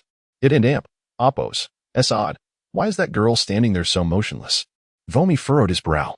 Could she be plotting something? Let us observe. I'm unsure. Goku stated, look, she is leaving. We should follow. From the window, they saw Gohan seated, albeit fidgety. After all, that girl had witnessed him as the masked Scion. Surely she wouldn't act strangely, would she? Gohan's thoughts raced until he saw the girl enter the classroom and sit down beside him. Wait, that girl is in Gohan and Appo's class? Vomi gasped in disbelief. How have I not noticed her all this time? Sister, are you so captivated by Elisa and Videl that you've overlooked everyone else in class? Vomi questioned incredulously. Previously, Vomi approached every situation with clear-headed rationality, always devising solutions in her mind. Yet, since being with Goku, her intellect seemed to have dulled, perhaps even rusted. Brother, you truly are a poison. An addictive one at that. Ah, Vomi, I'm here. Are you all right? What? Goku cupped Vomi's face and examined her closely. Vomi said your mind has rusted. Brother, why are you so adorable? Vomi replied, exasperated. Why think when I'm beside you? After all, look. Gohan has been called out by the teacher for daydreaming. Vomi interrupted. Let us change our spot. We can't see Gohan from here. All right, let us go to the corridor windows up ahead, Vomi quickly suggested. The trio moved to the corridor window, only to find the girl who had seen Gohan's identity conversing with him. After their discussion, Gohan's expression shifted, leaving Goku and Vomi puzzled. At that moment, Vomi whispered, that girl must be using this secret to coerce Gohan into doing something, and Gohan, in a bid to keep her quiet, has agreed. Goku sighed in relief. He had worried that his intense stimulation of Vomi's cerebral cortex might lead to fatigue and sluggish responses. But now, everything seemed fine, and he could continue to stimulate her. As the class bell rang, signaling the end of the lesson, the two in the corridor quickly vanished from view. What should we do? Who should we follow? Vomi pondered, showing no inclination to think. Of course, we follow Gohan. He is the protagonist, after all. This direction leads to Bowsy Mountain. Let us keep up, Goku urged, pulling the two girls along to continue following Gohan. At Gohan and Appo's home. What? You and Appo's? Going on a date? Chi-Chi and Appo's shocked voice echoed to the trio outside. Mom, don't be so dramatic. I just wanted to ask what you and Dad did on your first date. A date is about enjoying delightful moments together. My first date with your father was. Chi-Chi recounted her youthful experiences with son Goku. Gohan listened with rapt attention, while the trio outside was equally engrossed. After the story concluded, Gohan felt embarrassed as Chi-Chi playfully teased Goku, and he retreated to his room to change clothes. Outside. Haha. Vomi stifled her laughter, trying to keep her amusement in check. Goodness, it's no wonder Goku is who he is. Goku was at a loss for words. Who else would engage in a fistfight on their first date? Suddenly, he felt a gentle tug on his hand and turned to see Vomi and Appo's expectant gaze. Was this the first time she looked at him like that? They locked eyes for 3 seconds before Goku suggested, shall we go on a date too? Seeing Vomi's expression shift from anticipation to delight, Goku continued, shall we? Chapter 67. Encountering the Sea King on a date with Xiaomi noticed that the conversation between the two suddenly ceased to be lighthearted. What is this, sister? Are we not dating just because we're watching a show together? Even if we're going to do other things, we ought to know who the female lead is first. I beg you, sister. All right. I truly cannot deal with you, Vomi replied indulgently. You're the best. Sister, what Xiaomi exclaimed, leaping onto Vomi and kissing her. Tonight, I'll share more of my brother with you. Hey, Xiaomi, you're going too far. Wujite protested, observing the playful antics of the two, visibly displeased. It's one thing to be playful. Why must you also be so forward? Oh, is brother feeling jealous? Was Xiaomi teased as she approached Wujite and kissed him too. How about that? 2 flavors at once. Seeing the two preparing to escalate their playful banter, Vomi intervened. Enough, you two. We're still outside. With Gohan gone, let us hurry and catch up, Vomi urged, pulling the reluctant with Xiaomi along. Wujite, seeing this, quickly tidied up and followed suit. What is the matter? Vomi asked, noticing with Xiaomi rubbing her legs. Influenced by Wujite, they stood and floated in the air. Of course, it's your fault, sister. I feel terrible, with Xiaomi lamented. Endure it. Just look at where we are right now, Vomi retorted. Humph. Look, they've met. With Xiaomi whispered to her sister. It seems we both guessed wrong. The female lead is neither Eliza nor Bidalai. Let us follow them and do what they do, Wujite suggested, taking hold of their hands. Let us keep our distance and blend in here. It will also help us watch the show. As the date unfolded, Gohan was dragged to the movies by a girl, but promptly fell asleep. After the film, they went for dinner, where Gohan's blunt remarks stunned the girl. Following dinner, while strolling down the street, a building unexpectedly caught fire, prompting Gohan to abandon the girl to rescue another. It's like a date between a washing machine and a cone, Wujite mused. Though Lam-Z and Xiaomi didn't comprehend the metaphor, Gohan's antics were enough to provoke laughter from them. At the top of the building, Gohan smashed a large water tank with a punch, extinguishing the fire below, and soon vanished under Bidalai and Appo's gaze. Just as he was changing clothes to find Angela, the girl he was on a date with, he was intercepted by Bidalai. Gohan, what are you doing here? Caught off guard by Bidalai's fierce expression, Gohan found himself at a loss for words. After all, it was class time. And admitting he was on a date with Angela would surely prompt Bidalai to inform the teacher. At that moment, Angela spotted Gohan and rushed over. However, upon seeing Bidalai, she couldn't hold back her words. Your girlfriend is Bidalai, right? That's why you rushed into the building, so she must know your secret. Both Gohan and Bidalai were taken aback, and even the trio watching from a distance were momentarily stunned. Sister, what is happening? Is there a twist? Xiaomi exclaimed, her mind struggling to keep up. Silly. Since that girl said that, she must have no chance with the female lead. Lam-Z chided, tapping Xiaomi's head. It's your fault. I was about to waver. The female lead is indeed Bidalai. Bidalai's mind raced, nearly overheating with revelations. Leading her to conclude, Gohan rushed into the building. To save me. The Scion Masked Hero is here to rescue me. Therefore, Gohan Scion Masked Hero. Realizing this, Bidalai's expression morphed into one of certainty. Gohan, I now know your secret. As Gohan's panic escalated, Angela continued, you know Gohan's secret, right? He wears bear print underwear. It was indeed a secret. Upon hearing this, the 5 individuals froze in place. If not for the surrounding bustle, it would have seemed time had stood still. Angela scoffed and walked away without looking back. Bidalai, jolted by Angela's departure, quickly regained her composure and addressed Gohan. Gohan, I now know 2 of your secrets. You wouldn't want anyone to know you are the Scion Masked Hero, would you? Gohan clasped his hands together, his tone cautious. Then, could I ask you, Bidalai, to keep it a secret? Oh, you must agree to one request of mine, and I will keep your secret, Bidalai replied, a cunning smile spreading across her face. Gohan's expression darkened. Surely, her request wouldn't involve him going on a date, would it? Sister, I bet Bidalai's request is for Gohan to date her. What do you think? Xiaomi pondered, stroking her chin. I don't know. A lot of interesting things have indeed happened today, Lam-Z observed, her curiosity piqued. I want you to participate in the World Martial Arts Tournament next month, Bidalai declared. And you must teach me how to fly. It's unfair that you're the only one who can fly. With no choice left, Gohan reluctantly agreed. He then changed clothes in front of Bidalai and flew back to school. Who would have thought Bidalai is as obsessed with martial arts as I am? Their first date wouldn't be a reenactment of Chi-Chi and Goku's date, would it? Xiaomi mused, envisioning their first meeting ending in a brawl. Haha. Stop imagining things. Let us follow them, Vegeta interjected. Gohan skipped class to go on a date. Who knows what fun might happen when he returns to school. The trio arrived at school just as the bell rang for recess, with many students taking a break. Gohan hurried towards the classroom. However, as he passed a room, he caught sight of Angela laughing and chatting with another boy. Gohan had intended to apologize to Angela when they next met, recognizing he had promised her a proper date that afternoon, but now it seemed she was unconcerned about his sudden departure. Turning away, Gohan quietly walked to the classroom, a scene witnessed through the window by the 3 outside. If they were normal people, they would have distinctly heard the sound of a heart breaking. But as members of the Sun family, they could only speculate about the emotion swirling within Gohan.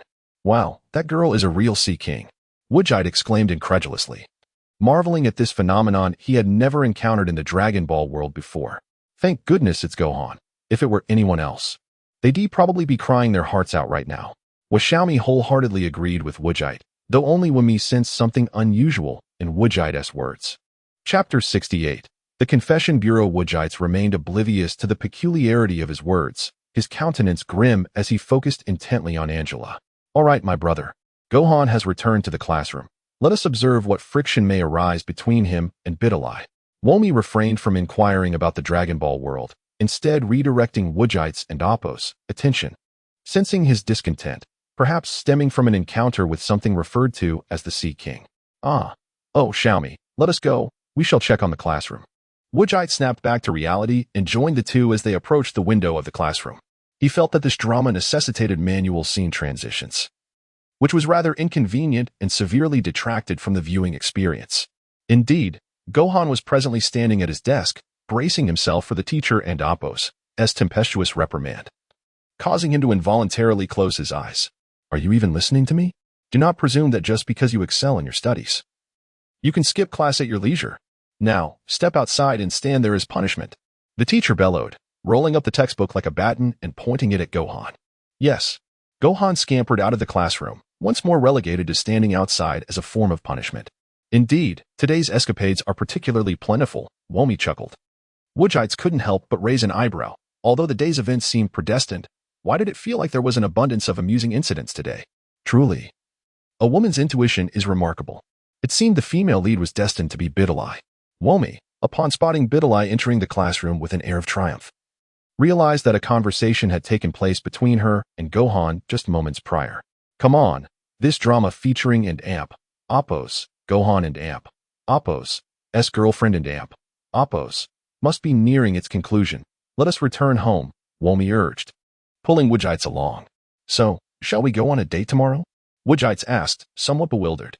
Womi, intrigued, was not particularly interested in the notion of a date, but was curious about the purpose of Woodjites and Amp, Appo's, proposed outing. After all, she was well aware of her own capabilities. Should Woodjites take her on a date, it would likely result in an entire day spent within the confines of a room. No need. I have no interest in watching movies, dining, or shopping, Womi replied, shaking her head. She then turned to her sister, nodding in agreement, and continued, moreover, ISN and Amp, Appo's, TA date simply an opportunity to engage in joyful activities with someone you cherish? Are we not, in fact, on a date right now? Womi's sister concurred. Watching this drama together is akin to a prolonged date, and each subsequent day spent together constitutes yet another date. Is that not so, sister? Listening to their conversation, Woodjites felt overwhelmed with emotion, nearly brought to tears. In his previous life, he had been ensnared by the sea kings of the internet, losing himself in the world of anime. Little did he know that a semi-trailer would deliver him directly to that realm, and he felt as though his past obsession had granted him a second chance here. Let us return. Our date shall never conclude. After dinner, it was, of course, time for some post-meal exercise. Once the exercise concluded, Woodjites took a moment to catch his breath, feeling calm and composed. After resting briefly, he began to unconsciously practice Tai Chi, noticing that Womi and Amp, Appo's, demeanor seemed somewhat off. He halted his movements and inquired, Womi, what troubles you? Did you not enjoy yourself? Burying her head in Woodjite's embrace, Womi gently patted him and replied, not at all. Earlier, when you mentioned that girl was a sea king, what exactly is a sea king? Why is that girl classified as such? Furthermore, I noticed a change in your expression when you uttered the term. Womi's sister, intrigued by their dialogue, nestled closer within Woodjite's embrace. The Sea King is essentially. Woodjites explained the origins of the Sea King to the two of them. Then, recalling something, he paused and continued. You must have also heard the term and Amp, Appo's, Dragon Ball World, and Amp, Appo's, correct? His voice bore a hint of trepidation, which Womi keenly detected. Brother, do you remember our first meeting? Womi asked, tightening her hold on Woodjites. Did you notice anything peculiar in my behavior back then? Let me think. Woodjites gazed vacantly, rummaging through his memories, suddenly recalling. After I released you, you must have been programming something on the computer, which is why you returned to your resting position. Would you like to know what I wrote? Is that permissible? Woodjites, noticing the earnestness on Womi and Amp, Appo's face, swallowed hard. All right, speak. I shall listen. My instructions were, feel free to imagine. The more fantastical, the better. On the other side, Womi's sister beamed with joy upon hearing this. So Xiaomi was merely an accident then? Haha, just kidding. Xiaomi is anything but an accident. And Xiaomi can't escape either. I shall not run away, humph. Oh dear, another round of playful banter ensued. The Dragon Ball world encompasses. Woodjites extended his finger, gathering energy as he illustrated circles in the air while explaining to the two. Thus, there are many universes. We merely reside within one of them. Each universe possesses a god of destruction and an angel. Universes are ranked, and the Kaioshin and god of destruction are interconnected.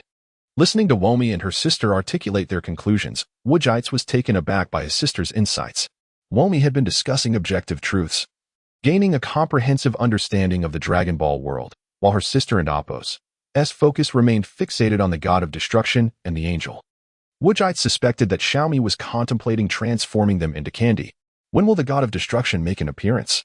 Woodjites discerned a sense of urgency in his sister and Appo's tone and sighed in resignation. he is likely still slumbering. Either he will awaken naturally or be roused by an overwhelming force. However, do not fret. He should awaken soon. As for the universe ranking, we currently stand at second to last. Womi expressed her concern. Will we be erased by the Omni King? Upon hearing that they might be eliminated in the future, Xiaomi became even more determined. Wujites inhaled deeply, his tone steady. There is no need for concern. This ranking is from the previous assessment. Should he wish to eliminate the lower-ranked universes, a new ranking will be conducted. For reasons unknown, Xiaomi and Appo's speech became somewhat muddled. Moments later, the two embraced one another, leaving Wujites aside. Seeing this, he wrapped his arms around both from behind, preparing to sleep when Womi and Appo's voice rang out once more. So, in the Dragon Ball world, there must be other worlds as well, correct? Chapter 69, the routine preliminary. The next day, Goku swiftly succumbed to slumber amidst a delightful aroma. What a soothing sleep. The following day, on the battlefield. So, the Dragon Balls are a characteristic of this world. Hence it is referred to as the Dragon Ball world, right? Womi and Appo's voice was intermittent, laced with a hint of breathlessness as he spoke to Goku. Womi is truly intelligent. Goku blinked and continued, but your voice sounds rather peculiar. What noise is so loud? Womi, still dazed, rubbed his eyes and mumbled. Over a month later, the martial arts tournament registration commenced. In the Heavenly Palace. Wow, such a crowd. Are all of you here to participate in the tournament? Goku and Appo's voice echoed among the gathering, as his figure promptly appeared before them. There stood Goku, Gohan, Goten, Vegeta, Trunks, Piccolo, Android 18, Krillin, and Videl. Goku greeted each of them, and upon spotting Videl, his eyes twitched slightly, yet he managed to say, "And, hello, young lady." Hello? Videl was utterly bewildered. No, it should be said that she had been bewildered ever since visiting Gohan's home. A mere child tossing stones could pierce a mountain. A casual gesture could trigger a violent explosion. This so-called Heavenly Palace was entirely unfamiliar to her. And to discover that the deity here was a friend of Gohan's, who excelled in his studies due to divine teachings. She thought that was the end of it, but Gohan was acquainted with so many strange individuals. Now, a person with a tail had suddenly appeared, leaving her thoroughly perplexed. But it was all right. Her father had defeated Cell, saving the entire world. He was the mightiest warrior on Earth. She must remain calm, not panic. Yet her father couldn't, and Appo's, to even fly. Goku, how could you venture out without bringing them along? Gohan and Appo's voice was both mischievous and innocent. Oh.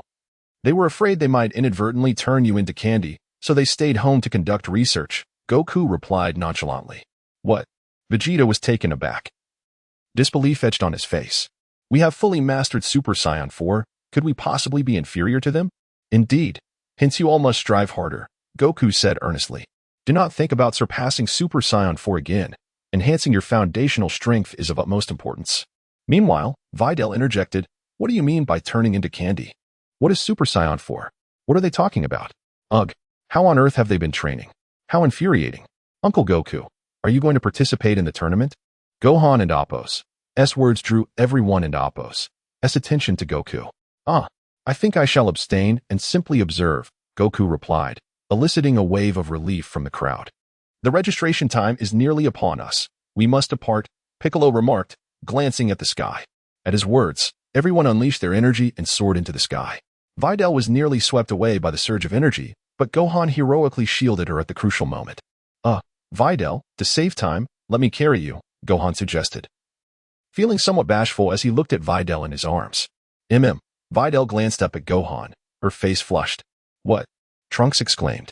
You're all too young. You can only compete in the junior category. Vegeta, during the initial selection, will be striking the punching machine. Should we hold back just a little? Goku gestured with his hand, indicating a modest amount. If you wish to hold back, you do so yourself. Vegeta scoffed, striding forward to join the queue without looking back. At that moment, Mr. Satan, under the watchful eyes of the crowd, landed a punch on the punching machine, scoring a remarkable 137. The crowd erupted in cheers. After a few more competitors, it was finally Vegeta's turn. Step aside, Vegeta roared, delivering a devastating punch that rendered the punching machine inoperative. The crowd parted to allow Vegeta passage. Subsequently, there were several more thunderous impacts, and the punching machine had been replaced multiple times. Videl, winky face. Yet, amid the astonished onlookers, two individuals displayed excitement. As Goku and his companions approached the junior category, they unexpectedly encountered two oddly dressed individuals. The two parties exchanged brief greetings before walking past each other. Everyone appeared unperturbed, except for Piccolo, whose expression darkened as he thought. These two are not ordinary. Upon arriving at the junior competition venue, they found Mr. Satan standing on the stage, a massive screen hanging from a hot air balloon above, which began to play the film of Mr. Satan defeating Cell. As the audience cheered, the film continued to roll. However, Mr. Satan wished to cover his face in embarrassment. Piccolo's complexion deepened further, and Vegeta felt an urge to strike someone. First, there was a chibi version of Goku battling a chibi version of Cell. Subsequently, everyone else was defeated by Cell.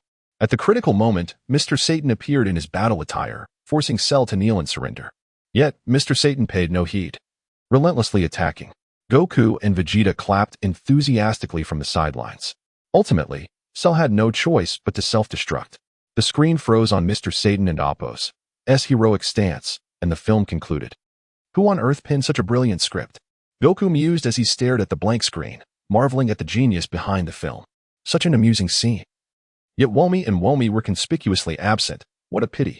In the forthcoming match, there was no doubt that Trunks and Goten would face each other in the finals. A staff member roused the slumbering Mr. Satan, saying, "Mr. Satan, the junior finals are about to commence. Would you like to go and watch?" "Oh, Mr." Satan sat up, his tone brimming with anticipation. "Let me see which of these youths will ultimately face me." He then followed the staff member to observe the match. On stage, the host remained the same, a constant amidst the ever-changing competitors. The host, microphone in hand, animatedly gestured upon the stage, immersing himself in the lively atmosphere.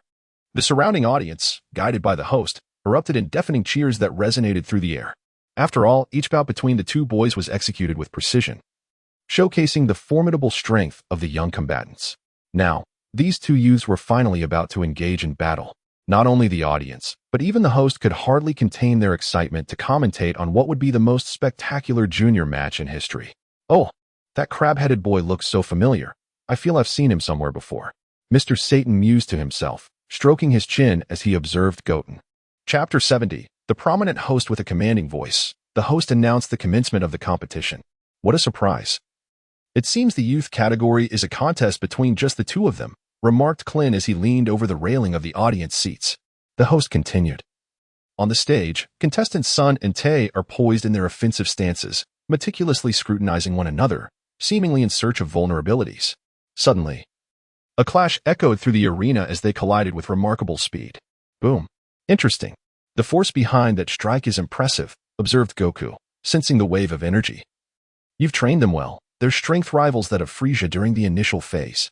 As the host's voice faded, the two combatants engaged in a brief struggle before retreating simultaneously, only to charge at each other once more. Although Trunks possessed a slight edge in power, the narrow margin contributed to an exhilarating spectacle. The audience, bewildered, struggled to discern the swift movements of the fighters, left only with the incessant chatter of the host. The punches of both contenders create a fierce wind, their actions blurring into mere afterimages. Regrettably, I cannot clearly perceive their movements, only the resounding impacts of their strikes. Amidst gasps of astonishment from the crowd, the two figures ascended into the air. Remarkable. The ground battle was already captivating, yet they have taken to the skies. And they are but children. Beside Gohan, Videl was utterly astonished. Are these children? Then what does that make me? Noticing the audience's reactions, Goten and Trunks realized their prominence and descended. They have landed. However, craning one's neck to watch is rather uncomfortable, the host quipped. As soon as they touched down, they charged at each other again. Yet, it appeared Tae had employed the afterimage technique, causing Sun to strike at nothing but air. Suddenly, Tae reappeared behind Sun, delivering a swift kick. Fortunately, Sun dodged just in time. The host, wiping non-existent sweat from his brow, observed an unexpected turn of events. What is happening? Sun seemed to evade, yet Tae has once again appeared behind him, landing a solid kick that sent Sun flying. In a critical moment, Sun managed to stabilize himself at the edge of the stage, preparing to charge at Tae once more, and the battle resumed. In the audience, Chi-Chi and Bulma were even more animated than their sons, fervently cheering for them, much to Oolong and Appo's dismay. Tae has ascended once more. What is he planning? The host exclaimed as Sun suddenly appeared behind Tae, executing a powerful hold. Tay was no novice. He forcefully broke free and retaliated with an elbow strike, followed by a kick that sent Sun tumbling down. Surely they must take a moment to rest now, the host speculated, wiping his brow again. But the ensuing scene drew his microphone back to his lips. The two contenders have landed, only to charge at each other once more, each landing a punch before they engaged again. What? They are airborne again. Their attack speed is increasing. My apologies, esteemed audience, but I can scarcely keep up. Boom. Just now, both fighters struck simultaneously, producing a thunderous sound. Finally, they descended, taking a brief moment to recuperate. The arena fell into a hushed silence. And even Goku and the others were momentarily stunned, not by the duel, but by the host and Appo's unwavering dedication. Satan was rendered speechless. Am I really going to duel against such a child? In the next instant, the crowd erupted into enthusiastic cheers, and although the details were elusive, it was evident that the two youthful fighters were extraordinary. The host trembled with excitement. This is the true essence of the World Martial Arts Tournament. Then, action resumed on the stage. The two competitors appear to be engaging in conversation. What is this? Tay thrust both hands forward, launching a yellow energy wave towards Sun. Could this be the illusion technique someone mentioned? Thankfully, Sun reacted swiftly, evading the attack. Not again. Sun unleashed the Kamehameha, releasing a blue energy wave. Oh no, it's coming straight for me. I must dodge. The host, wiping his brow, commented on the apparent ease with which the illusion technique was employed. It seems Goten's control over energy is still lacking, haha. Seeing the destruction of a nearby house, Goku sheepishly scratched his head. At this moment, both competitors seemed to have agreed to refrain from using energy waves, deeming them too perilous. And Sun's technique is still somewhat unrefined. They now assume stances, evidently preparing for the next round. Kakarot, my son will undoubtedly emerge victorious, the host announced. The two fighters suddenly charged at one another, each gripping the other's shoulders. Oh, Tay trips Sun and sends him flying, yet Sun halts midair. However, Tay had vanished from the stage. Where could he have gone? Look, Tay has executed the strongman hold on Sun. This move is exceedingly difficult to counter. And Sun and Appo's face is turning crimson from the effort. Will he manage to escape? Gohan, your brother seems to be in peril. That move is undeniably challenging to evade. It appears the outcome is determined. Sun seems to be gathering strength. What is he planning? What? Sun is radiating a golden light, his hair transforming to gold. But the critical point lies in the fact that Sun has freed himself from the strongman hold. Videl and Appo's eyes widened in disbelief. The Golden Warrior, Satan finally recalled. This son is the child of the one who defeated Cell. The host continued. The two are conversing again. Tay has declared he will allow Sun to fight with one hand, indicating his confidence in his own abilities. As the host spoke, the two engaged once more.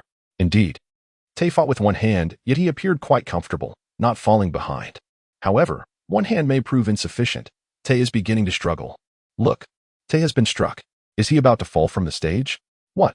At this pivotal moment, Tay also began to radiate golden light, turning to unleash an energy sphere that struck Sun, causing him to plummet from the stage. Tay claimed victory. At that moment, the host raised his hands triumphantly, reveling in the audience's cheers, unaware that some might mistake him for the victor. In stark contrast, Goku and his companions were profoundly impressed by the host and Appo's remarkable commentary skills. Chapter 71. Majin Buu as Mr. Satan pretended to lose to Trunks. The youth tournament came to a close. Following this, the participants proceeded to the adult competition, where the two deities who had previously greeted Goku also joined the fray.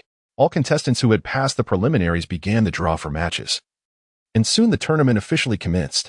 After several bouts, it was finally Gohan's turn to take the stage.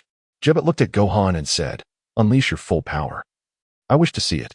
Upon hearing these words, Goku and the others wore solemn expressions. Although they could not sense the opponent and Appo's energy, it was evident that this individual was no match for Gohan. Goku muttered in confusion at the bravery displayed by this stranger. The others nodded in agreement, with only Piccolo fixated on Gohan and Appo's recent adversary. Suddenly, a flash of insight struck him, and he thought, could it be? Is this person a deity, even beyond the Kai? However, he dismissed the thought, feeling that the opponent seemed rather inept. Let us get on with it. The sooner we start, the sooner it ends. As Gohan prepared, he suddenly found himself restrained. While two odd-looking beings leaped from the crowd, one controlling Gohan and the other inserting a peculiar vessel into him. The crowd gasped in shock at this scene, and Gohan's agonizing scream jolted everyone back to their senses, prompting them to rush to his aid.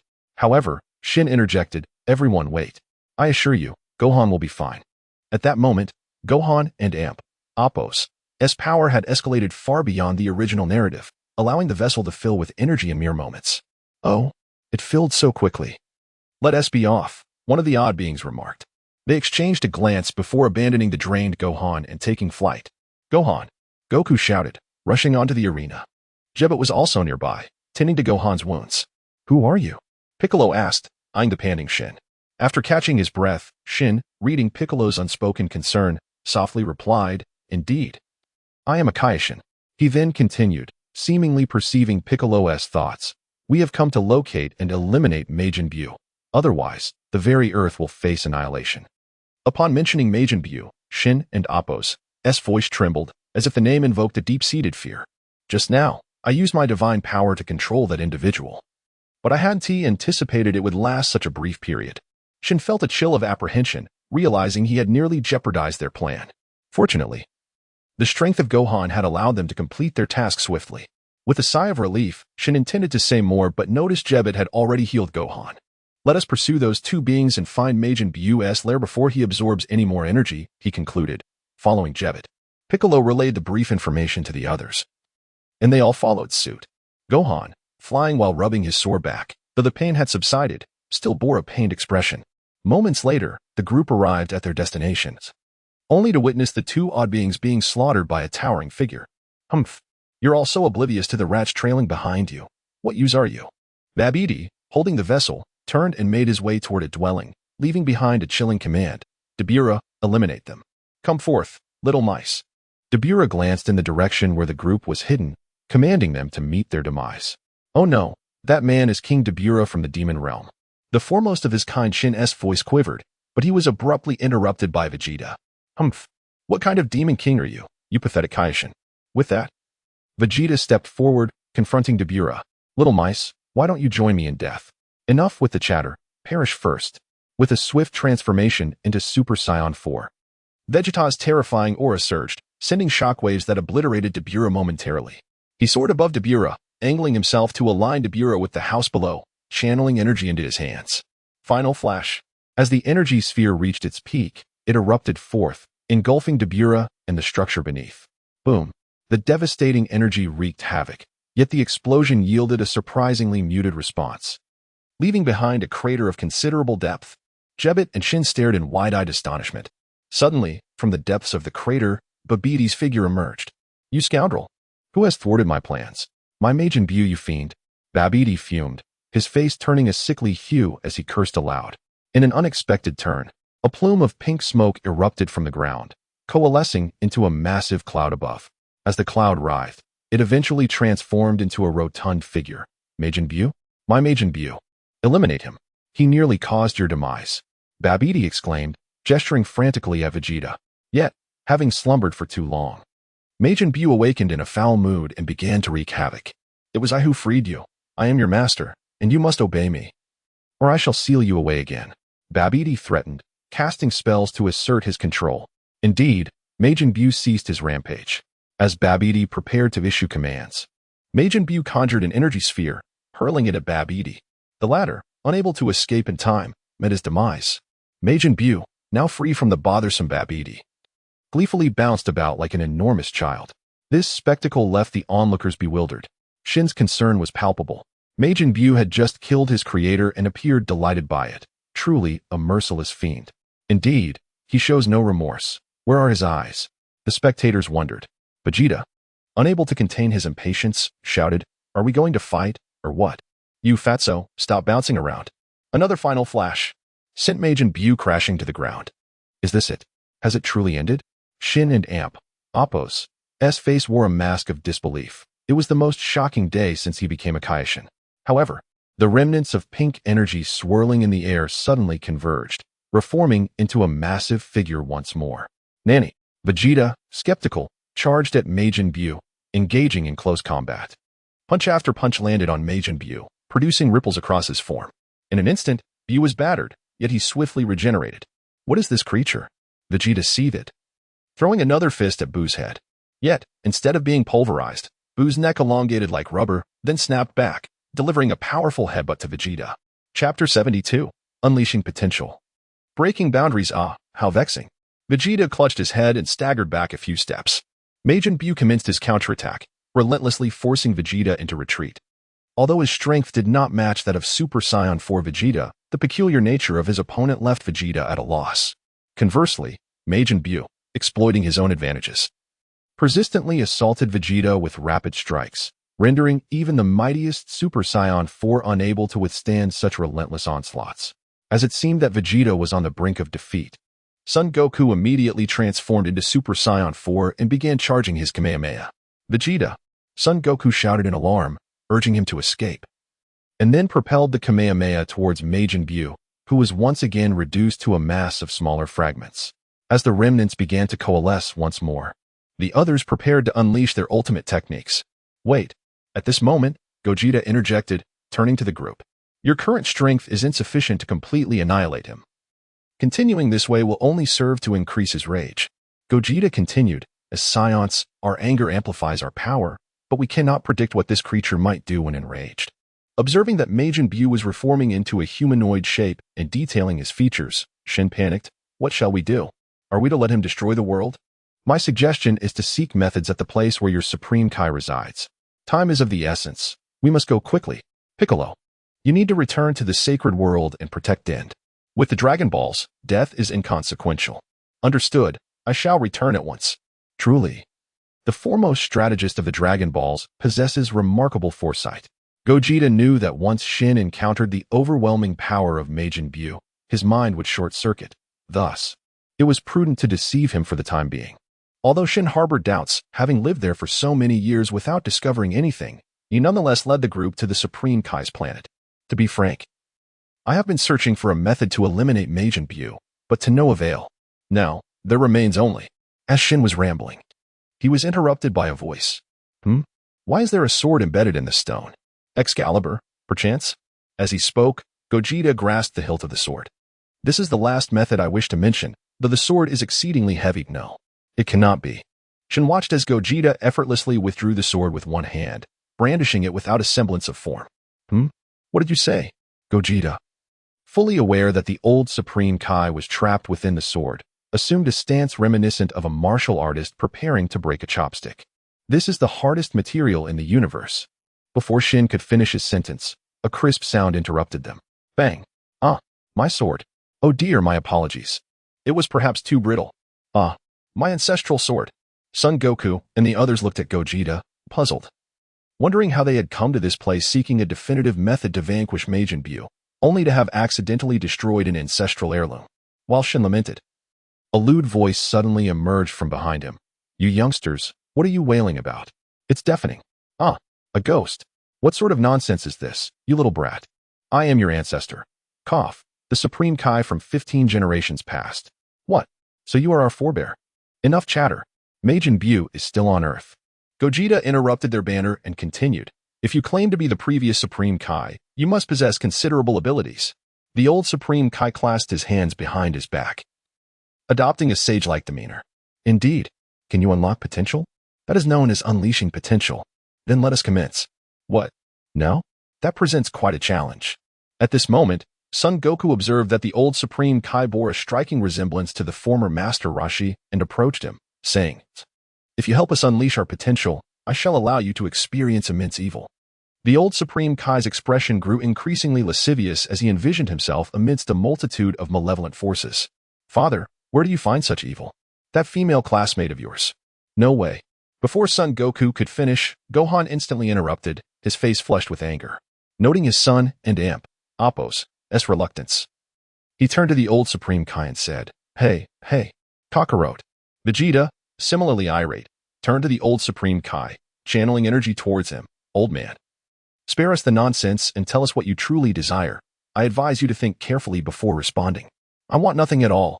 The old Supreme Kai hastily waved his hands, adding, however, I can only unlock one person at a time, and it requires a 5-hour ceremony.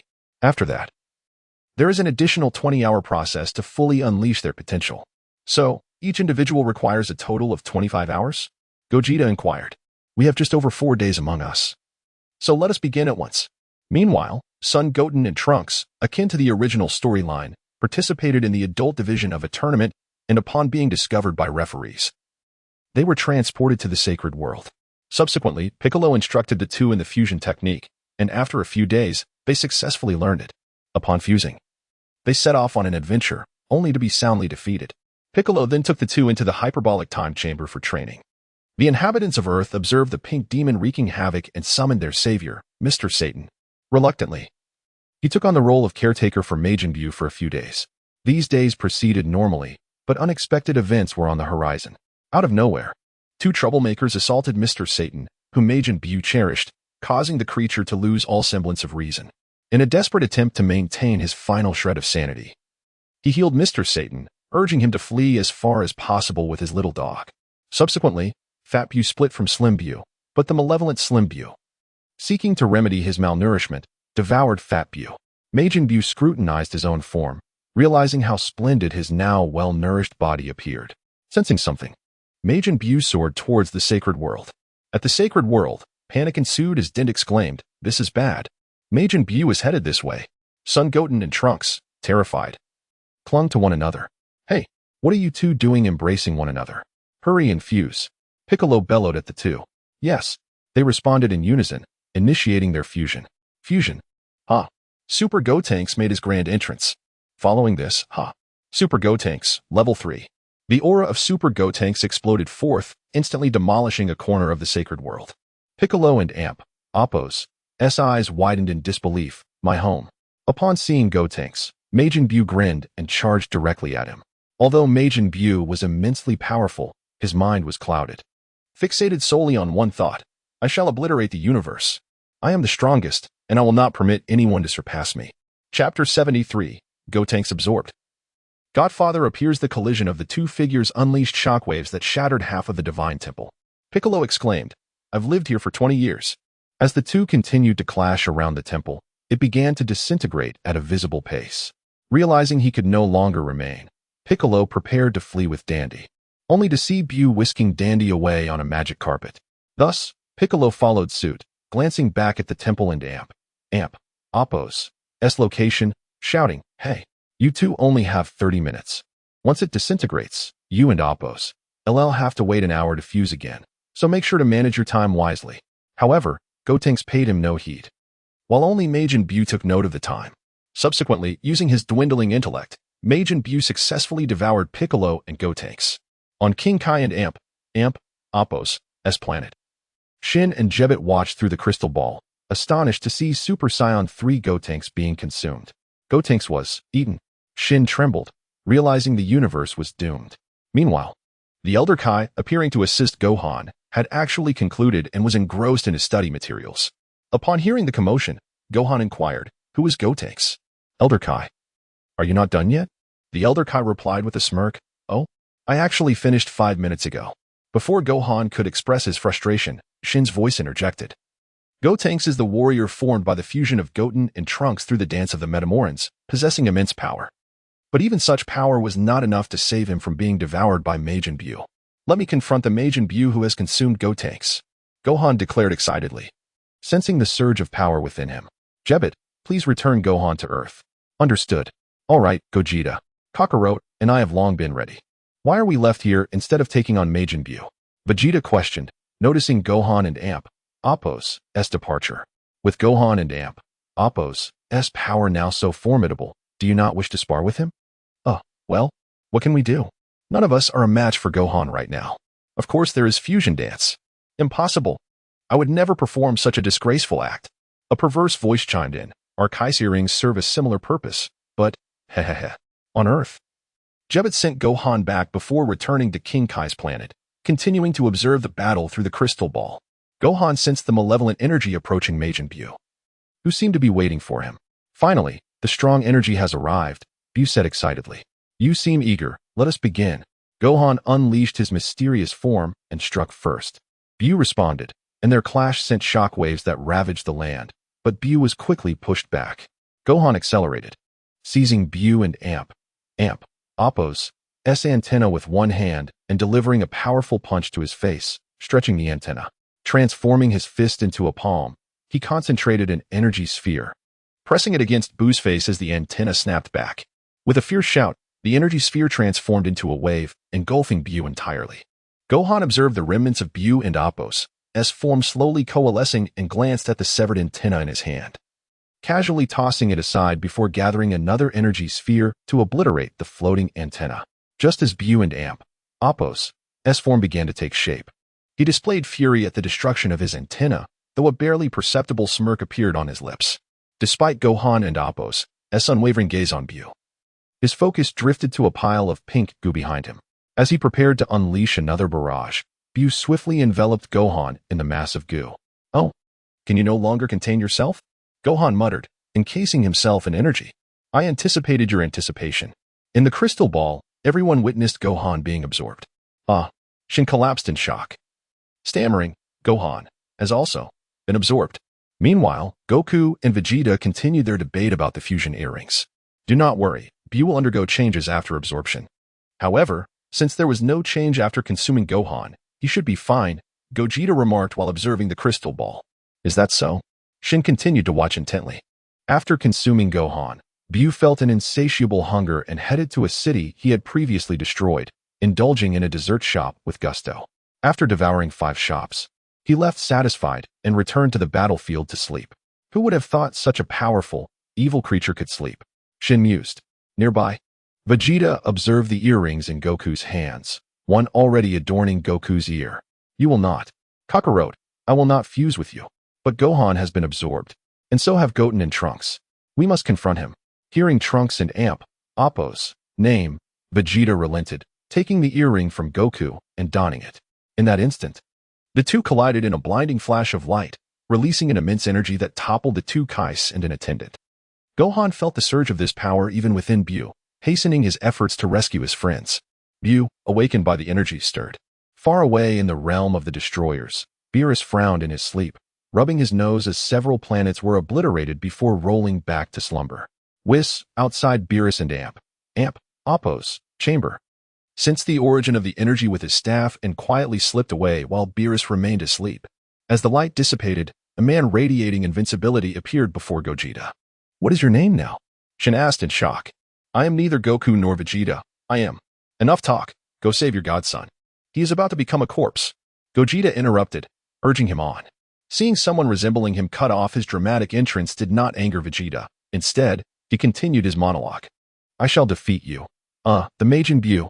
Before Gogeta could retort, Vegeta pointed his sword at his forehead and vanished from King Kai's planet. Chapter 74. Gohan vs. Vegeta. The sound was truly enchanting, a melody I could listen to endlessly. Gogeta gazed at the spot where Vegeta had vanished and continued. "By the way, could you ask Shenron to make a few modifications for me?" In a buoyant mood, Gogeta prepared to return to Earth when a thought struck him, prompting him to turn towards Shin. "Kaishin, I have something to inquire." "What is it?" He replied. "Do you have any new earrings? Please bring me a fresh pair." "Certainly. Just a moment." Moments later, Gogeta returned to Earth adorned with a brand new set of earrings. Meanwhile, the regular form of Vegeta and Buu were engaging in a fierce exchange, both exhilarated by the evenly matched contest. Since that and Appo's the case, I shall unleash my full power in response. Super Saiyan 4th stage, Vegeta. Vegeta and Appo's transformation into Super Saiyan 4 astonished Whis, who had just arrived on Earth. Witnessing signs of the planet's impending collapse, Whis lightly tapped his staff to reinforce the entire Earth. Gogeta, arriving a moment later, noticed Whis and felt a twinge of surprise. However, upon glancing at Super Saiyan 4 Vegeta nearby, he quickly understood the situation. Whis nodded at Gogeta and then looked skyward, smiling. On the Kaioshin planet, the elder Kaioshin observed a familiar yet improbable figure in the crystal ball, Whis. Shin also recognized him and asked, "Ancestor, who is this person?" "What?" The elder Kaioshin was taken aback. "You don't even know him?" He struck Shin lightly on the head and hurriedly manipulated the crystal ball to change the view. "If he is here, then the other should be as well. Let me search." He isn't here? What is going on?" After searching fruitlessly for Beerus, the elder Kaioshin sighed in relief and took Shin aside for a lesson on the basic manual of Kaioshins. At this moment, Gohan had successfully severed the flesh tumors trapping several individuals inside Buu, while outside, Vegeta was relentlessly assaulting Bu. Boom, boom, boom. A powerful triple strike sent Bu, who had reverted to his normal state, hurtling backward. Bu stood up, covered in wounds, and swiftly healed. With the loss of Piccolo, Bu's intelligence had plummeted. Confused as to why he had returned to his normal form and infuriated by the recent onslaught from the man before him, he seethed with anger. Inside, Gohan observed Bu and Appo's inflation and deflation, waiting for the opportune moment to unleash a blast at one of Bu and Appo's air intake ports. Riding the force of the airflow, he propelled everyone out of Bu and Appo's body. Vegeta, witnessing the sudden appearance of everyone, quipped, "Are you people alive or merely corpses? Where and Appo's my son?" Gohan, equally bewildered, wondered who this person was as the voice echoed around him. As they exchanged puzzled glances, Majin Bu began to inflate and then shrink back to his original form. Little Bu, tilting his head in curiosity, spotted Gohan and Vegeta and rushed toward them, as if he had stumbled upon something amusing. Vegeta, eager for more play, was interrupted as Gohan erupted with a surge of power, wreaking havoc. As Little Bu approached, he was met with countless lacerations. Startled, Little Bu retreated. Fear etched on his face as he regarded the power building within Gohan. Ha! The Beast Super Saiyan 4 makes its debut. In an instant, Gohan vanished from sight, reappearing with a punch aimed at Bu's abdomen, followed by a concentrated energy sphere that sent Little Bu soaring into the heavens.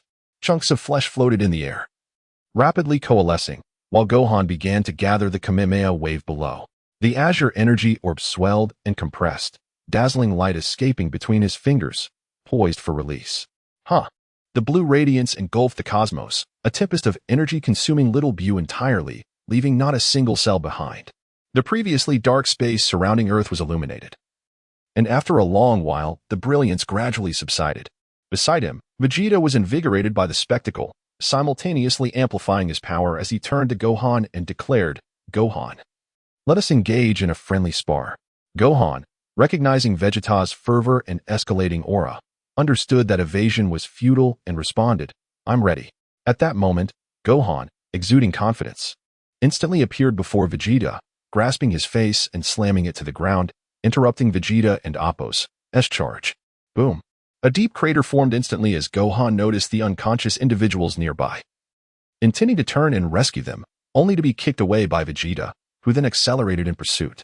Gogeta, observing the scene, utilized instant transmission to relocate the unconscious to Whis' side, continuing to spectate. Gohan steadied himself, relieved to see everyone safe. Boom. The two clashed once more, a thunderous sound reverberating through the sky, followed by rapid movements as their collisions echoed across the earth. "It appears these two are evenly matched," Whis remarked. "Indeed. They recently had their potential drawn out by the Elder Kaioshin, and they are indeed formidable now," Gogeta replied. To be honest, Gogeta had not anticipated a conversation with Whis, as the latter was not particularly aloof in the original narrative. With that thought, Gogeta continued, "May I ask who you are? What brings you to Earth?" "Me?" Whis did not directly answer but instead countered, "One of those fighters is wearing Patera earrings, correct?" Yes. If you can lend us those earrings, then your relationship with the Kaioshin must be rather amicable. Why hasn't the Kaioshin informed you about us?" "We didn't," and Appo's inquire, "What did the Kaioshin say?" Whis was momentarily at a loss for words, flummoxed by Gogeta and Appo's logic. Aside from the Kaioshin, there exists another deity of destruction with an equal status, and I am the attendant of that deity. Oh, have you eaten? What? Gogeta did not respond, but instead produced a universal capsule and tossed it aside. Boom. A small house of around 10 square meters appeared before them. "Come in, dine while you watch. Then I shall not hold back." Outside, Gohan and Vegeta had been battling for 10 minutes, with no clear victor yet. Their attire was disheveled as they hovered in the air, gazing at one another. One exuded a ferocious aura, while the other radiated invincibility. Simply standing still, their energies clashed, wreaking havoc on the surrounding environment. "Gohan, without that fellow over there." Vegeta gestured towards Gogeta in the distance. "You would likely be the strongest.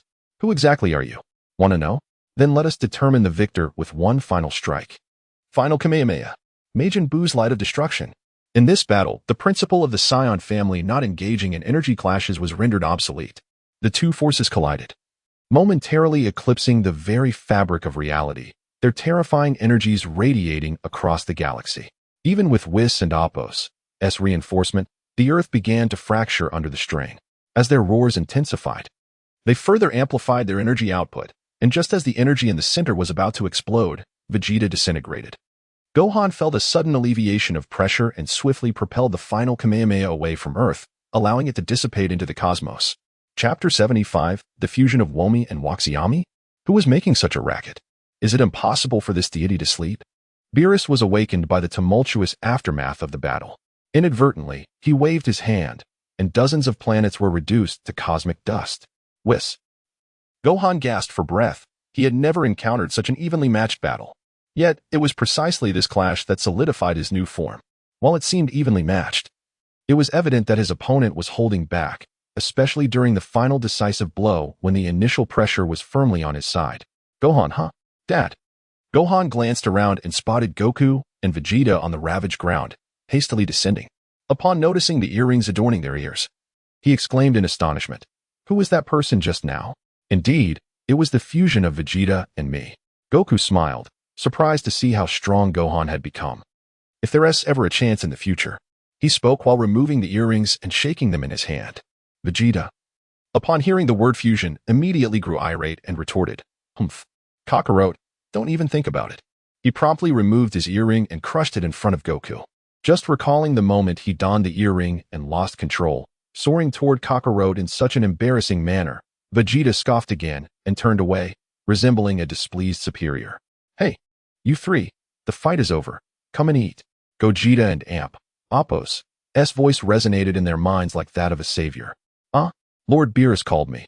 I must return first," Whis remarked, gazing at the shimmering staff beside him. "Then I shall not keep you." Gogeta found some boxes and continued, "Let us pack these up and take them. Come visit when you can." Whis smirked, packed the boxes, and transformed into a colorful light, vanishing from sight. Outside, Goku's voice rang out. "All right, Gogeta. Hiding here and stealing food. Capsule Corporation, please restore Earth to its former state.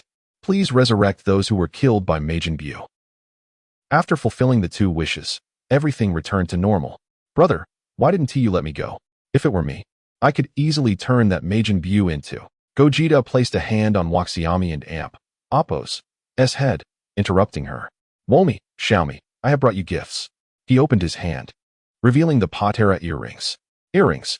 Sister, and I love earrings. But why are there only two?" Waxiami, brimming with excitement, suddenly adopted a strange expression upon noticing there were only two earrings and asked, "Brother, did you lose the other two earrings?" "Haha, there are only two, You each wear one." Gogeta handed an earring to each of them. "Is that all?" Waxiami fiddled with hers.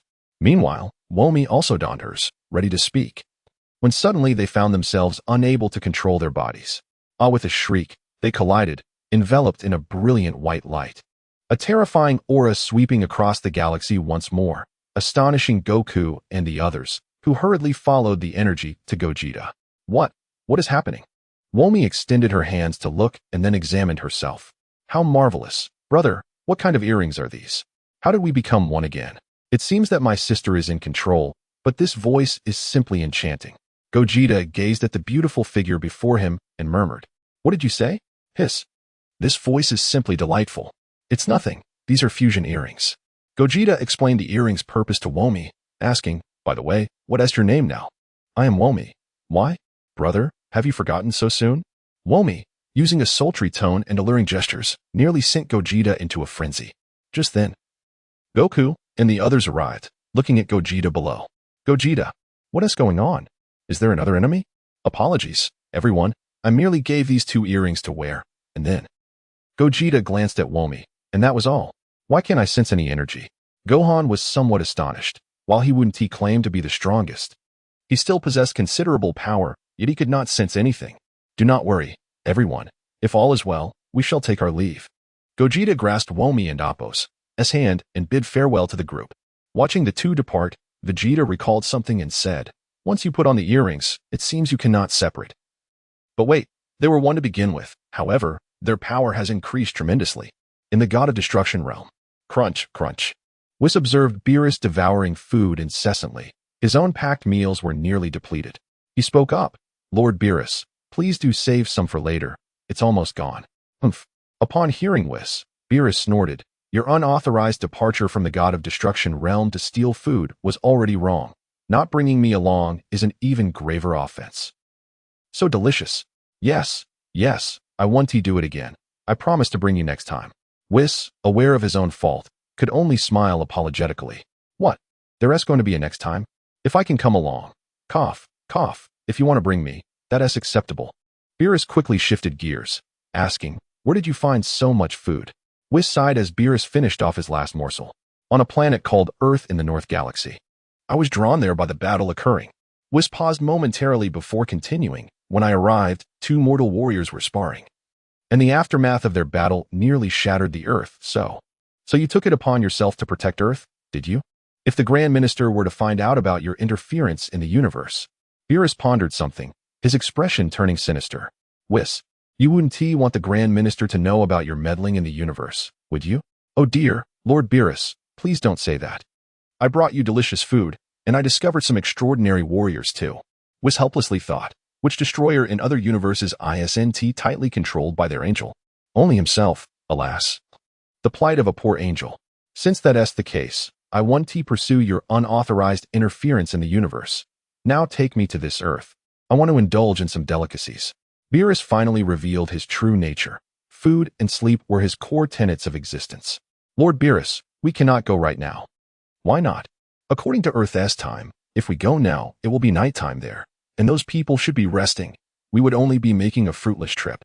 Moreover, Chapter 76, Bulma and Apos' birthday celebration. Moreover, had it not been for the commotion caused by those two warriors, you would likely still be ensconced in slumber. Whisking his gaze towards Beerus, Whis remarked, Lord Beerus, I presume you would not wish for the Omni King to discover your negligence in duty, indulging in sleep each day. Hey, Whis, what do you mean by that? Beerus retorted, I merely acquired a subordinate to handle my responsibilities. Lord Beerus. The wicked frost demon known as Frieza has been slain by one of the warriors I discovered. Given the passage of years, your progress in duties has dwindled significantly. Whis's words resonated like a death knell, causing beads of cold sweat to trickle down Beerus's brow, his body trembling in fear. Yet, Whis continued. It has been a considerable time since the last comprehensive ranking of the universes by the Omni King, and our Universe 7 remains second to last.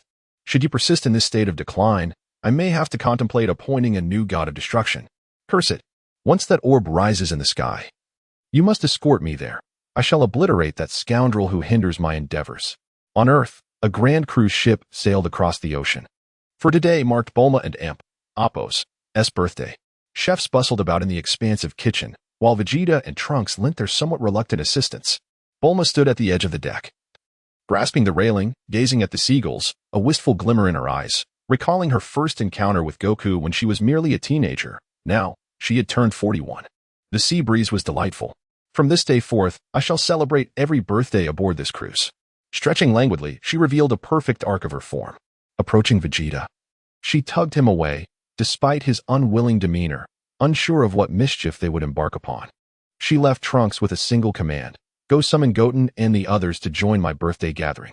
Gogeta opened his eyes, sensing the two soft forms nestled against him, a satisfied smile gracing his lips. The previous night, after merging, he and Vomi had engaged in a spirited spar, neither yielding to the other. Following their duel, Vomi employed a technique to disrupt Gogeta and Apos' concentration, aiming to secure victory in their combat. Though Vomi and Apos' tactic had some effect, it inadvertently amplified Gogeta and Apos' offense, akin to shooting oneself in the foot. As defeat loomed, Vomi ensnared Gogeta with his tail, attempting to shroud Gogeta and Apos' face with his lethal appendages, aiming for mutual destruction. However, in a crucial moment, Gogeta delivered a decisive blow, shattering Vomi and Apos' hopes of a shared demise. Can anyone explain how we ended up separated after that strike? Gogeta pondered, glancing at the two beside him. He then reviewed the previous night's strategies, concluding, the first round like this, the second round like that, the opponent's counter in the third round, and in the fourth round, he would turn the tide. Uncle Gogeta, are you awake? Trunks suddenly flew in, calling loudly. Gogeta, wrapped in his blanket, emerged and gazed quizzically at Trunks. Trunks, what brings you here? My mother is celebrating her birthday today and has invited everyone to the party. I was tasked with calling uncles and aunts. Oh, very well. Inform your mother I shall arrive shortly. Gogeta yawned, preparing to retreat, but suddenly recalled something and asked Trunks, "How old is your mother this year?" Trunks pondered for a moment, counting on his fingers, and replied, "She is 41 years old. Is there anything else?" Haha. No, that will suffice. See you at the party. Satisfied with the answer, Gogeta returned to his lair. Vomi opened his eyes, sensing something amiss. Huh? Why are we separated again? The earrings are still intact. Dawn and Amp, Oppos, T overthink it. Separation is separation. It is better to remain as two. He then resumed his previous actions. Half an hour later, everyone had gathered, the original ensemble intact. Hey, where's your Aunt Vomi? Bulma inquired. And your Uncle Gogeta, Vegeta added. They mentioned they would arrive at the party, and they should be here soon. Trunks scratched his head before turning to play with Goten. Observing the two playful mischief makers, Bulma sighed and addressed the group. Let us commence without them. They will likely arrive later. The guests dispersed, exploring the surroundings. Although the Z fighters were formidable, none could rival Bulma's financial prowess. Moments later, the chefs began presenting their culinary creations, and the expansive deck was soon enveloped in an array of tantalizing aromas. Come on, Goten, let us indulge in the feast, Trunks exclaimed, racing towards a food stall, captivated by the delicacies before him. The others, inspired by the duo's enthusiasm, formed small groups to sample the offerings. Laughter and joy filled the air across the deck. Suddenly, the three most powerful fighters paused their feasting, their gazes drawn skyward. The remaining guests followed suit, yet saw nothing amiss. They're coming, Gohan shouted, vanishing in an instant to hover in the air, soon followed by Goku and Vegeta. A radiant spectrum of colors appeared as Whis arrived, accompanied by Beerus, before the trio. Oh my, we specifically came for the gourmet delights. Do you not wish to let us join? Whis greeted the three warriors with a smile. Specifically? Who are you? Vegeta inquired sternly, scrutinizing the two who displayed no discernible aura. Ah, is that not the Prince of Planet Vegeta? You've grown quite a bit. Beerus stepped forward, his elongated eyes fixated on Vegeta, recalling the familiar figure. Vegeta and Appo's mind drifted back several decades to the moment his father was subdued beneath the foot of the purple feline before him. Be Beerus, Lord. Vegeta's voice trembled as he acknowledged the being's identity. Well, I am here to eat. No, to locate the one who disrupted my slumber. No, the one who disturbed my duties. Beerus intended to articulate his purpose, but hesitated, realizing it could tarnish his divine reputation, leading to several changes in his phrasing. Disturb my duties? Goku queried, puzzled, but suddenly recalled. Is your duty not to cultivate the sacred beans? You must be a relative of Master Karen. Who has interrupted your work? What sacred beans? Mortal, do not interrupt me. Beerus snapped, his patience waning. My duty is to annihilate planets. Due to, certain circumstances, I acquired a subordinate to assist me, but that subordinate was killed.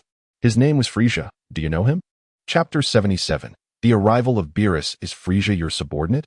Vegeta could no longer contain his astonishment upon learning of Frieza's significant background. Oh, it seems you are indeed acquainted, Beerus remarked, observing the trio's incredulous expressions. He works for me, and you have killed him, so I must destroy you.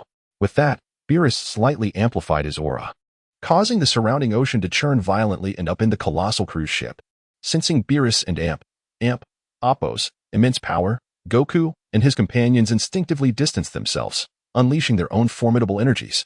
Meanwhile, Whis, amused by Beerus' playful demeanor, quietly descended onto the ship and encircled the four in a barrier with his staff. How daring of you mortals to defy a god of destruction. Let me test your limits, Beerus declared, and with a swift gesture, a powerful gust propelled the three warriors hundreds of meters away. They struggled to regain their footing when Beerus suddenly appeared among them, launching Goku and Vegeta aside with a kick, and delivering a punch into Gohan before he could react. What a disappointment. The ones who defeated Frieza possess such meager abilities, Beerus taunted, his disdain evident in his expression. Given your ineptitude, there is no need for Earth to exist. As Beerus condensed his destructive energy, the mere presence of this power sent shivers down everyone's spine. Recognizing the imminent threat, the trio unleashed their full potential, with two Super Saiyans and a Super Saiyan beast charging toward Beerus from different directions. At that moment, Gogeta, accompanied by Vomi and Vomi's younger sibling, instantaneously transported to the cruise ship. Gogeta sat beside Whis, enjoying food, while Vomi and her sibling conversed with Bulma.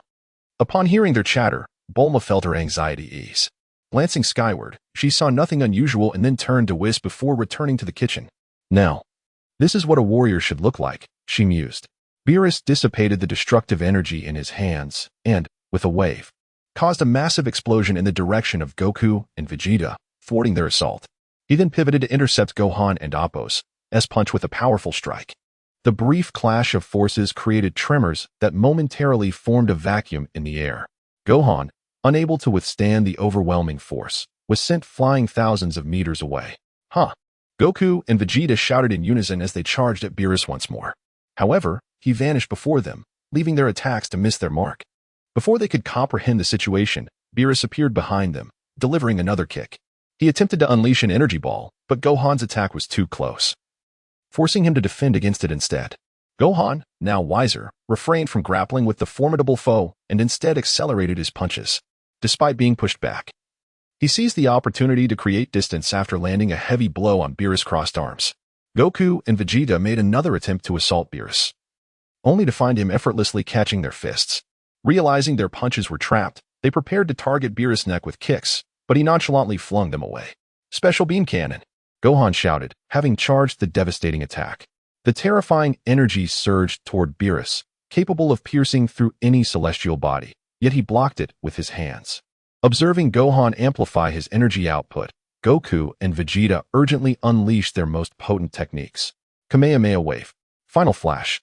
The dual blasts of yellow and blue energy collided with Beerus, finally forcing him to retreat slowly. Gohan, Vegeta, push harder. Kaioken, 10 times. A crimson aura erupted from Goku, dramatically enhancing his power and amplifying his Kamehameha Wave. Do not command me, Kakarot. Vegeta and Appo's frustration surged at Goku and Appo's order, his energy intensifying further, the yellow wave becoming more substantial. Dad. Gohan's red pupils darkened with rage as his previously volatile aura grew even more ferocious. Lord Beerus has been pushed back. It has been ages since he has been in such a predicament. These three warriors are truly remarkable, was commented, pausing his meal and swallowing. Gazing at the trio with admiration, the three energy waves intensified, pushing Beerus beyond Earth and Appo's atmosphere and into the cosmos.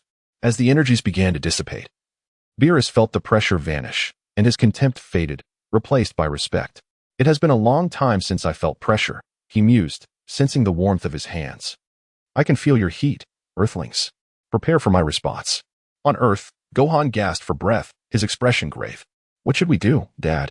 That guy is incredibly powerful. Until now, Gohan had experienced an unbroken string of victories, only to encounter a god of destruction of unparalleled strength. Goku and Vegeta, too, felt the strain. Though they had only been struck a few times, the sheer force was staggering, reminiscent of Gogeta? Yes, Gogeta was still present. Goku, as if finding a glimmer of hope, shared with the others, he is like that guy in the sky. We cannot sense their energy. Perhaps Gogeta will have a solution. Kakarot, if you cannot keep up, then step aside. I can continue, Vegeta grumbled, deeply dissatisfied. Gohan had a beast form, Goku had Kaioken, and he felt he had nothing, except for Bulma, whom he glanced toward. Satan, should I assist? Bu inquired of Satan. You dare to distract me while fighting?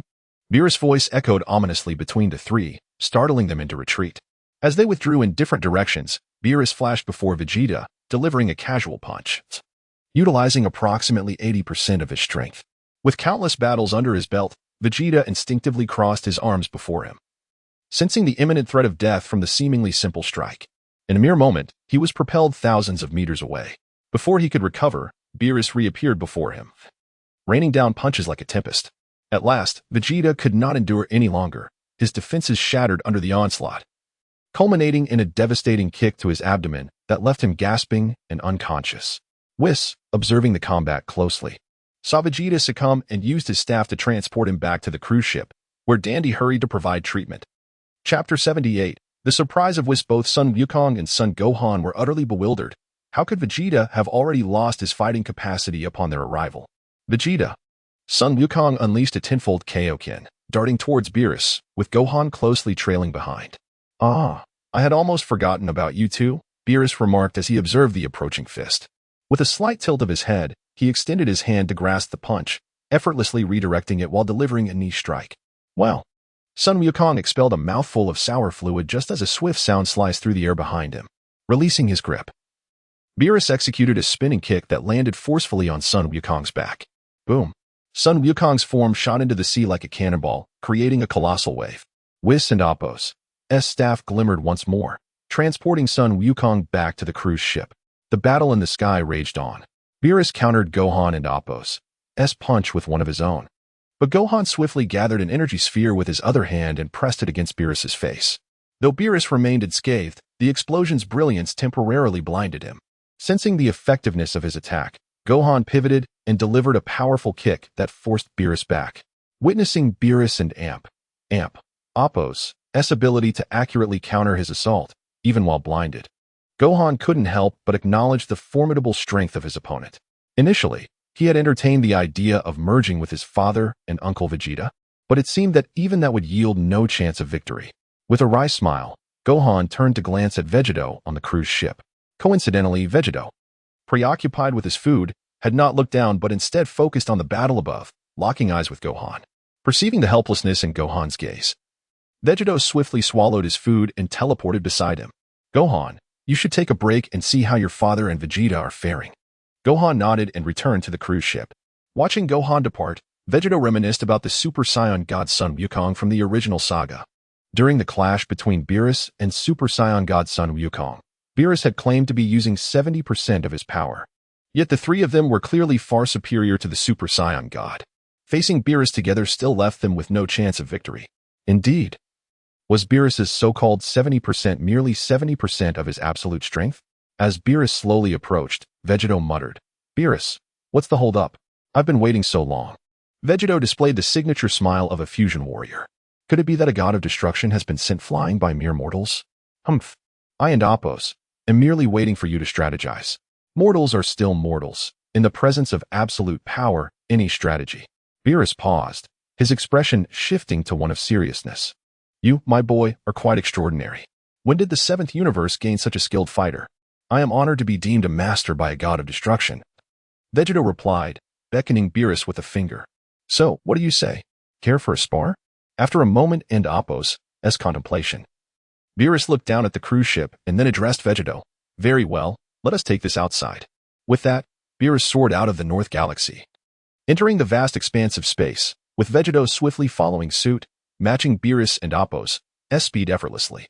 Whis, on the cruise ship, activated his staff to project the figures of the two combatants. Based on that tail behind you, you must be a Saiyan, Beerus remarked, pointing at Vegetto's waist. I never anticipated a Saiyan to possess such strength. No wonder Frieza was defeated by your kind. Enough with the small talk. I and Appo's am quite curious about the prowess of the universe and Appo's strongest god of destruction. Let us begin. Vegetto instantly elevated his energy to its peak, vanishing from sight and sending ripples through the very fabric of space.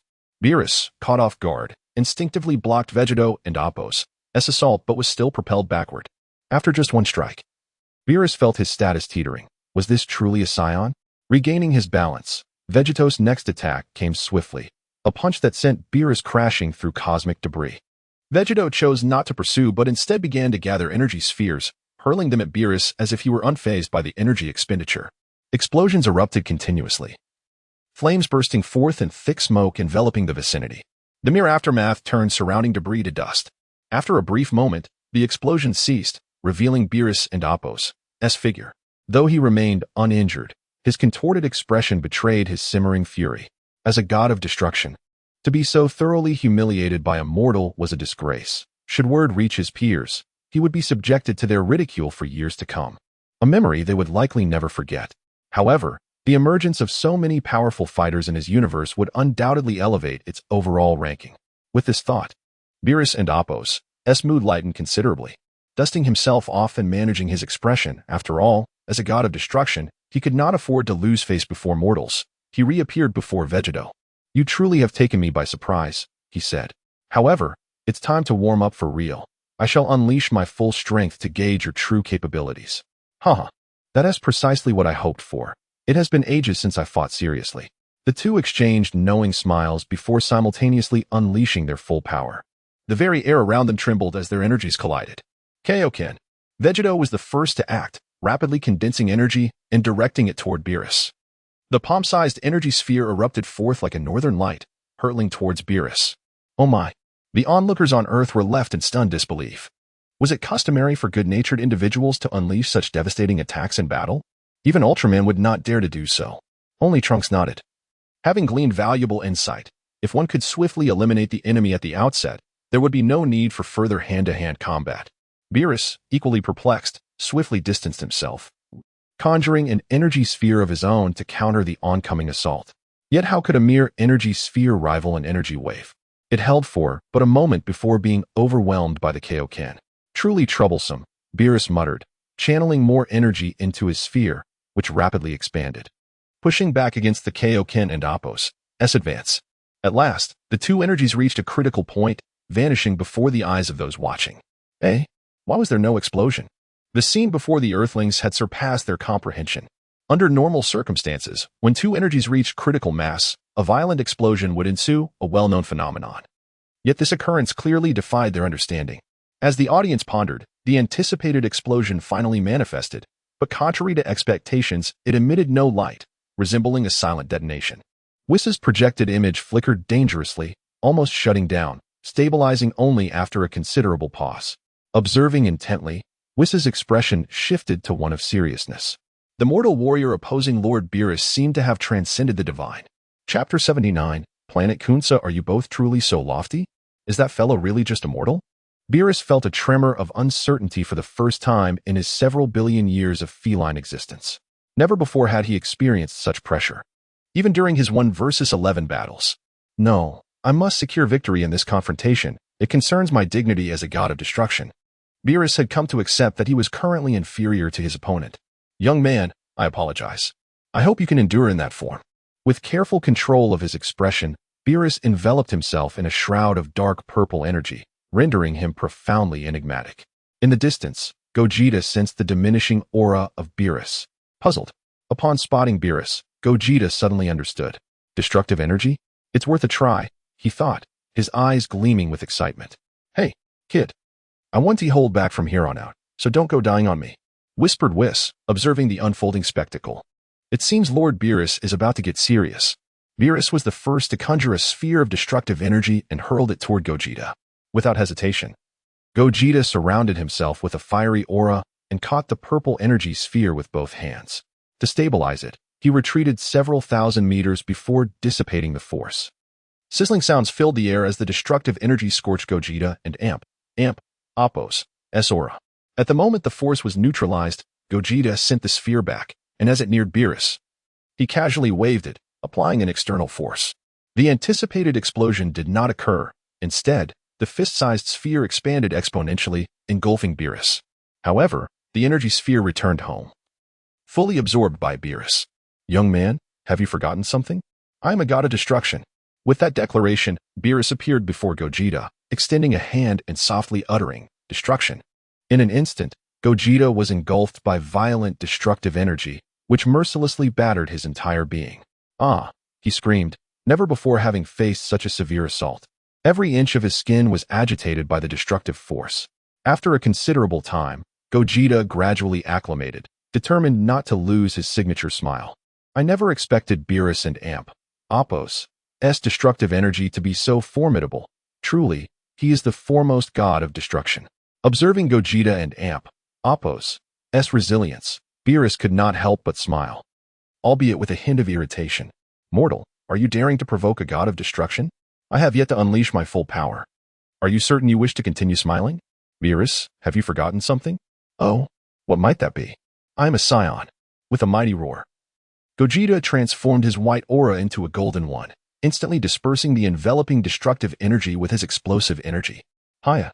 The golden aura expanded rapidly, swirling into storms that swept toward Beerus. Beerus, astonished that such a terrifying aura emanated from a mere mortal, felt his own destructive energy dissipate, his expression faltering as his eyes widened. Daddy, this is the first time I and Appos' seen Uncle Gogeta transform into a Super Saiyan, Gohan exclaimed, watching the scene unfold on Earth. Indeed, Gohan. I thought he would never transform, replied Piccolo. Humph, foolish Kakarot. Wow, the golden-haired brother is so cool, exclaimed Woomy. Golden-haired brother. Xiaomi. Come on. The battle has only just begun. As Gogeta charged toward him, Beerus dared not underestimate his opponent and once again cloaked himself in destructive energy. Bang! The golden aura collided with the purple energy, producing wisps of smoke. The 50-fold increase in power had far surpassed Beerus. Gogeta gathered another energy sphere and pressed it against Beerus and Appo's face. Damn it, not this again. Beerus raised his hand to block, but Gogeta had anticipated his movement, delivering a swift kick to Beerus and Appo's abdomen. Wow. The onslaught of consecutive strikes began. Gogeta accelerated, landing a punch squarely on Beerus and Appo's face. As Beerus was sent flying, Gogeta seized his tail and yanked hard, causing an involuntary reaction. With his other hand, he once more formed an energy sphere and pressed it against Beerus's rear. The ensuing explosion left Beerus's God of Destruction attire in tatters, with not a single piece remaining intact. Ha ha ha. Is this truly the foremost God of Destruction? Humph. Mortal, do not get too cocky. Beerus steadied himself, covering his rear, but upon hearing Gogeta and Appo's taunt, he suppressed any excess emotion, allowing his destructive energy to dim. A flash of green light enveloped Beerus, restoring his damaged attire to pristine condition. Seeing Beerus's aura weaken once more, Gogeta was momentarily taken aback. Is this how gods enhance their strength? Simply by lowering their aura? Seems like it's time to employ the technique. Whis, observing the silver glint in Beerus's eyes, finally recognized Gogeta and Appo's exceptional prowess. It seems our 7th universe will rise significantly in the cosmic rankings. In an instant, Gogeta appeared behind Beerus, kicking toward the back of his head. Beerus merely lowered his head slightly, evading the strike. Before he could contemplate further, Gogeta spun around and threw a punch. Beerus again tilted his head to evade and then countered with a kick aimed at Gogeta and Appo's side. Bang! Gogeta instinctively raised his knee to block but was still sent staggering by the overwhelming force. Indeed, a body forged over billions of years. Though Gogeta and Appo's calf tingled, the surge of battle fervor drowned out any negative sensations. Those last two moves must have been the Ultra Instinct technique, albeit still half-baked. How intriguing. As Beerus advanced, Gogeta smirked, his golden aura surging once more as he met Beerus's punch head-on.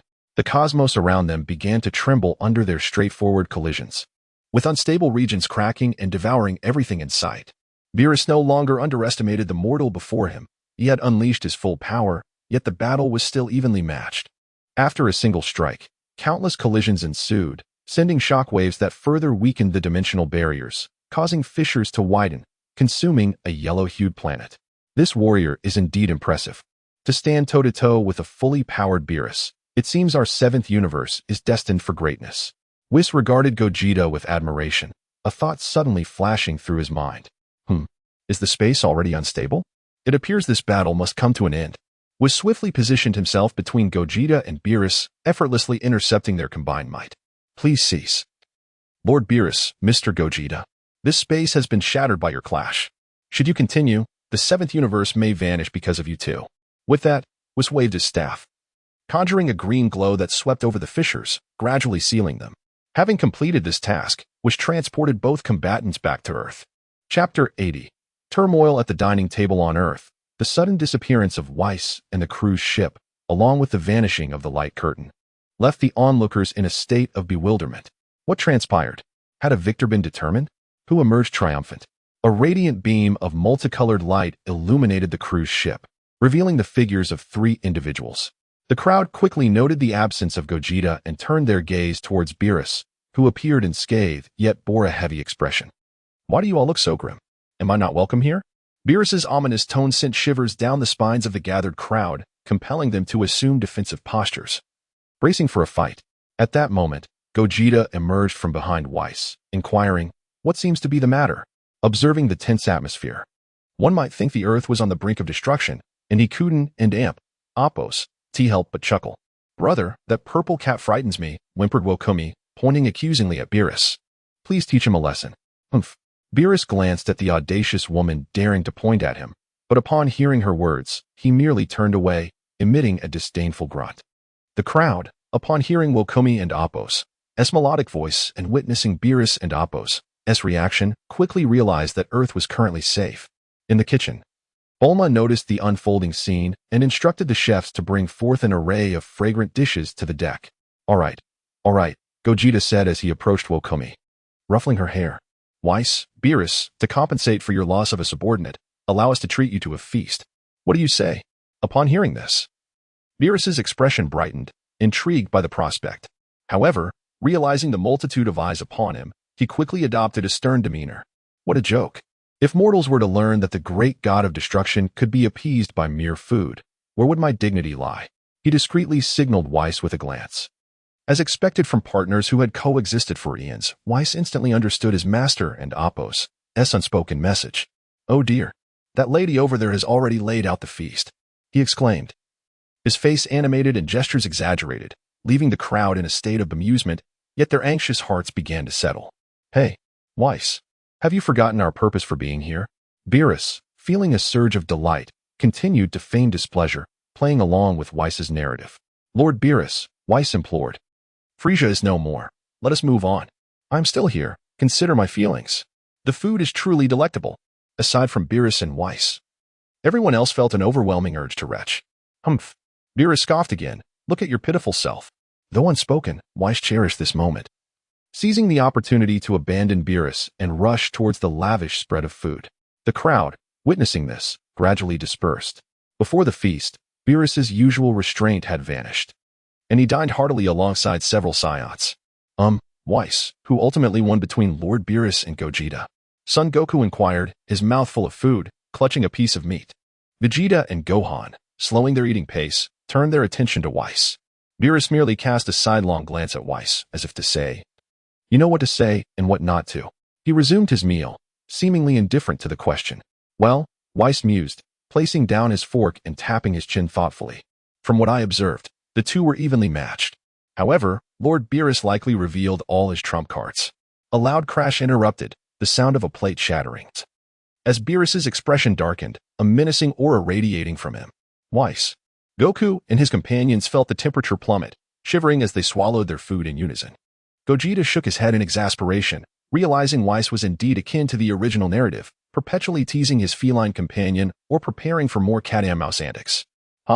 Lord Beerus, what was that last move of yours? Why couldn't and Apos, I hit you from my blind spot? Gogeta, sensing the precarious atmosphere, resorted to tactics learned from his previous life to prevent Beerus from erupting in anger and ruining Bulma's birthday celebration. Hey, mortal, do you dare to utter the name of the god of destruction? Do you not fear? Very well, Lord Beerus, could you perhaps enlighten me on my confusion? Beerus, taken aback by Gogeta and Apos' sudden concession, felt a rush of exhilaration, his tail twitching uncontrollably. That technique is a divine skill known as Ultra Instinct. Gogeta observed Beerus's haughty demeanor, realizing, so this is what it feels like to tease a cat. No wonder Weiss's mood is like this every day. He then turned to Weiss, sharing a knowing smile as they continued to feast. Just when it seemed the celebration would proceed joyfully, an unexpected turn of events unfolded. At another table, the pink glutton finished his ice cream and scanned the surroundings. Spotting a pile of ice cream in front of the purple cat, who was about to take a bite, Boo's eyes widened, reminiscent of a child discovering light. Thus, in the astonished gazes of those at the table, Bu stretched out his arm and snatched every last scoop of ice cream in front of Beerus. Another arm reached out, and though Beerus managed to evade it, the ice cream he held was swiftly claimed by Bu. As the crowd witnessed Bu's brazen act, their expressions shifted from astonishment to sheer terror. In the blink of an eye, as Bu's long arms retracted, Beerus snapped his mouth shut in frustration. This ice cream tastes off, Beerus remarked, opening his eyes to find his hands empty. Where's my ice cream? The others at the table were unfazed. They had grown accustomed to the antics of the purple cat. Goku, Gohan, and Vegeta exchanged puzzled glances at Beerus. Meanwhile, Weiss calmly savored the delicacies, while Gogeta held his forehead, pondering. Indeed, and Apos, Tom and Jerry and Apos, is a documentary. Beerus rose from his seat, scanning the vicinity until he spotted the pink glutton clutching his stolen ice cream. It was clear, someone had brazenly snatched his treat. Never had anyone dared to pilfer food from him, even if it hadn't and Apos yet touched his lips. Though Beerus initially contemplated unleashing his wrath upon the planet, he restrained himself, finding solace in the notion that eating from another and Apos' hand was a softening experience. Amidst the gazes of the crowd, Beerus approached Bu and picked up an ice cream, taking a bite. The expressions of the spectators shifted from fear to surprise once more. However, Bu could not tolerate the sight of someone brazenly taking his ice cream. Extending his long, flexible tongue, he licked every last scoop in front of him, then devoured the one in his hand, smiling at Beerus. Chapter 81. A wave settles, another rises. The tension in the air was palpable, as Beerus, the god of destruction, had never encountered such unabashed audacity in all his existence. With a mere huff, his aura shifted dramatically, ushering in an eerie stillness, the calm before the storm. Those seated with Bu sensed the disturbance and hastily departed, while Satan tugged at Bu in vain, unable to budge him. Embarrassed, he chuckled awkwardly, retreating with hurried, minuscule steps. Despite the oppressive pressure emanating from Beerus, Bu remained unmoved, gazing at him with a serene smile. "I am a deity of great magnanimity," Beerus declared, baring his teeth. "Yet your actions have thoroughly incensed me. The lack of due respect and disregard for others is intolerable. I am profoundly disappointed. I should have obliterated this planet long ago. You shall be my first target, Fat One." No sooner had he spoken than Beerus appeared behind Bu in an instant, seizing his antenna and flinging him away. Bu tumbled through the air for thousands of meters before regaining his composure. "I am truly angry," Bu seethed, but before he could finish, he was struck by a purple energy sphere, his form disintegrating into a violet glow. Vegeta remarked, "Is he out of energy? It seems he has been destroyed." Without Piccolo and Appo's intellect, he and Appo's nothing more than a simpleton, daring to show off in front of a god of destruction, like a cow on a rocket. Goku and his companions witnessed the scene and intended to comment, but upon seeing Vegeta and Whis enjoying their meal, they chose to remain silent. At another table, the women were engaged in laughter and conversation, thanks to the presence of Womi and Wuxiami. Only at Bu's table did Krillin, Tien, and Master Roshi remain speechless from fright. At that moment, Bulma instructed two chefs to present a large dish, unveiling a colossal strawberry sundae before Beerus. "What a trivial ice cream. I know not of its delights," he thought, though inwardly thrilled. He had elevated the atmosphere significantly, and the last thing he desired was to have his grandeur diminished by a mere dessert. "Whis, it is time for us to depart." "Ah, what troubles you, Lord Beerus? There lies a magnificent ice cream. Will you not partake?" Whis inquired, pointing with his spoon at the approaching sundae. "Ah, the antics begin anew," Beerus thought, a vein throbbing on his forehead. Yet his tone remained ominous. "I have lost my appetite. Let us destroy." Though he uttered those words, Bulma's enticing description of the sundae had him cursing Whis in his mind. "Curse you, Whis. Find me a way out of this torment. I am dying of desire." Whis, a master of feline manipulation, had spent eons honing his skills. Noticing the vein on Beerus's temple, he knew it was time to intervene. "But such a large ice cream. It appears utterly delectable, Lord Beerus." Fortunately, Vegeta was accustomed to Whis's antics, while Goku and his son remained blissfully unaware of the underlying tension. However, Vegeta could no longer contain himself, and as he surveyed his surroundings for a release, he aimed a spray of food at Goku's face. Beerus paid little heed to the minor disruption, his eyes fixated on the sundae as Whis spoke again, prompting a proud response from him. "I am a god of great generosity, but this is the last time." He then resumed his seat, just as two chefs arrived, presenting the sundae before him. The spectacle was exquisite, captivating Beerus entirely. He plucked a vibrant strawberry with his fingernail and consumed it, shuddering with delight, his tail stiffening and writhing uncontrollably. Observing Beerus and Appo's reaction, Vegeta discreetly gave Bulma a thumbs up. As the atmosphere settled once more, Krillin and the others exhaled in relief, returning to their jovial banter. Only Satan gazed at the empty spot where Bu once sat, his eyes dimmed with sorrow, mourning the absence of his companion. Woof woof. Satan cradled the puppy, his spirits lifting once more. "Listen, you science, do you desire greater power?" Beerus casually picked at his teeth, feigning indifference, though his tail ceased its twitching, revealing his eagerness. This journey had proven fruitful. He had discovered many promising candidates. Leaving without nurturing a few would be wasteful, especially as other universes had mortals surpassing the strength of gods of destruction. "What? Lord Beerus is willing to train us?" Goku exclaimed, immediately dragging Gohan to Beerus's side. Vegeta, intrigued, ambled over as well. Whis had already prepared a substantial amount of food for Bulma, including 20 servings of the strawberry sundae. Upon noticing his master's involvement, he promptly stood behind Beerus. "Teach you? Of course, it is not I who will instruct you," Beerus indicated towards Whis. Observing Goku's disappointed expression, "He shall be your mentor." "What?" Vegeta grimaced at the thought of being taught by that insufferable man. Goku and Gohan shared skeptical glances. "Ah, did I not mention?" I am Lord Beerus's master, Whis declared calmly, observing their astonished faces, prompting a grin from Beerus.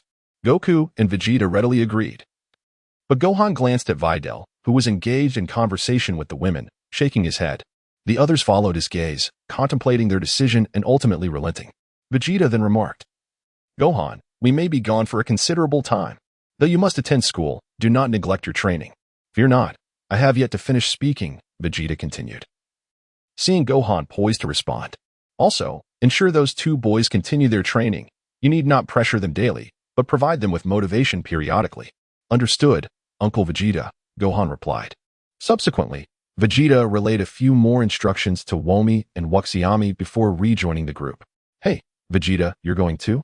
Who knows how long this journey will last? And you still have yet to father a child, Goku teased. Can you still ride the flying Nimbus? Under the gaze of the onlookers. The group was enveloped in a radiant beam of multicolored light before vanishing from sight. Chapter 82. The Body Refinement of the God of Destruction, the Realm of Destruction. A planet predominantly adorned in shades of purple. Is this truly the realm of destruction? Sun Wukong surveyed his surroundings, finding it less appealing than Earth. Bang! Ouch! Sun Wukong clutched his head in agony, crouching to the ground as a noticeable bump rapidly formed atop his skull. Foolish Kakarot. Vegeta was correct. Gogeta, lacking strength. Yet still so mouthy. Whis, what about that strawberry sundae ice cream? Please give me another one. I wish to indulge once more today. That is not permissible, Lord Beerus. You have already savored it on Earth, and indulging again may lead you to resemble Lord Kampa, Whis responded with a cheerful smile while referencing Kampa and Appo's physique. Stingy Whis. Then I shall retire to my slumber. Ensure you properly instruct them. No slacking off. Fuming, Beerus marched towards his chamber and collapsed onto his small bed, falling immediately asleep. Oh, Lord Beerus is already asleep. It appears he has exceeded his activity quota for today. Whis led the three into Beerus's chamber, addressing them. Next, I shall introduce you to your tasks here. Nanny, why must there be work? Vegeta was bewildered. He had come for training, not to be informed of labor. Without pausing, they approached Beerus's bedside. Look, Lord Beerus is restless in his sleep, constantly kicking off the covers. You must assist him in tucking in the blankets. Whis effortlessly picked up the blanket from the floor and covered Beerus with it. See? Quite simple, is it not? Whis turned around, smiling at the trio, then pointed to several hourglasses suspended in the air. These are explosive hourglasses. When the sand runs out, they will detonate. Your task is to gently tap them when the sand is nearly finished. As he spoke, Whis demonstrated, flipping one hourglass, averting an explosion. Then, you must personally awaken Lord Beerus. Approaching the bed again, Whis delivered a swift slap to Beerus and Appo's feline face. Smack. The crisp sound echoed through the chamber. Who is disturbing me? Beerus shot upright, eyes still closed, shouting in frustration. Whis, however, appeared behind him and delivered a swift chop, knocking Beerus unconscious. See? Awakening service is quite straightforward. However, your responsibility is merely to awaken him. The subsequent knockout is not part of your duties. I understand. The remaining time is reserved for our training, correct? Vegeta interjected hastily, wishing Whis would cease his explanations. What sort of awakening service is this? And tucking in blankets, Xiuchen and Appo's. That be a caretaker and Appo's job? Yet, he is a god of destruction, I shall endure. Sun Wukong, on the other hand, was indifferent. The tasks Whis described appeared quite simple. Very well, these hourglasses will take about a month to run out. For now, we shall disregard them. Whis summoned his staff and led the way outside. Now, we shall commence our training. I hope you are prepared. 1 month later. The three were shackled by weights the size of basketballs, struggling to move forward. You two, keep pushing. Just one more lap to go. Gogeta grimaced, seemingly attempting to substitute facial muscles for strength, yet his steps remained burdened. He glanced back at the two, encouragingly.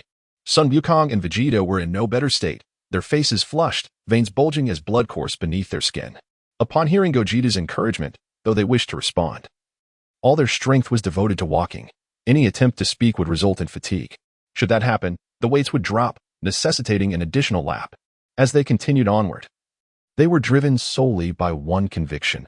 Completing the final lap would reward them with a meal. 6 months later.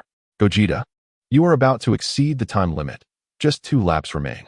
Sun Wukong and Vegeta, you have 4 laps left. Prepare for punishment. Phew, huh? After calculating the time, it must be nighttime on Earth. The first stage of body refinement was finally complete.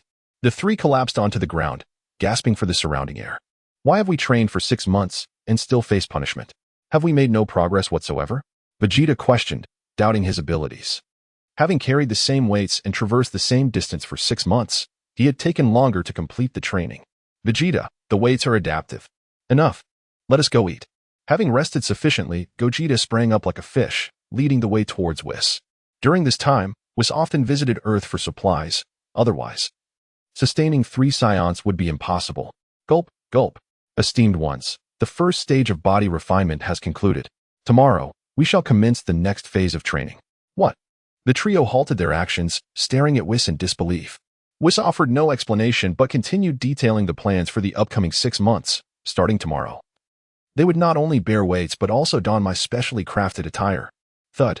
Youth is truly a blessing. The three collapsed, falling into a deep slumber. Half a year later, Gogeta completed his day and Appo's training first, shedding all weights and rapidly moving to a nearby tree. Observing the plentiful characters on his scroll, he drew the final stroke beneath the last character. Finally finished, Gogeta plummeted to the ground, unwilling to rise again. At that moment, Sun Wukong and Vegeta had one final lap remaining. Upon seeing Gogeta collapse, they inadvertently released their own burdens, leading to an unexpected increase in their lap count. Oh dear. Sun Wukong, Vegeta, your weights have fallen again. Whis appeared beside them after 2 loud thuds, his staff shimmering as the weights reappeared on their arms. Yaha. Gogeta reclined against the tree, watching the two with a smile that involuntarily curved his lips. Gulp, gulp. Whis, has this session of body refinement finally concluded? Gogeta held a piece of meat the size of a basketball, rotating it in his hands as a deep groove appeared on the surface. It's akin to peeling an apple. It is indeed concluded. Your physical strength has improved significantly, enabling you to endure the consumption of divine energy. Whis slurped up a bowl of noodles, satisfaction evident on his face. However, I must inquire why you chose to meditate in place of sleeping. Normal mortals would never do such a thing. Reflecting on the past year and Appo's training, it seemed chaotic day by day, yet upon deeper contemplation, it was rather simple. Training, eating, tasks, and meditation. Chapter 83, The Power of the Gods. Super Blue as Sun Wukong observed that Vegeta had no intention of speaking. He disregarded whether the food in his mouth was thoroughly chewed and swallowed it whole. Thump, thump, thump. He struck his chest thrice with considerable force. Struggling to swallow the food lodged in his throat. Salvation at last. Humph. Foolish cockroach. Sun Wukong cast a resentful glance at Vegeta, who was engrossed in his meal. Then turned to Whis and said, It's Vegeta. He told us that meditation could enhance our concentration, thus aiding in mastering our powers. After finishing his statement, Sun Wukong pondered for a moment, realizing that Vegeta had indeed said nothing more, and resumed his meal. A commendable habit. I shall persist. The following day, Whis. What shall we embark upon for the next phase? Whis did not respond, but instead pointed his staff at the three of them. And 3 sets of special uniforms materialized on their bodies. In an instant, a heavy gravity pressed them to the ground, forcing them to strain their necks to gaze at Whis. This stage still requires you to don the special uniforms, though I have added a few enhancements, Whis remarked, ignoring the glances of discontent from the trio. For the entirety of the next year, you must wear these garments regardless of what you do. Must we continue with physical training? Vegeta inquired. Within these uniforms lies an inexhaustible source of divine power. Absorb it well, Whis replied, leaving only that statement before vanishing in a flash of light. Well then, Vegeta. It seems he has once again gone to Earth for a rendezvous with your wife. Vegeta remarked, turning towards Vegeta. This year shall be dedicated to physical training coupled with the cultivation of divine power. Moments later, Vegeta paused his airstrike training, observing Sun Wukong and Vegeta laboriously making their way across the terrain. Oh, has it finally been a month? And you can rise now? His teasing tone caused both figures to stumble, nearly collapsing once more, listening to the melodious sounds of nature nearby. Vegeta nodded in satisfaction before glancing at his own hands. During the recent training, he had managed to unleash a blue aura in the final few strikes. The sensation was still fresh. Perhaps he could seize the opportunity to test it out? Phew-ha. In an instant, the entire realm of destruction trembled violently. Within Beerus and Appo's chamber, the sandglass bombs detonated one after another, startling Beerus into a rigid state. The golden aura characteristic of Super Saions flickered with tendrils of blue flame. which soon enveloped him entirely. Vegeta and Amp, Appo's form was shrouded in blue light, which then erupted, transforming him into Super Saiyan Blue. Whis, having sensed the vibrations, observed from a distance. Watching his son Wukong and Vegeta were knocked off balance by the tremors, and could not help but sigh in exasperation. Yet, a swell of pride arose within him as he recalled that one warrior had successfully completed the training for divine power. His methods proved effective. Beerus, shaken from his stupor, appeared at the scene in an instant, hands coalescing destruction energy orbs to hurl at Vegeta. Beerus cared not for the identity of his target. Anyone who disturbed his slumber would bear the brunt of his wrath, regardless of their strength. However, the current Super Saiyan Blue was not so easily shaken by mere destruction energy orbs. With a flick of his hand, he sent the orbs flying, instantly appearing behind Beerus and incapacitating him with a swift chop, supporting him to prevent a fall. Simultaneously, he silently commanded, "System, copy destruction energy." Vegeta dispelled the divine energy and descended beside Whis, handing Beerus over to him. Whis cradled Beerus, gazing at the individual before him, a medley of emotions swirling within. Vegeta-san is truly formidable. The power he just unleashed is nearly on par with mine. Ho ho ho, though his strength was merely comparable to Whis and Appo's.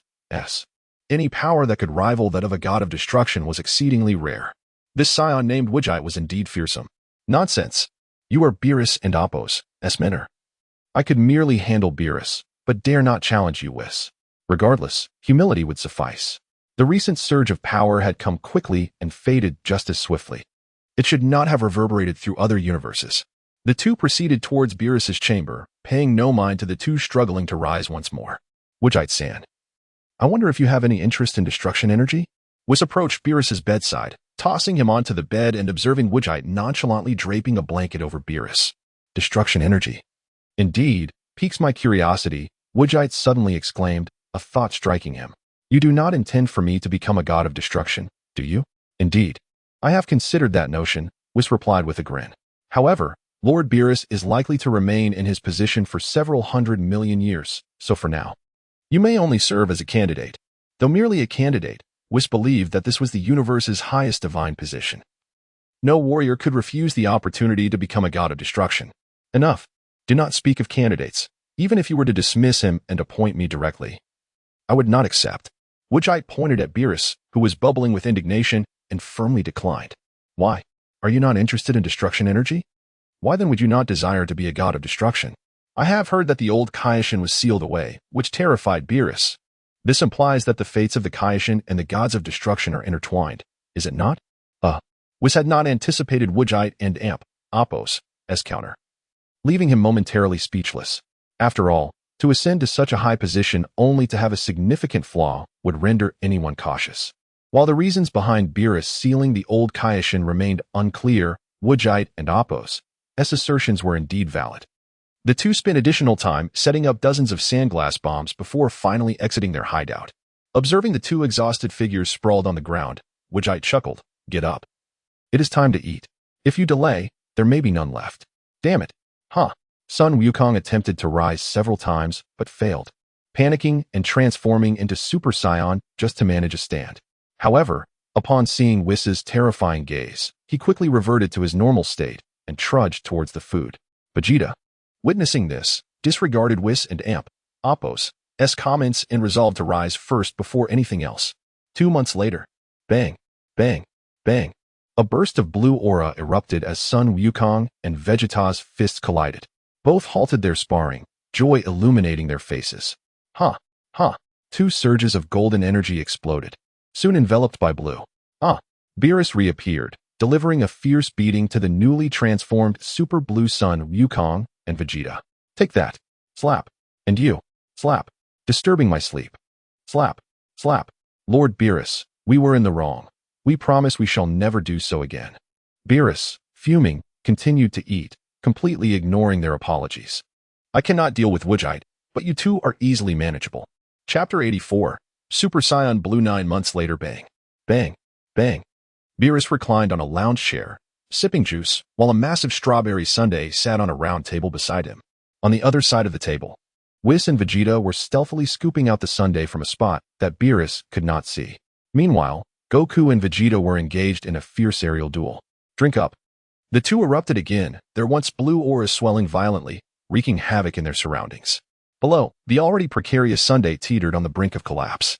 Whis, noticing this, promptly snapped his fingers, enveloping the three in a green barrier, thus preserving the sundae. Goku and Vegeta's blue hair rapidly elongated, their previously blue eyebrows vanished, leaving only pronounced brow ridges. Super Saiyan Blue, achieved. You've even managed to incorporate divine power into the Super Saiyan transformation. Vegeta, you are indeed a genius. Beerus set down his drink and reached toward the sundae. Under the anxious gazes of Vegeta and Whis, he delicately poked a strawberry with his nail. The two sighed in relief, not because they feared Beerus, but rather because they noticed a slight indentation on the back of his neck, making them reluctant to disturb his slumber in such a manner. Over the past year, the trio had undoubtedly experienced breakthroughs. With breakthroughs came commotion. And with commotion came the inevitable awakening of Beerus. Once awakened, Beerus would certainly be displeased. To prevent chaos in the divine realm, it fell upon Whis and Vegeta to provide this unique lullaby service. Beerus continued to observe the two above him and sensed something amiss. This form was inadequate. It resembled a deflating doll. Though their statistics had greatly improved, it was clear that this state would not last. Furrowing his brow, Beerus reached for the sundae again. After successfully extracting a strawberry, he intended to dip it in cream, but with a firm tug, the remaining layers crumbled. You too. Beerus's explosive aura shattered the barrier, and the surging energy engulfed the two aerial combatants. Already deflating, they succumbed even faster to the overwhelming force, reverting to their usual state under the pressure of their special uniforms. As Beerus prepared to retaliate, Whis acted swiftly, once again soothing Beerus back to sleep. With the pressure suddenly lifted, Goku and Vegeta approached Gogeta. Gogeta, this form consumes an excessive amount of energy. Stop complaining and meditate more. Vegeta swallowed his words as he watched Gogeta depart. Hey, Gogeta, we haven't eaten yet. Goku attempted to voice this, but Vegeta beat him to it, urgently calling out as Gogeta began to leave. Eating. Gogeta turned around. Why are you all still standing there? Come on. Coming. Goku replied, Humph. Foolish cockroach. Vegeta was exasperated. With such glaring flaws in Super Saiyan Blue, Kakarot was fixated on food rather than finding a solution. The next day, Whis, how do we proceed with this phase? Now, Gogeta and the others were lightly attired, free from their cumbersome clothing. I never anticipated your talents to be so exceptional. Not only have you mastered divine power, but you have also successfully integrated it into your Super Saiyan transformations. Whis expressed his satisfaction, feeling fortunate to encounter such warriors in his universe. In the future, you have a significant chance of surpassing Lord Beerus. I have great faith in you. Upon hearing Whis's words, Goku and Vegeta felt invigorated, brimming with anticipation for this phase of training. However, Whis had yet to mention one crucial detail. Time. Once you can live for 100 million years, you will surpass Beerus. Alright, Whis, please tell us what this phase entails. It seemed Gogeta could hardly contain his eagerness. Whis, with a charming gaze at Gogeta, announced, in this phase, I shall teach you the Ultra Instinct technique. As Goku and Vegeta stared with bewildered eyes, Gogeta recalled his encounters with Beerus. The rapid dodges from two vulnerable attacks were merely at a half-hearted level. Truly mastering the technique would be something else. With this thought, Gogeta turned to Whis. Over the past 2 years, he had sought opportunities to engage with Whis. Yet each time, Whis had effortlessly evaded him, akin to a skilled dancer. This must be the pinnacle of Ultra Instinct. Noticing the confusion in their eyes, Whis explained. Ultra Instinct is. I can demonstrate it for you shortly. Whis, how do we cultivate this? Just hearing your description stirs my blood, Goku exclaimed, rising with renewed combat fervor. Yes, Goku, do not rush. Allow me to explain. Whis gestured for Goku to sit, elaborating on the prerequisites and processes required to master Ultra Instinct. Seeing their spirits rise again, Whis decided to seize the moment and instructed them to launch simultaneous attacks at him. Let and amp, oppos, let's go. Goku and Vegeta unleashed their energy, the sound of their strikes echoing as they appeared before Whis in an instant. Unfazed by the dual assault, Whis wore a serene smile, moving gracefully as if carried by the wind, effortlessly dodging their relentless blows without a hint of superfluous motion. After a brief moment, Whis remained smiling while Goku and Vegeta were left panting heavily. With a single hand raised, forming A and Oppos, 6 and Oppos, gesture, he halted their onslaught. That will suffice. Upon hearing this, they immediately ceased their attacks, gasping for breath, their astonishment evident in their eyes. It was unclear whether they were more amazed by the prowess of Ultra Instinct or the might of Whis. Perhaps it was a blend of both. How was that? It should be satisfactory. Whis beamed at the two as they regained their composure.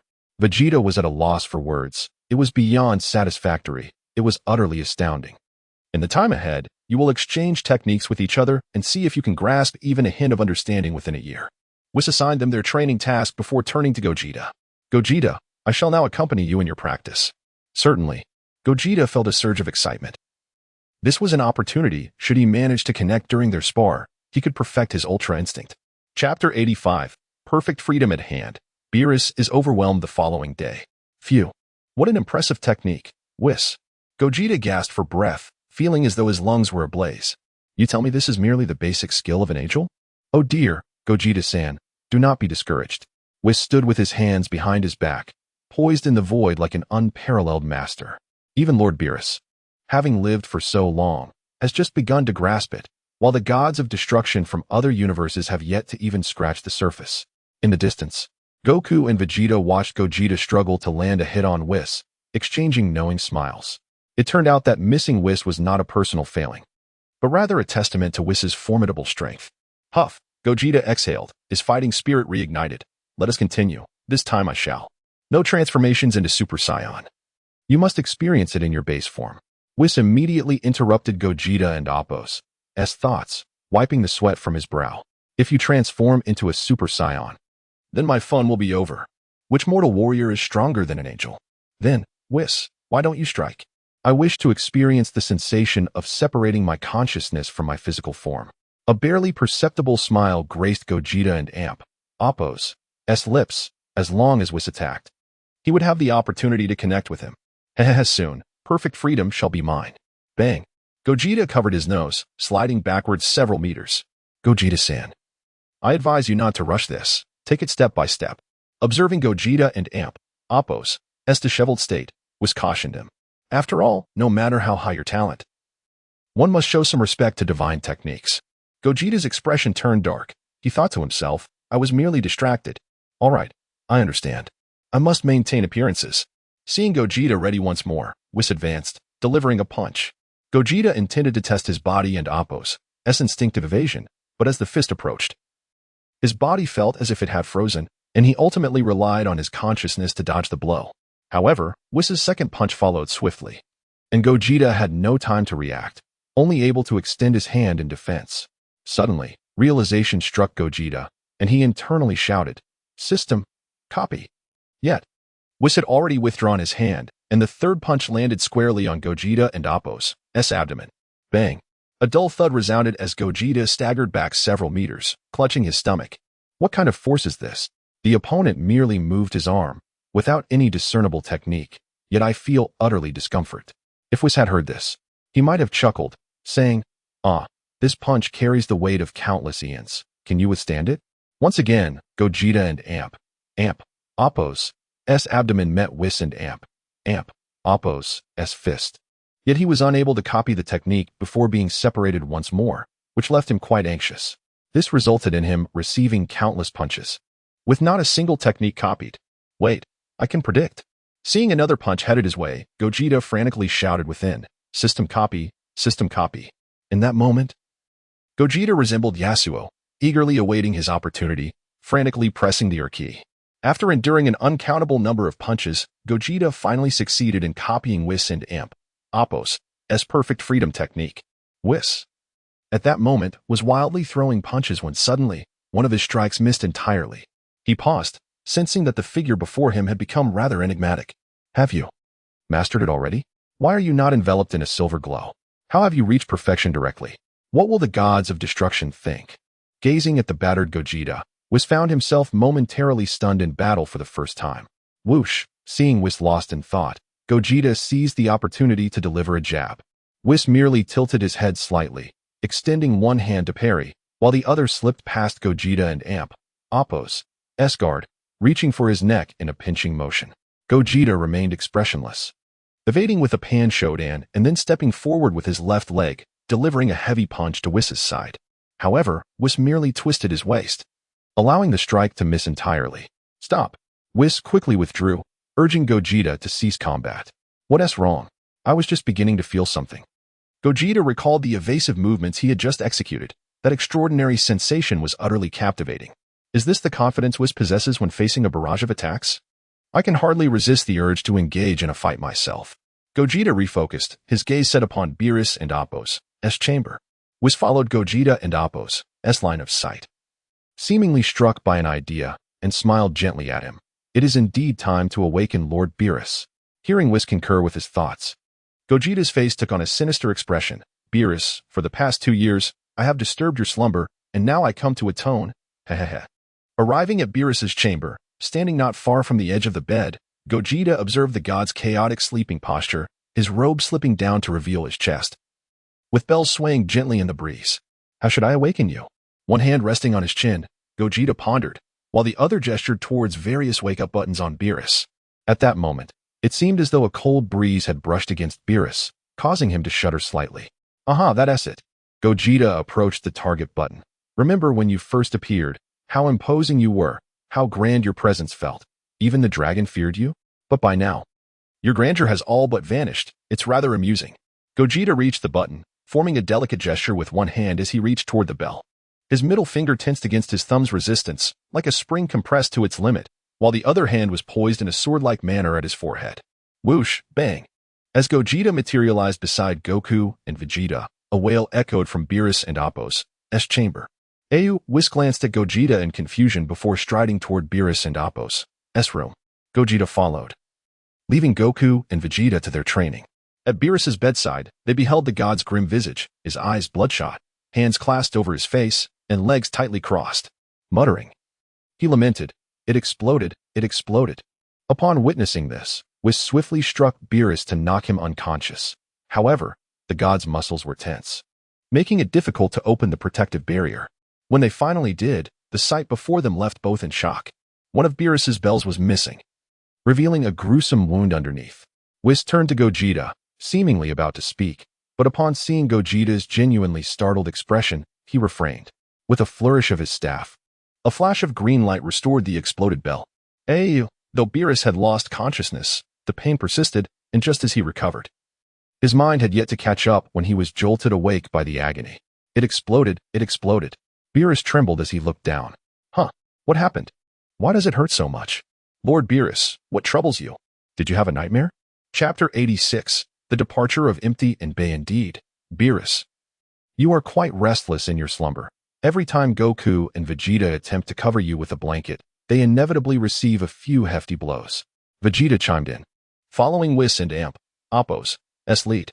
At that moment, beads of cold sweat trickled down Beerus and Appo's forehead, as the profound pain of realization lingered in his memory.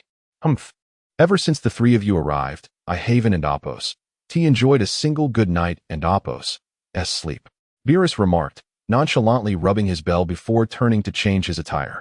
Lord Beerus, it and Appo's time to eat. We are awaiting your presence outside, Whis stated, leaving with Vegeta. Meanwhile, Goku and Vegeta, bruised and battered, had initially set out to experience the sensation of separating body and consciousness. Unfortunately, they felt nothing of the sort and had unknowingly exchanged countless punches. Upon seeing Whis and Vegeta emerge, Goku and Vegeta paused their training and approached Whis. Observing their condition, Whis recognized their eagerness for advancement. Let Vegeta explain it to you. I must now prepare the meal. He tended to their injuries and departed. Come on, both of you. Attack me. Allow me to demonstrate, Vegeta declared, assuming a combat stance. Though Goku and Vegeta were initially bewildered, they sensed Vegeta's intent to spar and charged forward without hesitation. How swift, Vegeta thought as he witnessed the two figures dart towards him. The sound of their movements broke the air, and before he knew it, they were upon him. Is this the result of physical training? I hadn't even noticed. Though his mind was preoccupied, his body instinctively reacted, dodging their strikes with a sidestep, then seizing their ankles and flinging them forward. Bang! With Vegeta's assistance, Goku and Vegeta collided in a rather intimate encounter. That hurt, Goku exclaimed, clutching his mouth and nose, while Vegeta retched beside him.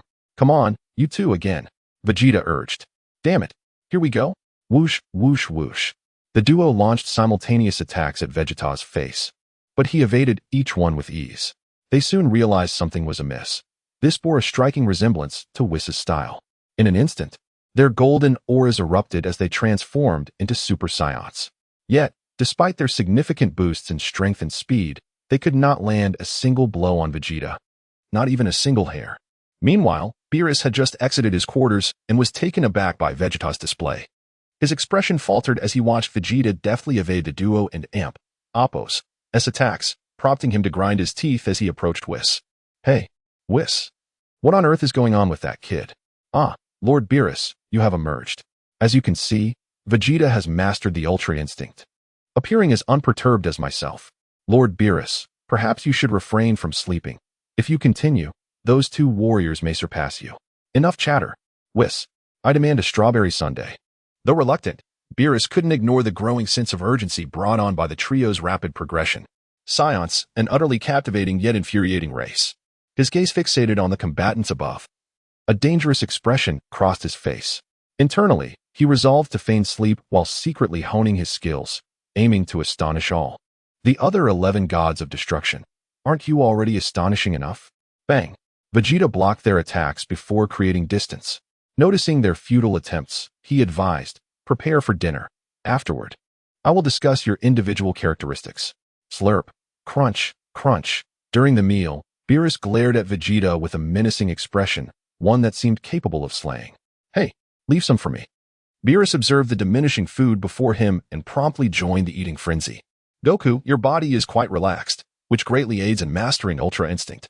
However, in moments of danger, your relaxation may hinder your timely reactions. This could lead to disastrous consequences.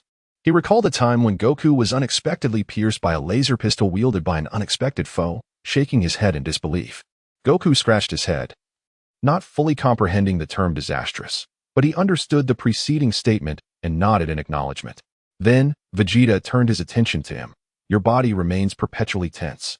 Achieving the separation of body and consciousness under such conditions is impossible for you. Thus, mastering Ultra Instinct, this divine technique, is beyond your reach. Boom. A thunderous realization struck Vegeta and Apos' mind, as if a bolt of lightning had flashed through. The melody of despair echoed within him. Vegeta lowered his head, fist clenched, his face betraying a sense of unwillingness. Yet, his fighting style was indeed in direct conflict with the prerequisites for mastering Ultra Instinct. Abandoning decades of ingrained habits to mirror Kakarot was an arduous task. However, Vegeta suddenly lifted his head, fixing his gaze on Vegeta, awaiting further instructions. Here. There is more than just Whis. Consider Beerus and Apos' destructive power. Vegeta recalled the self-developed Ultra Instinct, a technique birthed from Vegeta and Apos' fusion of destructive energy and his own strength. Boom. Nanny. That revelation resounded in Vegeta and Apos' mind like thunder. Indeed, I need not stubbornly persist in an area where I lack proficiency. He turned to Goku, Kakarot. Await your defeat. I shall surpass you with a different divine technique. Vegeta, arigato gozaimasu. Vegeta, seemingly unfamiliar with expressions of gratitude, executed a deep 90-degree bow to Vegeta, nearly sending him off balance. All right. Go find Beerus. Vegeta gestured towards Beerus and waved Vegeta away. Meanwhile, Beerus was indulging in strawberries. Feeling the intensity of Vegeta and Apos' fervent gaze, causing him to instinctively clench his legs together and place his hands atop them. Ever since the Bell incident, Beerus had grown wary of everyone. In Beerus and Apos' watchful eyes, Vegeta dashed forward, executing a swift 90-degree bow. Lord Beerus, please impart to me the power of destruction. Taken aback, Beerus stared at Vegeta. Kid, are you certain you seek my guidance? What is with that constipated expression on your face? Why? Aren't you studying under Whis? Why the sudden desire for destruction? Beerus's demeanor shifted as he pieced together the situation. You want both, don't you? I fear you lack the energy to manage such ambitions. Realizing Beerus had misunderstood, Vegeta hastily clarified Whis' message to him and bowed once more, exuding an aura of determination. As long as you refuse to teach me, I shall persist with my unyielding spirit directed at you. Chapter 87. The Essence of Freedom and the Power of Destruction. A year later, Widget gazed upon Chen Xiuchen, who had mastered the essence of freedom, and Vegeta, who could now harness destructive energy, nodding in satisfaction. Truly, they were the foremost champions. However, a slight imperfection lingered. Chen Xiuchen still regarded the essence of freedom as merely a transformation, failing to integrate it into his being. It appeared he harbored a profound obsession with transformations and hair color. As for Vegeta, he endured daily sessions of destructive energy training under Beerus and Appo's guidance. In Beerus and Appo's words, it was the culmination of his extensive experience with destructive energy over the years. Unsurprisingly, Vegeta had grasped the essence of destruction within a year, a feat that even made Beerus question the nature of his own existence. The ensuing days were left for the two to gradually advance. Widget, here I come. Huh. Sun Wukong and Vegeta charged at Widget from different directions. Despite countless admonitions, they persisted in their antics. Widget effortlessly evaded their strikes and sent both of them flying with a single blow. Why announce your ambush? Widget sighed. Ever since he had perfected the essence of freedom, he had granted them permission to attack him at any time during the day. Yet, throughout the year, each surprise attack was punctuated by loud declarations. Humph. It's all Kakarot's fault. He always shouts first, and I can't help but join in. Vegeta glared at Sun Wukong, equally bewildered by his own behavior. Don't say that, Vegeta. I didn't end Amp. Appo's. Team mean to. I end Amp. Appo's. LL, be more careful next time. Enough chatter. From now on, when we fight, you must remain silent. That and Amp. Appo's. That's enough from both of you. Widget interjected, turning to leave. The two exchanged glances, sensing something amiss. Typically, after a failed ambush, Widget would unleash a thorough beating upon them. Yet this time he simply walked away. Upon glancing back at Widget, they saw him approaching Beerus, who was basking in the sun. What is the matter? Beerus asked, without opening his eyes and reclining comfortably. I can't stay here any longer, Widget said, lying down beside him and sipping a drink from the table. You brat. You think you can just indulge and leave? Beerus remarked, removing his sunglasses to regard Widget. Widget had not only mastered the essence of freedom, but unbeknownst to Beerus, he had also acquired the ability to wield destructive energy. Had it not been for a chance encounter where he had seen Widget playing with a destructive energy sphere in his hands, he would have remained oblivious. Let us not be hasty. During these 3 years, our overall power ranking in Universe 7 must have significantly improved, Widget suggested. Beerus did not deny it. And with Vegeta having also mastered the power of destruction, he could afford to slack off further. When are we leaving? When Whis goes to Earth for supplies. I'll bring you a warrior then. At this, Beerus perked up. A Scion? The legendary Super Scion? Hey, you too. I hope that by the next time I see you, you will have fully mastered the divine techniques and can touch the hem of my garment. With that, Widget vanished alongside Whis in a flash of light. Earth. Bulma's estate. It's been 3 years. When will you return, brother? Womi watched as her sister Bulma fiddled with some contraption, completely bewildered. Each day, apart from looking after 2 little rascals, she found herself lost in thought. Her stomach ached with hunger. Suddenly, Bulma's communicator began to blink.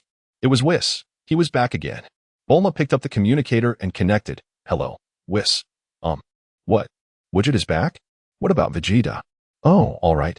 Upon hearing Widget and Amp, Appo's name, both Womi and Wokomi turned to look at Bulma. Bulma, is brother back?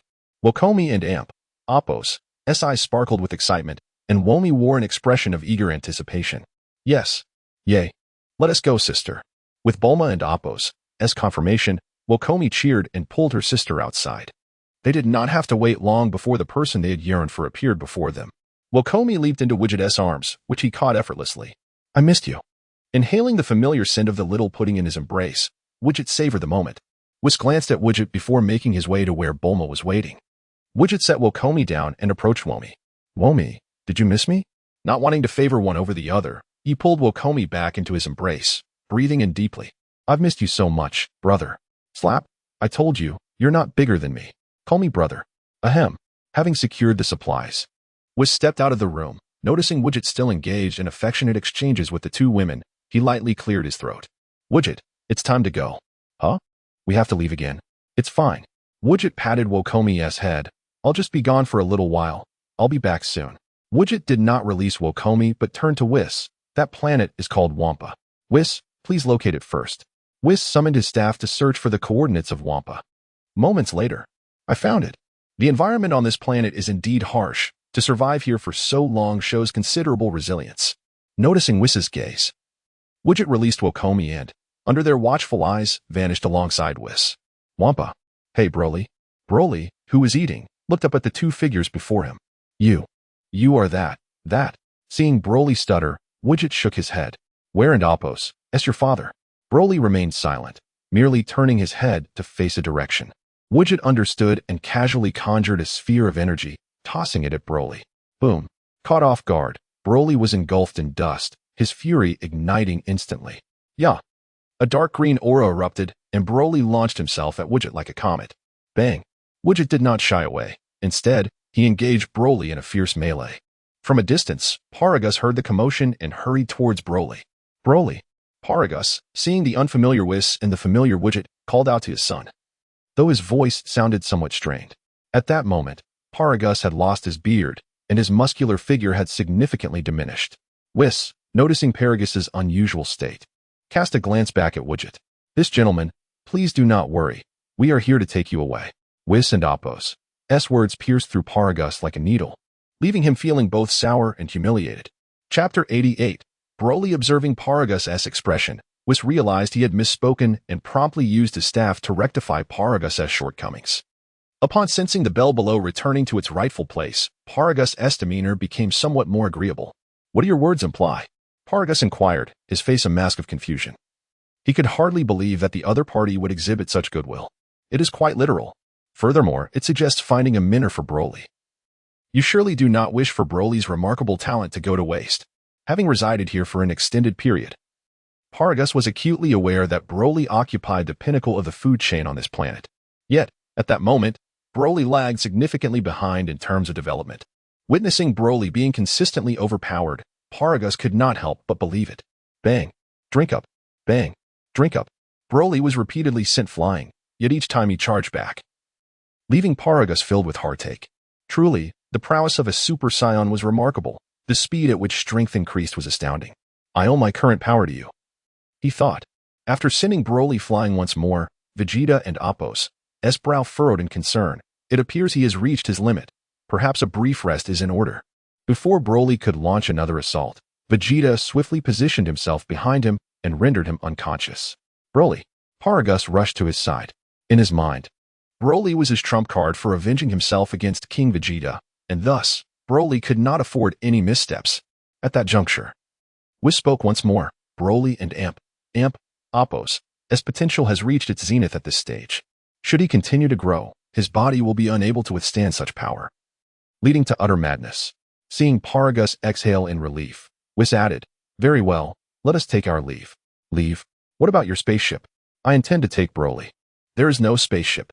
Without allowing Paragus to respond, Whis transported them back to the God of Destruction and Appos' realm. Observing this, Vegeta also utilized instant transmission to return to Earth. I'm back. Wumai placed the small catch he held down, colliding once more into Vegeta, and immediately bit him. Moments later, Vegeta licked his lips, gazing at the adorable pudding before him, suppressing his inner impulse. Goodness, that face is utterly irresistible. At that moment, Wumai and Bulma emerged together. Upon seeing Vegeta, Bulma pouted. Ah, I miss my Vegeta. Frustrated, she declared. I've already told Whis that if he doesn't return for my next birthday, he can expect to transform into a Super Saiyan legend. Wumai chuckled at Bulma and Appos' boldness. She had merely mentioned to Bulma that there was a legendary Super Saiyan whose hair turned green upon transformation, and now her friend was daring enough to say it aloud. Nearby, Vegeta felt a bead of sweat trickle down his brow at Bulma's fierce proclamation. By the way, in the original story, didn't his hair turn green when he transformed into a Super Saiyan? Though it was fleeting, it indeed turned green. Wumai waved goodbye to Bulma while holding a box of universal capsules and departed with Vegeta. Best not to provoke this friend, otherwise, Vegeta might transform into a Super Saiyan before Bulma's next birthday. Upon returning home, Wumai could hardly contain her excitement. Brother, I'm hungry. Vegeta gathered an energy sphere, infusing it with a hint of destruction energy. This contains a trace of destructive energy. Let us see if you can consume it. Wumai gazed at the ominous energy sphere, snapping her fingers. Snap. The energy sphere transformed into a small cake that landed in Vegeta's hands. It looks much more appetizing now. Wumai sniffed it, then dipped her finger in the cream and held it near Vegeta's mouth. Vegeta, ever the compliant one, cleaned her finger with enthusiasm, while Wumai beamed with delight as she savored the new treat. She spread her arms, glancing at Wumai, and gestured with her lips. Before Wumai could approach, Vegeta joined her in tasting the imported cream. Observing this, Wumai felt her small cake instantly lose its allure. She quickly finished the cake in a few bites, joining the fray against the demons. The following day, Vegeta unusually arose without lingering in bed and made his way to Bun Mountain.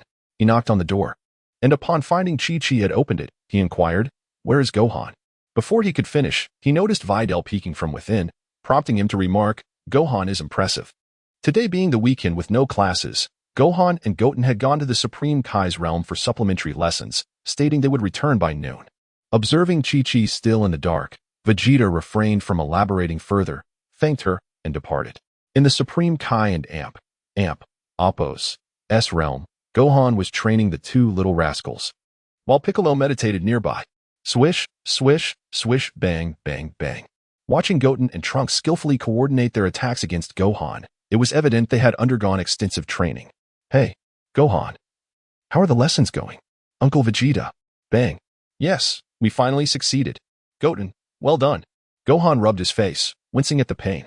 However, he didn't mind much. After all, he had divided his attention during the battle, and the two had capitalized on their opportunities well. Turning to Vegeta, he asked, "Uncle, what brings you here?" "It's been 3 years, and I find your aura even more inscrutable." Seeing Gohan's expression, Vegeta felt speechless. "Of course, I'm the main character. Serving you all like a caretaker in the early days was quite humiliating, and thankfully, you Haven T turned wild. Otherwise, hey, haha.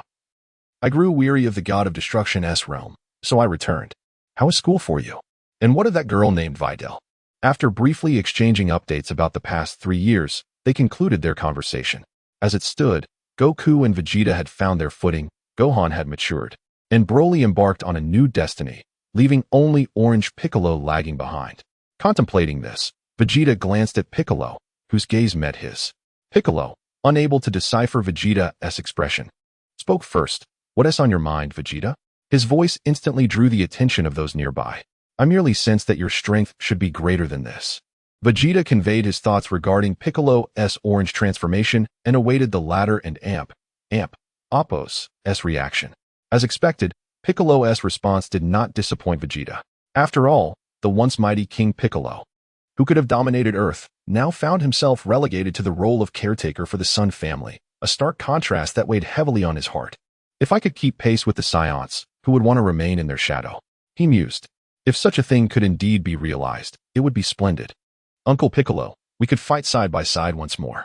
Gohan felt deeply moved by this and was incredibly excited. Piccolo's mouth twitched at Gohan's enthusiasm. Yet he understood the latter's intentions were innocent. "Very well, I shall retrieve the Dragon Balls." Chapter 89, The Journey to the Sphere. Upon hearing Gohan and Appo's words, Vegeta exclaimed, "What a guy! To fight together? It seems you're on the verge of a breakthrough. I almost feel embarrassed to point it out." Clearing his throat, he added, "Ahem. I digress. Gohan, do practice with those two." Without waiting for Gohan's response, Vegeta departed amidst the wails of the two mischief makers. Where's brother?" Was Xiaomi, eyes still closed, reached out aimlessly. Wami opened her eyes, noticing the hand causing mischief on the car's light, and swiftly rolled over to subdue her cheeky sister. In an instant, the room was filled with an air of springtime, yet no one was there to appreciate it. Meanwhile, Vegeta was in the dining room, consuming food with great vigor. "Humph. Stinky brother, sister is bullying me." As Xiaomi slid onto Vegeta, Wami found herself at a loss. Thus, Vegeta enjoyed a hearty meal under the gazes of the two sisters. After the storm had passed, Vegeta inquired, "By the way, what was in that box of universal capsules you took yesterday?" Although he was in a sage-like state, his hands remained restless, practicing Tai Chi cloud hands. Amid heavy breaths, Wami replied, "Inside are essential items for our travels, like houses and spaceships." Yes, brother, let an Appo's embark on a journey to the sphere," Xiaomi exclaimed. Subsequently, she left Vegeta and Appo's embrace, seemingly occupied with something else. In critical moments, Wami and Appo's efforts paled in comparison to Xiaomi and Appo's decisive moves. During this time, Vegeta reflected on the happenings on Earth and realized he had little to do with it. Everything was unfolding according to his desires. "All right, shall we depart now?" Vegeta thought simply. The last special date involved watching a play, so this time he would take the two on a journey to the sphere. The trio donned their attire and, with the box of universal capsules in hand, made their way to the large courtyard. Boom! The spaceship materialized. Boom. The house appeared. After inspecting everything and finding no omissions, the three boarded the spaceship. To their surprise, the interior of the ball-like spaceship was quite luxurious. Although Wujite possessed the ability to transcend the heavens and earth, he had seldom encountered such a spaceship, and fewer still had the opportunity to explore it. Frieza and Appo's spaceship was one example, which he had thoroughly enjoyed. Other than that, well, there didn't and Appo's seemed to be many others. Indeed. I put considerable effort into acquiring this spacecraft. Wumi pulled Wujite along, introducing every aspect of the ship as they toured. This is the main hall. Over there is the control console. This area is a small kitchen combined with a dining room. And here is where we rest. This bed is a 3x3 waterbed. After touring for quite some time, they finally arrived at the control console. After all, what man does not harbor admiration for spaceships, Gundams, and battleships? Desiring to personally navigate and execute a series of operations? Contemplating this, Wujite stared at the densely packed keyboards and screens before him, feeling a headache coming on. Wumi, here, how do we operate this? I and Appo's LL take the controls. Thus, with excitement coursing through Wujite and with Xiaomi, Wumi piloted the spaceship, successfully propelling them into the sphere. As they entered the cosmos, Wumi set the autopilot and joined with Xiaomi by the window to gaze at the celestial scenery. Appo's pitch black. Only that azure planet is gradually shrinking until it disappears. Gradually, lights began to twinkle around them. One star system after another unveiled itself to their eyes. How beautiful. Surely, this will transform into a grand and beautiful candy. Setting off fireworks here would surely be even more splendid. Hearing their remarks, Wumi shook her head helplessly. The harbingers of beauty are none other than the two of you. There must be abundant life forms within, ripe for research as biological materials. The spaceship had been traversing the cosmos for 7 days. Wujite spent his time engaging in 1v1 duels with the two sisters, celebrating victories with fireworks and observing them after defeats. Now, upon hearing sounds from within the ship, Wumi had lost her desire to admire the landscape. Instead, she approached the control console, watching the radar spin. Beep, beep, beep. Another planet has life readings. Wumi opened the door, interrupting the battle between the two. Looking at their intertwined tails, resembling entangled data cables, her face flushed. Brother, the radar just. Half an hour later. Wumi, what were you about to say when you came in? Wumi shot Wujite a glare. The radar detected a planet with life readings. Estimated to arrive in an hour.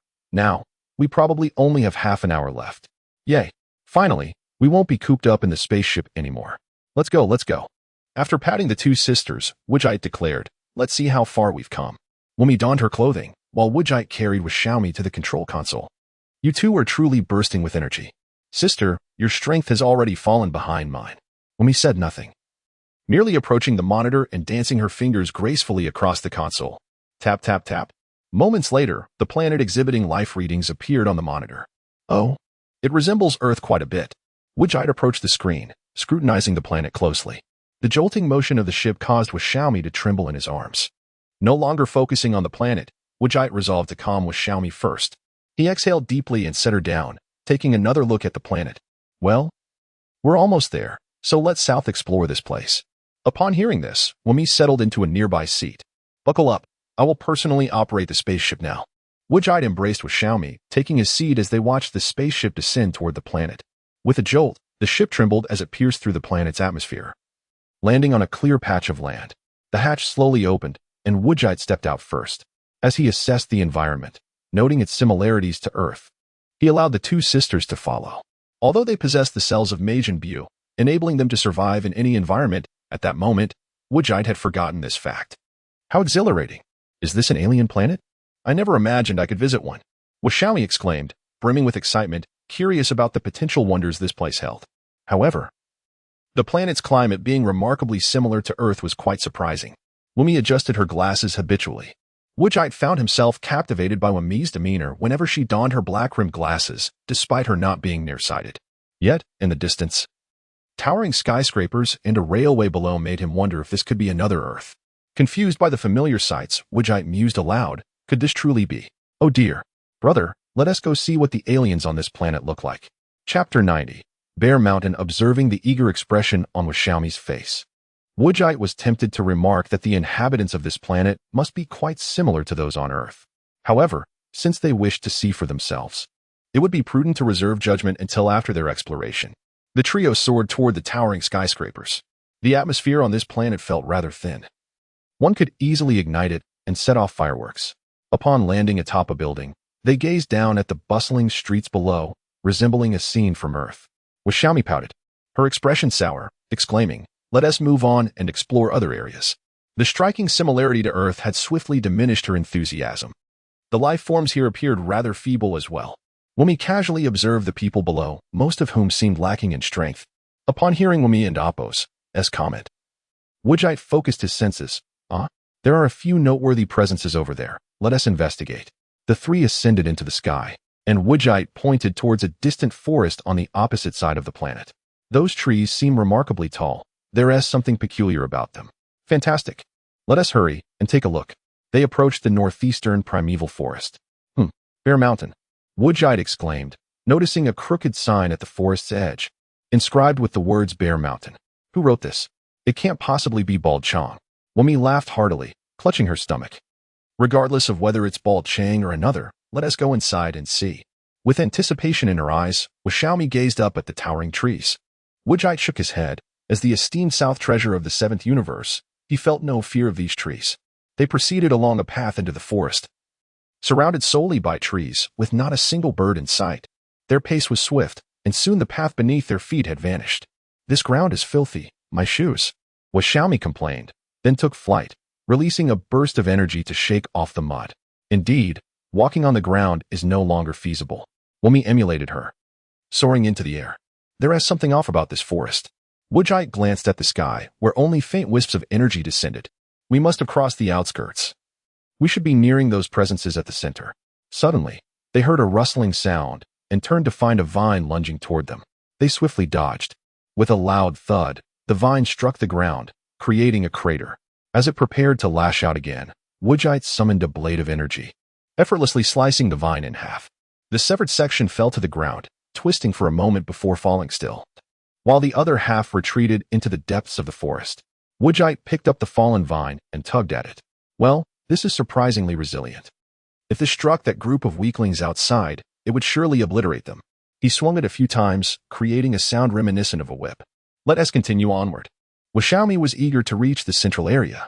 As they pressed forward, Wujite wielded the natural weapon, effortlessly dispatching the surrounding foes. What a pity this isn't a proper staff. After several minutes, Xiaomi pointed out, look, there is a house over there. Wujite halted his actions, protecting the two women behind him as they flew towards the small dwelling. As they drew nearer, the entirety of the cottage came into view. Goodness, this place feels oddly familiar. The figure below, engaged in chopping wood, sensed their approach and paused. After a moment of perception, the figure turned to face the trio in the sky. Wujite and the two women scrutinized the figure below. Upon recognizing the person, Wujite nearly called out a name but refrained, deeming it impolite to interrupt their work. When the figure fully turned, a familiar face emerged, short and hunched, with a peculiar expression. Wearing a hat and wielding an axe, Wujite could no longer contain himself. Bald Chang. Goodness, this is the Dragon Ball world. Why are you here? Can this ship traverse dimensions? No, he could still sense the energies of Son Goku and Vegeta. They were indeed in the Dragon Ball realm. As Wujite pondered this, the figure below spoke. Esteemed guest, while I may have lost my hair, that does not justify you calling me Bald Chang. Although the voice remained unchanged, the tone was not what Wujite remembered. Oh, and what do you go by? Esteemed guest, before inquiring about someone else's name, should you not first introduce yourself? Intriguing. Wujite narrowed his eyes. I am Frieza. Frieza? What an odd name. I am merely Chang, not Bald Chang. Chang removed his hat with one hand and stroked his bald head with the other, speaking softly. Chang. Wait, Chang? What is the matter, brother? Is this person formidable? Indeed. Why are you so surprised? His power level seems to be merely in the hundreds of thousands. While Wujite remained incredulous, Chang smirked upon hearing the women's comments. Humph. The two distinguished ladies behind you are truly enchanting. I acknowledge that you managed to bring them to Bear Mountain. Traversing the outskirts and arriving here unscathed, you possess some measure of strength. However, Chang's tone deepened. If this is all the strength you possess, then your journey ends here. He tightened his grip on the axe, energy swirling around the blade as he turned to face the core of Bear Mountain. Wujite, seeking to confirm his suspicions, descended slowly with the two women towards Chang. Oh, Are you suggesting that there is some danger in the core of Bear Mountain? Behind them. Wumi and Xiaomi remained silent, wide-eyed and attentive to the conversation. Chang did not turn, reflecting on the old friends in the core and the towering beauty pines. Sigh. Since you can walk on air and have gradually made your way through the outskirts to this point, you must have sensed the peril emanating from the core. Chapter 91. Familiar faces observing Jiqiang's incessant rambling. Wujite touched his own face. Wazn and Appos. His visage radiating an aura of invincibility? Why did this fellow perceive him as weak? No, he felt no sense of the danger that Jiqiang spoke of. They merely found the forest somewhat mysterious and wished to explore it. Waxiami and Appos. Words cast a shadow over Jiqiang and Appos' countenance. Sensing the indifference of his interlocutors, Jiqiang could no longer contain himself. To dismiss such a palpable air of danger could signify either an extraordinary mastery or, yet the trio could all fly. Perhaps it was some secret technique. Hence, they were not experts. My lord, I advise you to return with your two ladies. The perils of the core area cannot merely be evaded by fortune, Jiqiang urged once more. Though not a saintly figure, he recognized that these individuals were not ordinary.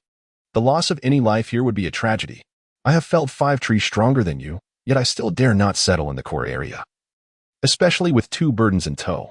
Wujite had grown weary of the bald man and Appos' incessant prattle and, grasping the hands of the 2 women, turned his sword towards the center. If you insist on your foolishness, you might as well perish at my axe. Jiqiang, witnessing their disregard, felt a surge of menace flash in his eyes as he brandished his axe and charged at them. After all, should they die within, the beautiful pine trees would absorb their corpses, enhancing their strength. Humph! Wujite scoffed, unleashing a wave of formidable energy. The impact struck Jiqiang as if he had endured countless blows, causing him to convulse mid-air before crashing heavily to the ground. Uffed! Jiqiang lay on the ground, spitting forth a copious amount of blood, his eyes wide with disbelief as he gazed at Wujite. He had not anticipated encountering such strength outside the forest.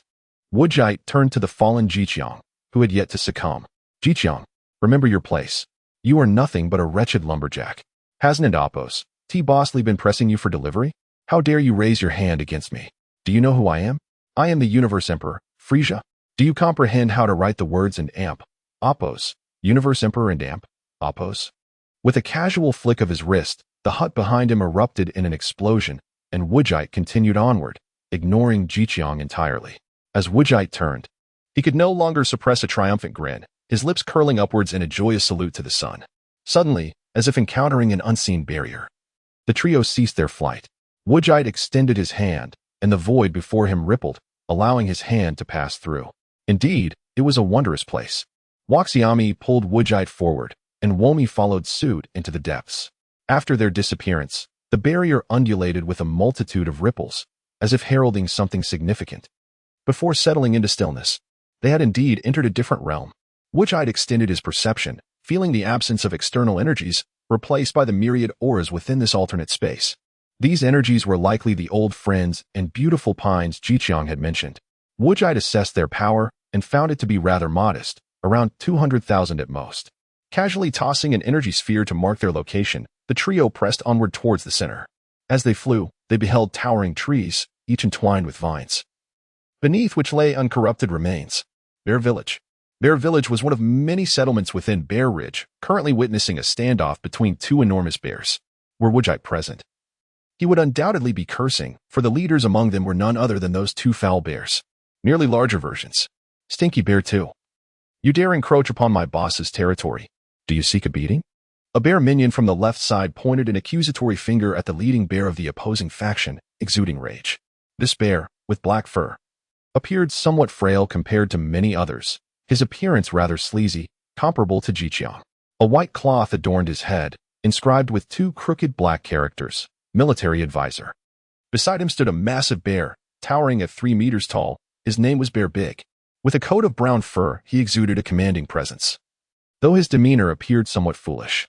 Clutching a large cleaver that bore several chips, he wore a tattered hide around his waist, and a cloak riddled with holes draped over his back.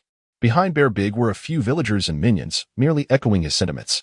Under a tree beside Bear Big, a female bear named Sui Hua observed the 2 bears. She awaited a duel between them. Though Sui Hua was not particularly attractive, her size was impressive. Both bears found her appealing, their eyes locking onto her. The other bear, Bear 2, appeared more conventionally handsome, although equally large and imposing. He shared the same fur color as Cui Hua and even had a gorilla as a steed, rendering him the white knight of the bear realm. Consequently, compared to Bear Big, Cui Hua favored Bear 2 more. Humph. Enough chit-chat. Let the lady decide. Bear 2 disdainfully glanced at the diminutive military advisor, his tone brimming with confidence. He knew Cui Hua favored his type, while Bear Big was not the object of anyone's affection. Infuriating. Speak, Cui Hua, whom do you choose? Bear Big turned sharply to Cui Hua, inquiring directly. Cui Hua, watching the two bears bicker over her, felt torn. Though she wished to shout, "Stop arguing. Enough." She understood that provoking Bear Big could yield disastrous consequences. For this fool could be terrifying when enraged, and he was a formidable combatant. Cui Hua's grandfather, perceiving her distress, stepped forward and stated, "Since Cui Hua cannot make a decision, let us resolve this through combat. In our village, we decide such matters through contests of strength. It is simple. The victor shall claim Cui Hua's hand." Upon hearing Cui Hua and Amp, Appo's grandfather and Amp, Appo's words, Bear Big erupted in cheers. Howl. Howl. Let the contest begin. Regarding the duel, Bear Big and Amp, Appo's minions felt considerable confidence in their leader.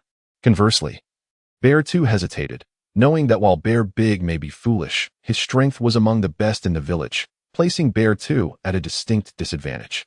Observing Bear 2 and Amp, Appo's uncertainty, his minions promptly called out, "One match ISN and Amp, Appo's enough. It must be best out of 3. Chapter 92, The Two Bears Compete for Flower's Brother. What are they doing up ahead? I heard something about a best of 3. After flying for quite a while, Xiaomi finally detected some activity. They must be competing. Let us go take a look. They had been in this alternate space for quite some time, and along the way, it was nothing but vines, though these were more formidable than those in the Central Plains. As Wu Jite approached with the two women, he was surprised to see a group of bears arguing. What large bears? Let us see what they are up to. If they bore me, I might just turn them into little bear cookies. Wu Jite had come to terms with the situation, since Bald Chong was present. The appearance of these two large bears was not overly shocking. Observing the female bear between the two groups, Wu Jite understood why Bear Da and Bear Air had turned against each other. It was truly a glitch scenario, yet glitches are timeless. And timelessness never goes out of style. After some discussion, they decided the competition would indeed be a best of 3. With the first round being a physical showdown between Bear Da and Bear Air. Once the deliberations concluded, Bear Air noticed Wu Jite and the two women watching openly from the other side. Humph. Who are you? Are you here to chop down our trees like Bald Chong? Xiaomi was about to retort when Wumi quickly intervened. We're here for leisure, not to chop trees. We haven't brought anything for that, right? With just a simple statement, Wumi left Bear Air's not so bright mind in a daze. After a brief moment, Bear Air nodded. As long as you're not here to chop trees, then you're free to stay. Less chatter, you scoundrel. I'm going to tear you apart.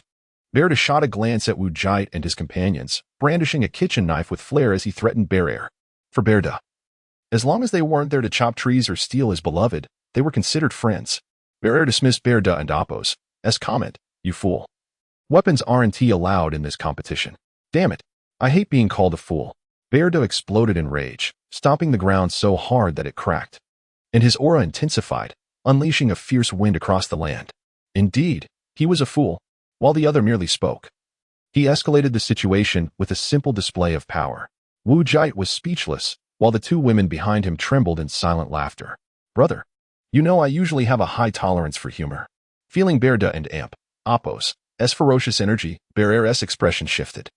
Although he was aware of Bear Da's strength, he hadn't anticipated it to be this formidable.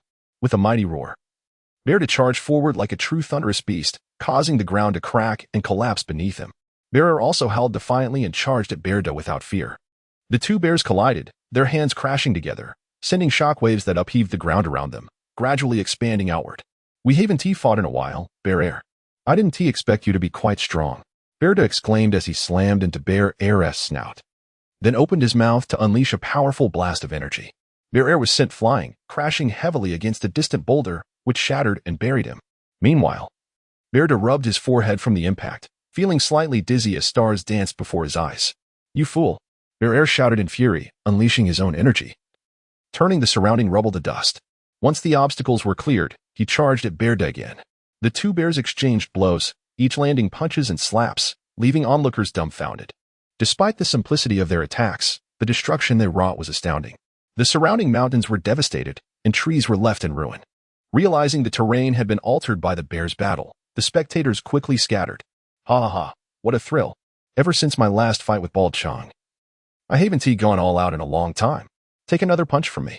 Vegetto grew increasingly exhilarated, his combat prowess surging as he struck the ground, creating a large crater.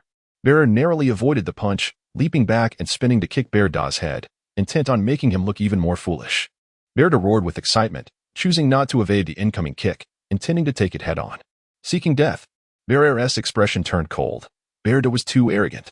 He intensified his kick toward Vegetto's temple. With a powerful clash, Vegetto braced his neck muscles, colliding with Vegetto's formidable foot. The aftermath shattered the mountain behind them, creating a massive pit around them. Is that all you've got? Vegetto scoffed, stepping down to channel his strength into a headbutt that sent Vegetto flying, then yanked Vegetto and Apos' foot downwards before unleashing a mouth blast aimed at Vegetto and Apos' abdomen.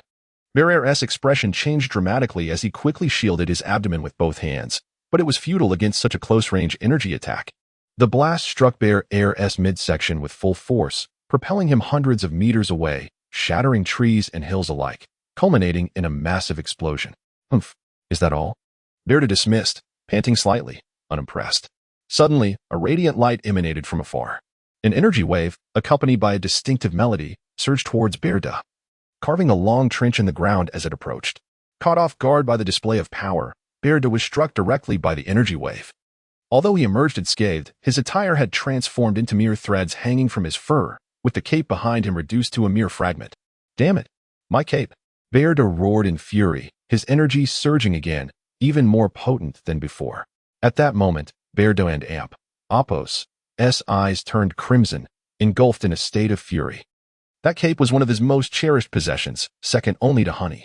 With both hands raised, Vegetto conjured an energy sphere that rapidly expanded multiple times within mere moments. The aura emanating from it suggested that its explosive power could obliterate the surrounding area. The bear chieftain, witnessing Vegetto harness such terrifying energy, cried out in alarm, "Stop! Vegetto, are you trying to destroy our village? I declare that you have won this contest of strength." Chapter 93, The Battle of the Bears 2. Did I win? The enraged Vegetto was momentarily stunned, his hands rubbing his head in confusion. Are you implying that Miss Flower is mine now? As realization dawned upon him, he became animated, dancing with excitement, oblivious to the energy orb slowly descending towards him.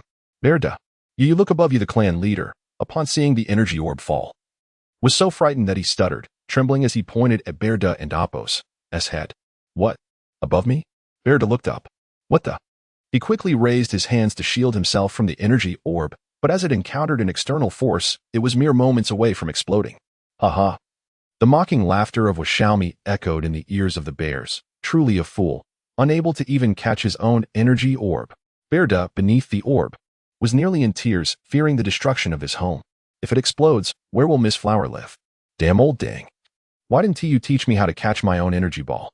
Upon hearing Xiaomi, Vegetto began to blame old Deng, who had only taught him how to create and throw the orb, neglecting the art of catching. Old Deng thought to himself, I never anticipated you would be this foolish, tossing the ball and expecting to catch it yourself. As the energy orb was on the verge of detonating, a pink light enveloped it. Indeed, Xiaomi had intervened. After a puff of smoke, the orb transformed into a small bear-shaped cookie that landed atop Vegetto and Apos' head. Ah, Miss Flower, I'm so sorry. Realizing something was amiss above him, Vegetto immediately collapsed to the ground, sobbing profusely, as if he had just fatally harmed Miss Flower. Hey, you fool. Are you really this dim-witted? Xiaomi's voice rang out once more. Vegetto, shaking off his despair, noticed the anticipated explosion did not occur. He stood up and discovered a small bear cookie in his hand. Spotting a treat, Vegetto wasted no time tossing it into his mouth, crunching down on the honey-flavored delight. Delicious. Honey-flavored. He blushed, covering his face in embarrassment. Suddenly aware of the onlookers, he straightened up and addressed Xiaomi earnestly, little sister. Although you saved our village, that doesn't grant you the right to call me a fool. Xiaomi chose to ignore him. Goodness. How can such a fool exist in this world? She stood beside Wu Jite, arms crossed, her body trembling as if stifling laughter.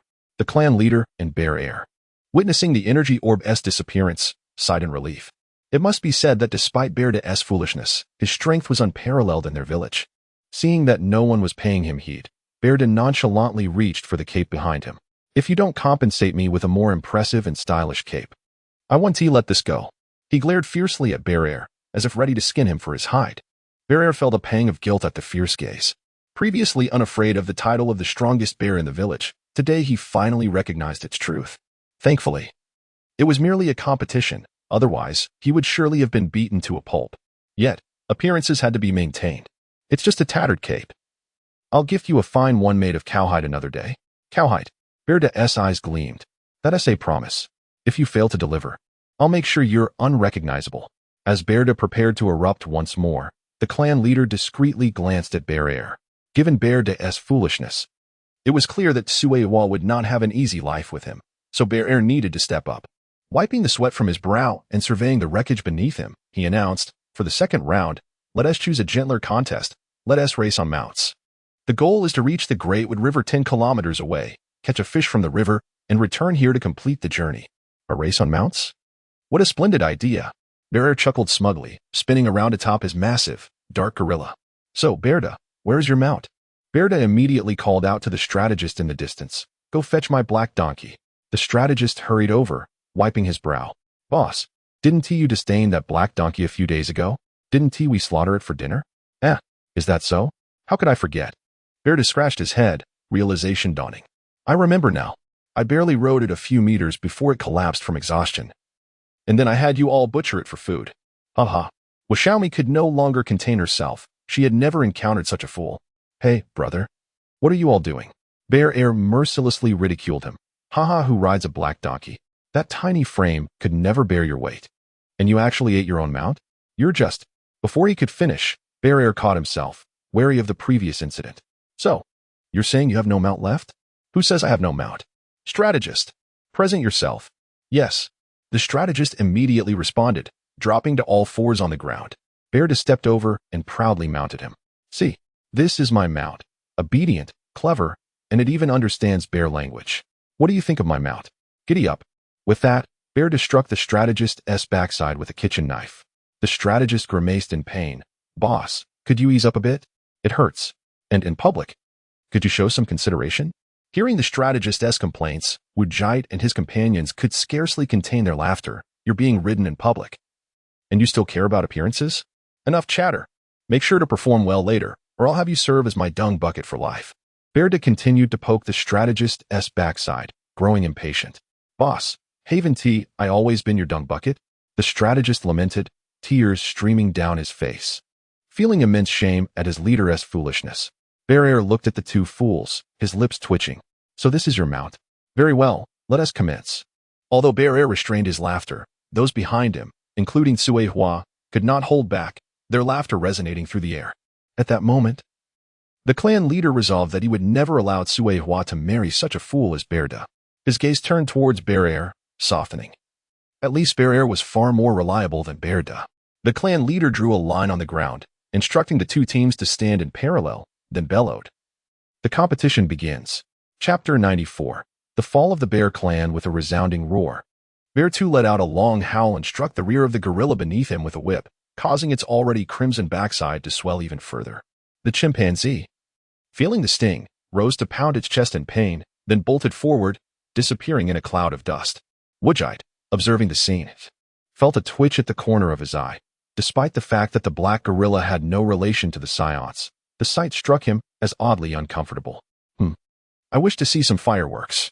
Nearby, Wormy noticed Wujite and Appo's expression, glanced at the mighty gorilla, and subtly shifted his gaze to Wujite and Appo's tail, as if grasping the underlying sentiment. Damn, that infernal gorilla is running so fast. Strategist, lend us your strength. Charge. Bear Big shouted, vigorously striking the strategist and Appo's backside with the dull edge of a kitchen knife. Intent on catching up to the fleeing beast. With a howl of dismay, the strategist, caught off guard, sprinted with all four limbs, his speed nearly matching that of the gorilla. Wujite and Appo's face darkened, his fist clenched. Hurry. We can barely see that red backside now. In a surge of urgency, Bear Big intensified his efforts. The sharp crack of the strike echoed loudly, reverberating in the ears of those present. The The strategist cried out, collapsing to the ground. His right cheek even redder than the gorilla and amp. Oppos. S. Boss, I can't go on. Useless. Get up. Let me take over. Bear Big exclaimed, landing another strike on the strategist and amp. Oppos. S rear before dropping to the ground himself. Hurry up. We are on the verge of defeat. Yes, boss. The strategist, suddenly invigorated, flipped onto Bear Big's back and struck the giant's rear. Charge. Boss, let us go. Bear Big, utilizing all his limbs, surged forward with astonishing speed, akin to a sudden burst of energy. Moments later, they caught sight of the gorilla and amp. Oppos. S crimson rear once again. Bear 2, witnessing Bear Big and amp. Oppos. S rapid approach, was taken aback. What the hell? This fool is ridiculously fast. I underestimated him. With that kind of combat power, damn. Charge. Bear 2 immediately struck the black gorilla and Oppos. S rear, significantly increasing his own speed. Boss, faster, faster. We are almost catching up. His speed has increased again. Boss. Accelerate. Charge. The strategist, riding Bear Big, shouted with excitement. As they witnessed the opponent accelerating away, he, in a fit of enthusiasm, drew a dagger from his waist and stabbed Bear Big and Oppos. S rear. With a howl of agony, Bear Big stumbled momentarily before collapsing to the ground, tasting the unpleasant muck beneath him. Ugh, ugh, ugh. Bear Big spat out the foul substance, his face contorted in displeasure. You scoundrel. I merely tapped you with the dull side of the knife, and you stabbed me with a real blade. Your intellect is astonishing. I feel immense pressure. The strategist, looking innocent, replied, Boss, it was unintentional. I was too exhilarated. I've always been the one being ridden by you, and today is my first time riding you. Bear Big, speechless, refrained from further comment, merely advising the strategist not to stab him again before rising and charging forward once more. This time, their speed soared beyond the previous pace, suggesting that a bit of provocation was necessary to elevate their sprint. As for the injury on his rear, it was insignificant considering his robust constitution. With Bear Big and Oppos, as powerful charge, the distance between him and Bear 2 dwindled rapidly, and in no time, he surpassed Bear 2. Haha. Boss, you are incredible. What is Bear 2? He has merely second rate. Utterly pathetic. Haha. Charge. The strategist, thrilled atop Bear Big, taunted Bear 2, sticking out his tongue and making faces, inciting a furious blush from Bear 2. Upon reaching the riverbank, Bear Big unleashed a mighty roar, sending ripples through the water, the high temperature of his energy causing the river to boil, with fish floating to the surface one by one. He casually snatched a fish and tossed it to the strategist on his back before turning to race back. Barreling through, Bear Big ultimately returned to the starting point first, securing victory in this contest. With a best of 3, the Flower Maiden finally fell into Bear Big's grasp. Moments later, Bear 2, riding the gorilla, arrived belatedly. Observing the jubilant Bear Big, who radiated joy, Bear 2 felt indignant. How could his gorilla possibly compare to Bear Big? He was the top fighter in the village. Moreover, this was a mount competition. What was it worth for Bear Big to personally enter the fray? The clan leader hesitated to announce the results, favoring Bear 2 over the foolish Bear Big. Yet, the outcome was indeed disappointing for him. Suehua, standing by, was utterly unwilling. Marrying such a fool as Bear Big was as good as death. Woe is me.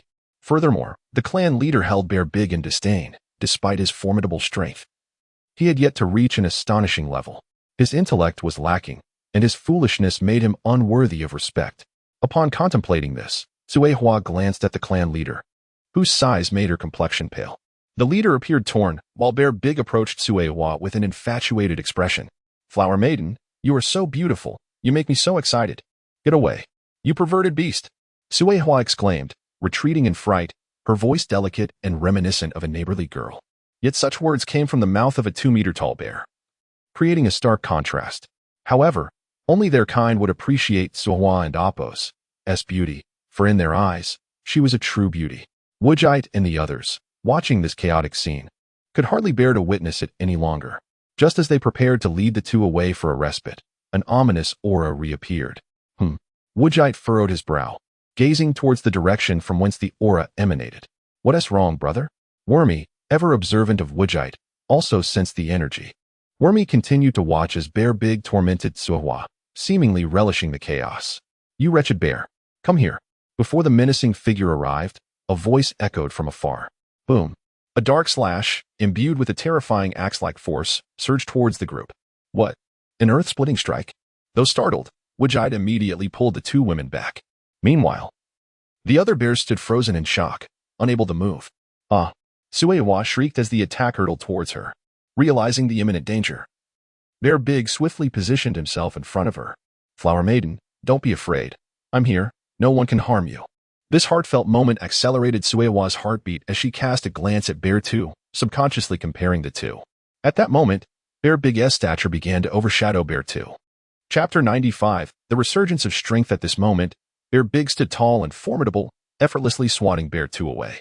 Witnessing this, the image of Bear Big merged with the one before him. Suddenly, Bear Big turned to look at Suehua, grinning widely to reveal a row of large yellow teeth, gleaming brilliantly in the sunlight. Suehua shivered, rubbing her arms as if to chase away the goosebumps. Yet this gesture was wholly unnecessary, for her skin was smooth and supple, incapable of such physiological reactions. However, the golden glow was quickly devoured by darkness, as the fierce strike from Jiqiang approached Bear and Appo's eyes. With a resounding crash, Bear Big crossed his arms to collide with the Black Axe's aura, producing a thunderous sound. The two forces clashed, unleashing shockwaves that ravaged the ground, relentlessly erasing the rubble beneath Bear Big's feet. Feeling the searing heat radiating from his arms, Bear Big realized the identity of the strike's master. It was Jiqiang. Bear Big surged with renewed energy, exerting himself to shatter the strike. Ignoring the injuries on his arm, he turned to Suehua, placing his hands on her shoulders with concern. Miss Hua, are you all right? It's dangerous here. You should return to the elder with the tribe. No, I will not leave. Suehua cried, tears streaming down her face at the sight of Bear Big's wounds. Having just crushed one strike, 3 more surged toward Bear Big. Sensing the impending danger, he embraced Suehua, bracing his sturdy back against the incoming attack. With a gasp, blood spilled from Bear Big's lips as the pain shot through his back, overwhelming his mind. Mere moments had passed when Bear 2 finally reacted. Bellowing into the direction of the attack, Jiqiang, are you back to destroy the forest? Do you seek a beating? No response came from Jiqiang. Instead, a terrifying strike filled the air. Observing Bear 2 being suppressed, Wujite sensed something was amiss. How had Jiqiang and Appo's power surged so dramatically? Had Appo's he been on the brink of death just hours ago? These 3 questions left Wujite bewildered, unable to fathom the situation with her brilliant mind. Bear Big urged the elder to take Suehua to safety while he turned to face Jiqiang's looming figure in the distance. Seeing the scars left by the 3 strikes, Suehua wept even more bitterly. Bear Big struggled to avert his gaze from her tear-streaked face, his expression hardening as he shouted at Jiqiang. Jiqiang, do you wish to die? Jiqiang radiated a dark aura, tinged with streaks of purple. You foul bear, today, I will end you. With that, Jiqiang gathered his strength once more, his axe coalescing with dark energy, swinging it toward Bear Big with ferocity. Yet, at this moment, Bear Big had no fears behind him. He summoned a kitchen knife and vanished from sight in an instant. Clang! The knife met the axe with a sharp sound, sending sparks flying. As Wujite observed the fierce clash between man and beast, he couldn't help but flinch at the unexpected sight of a kitchen knife and an axe colliding. Glancing at the fallen Bear 2, he recalled Jiqiang's earlier words about 2 old friends. It seemed Jiqiang had once been on par with the 2 bears, yet now, how could he inflict such grievous harm to Bear 2 with a single blow? Clang! Clang! Bang! Bang! Jiqiang was unaware of the sudden surge in his strength. Bear Big was gradually struggling to keep up. Suehua, you all must leave. I shall activate the secret technique. Bear Big shouted as he withstood another attack from Jiqiang, then yelled at Suehua. He quickly distanced himself, beginning to invoke his secret technique. Humph. Without that stinky bear, you were never my match, let alone now. With a casual flick, a dark crescent shot toward Suehua and Appo's direction. Miss Hua, you Val Jiqiang. I will fight you to the end. Ha ha. Foolish bear. Do not fret about that wretched female bear. She is already dead by my hand, as you can see. Hurry and unleash your secret technique. Beautiful pines? Bring as many as you can, for I shall fell them all. Jiqiang laughed maniacally, unleashing his full power, ready to face the onslaught of beautiful pines. Om Mani Padme Hum. Bear Big chanted fervently, finally clapping his hands together, causing the beautiful pines to rise from the ground. What the? 1,000-handed Bear Big? The tree realm has descended? Wujite's perspective had utterly shattered. Was this not the realm of Dragon Ball? No, these trees had been hidden beneath the surface, and Bear Big's incantation had awakened them. Bear Big's eyes widened as he glared at Jiqiang. Jiqiang, prepare to meet your end. Dozens of mutated, beautiful pines swung their vines in unison toward Jiqiang. Hearing the sound of the air being sliced, Jiqiang scoffed and leapt into the air, deftly evading the attacks. Jiqiang danced through the air, skillfully dodging and striking, severing the vines with his axe. Watching Jiqiang effortlessly cut through so many vines, Bear Big finally realized something was amiss. Just a few days had passed, and Jiqiang and Appo's strength had grown exponentially. After clearing away the vines, Jiqiang believed the beautiful pines posed no further threat and approached the nearest tree to begin chopping. However, to his surprise, the dozens of beautiful pines sprouted new vines, entangling a peculiar sort. As if that were not enough, a slender branch grew from the main trunk, elongating until, to everyone and Appo's astonishment, it transformed into a wooden dragon. Wujite. No way, a wooden dragon combined with Sisanu. Dozens of trees wielding swords began to rain blows upon Jiqiang. Boom, boom, boom. The scene erupted into chaos, debris flying in all directions. Wujite and the others quickly took to the skies to observe. Ha ha. Jiqiang's laughter echoed from below, as black axe auras continued to manifest. Whoosh, whoosh. With each appearance of the black axe aura, another beautiful pine fell. Moments later, all the beautiful pines lay cleaved to the ground by Jiqiang's relentless strikes. Wonderful, bossly, I finally have lumber. Woe is me. Mother, your son has succeeded. I can finally earn money. Jiqiang wept below, a revelation Wujite had not anticipated. Seeing the area quiet down, Wujite descended with the two women, approaching Jiqiang. Hey, Jiqiang, stop your tears. It's you? I was just looking for you, but here you are. Coming to me. Jiqiang paused, his expression shifting to one of disbelief. For at that moment, he found himself unable to gauge the depths of his opponents. Chapter 96, Gohan Strikes Back. Oh, have you come to understand the extent of our disparity? Now, I pose the questions, and you shall respond. Otherwise, you shall not depart with a single piece of wood, without waiting for a retort. Goku questioned first. How have you managed to elevate your strength so significantly in just a few hours? Jiqiang did not hesitate and answered promptly. From the moment you entered this place, you must have realized that it is not akin to the outside world. I asked you to answer, not to question me. Goku stared expressionlessly at Jiqiang, while behind him, Womi gathered an energy sphere, warning him not to waste time. Jiqiang was momentarily paralyzed by the terrifying energy, causing the axe in his grip to clatter to the ground. Regaining his composure, his eyes widened in disbelief. He had not anticipated that the seemingly frail woman possessed such formidable strength. Indeed, there are powerful beings beyond the forest.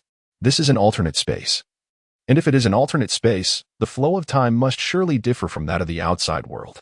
At this juncture, Jiqiang paused, seemingly allowing Goku a moment to digest this revelation. An alternate space? Isn't the hyperbolic time chamber also an alternate space? Goku nodded. Proceed. Jiqiang was somewhat taken aback, surprised by Goku and Appo's capacity to grasp the situation so readily. I am uncertain of the exact ratio of time flow, but you mentioned spending a few hours here. While nearly a year has passed in the outside world, Jiqiang sighed lightly and continued. You need not inquire further. I shall recount all that has transpired during this past year. Subsequently, Jiqiang spoke incessantly, recounting a plethora of events. In the end, Goku concluded, a few hours here equates to nearly a year outside. Shortly after entering this alternate space, a deity who identified himself as Zamasu bestowed strength upon Jiqiang. But the price was to assist Zamasu in executing the Zero Plan for humanity on this planet, which entailed killing. Thus, Jiqiang spent several days recuperating from injuries, and then dedicated additional time to mastering this unfamiliar power, culminating in the scene we just witnessed. As Goku lamented the inadequacies of this alternate space, Womi interjected, So, Bulma's birthday is approaching? Upon hearing this, Wokomi began to grumble. We've only been out for a few days. It's south all this wretched place as fault. Humph. It's not enjoyable at all. Jiqiang bent down to retrieve his axe, contemplating how to extricate himself from this situation. Since they mentioned a birthday, they were clearly not planning to linger here. So he merely needed to avoid inciting their anger. Jiqiang prepared to speak, but was interrupted by Goku. No need to say anything. We're leaving. Goku, along with the two women, soared towards the outside world, eager to vacate this dismal location. Had it not been for the inability to sense the energy of the outside world, Goku would have instantaneously teleported back to Earth. Jiqiang watched them depart, his expression brightening. They are finally gone. My wood, my money, mother. He turned and headed to deal with the beautiful pine trees. Upon exiting the alternate space, Goku and the others accelerated to an open field outside Bear Ridge. Boom Womi tossed out a universal capsule, and after a cloud of smoke, a spacecraft materialized in the clearing. The trio boarded the ship, and Womi operated the controls, launching the vessel and breaching the planet and Appo's atmosphere, entering outer space. Brother, why didn't you just take us back directly? Womi asked, puzzled, as she approached the window of the spacecraft. Ever since boarding, Goku had remained at the window, gazing down at the planet below. Wait here for me a moment. I'm going to set off a firework. The thought of that chimp made Goku irate. He stepped outside the ship, gathering destructive energy, but then reconsidered. Fireworks lit with destructive energy wouldn't be aesthetically pleasing. Better to use normal energy. After tossing a yellow energy sphere, Goku's figure instantly returned to the spacecraft, embracing the two women at the window. Moments later, a colossal firework erupted in the cosmos, illuminating the surrounding darkness. With Womi's utmost effort, the spacecraft returned to Earth in merely 3 days. Upon arrival, the two women eagerly sped towards Bulma's estate. Although it had only been a few days since their last encounter, the wretched place had made time seem to fly, equating to nearly a year apart. After a year without seeing their close friend, the longing was palpable. Goku, too, was not idle. Sensing Gohan's energy at the sacred world of the Kais, he instantaneously teleported to the temple. Ah, Mina-san, practicing, are we? The others had not noticed Goku and Appo's arrival until he spoke, drawing their attention to his presence. Bang. Ah, yay. Goten, we've done it again. The two lively boys danced with glee as if they had achieved a monumental feat. While some rejoiced, others were disheartened. Gohan rose from the ground, rubbing the same spot again, casting a resentful glance at Goku. Uncle Goku, why do you always come at such times? Haha, a little hug, a little hug. Goku felt somewhat embarrassed, having walked in on Gohan being bested yet again, this time by the two children. By the way, you two are impressive. Goku looked at Goten and Trunks. Though they were still short, their combat prowess was undeniable. Absolutely. I can now transform into Super Saiyan 3rd grade, Trunks declared, hands on his hips, gazing up at the sky at a 45-degree angle. And me. Oh, observing Goten raising his hands in a bid for attention. Goku was astonished. Weren't they only 13 or 14? After just 2 weekends of training with Gohan and Piccolo, they could already achieve Super Saiyan 3? Seeing Goku's disbelief, the two lively boys immediately charged their energy, and in mere seconds, without a shout, they leaped past Super Saiyan 1 and 2, transforming into Super Saiyan 3. Look, aren't we amazing? Goten's little head tilted slightly, causing his long golden hair to sway. Goten, there's more. Trunks was already poised for the fusion pose. Here it comes. Goten readied himself as well. Fusion. Next, Super Gotenks made his grand entrance.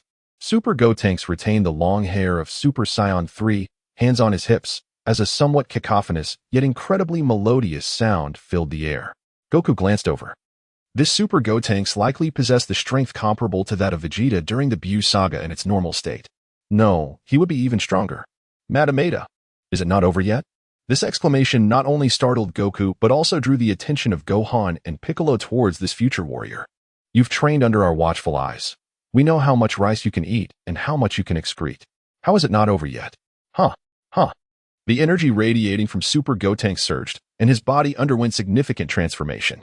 Chapter 97, Super Saiyan 4 Gotenks and Bulma and Appo's soul dilemma. A golden aura erupted into the heavens, its overwhelming presence causing the very earth to tremble. Moments later, a radiant golden light enveloped Gotenks, obscuring his features yet revealing only his form. As the golden light expanded, it was intriguing to note that the gazes of Vegetto and the others lifted in unison, following the ascending figure. When the growth ceased and the golden light dissipated, it unveiled the physique of an adult. Super Saiyan 4 Gotenks had arrived.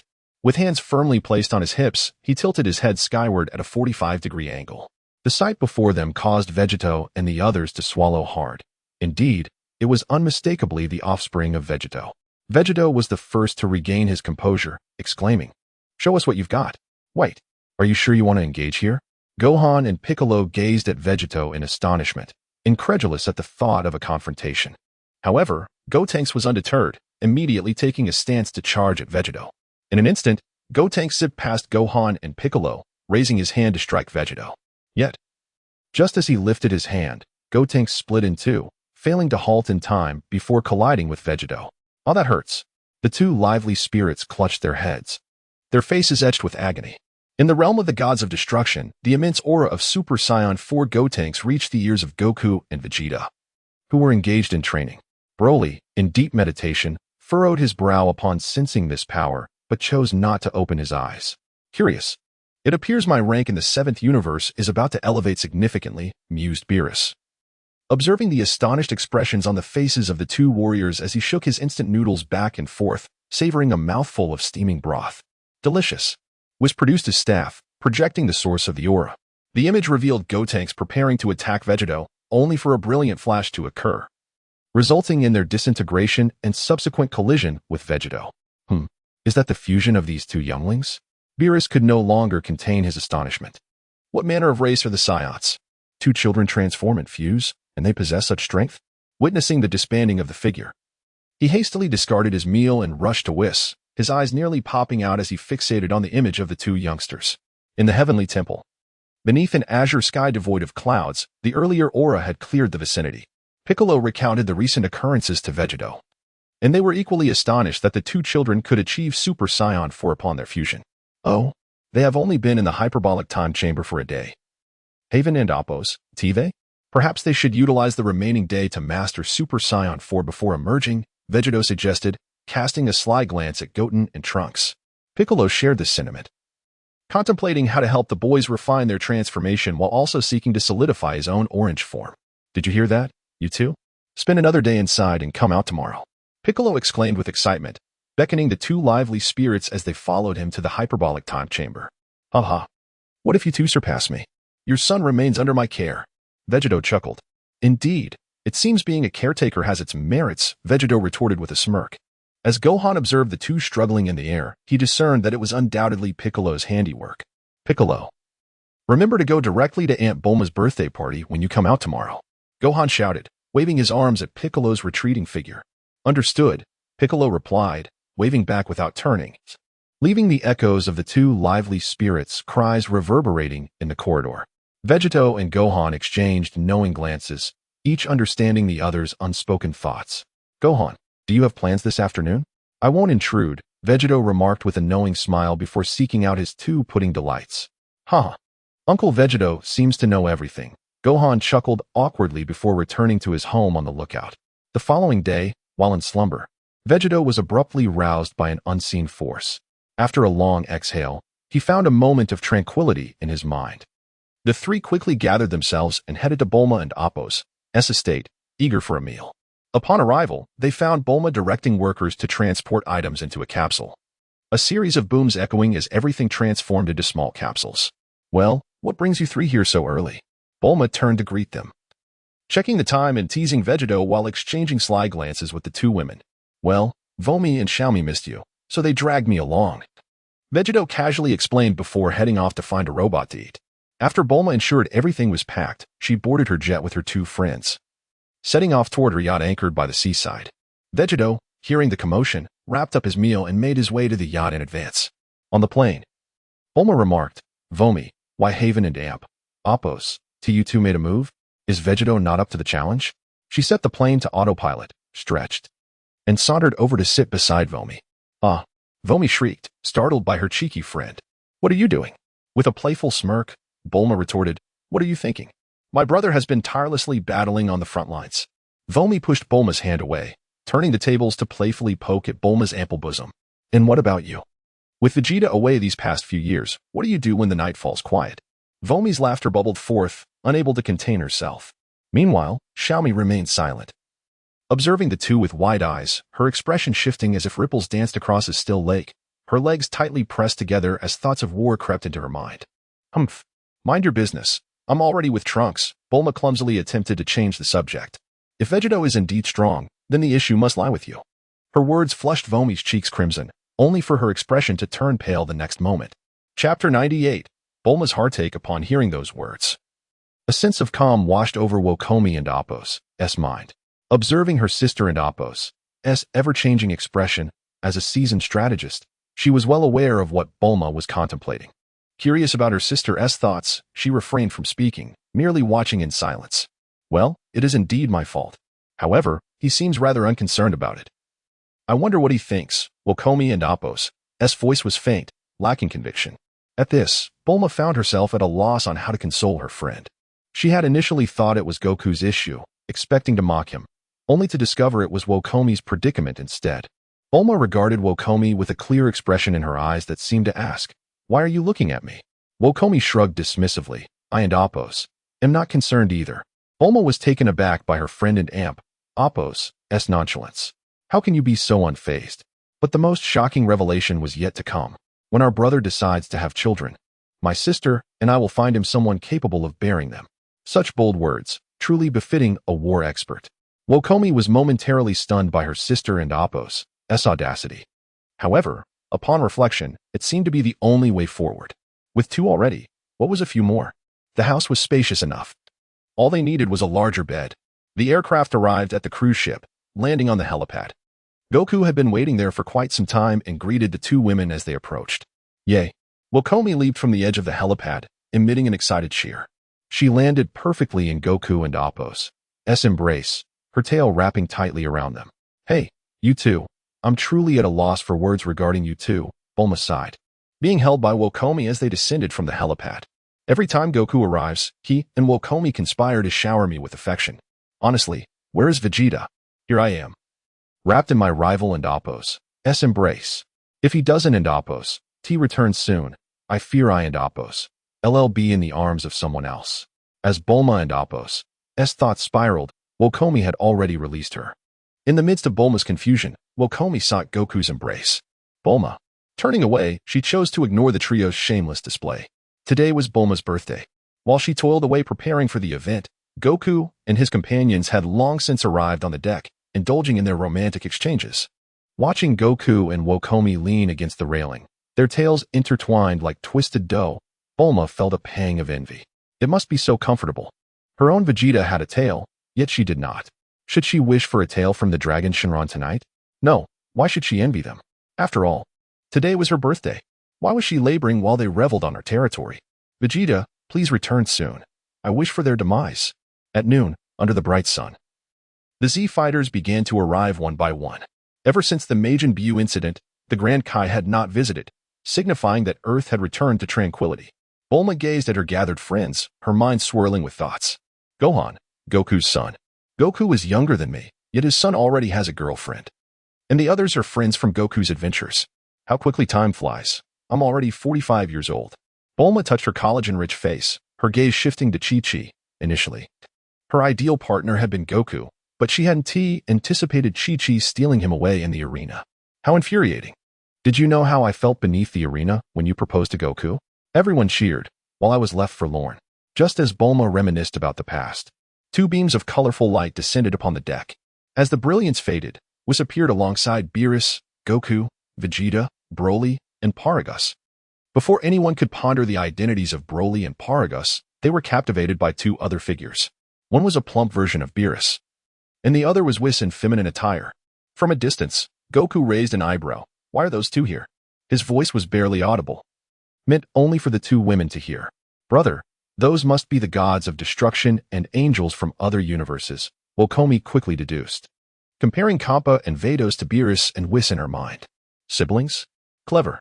Goku took the two by the hand. "Everyone seems to be here. Let us head over." Kappa surveyed the surroundings, completely dismissing the mortals present. "Hey, Beerus, is this the planet you spoke of, filled with delicacies?" Kappa said, picking his nose with his pinky and flicking it at Beerus. "Beerus, control yourself. Do not lose your temper." "Humph. Uncultured. This is a birthday celebration, and the food is still being prepared." Beerus brushed himself off, looking at Kappa with an expression that suggested he was dealing with a fool. "The host of this banquet is the wealthiest person on this planet, so do refrain from making a fool of yourself." Goku stepped forward, ready to confront. Initially, he aimed for a low profile, hoping to quietly rise to the top of the world. Yet, some individuals were determined to thwart that. Thus, Goku found himself in a rather ostentatious situation. Kappa turned to Goku, noticing he lacked divine power. His expression shifted to one of displeasure. "A mere mortal. Who do you think you are? Do you even know who I am?" He turned to Beerus. "Is this the mortal from your 7th universe? Mind if I teach him a lesson?" Beerus found this amusing. "Sure, you are a god of destruction after all. Feel free to handle this mortal as you see fit." Whis interjected, "Lord Beerus, Why are you being so mischievous? Meanwhile, Vados observed Goku and Kampa, shaking her head slightly. Lord Kampa, we are here to attend someone else and Amp, Apos, S banquet. Isn't that inappropriate? Upon hearing this, Goku shot a glance at Vados, recognizing her as Kampa's usual peacemaker. Kampa pondered this and begrudgingly agreed. Perhaps I should first sample the food that even Beerus praises. If it's terrible, then I may reconsider. Very well. I am magnanimous and will not hold a grudge against a mere mortal. Kampa huffed, preparing to explore the surroundings. Goku was taken aback. If others wish to fight, why can't I? Forget it. If a fight is what they want, I'll just follow Goku and take down the enemies first. Then I'll have more to do. The two angels and the two gods of destruction retreated to chat amongst themselves, while the remaining guests clustered in small groups. Goku joined the ranks of the 5th generals of the 7th universe, engaging in the customary pre-meal banter. Chapter 99. Kampa, truly tempting poor Vegeta, who initially intended to comfort his wife Bulma upon seeing her, was unexpectedly pulled back by Gogeta. Thus, a few men gathered together. Well, you too, Gogeta remarked, placing his hands on the shoulders of Goku and Vegeta, leaning his weight onto them. Goku scratched his head, unable to suppress the smile on his face. From Whis, he learned that Gogeta was surprisingly more formidable than Lord Beerus. However, just moments ago, Gogeta had praised him, leaving Goku feeling rather proud. Humph. Vegeta snorted disdainfully, crossing his arms and turning his head aside. If it weren't and Apos, T for the fact that he couldn't and Apos, T defeat Gogeta, he would have liked to pin him to the ground for a good rubbing. Glancing at Bulma, who was happily chatting in the distance, he felt a wave of grievance. My Bulma, I and Apos, am back. I and Apos, V missed you. Seemingly sensing something, Bulma turned to look at Vegeta, their eyes locking. She offered him a beautiful smile, causing Vegeta's face to flush red. Just as he was about to respond, a large hand smacked him on the face. Turning his head back. Whoa, toughened up. Head hardened. Fist hardened. Vegeta gritted his teeth, glaring at Gogeta, as if demanding an explanation. Yet, after turning Vegeta's head back, Gogeta paid him no further mind. It was as if he could choose not to speak, but he must listen intently. Suddenly, a delightful aroma wafted in from afar, silencing the previously raucous banter between Beerus and Kampa. The two cats twitched their noses, and in perfect synchrony, they turned their heads towards the source of the enticing scent.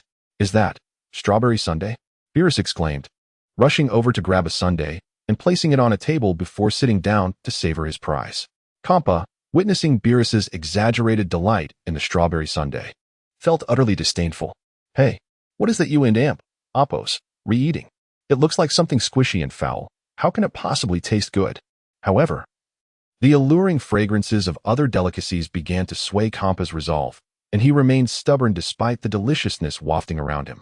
Beerus, ignoring the ungracious remarks, merely shot a glare at Kampa and continued to indulge in his spoils. Although Beerus remained indifferent, Gogeta had certainly heard the disparaging words. Who does that fat fool think he is? Can he even eat? Where did he come from? Don and Apos, T discussed us here. Gogeta and Apos, S words resonated with the hearts of all Z fighters, bringing them immense satisfaction.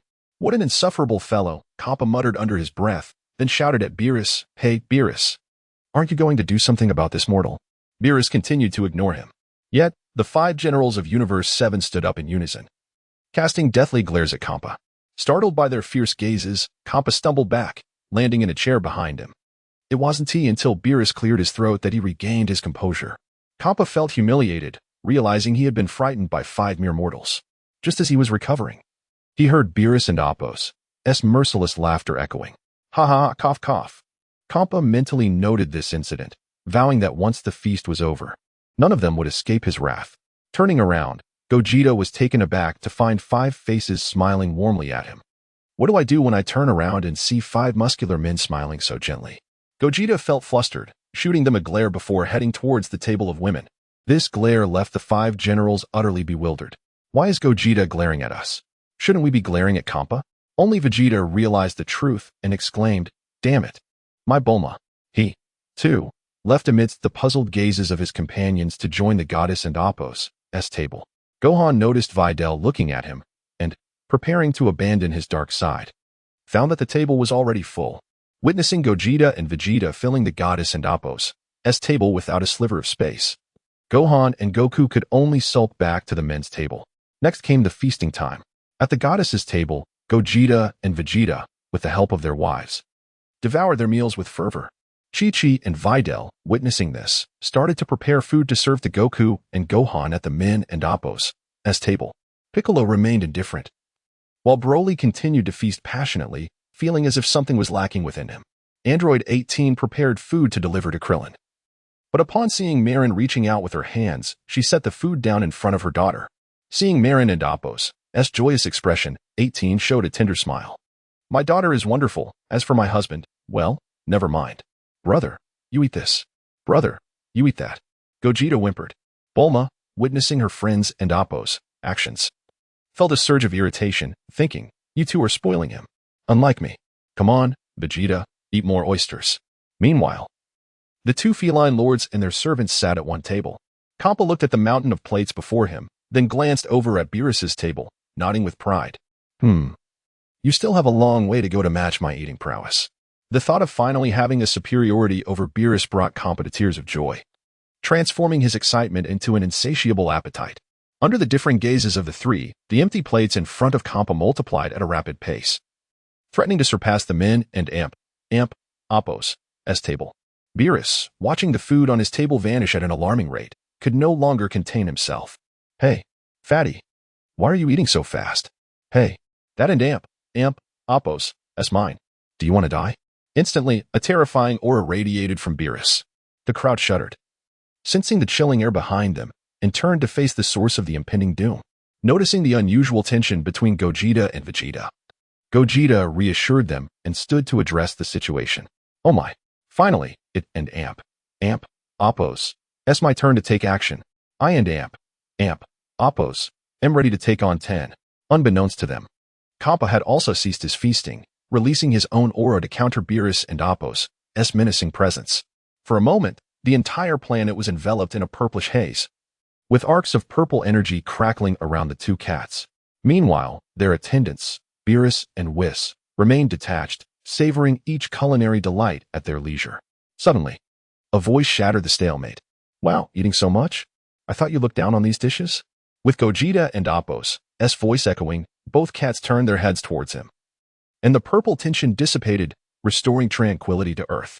Gogeta pointed towards the Min's table, continuing, but they still can't compare to those few over there. You little underachiever. Chapter 100. Come and fight. The five mighty generals, indulging in their meal, were momentarily speechless. We are in the midst of dining, and here you are. Old Six, seeking the spotlight. Why involve us? Nevertheless, as the charming socialite son Goku, he began to tease Kappa. Lord Kappa, the cuisine of our Earth is indeed delightful. Do not hesitate to admit it, hee. His innocent laughter and playful scratching of his head only served to ignite further frustration in Kappa. Humph, Kappa scoffed, turning to face Beerus. I concede that the culinary offerings of your seventh universe are exquisite, but that does not grant your mere mortals the audacity to provoke a god of destruction. Upon hearing his brother and Appo's words, Beerus rolled his eyes, casting a discreet glance at son Goku, pondering internally, what, do you wish to retaliate and regain your pride?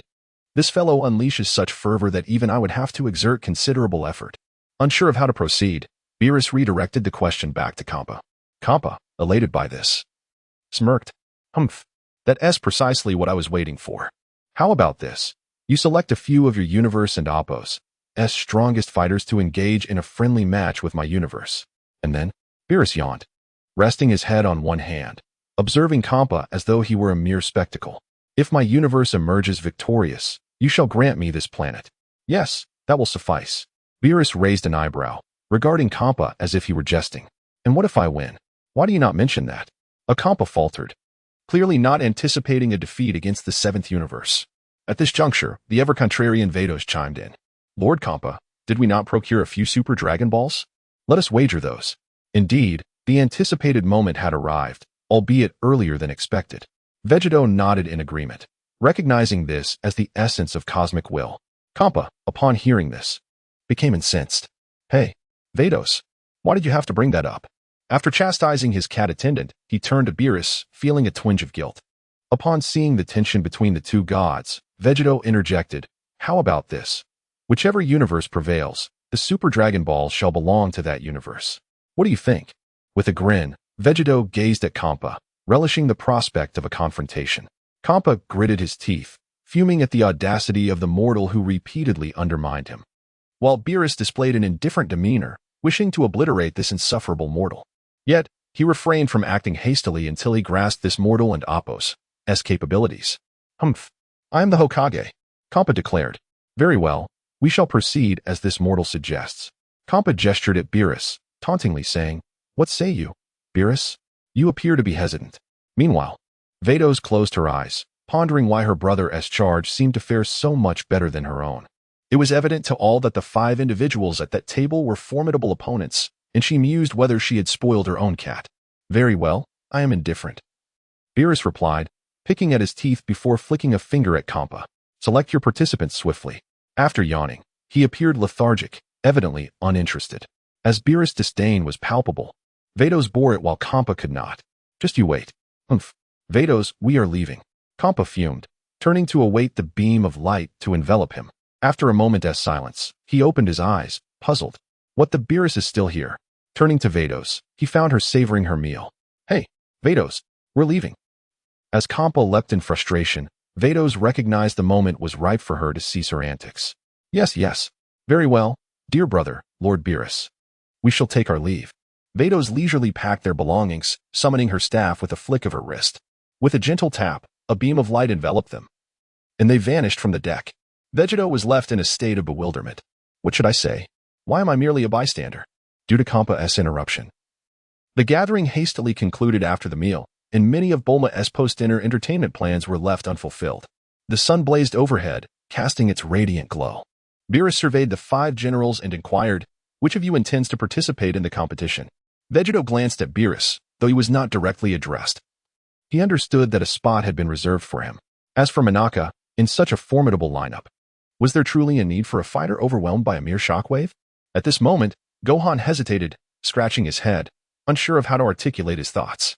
Vegetto then remembered that by this time, Bulla should be pregnant, and he turned to observe her abdomen, noting the obvious bulge. This scene did not escape the notice of Vormi and Vomi, who, aware of Bulla's condition, misinterpreted Vegetto's gaze as a desire for children, leaving them somewhat disheartened. I shall refrain from participating this time, as Bulla is already expecting. What? Gohan's 2 fathers simultaneously turned to face him, then shifted their gaze toward the distant Bulla. Son Goku exclaimed, I spent a few years training under Lord Beerus, and now I'm about to have a grandchild? Piccolo remarked, I trained your brother in the sacred realm for a few years, and soon there is talk of a granddaughter? Enough of the shock. Beerus waved his hand dismissively. Gohan, you may remain. The rest of you, along with Vegetto, follow me. Beerus gestured for Vegetto to approach. Vomi, upon hearing this, became discontented. Why must we leave again? She hurried to Vegetto's side, clinging to his arm, her tail swaying behind her. Beerus, observing Vomi's lively demeanor and her smooth, elegant tail, felt his heart flutter, displaying an infatuated expression. Chapter 101. Prelude to the contest, however, Beerus swiftly composed himself, subtly glancing around as if nothing had transpired. The destroyer god and Appo's prestige must be maintained, particularly before mortals. I concur. This deity grants you permission to attend, Beerus stated, avoiding eye contact with Wami and instead picking at his teeth. Gogeta expressed surprise, wondering when the purple feline had developed a penchant for meddling. His tone and demeanor suggested indifference, yet Gogeta noticed Beerus and Appo's tail swaying uncontrollably, prompting a dangerous narrowing of his eyes. Drawing Wami behind him, he addressed Wami, Go, both of you. You'll witness my magnificent display of power. The sisters' reluctance vanished, their faces mirroring each other, yet clearly distinguishing Wami as the elder. Turning to Beerus, Gogeta caught him averting his gaze. TCH, still sneaking peeks, are we? Gogeta recalled Beerus's fondness for adorable girls, like Chilai, the girl who accompanied Broly. It was no wonder Beerus was captivated at first sight. Realizing this, Gogeta mused, stare if you must. 1 strike per second. The longer you watch, the more you and Appo's, suffer. Shall we proceed to the realm of the destroyer gods? Gogeta asked, guiding the sisters to Whis' side, positioning himself opposite Beerus, effectively blocking his line of sight to Wami. Hey, you lot, come over here, Beerus demanded, noticing Wami's concealment and his gaze darting around before settling on Gogeta's menacing glare. Startled, he diverted his attention. beckoning the others to his side to distract himself. Observing the four individuals standing behind Beerus, Whis shook his head, having noticed the subtle confrontation between Beerus and Gogeta. It seems Lord Beerus is in for another beating. Summoning his staff, he tapped it lightly, sending a ripple across the deck. A beam of light enveloped the group, and they vanished from the deck. Gohan stared blankly at the empty deck, longing to train but succumbing to worldly distractions. The realm of the destroyer gods. A colossal purple tree dominated a landscape bathed in shades of purple. Beneath the tree, the light dissipated, revealing the group in an open space. Wami gazed with curiosity at the novel world, while Womi remained composed, staying close to Gogeta. Noticing Beerus's renewed leering, Gogeta began silently counting. After a mere tenth of a second, a resounding crash echoed as Beerus was sent hurtling into the tree, scattering with splinters. Everyone except Whis was caught off guard. As the debris settled, they saw Beerus embedded in the tree. Cough, cough. Who dares to ambush? Before he could finish, Gogeta materialized before him. Seizing his long ear. Peeking, are we? Bang. Staring, and with that expression. Bang. Moments later, Gogeta dragged Beerus by the tail to Whis, discarding him like trash. Gogeta then noticed Whis conversing into his glowing staff. Yes, yes. Sister, we and Amp, Oppos, LL be there shortly. Hanging up. Whis discovered the battered Beerus behind him. Oh dear, Gogeta-san, you certainly show no mercy. Humph. Under Gogeta's cold snort, Whis gently roused Beerus from his stupor with his staff. Ow. Beerus jolted awake, clutching his head in agony. The wounds inflicted by Gogeta had vanished, but a large bump had formed on his head. Lord Beerus. The sixth universe has completed selecting its contestants, and Lord Kappa is urging your arrival. Enough chatter. Let and Oppos, go. Beerus exclaimed, avoiding looking at Wami. Though Whis had healed his injuries, the pain lingered. It hurts. It hurts so much. Targeting the most sensitive spots, a lack of martial ethics from the youth. Whis waved his staff, creating a transparent cube before them. Beerus entered first, followed by Whis. Seeing the others' astonishment, Beerus grew impatient. Hey, hurry up and get in. His temper was still frayed from the beating. The group entered the cube in succession. Depart. With Whis's command, the cube shot off. Wami continued to gaze around with childlike wonder, while Beerus stared ahead, as if the twinkling stars were even more captivating than Wami. After all, he was about to see his brother, and he didn't and Oppos want to be ridiculed for his appearance. Gogeta, seeing Beerus and Oppos' compliance, breathed a sigh of relief. Thankfully, he learns from his mistakes, or else castration it is. A chill ran down Beerus and Oppos' spine. The scenery blurred as they passed a massive, lifeless star. The cube landed on its surface. Brother, it seems we and Amp, Oppos, back in the game. Wami and Amp, Oppos' clear voice echoed, breaking the silence. Beerus resisted the urge to look at Wami. Turning to face Kampa in the distance, who waved and shouted, Hey, over here. You're late. Beerus silently approached Kampa, their faces nearly touching. So what if I'm late? Being late is inexcusable. You only brought these small fry. You and Amp, Oppos, the one with the small fry. The two felines bickered, shaking the dead star. Whis and Vegetto, who had set up the arena and stands, sighed in unison. They appeared beside the two gods and used their staffs to intervene. Please stop, Lord Beerus. Please stop, Lord Kappa. Any further, and the arena and stands will be destroyed. And you wouldn't want your handsome portraits to be torn to shreds, would you? Hearing their attendants and Amp, Oppos' words, they huffed and turned away. Chapter 102. A relaxed victory streak. Beerus approached the group, visibly irked. Hey, you lot. Make sure you don't lose a single match, understood? Vegeta disregarded Beerus's admonition, focusing instead on the cluster of individuals gathered nearby. The robots, the rubber bear, Gaby, Hit, and Frost. Could it really be that Hit was the strongest mortal of the sixth universe? Surely not. Suddenly, a voice shattered Vegeta and Oppos' contemplation. Hey, are you even listening to me? After shouting, Beerus swiftly sidled up to Vegeta, whispering, See that fat cat? That's my brother. Show him some respect. Wow, Beerus. Look at you today. Vegeta responded playfully. All right, I want to toy with you this time. As the match approached, the competitors sized each other up. Kakarot. That fellow bears a striking resemblance to Frieza, Vegeta remarked, fixated on Frost. Goku replied, Indeed, he does resemble that scoundrel Frieza. Humph.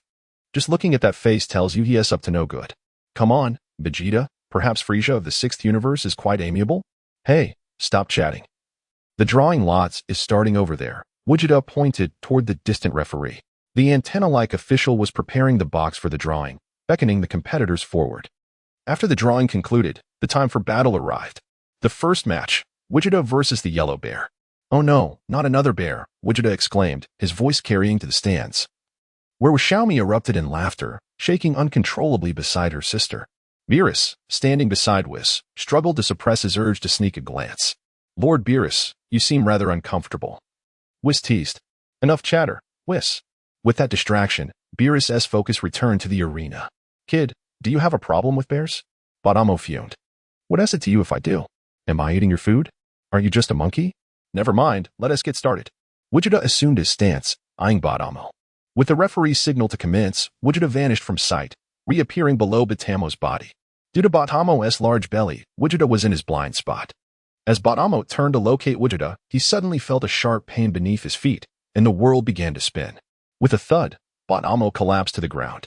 Vegeta swiftly ensnared one of Batamo's legs with his tail, effortlessly tossing him off the stage. In the stands, the members of the 7th universe had grown accustomed to such displays. Anyone capable of keeping Beerus in check would easily handle this bear.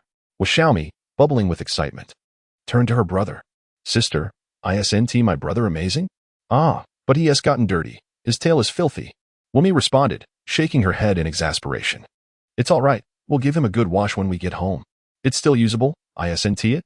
In the 6th universe and Appo's section, a shocked Kappa exclaimed. "Badamo, what on earth happened? You were tossed out so easily." Seeing Kappa's ire, Beerus Kuden and Amp, Appo's, T contain his glee. The referee announced, Badamo has been eliminated. Next, please welcome Frost from the 6th universe. Frost walked slowly to Vegeta, gazing up at him and extending his hand. "Greetings, I'm Frost. It is an honor to battle a warrior such as yourself." Vegeta, having glanced at the Frieza look-alike, chose to ignore Frost's words, turning to the referee. "Can we start the match?" Both Frost and the referee were momentarily taken aback, but the latter quickly declared, "The match begins." A flicker of malice crossed Frost and Appo's face. But he quickly resumed his smile. "Since you're so eager, then I shall." Before he could finish, Vegeta delivered a punch straight into Frost's abdomen. Frost curled up like a shrimp, pain surging through him. With that single blow, Frost collapsed onto the ground, devoid of fighting spirit. Vegeta followed up with a kick, sending the kneeling Frost towards the edge of the ring. Just as Frost was about to tumble off, Vegeta appeared beside him, stepping on his tail. The force of Vegeta and Appo's foot caused the ground to cave in, embedding Frost and Appo's tail in the shattered stones. In agony, Frost slowly rose, only to be met with a barrage of fists. Thud, thud, thud. Each punch rained down upon his face, and as he attempted to fly away, his own tail hindered him. Words escaped him, leaving him to curse the day he became a frozen fiend instead of a gecko. Finally, a powerful punch landed squarely on Frost's face, rendering him unconscious. The referee rushed over, halting Vegeta's impending strike, and began assessing Frost's consciousness. The 6th universe's Frost has fainted, losing all combat ability. Thus, Vegeta of the 7th universe is victorious. Vegeta kicked Frost towards the stands of the 6th universe, landing precisely before Kampa. In the stands, Xiaomi was the first to cheer. "Yay, brother has won again." Yet, she leaned closer to me, whispering, "But I have a tail too. Wouldn't he do that to me, right?" How frightening. Among those present with tails, each wrapped theirs tightly. Kampa, growing increasingly displeased, exclaimed, "Hey, 7th universe, you're being too ruthless." He glanced down at the unconscious Frost, promptly signaling Vados to revive him. As Frost stirred back to consciousness, he looked around in confusion, only to be met with Kampa and Appo's furious reprimand. "Do you dare move?" "I wouldn't dare," Frost replied, utterly intimidated. With saliva splattering his face, Frost could only swallow his indignation, managing a smile as he redirected his hatred towards the 7th universe. He had yet to unleash his full power or utilize his cunning tricks. Being so thoroughly defeated was utterly humiliating. Kappa, growing ever more irritated with Frost, shoved him aside and turned to Hit. "Hit, you're up next. We can't afford to lose a third match." Chapter 103, duplicating the god position of all kings. Hit nodded slightly, remaining silent. Rising from his seat, he leaped gracefully onto the arena, fixing his gaze upon Witchite. The referee, seeing the two opponents locked in mutual contemplation, bellowed for the match to commence before retreating to the side. Noticing Hit and Appo's apparent reluctance to make the first move, Xiangpa grew anxious in the stands. Hit. What are you doing? Hurry up and knock him off the stage. Xiangpa gritted his teeth, producing a grinding sound as he fixed his dangerous gaze on Woodjite. This individual had swiftly eliminated 2 of his fighters, leaving him embarrassed before Beerus. And he felt an overwhelming urge to obliterate Woodjite. Hearing Xiangpa's urgent call, Hit's frustration boiled over. If those 2 incompetent fighters could not discern their opponent's strength, that was one matter, but he was a god of destruction. The opponent had taken out 2 fighters in mere seconds, leaving him without any valuable intelligence. As an assassin, how could he act without sufficient information? As Hit's face turned a shade of purple, then grew solemn, Woodjite found himself perplexed. Had he done anything to warrant such seriousness? Since you won't make a move, then I shall. Woodjite began, but before he could finish, he observed Hit with his hands in his pockets. You're quite the performer, Arin and Appos. To you? Woodjite thought, deciding to charge at Hit without hesitation. However, Woodjite had misinterpreted Hit and Appos' actions. The hands and pockets were merely a ruse to conceal his intent to strike. There was no pretense involved. At this critical moment, who would dare to feign indifference? Internally, it was a flurry of anxiety. His time-skip technique was primed and ready. In an instant, Woodjite was upon him, and Hit silently recited, time skip. Suddenly, the surrounding space was enveloped in a white void. As Woodjite's fist approached with alarming proximity, Hit's throat constricted momentarily before he vanished and reappeared beside Woodjite, poised to attack. The next moment, the temporal veil shattered. Woodjite's strike found only air as Hit's figure dissipated from view. Observing the emptiness before him, Woodjite felt a fist strike him from his blind spot. Whoosh! From the stands, Xiangpa's expression shifted to one of excitement, ready to celebrate. Yet, in the next moment, his enthusiasm plummeted. From his perspective, Woodjite should have been sent flying from the arena by that punch. However, this individual had somehow evaded Hit and Appos' attack. Hit and Appos' reflexes were sharp. His eyes narrowed as he continued to recite, time skip. He reappeared behind Woodjite, intent on striking once more. But as the temporal space fractured, Hit's eyes widened in disbelief. His punch again failed to connect, this time vanishing entirely. Feeling a chill at his back, Hit had no time to turn around. He recited, time skip once more. Instantly, he was enveloped in a white temporal field, disappearing from his original position while swiftly creating distance from Woodjite. The next moment, as the temporal space shattered once again, Woodjite swung at nothing but air. Woodjite steadied himself, refraining from further attacks, replaying the recent exchange in his mind. You can pause time, albeit for a brief interval. He concluded, observing Hit's still astonished expression. I sensed it was about 0.1 seconds, adequate, I suppose. For an assassin to have their signature skill unraveled by an opponent was a cardinal sin. It could no longer afford to hesitate. He swiftly positioned himself, hands moving before him in a compact stance. Woodjite recognized that Hit was attempting to extend the duration of his time skip, prompting him to charge again. Bam! Woodjite's fist struck Hit squarely in the face. As Hit felt the pain resonate through him, he was sent hurtling from the stage. In the stands, Xiangpa and Appos' eyes widened in disbelief. How is this possible? Didn't and Appos' Hit just evade with his time skip? Turning his gaze from Hit to Woodjite, he observed the latter glowing with golden energy, his hair transformed to a brilliant gold. Why can this guy elevate his power so dramatically in an instant? Before Whis could explain the Scion race, Xiangpa erupted in fury. This is unfair. Beerus, you're cheating. I shall destroy him. Xiangpa extended his hand towards Woodjite, gathering destructive energy into a sphere the size of a basketball. You, mere mortal, have disrespected me multiple times on Earth. You shall pay? The destructive energy orb swelled as Xiangpa's gaze darkened, entirely oblivious to the radiant light descending in the distance. Whis and Beerus noticed the figure revealed as the light dissipated and immediately descended to pay their respects. Beerus, sensing the gravity of the situation, felt his fur bristle, cold sweat trickling down his back. He hastily summoned 4 companions to join him, instructing Womer and Wokimi to follow closely. Upon seeing that the king of all was observing him, Xiangpa and Appos' legs trembled, and the destructive energy in his hand dissipated. Master King, he stammered, sliding on his knees to stand in perfect alignment beside Beerus.